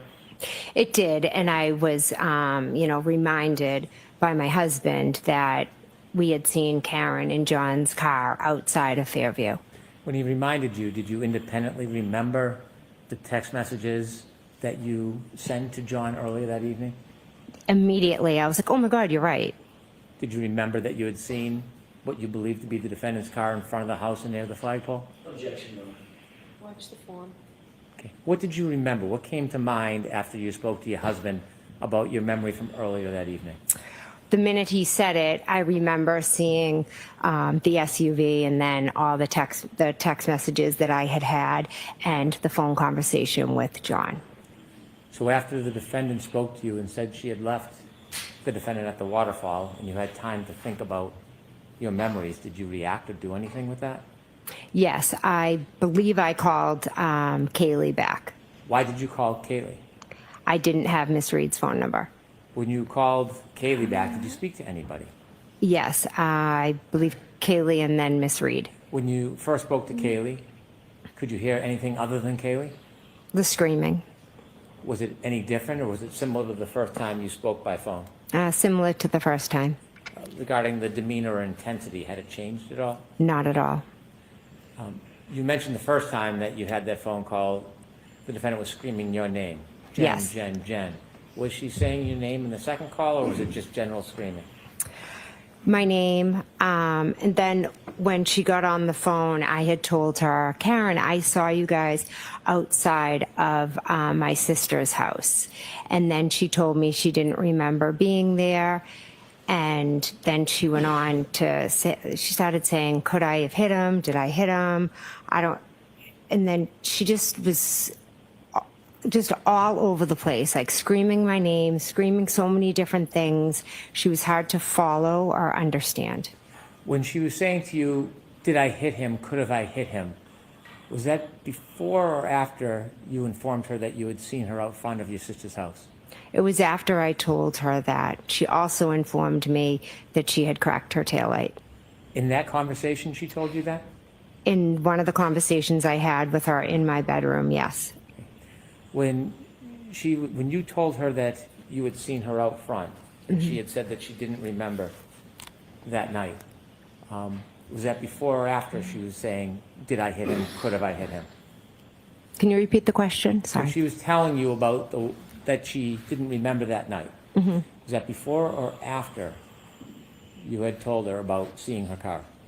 When I said I saw her at Fairview, then her response was she didn't even remember going there. Did she ever deny that she came to Mr. O'Keefe's house? I mean, to your sister's house? No. When she told you or said to you, did I hit him or could have I hit him or something like that, did you have any idea what she was talking about? No, I didn't pay attention to it. When she told you that she had cracked her taillight the night before, did that have any significance at that time to you? No. So in telling you these different things, did you ever piece them together at that time? No. What was your primary motivation at that point? I just wanted to help her because she was hysterical. Kaylee was very upset, so I wanted to help her, and I wanted to find John. So after she told you these things about whether she could or did hit her and the light and not remembering, did the conversation end or did it progress? At some point, I was then going into like, okay, well, if she brought him there and left him there, where was he? Because he never came in the house, and she doesn't know where he is, so now where could he be? So I started thinking there was another gentleman that was supposed to meet us out at the bar who John was friends with. So I thought, okay, well, in my head I'm thinking maybe they got into a fight, John got out of the car, and he connected with this guy because he was at a party on the street. What was that over. person's name? His name is Tom Beatty. Did you call him? Yes. Did you get a chance to speak to him that night? That morning? Yes. No. Did you call around anywhere else? I believe I called my sister, I called John, I called Tom Beatty, I called his daughter. You called John O'Keefe's phone? Yes. Did he answer? No. Did it go right to voicemail? I don't remember. Did you text anybody? I honestly don't remember if I texted. I primarily think I was just trying to call as many people as I could and try to figure out what happened. So you had two conversations at this point with the defendant while you were still home? Yes. Was there any further phone calls that you had before you did something? I'm not sure if I know I went downstairs to make coffee because my plan was to go with my husband. I said, come on, let's just go over to Tom Beatty's. Let's see. Maybe John's there. He passed it on the couch. I'm not sure if Karen called me again or not. It's a little foggy because there was so many calls and everything. Okay. And so that morning when you're receiving calls, did something happen? Karen showed up at my house. How did you know Karen showed up at your house? I could hear her screaming out front. And about what time is this? Approximately 5:20, 5:30. I can't be sure. Were you worried for John at this point? Not particularly, no. Were you screaming? No. Now, at this point, at this moment, when you hear her outside of your house yelling, early morning hours, did you know a person by the name of Kerry Roberts? I knew of her. I'd met her once. Were you friends with her at that time? No. Had you socialized with her at that time? No. Had you ever seen her before with John? Once. Tell me about that. Years earlier, as I said earlier, I used to take Kaylee on Friday nights, and Kerry was the one who would take Patrick on Friday nights. So we would each have the kids. And to thank us, one day John told us how he got a discount at Reebok and to get our kids' shoe sizes, and he was going to buy us all sneakers, just as a way to say thank you for helping. So we all went to the store together, and then John took Kerry and myself to the hillside for lunch. How many years before this moment was that? Oh, gosh. Well, I think that's when my daughter was in kindergarten or first grade, and at this point she was in 8th grade. So like 7 years. Had you ever spent any other time with Kerry Roberts before this morning? No. Were you friends at that point? No. How would you consider your relationship with Miss Roberts on that morning when Miss Reed arrived to your home? I had met her once, and that was the extent of it. I wouldn't say I knew her at all, beyond that one time I went out with her. Okay, I want you to take us back now to when you first hear the defendant in your driveway yelling. When you hear that, do you hear any words, or is it general yelling? So I hear yelling. So I was downstairs making coffee. I go to my front door and I open it, and she's screaming, "Jen, Jen!" She's screaming that 3 times, and then she was saying, "We have to go to Fairview." A lot of the "could I have hit him? Did I hit him?" Just she was on repeat. What did you do? My husband came running down the hall and was like, "Tell her to shut up. She's going to wake up the neighbors." And then I said, "I'm just going to go with her. I'm going to go look for John." And then he yelled down saying something like, "You can't be driving around in this weather, with a broken taillight." When you saw the defendant at your front door, had the weather changed overnight? Yes. Was it different? Yes, now the snow had intensified. It was almost like, it was dark outside, but it was like whiteout conditions. How dark? Dark. I mean, it was dark. It was like 5:30 in the morning. What was the visibility like? Not good. After you meet the defendant at your door, do you let her in, or does she stay outside? I'm not sure if I just grabbed my coffee and ran out, Where did you or go? whether she came in. So we went down my walkway. She was just kind of running all around. The driver's door was open, so I told her I was going to drive because I thought she was too hysterical to drive. In the meantime, all of a sudden there was a car at the end of my street, and there was a plow behind it. The car that came to the end of your street, do you know where it went? I meant the end of my driveway, I'm sorry. When you say the end of your driveway, did it pull into your driveway? No, it just kind of stopped right at the base of my driveway. Okay. How far behind your car was that car? Not far, not too far. Okay. Did you know who was in that car? No. Did you learn who was in that car? Yes, How did you learn who was in the car? because I said, "Who is that?" Did you ask the defendant, or did you walk I up? asked the defendant, and she told me it was Kerry Roberts. Did you meet Kerry Roberts face to face in your driveway that morning? Yes, I wouldn't say we met. It was more of the plow was coming, so then she was having to like move down the street, and then either Karen called her or she called Karen, but they were on the phone, Karen's phone over the car, so they started talking. Did you get into the defendant's car? Yes, we did. I got in the car with Miss Reed.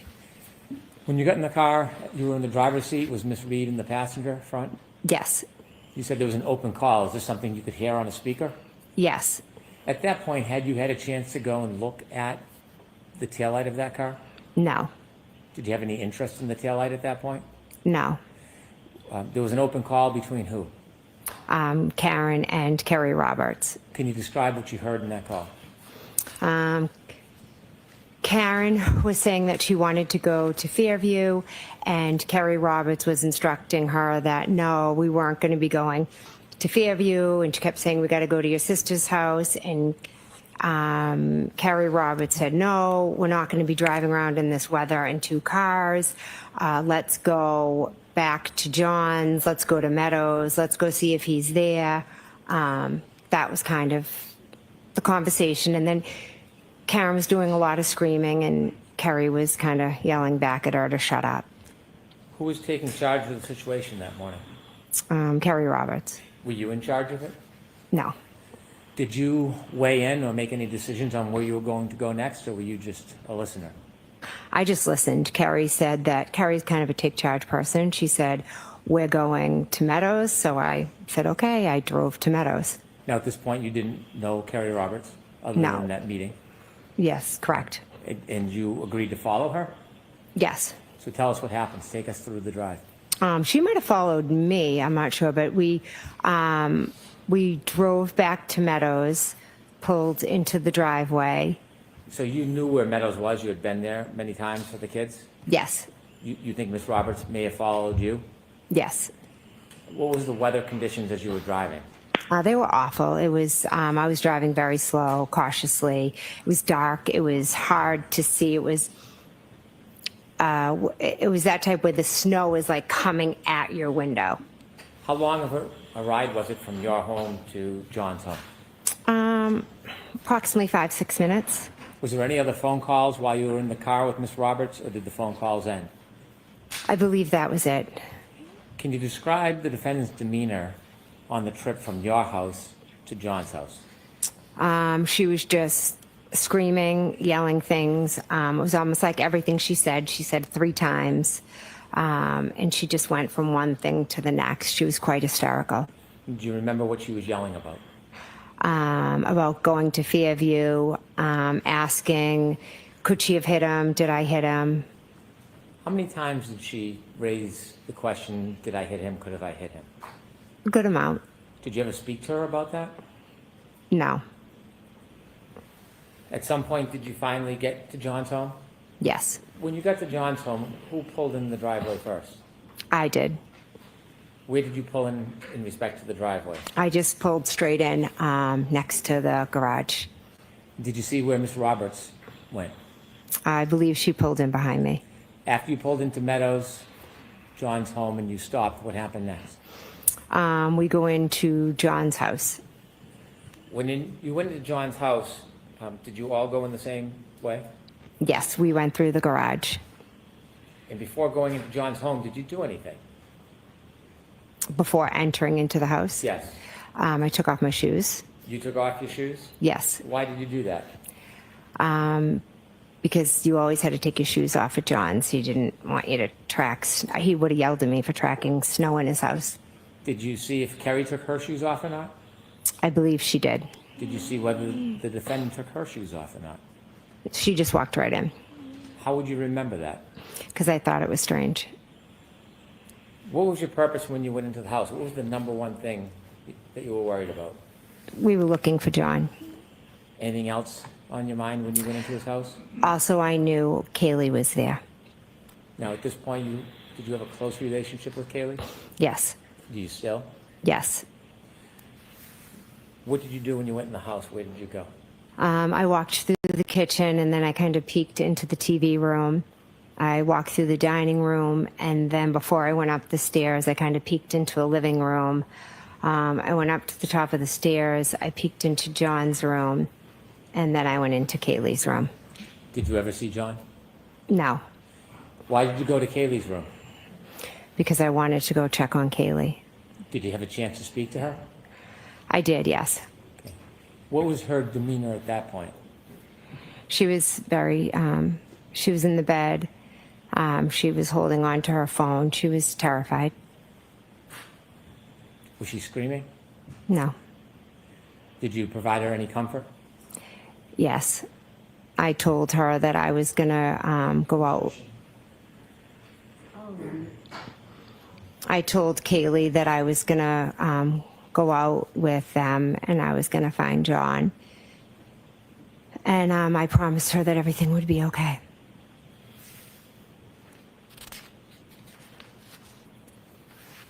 At some point, you left Kaylee? Yes. Where did you go? I went back downstairs, and then we went out to look for John. Before you left John's house that morning, did the defendant show you anything? Yes. When we were out in the driveway, I had thought it was when we went in, but I think it might have been when we came out. But regardless, at one point when we were in the driveway at Meadows, Karen showed myself and Kerry Roberts the cracked taillight. Did you or Miss Roberts get close to the taillight at that point? Yes, we walked over, and the taillight was missing pieces. Did Miss Roberts have any comment about it? Yes, Miss Rob. So she had a comment. Next question. What was Miss Roberts' demeanor at that point? She was frustrated with Karen. Had said that.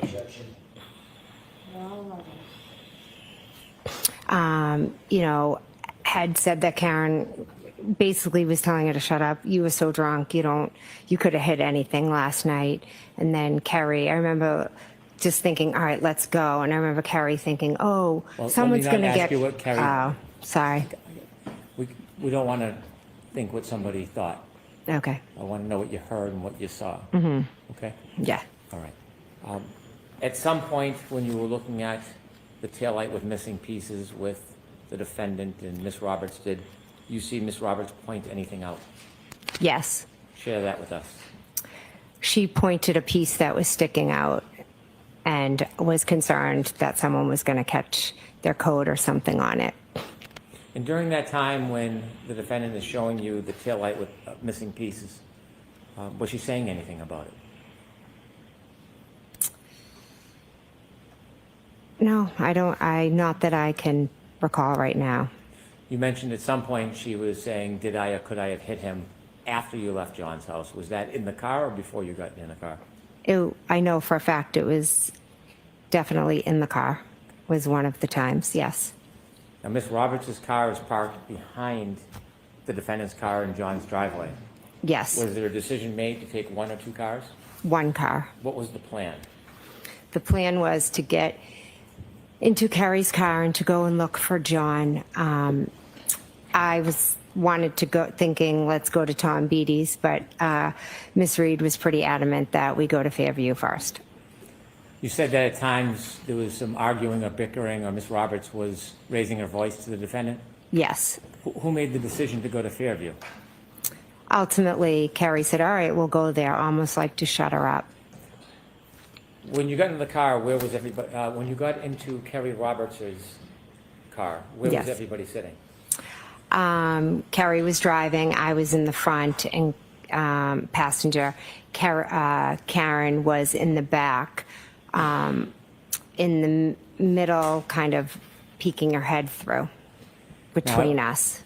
I want you to take us through the ride from John's house at Meadows until you first get to Fairview. So as you pull out of, or Kerry Roberts pulls out of John's driveway, what is the mood inside that car?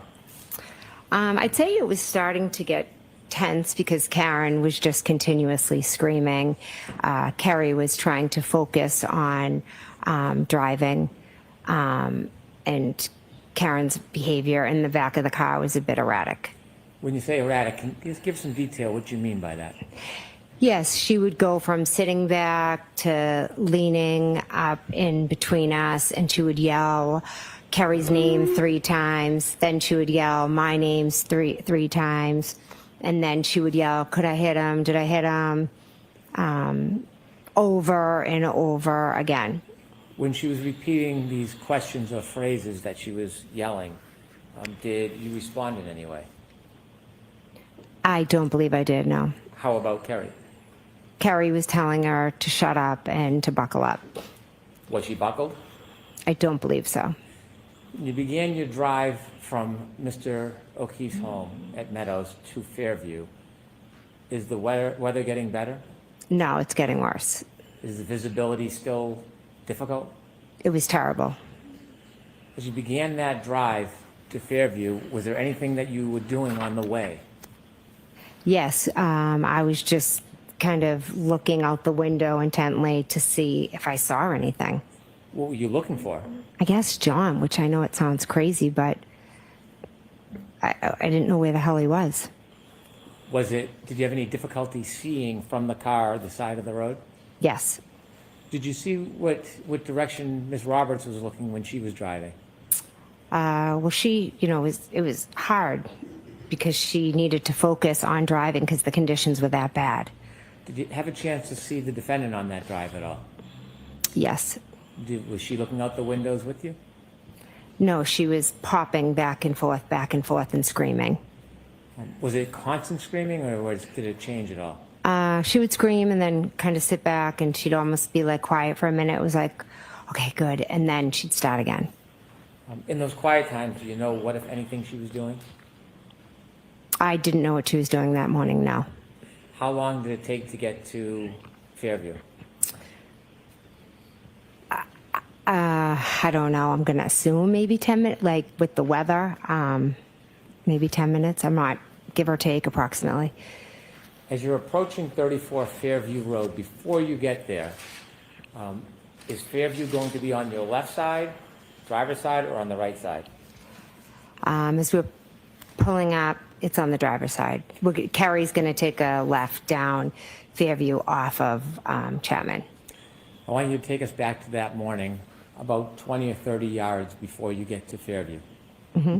You're in the car with Miss Roberts and the defendant? Yes. What's happening in the car? Karen's is screaming, and at that point she had asked if John could be cheating on her and if John could be with Bella's mom. And then what happens? I didn't know what the hell she was talking about. I was like, what are you talking about? Why would he be with Bella's mom? And then Carrie said, well, do you think he could have walked to, there was another woman years before that John had dated who lived on the next street over to her house. Okay.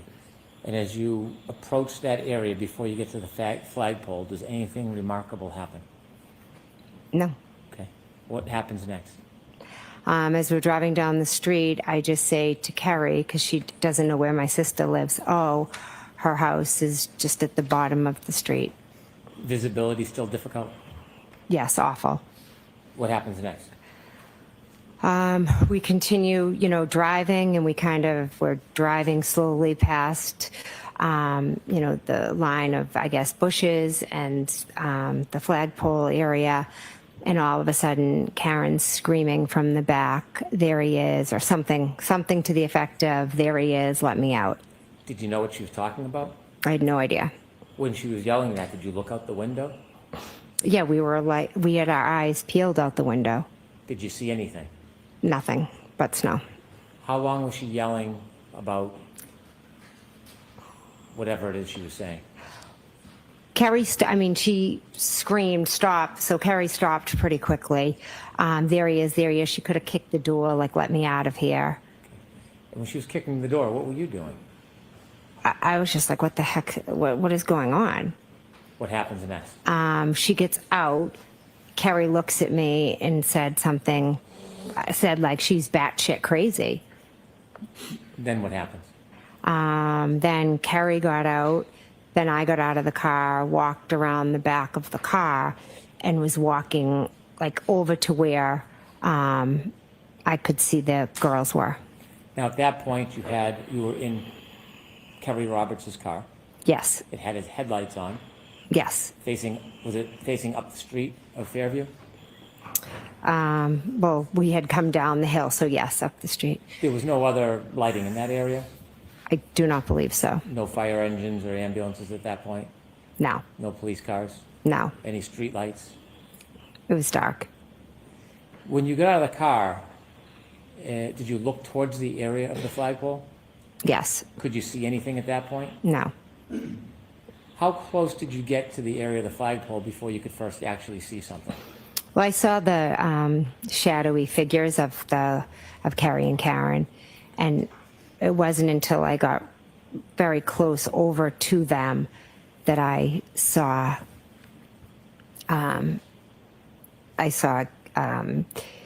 Carrie removing the snow from John's face. Is that the first moment you realized that that was John O'Keefe on the ground? Yes, it was. When you see Carrie removing the snow from John's face, what do you do? I was frozen. I was shocked. I couldn't believe that was him just lying there. Tell us what you're seeing. What do I see? I see Carrie just wiping the snow off. Karen had straddled him and had lifted her shirt and his shirt and was laying on him, and Carrie was screaming at her to get off of him. And I was literally just stunned. I mean, there he was.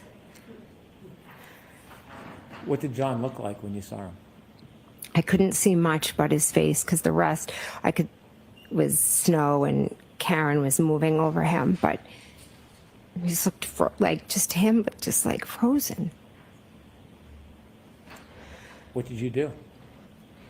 At first, I just stood there for a minute because I couldn't believe it was him.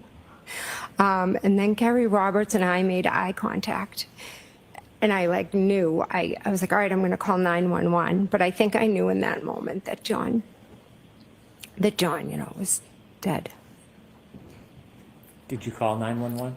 Yeah, I started to call 911, and Carrie and Karen were just screaming.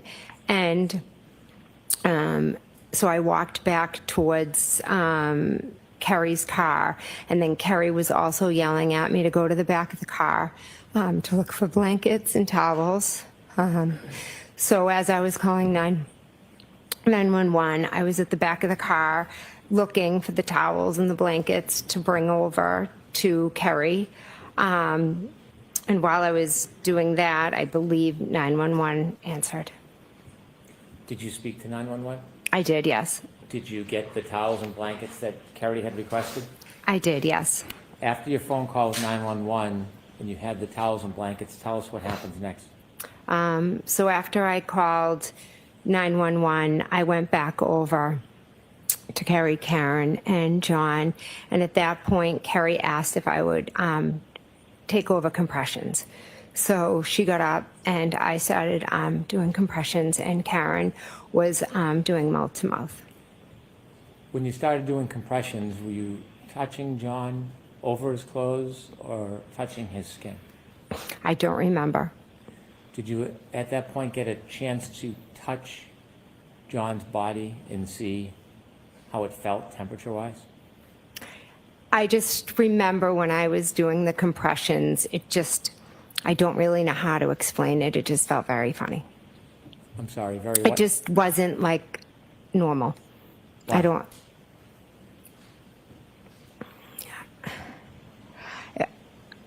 I can't think of how to describe the way it felt when I was trying to press down, but it was like resistance. How long did you try to give compressions and give aid to John for? Until the police came. Mr. Brennan, why don't we end here? Thank you. Mr. Kennedy, I'm gonna need you back tomorrow, but you can stay and okay.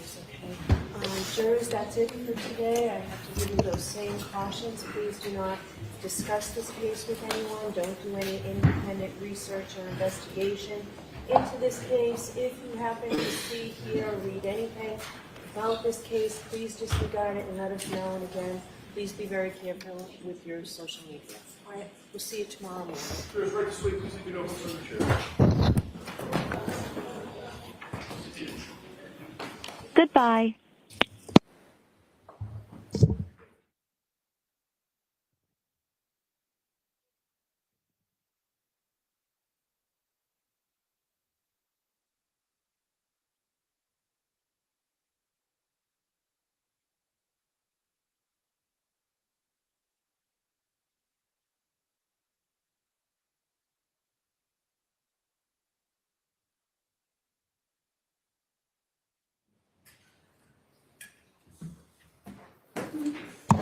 Could we close the doors, please?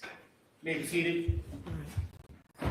So I know it's shifting gears, but I want to address, I said I'd hear you today on the argument on the ARCA motion. Mr. Brennan, do you need a minute, or can you argue that? I'm sorry, Your Honor, I was looking at my notebook. What issue would you like to address? Your motion yesterday. We had the motion, and I told you that I would hear you on argument, and it's very brief. 10 minutes, please. Your Honor, before we begin, my client needed to use the restroom. Oh, I didn't notice she wasn't here. Yes, Okay, you could just have 5 minutes, she'll be right back. sure. All right, Thank 5 minutes. All right, please.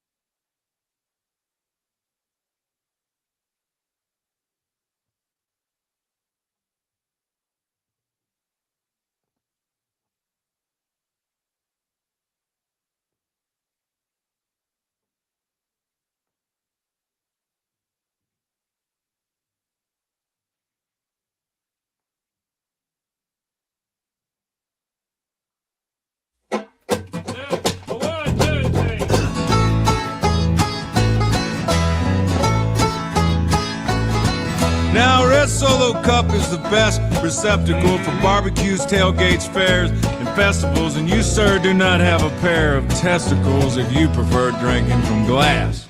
A Red Solo Cup is cheap and disposable. In 14 years, they are decomposable. And unlike my home, they are not foreclosable. Freddie Mac can kiss my ass. Woo! Red Solo Cup, I fill you up.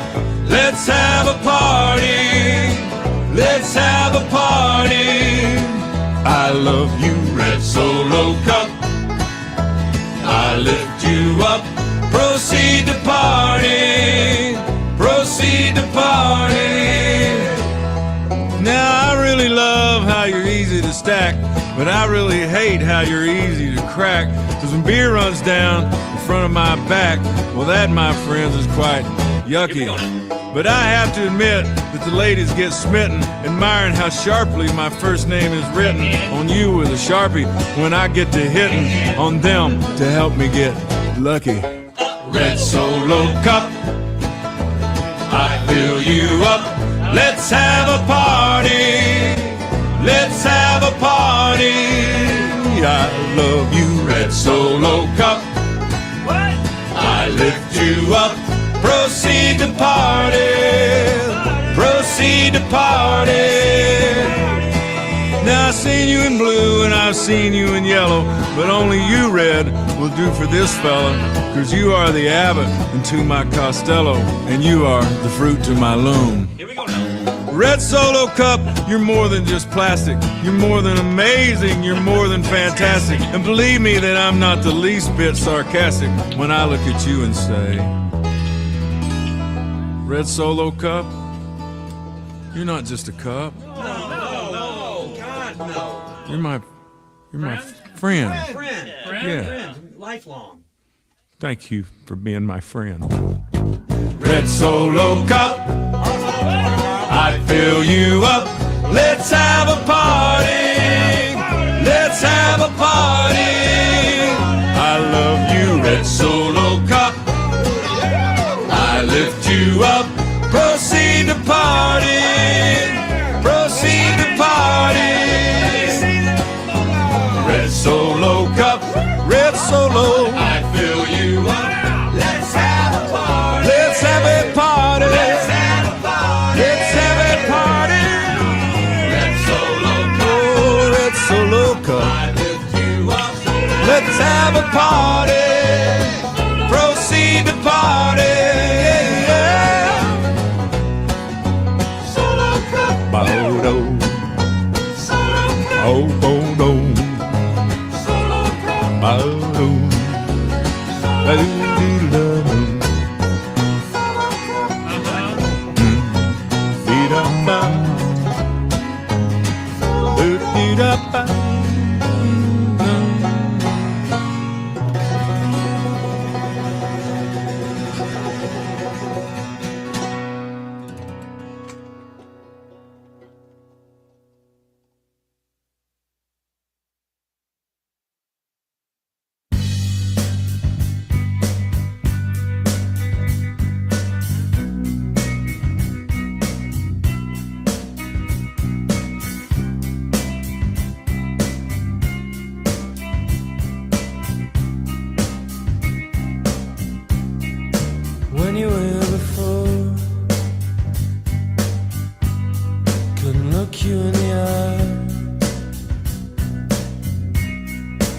just like an angel.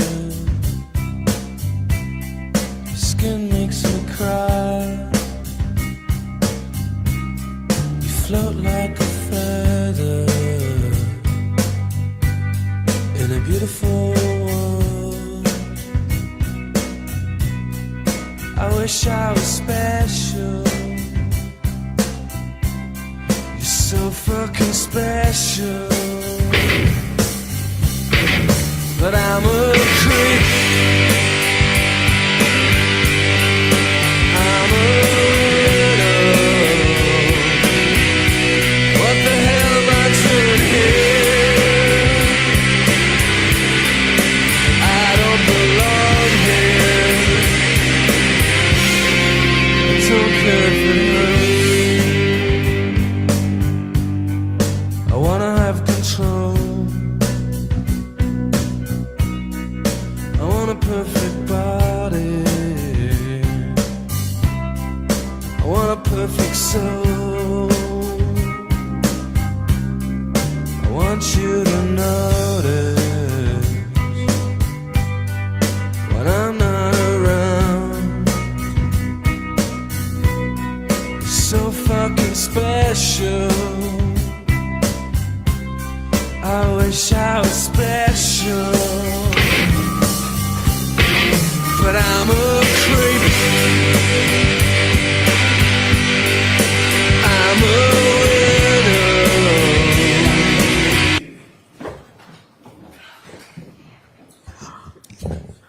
All right, Mr. Brennan, I'll hear you. Your Honor, in light of yesterday's hearing with the ARCA witnesses, the Commonwealth is going to ask the court to preclude the ARCA witnesses from testifying both about any new testing and any new opinions, and secondly, from testifying about their original opinions turned over in a report prior to last year's trial. To be brief, what we learned or confirmed is that we do not have all of the discovery or communications. There was a court order for the ARCA witnesses to provide Your Honor with all of their information, phone records, text messages, communications about this case. Instead of providing their information to the court, they instead chose to send it to the defense, and then it was summarized and provided by the defense to the court and to the Commonwealth. It appears to me that is not in compliance with the court's order. What we learned during the hearing yesterday is that Dr. Wolf admittedly destroyed over 100 text messages. Now, he mentioned that he changed phone carriers, but then later admitted that he actually intentionally, for no apparent reason, destroyed the text messages in this case. And so what is left for Your Honor to look at is a summary of phone records from the defense and ARCA's information that is passed through the defense to the court.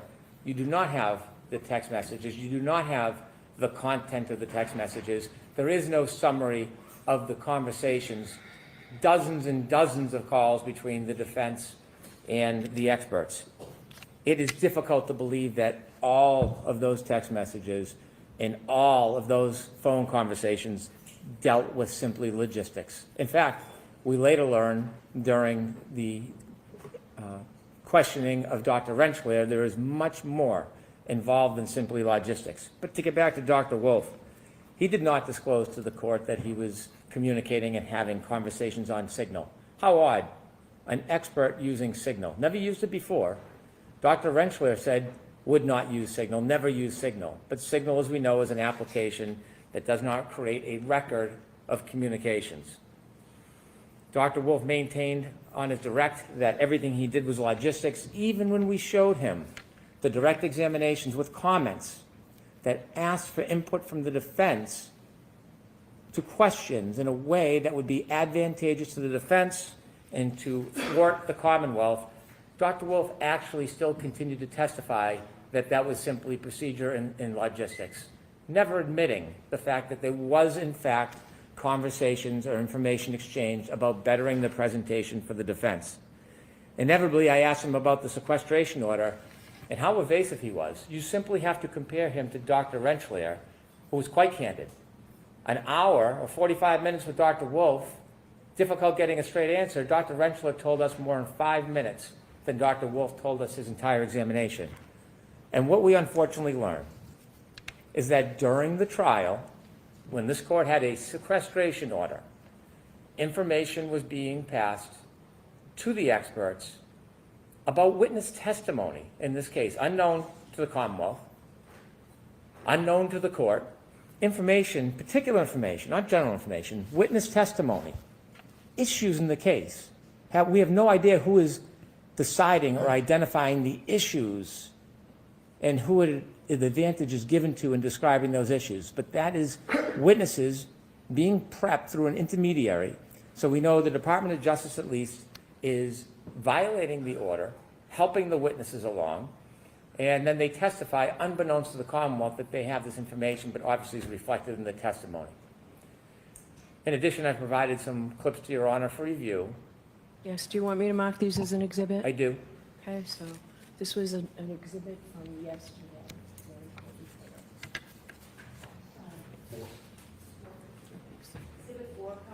I did have the opportunity to look at them. I suggest that the relationship was not resigned to mere logistics. And so from that subterfuge, what we stand with today is that we know that the witnesses were well prepared. We know that there was not true independence. And what we know is that they are refusing to provide the necessary information to support their original opinions that they gave at the first trial. They cited that it was a protective order. Perhaps it is. That has nothing to do with the issue. By calling the ARCA witnesses as their witnesses, they then have the obligation to comply with Rule 14. Unlike the first trial, where the Commonwealth had no ability to do any testing, review, vet the reliability of the information, properly prepare for cross-examination, this trial, that should not occur. Just because it happened last trial and the Commonwealth was disadvantaged does not mean it should happen this trial. And that is precisely why I began moving for discovery in this case early on. Inevitably, if these witnesses cannot provide information because it's under a protective order, it may not be the defendant's fault in its inception, but it is their problem and difficulty because they chose to hire the ARCA witnesses. They could have chosen any witnesses they want. Rule 14 is not obviated because they made a strategic decision to call the ARCA witnesses. So now going into this trial, even Dr. Rentschler admitted that an expert should have time, in their opinion, a month or more, to review the raw materials. It's not enough simply to have a report, as Attorney Alisi preached during his argument. We should have the opportunity to go through the raw data, the history, the videos, determine whether there's any failed testing. We don't have that benefit. And so my position has changed, that those early opinions should not come in because we have no ability to fairly cross-examine. As for the new opinions, the report may not be done till May 7th. We are in the middle of trial. Concedingly by the defense, or at least their witnesses, it takes a month to go through the discovery. When I filed my motion on the eve of trial that we would be unable to prepare or we would want a continuance in this case, I appreciate why this case wasn't continued, but I knew, given our scheduling, our experts will not be able to look at this material. Our expert is away until after the first week of May. He is going to be testifying shortly after. He will have no ability to digest this enormous amount of materials, vet whether it's accurate or not, conduct tests to combat it if he thinks that it's inaccurate or unfair. And so the discovery violations, regardless of the state of mind, are upon the defendant. There is no exception that you used ARCA witnesses. There is no exception that you hired somebody that used to be under a federal protective order. They chose them, and I would suggest it seems strategically. When we noticed we'd have new experts in October, the defense from past experience, and probably other experience, but we know from this case, knows the process. They would have to file a TUI letter and wait for a response. And yet they waited until February to seek permission, which then extended their permission past February into March, and then they didn't even start the review until late March. And so it's fundamentally unfair. We should not be placed in the position of cross-examining experts without the fair ability, as any participant, defendant, Commonwealth, any participant would have in a case, to consider and then to rebut. And so for that reason, I ask you to exclude both the new opinions and new testing, and also to exclude the earlier opinions that we will never, at this point, receive the proper discovery with to prepare. All right, thank you. Mr. Lassie, I only have one question for you. So would you stand, please? You're arguing this, right? This was your motion. So my question is, how do I reconcile the fact that 100 text messages were deleted by counsel? And we heard yesterday, counsel's preferred method of dealing with Dr. Wolf was via Signal. How do we reconcile that with the Massachusetts Rules of Professional Conduct 1.15? I don't see how you reconcile that, where all correspondence related to the matter, whether in physical or electronic form, must be saved for 10 years minimum. How do you reconcile that? How do I reconcile that? Should I go to the podium? Right there, and I expect a short answer. The short answer, Your Honor, is the rule that you're citing has absolutely no applicability to this proceeding for the, can I finish my answer, Your Honor? Right ahead. Has no applicability. That rule is intended to be between an attorney and the client. The court has no jurisdiction to enforce that rule. I agree. I agree. That's a different body, but I'm asking you how I reconcile that when I'm trying to figure this out. Mr. Lessie, you know what? You're going to win this, so why don't you just let me make my ruling, okay? So I understand there have been repeated violations of the reciprocal discovery orders and my orders, repeated and deliberate. But, and Mr. Brennan, I understand completely the Commonwealth's argument, completely the ambush that has been set upon here. However, a defendant's right to a fair trial is paramount to everything. So I'm going to allow the ARCA witnesses to testify. I am going to allow what I expect to be a very robust cross-examination. And I'm going to allow them to testify to everything that they said up until yesterday. So you'll get the report May 7th. And I know that's late. And if you need anything as a result of that being late, I'll hear you on whatever motion you have. But that's where we stand. And I expect counsel to comply with all rulings and rules of the court and all rules of professional conduct. And no more nonsense. Let's just try this case. All right, that's it. I'll see you tomorrow. All rise in the court, please.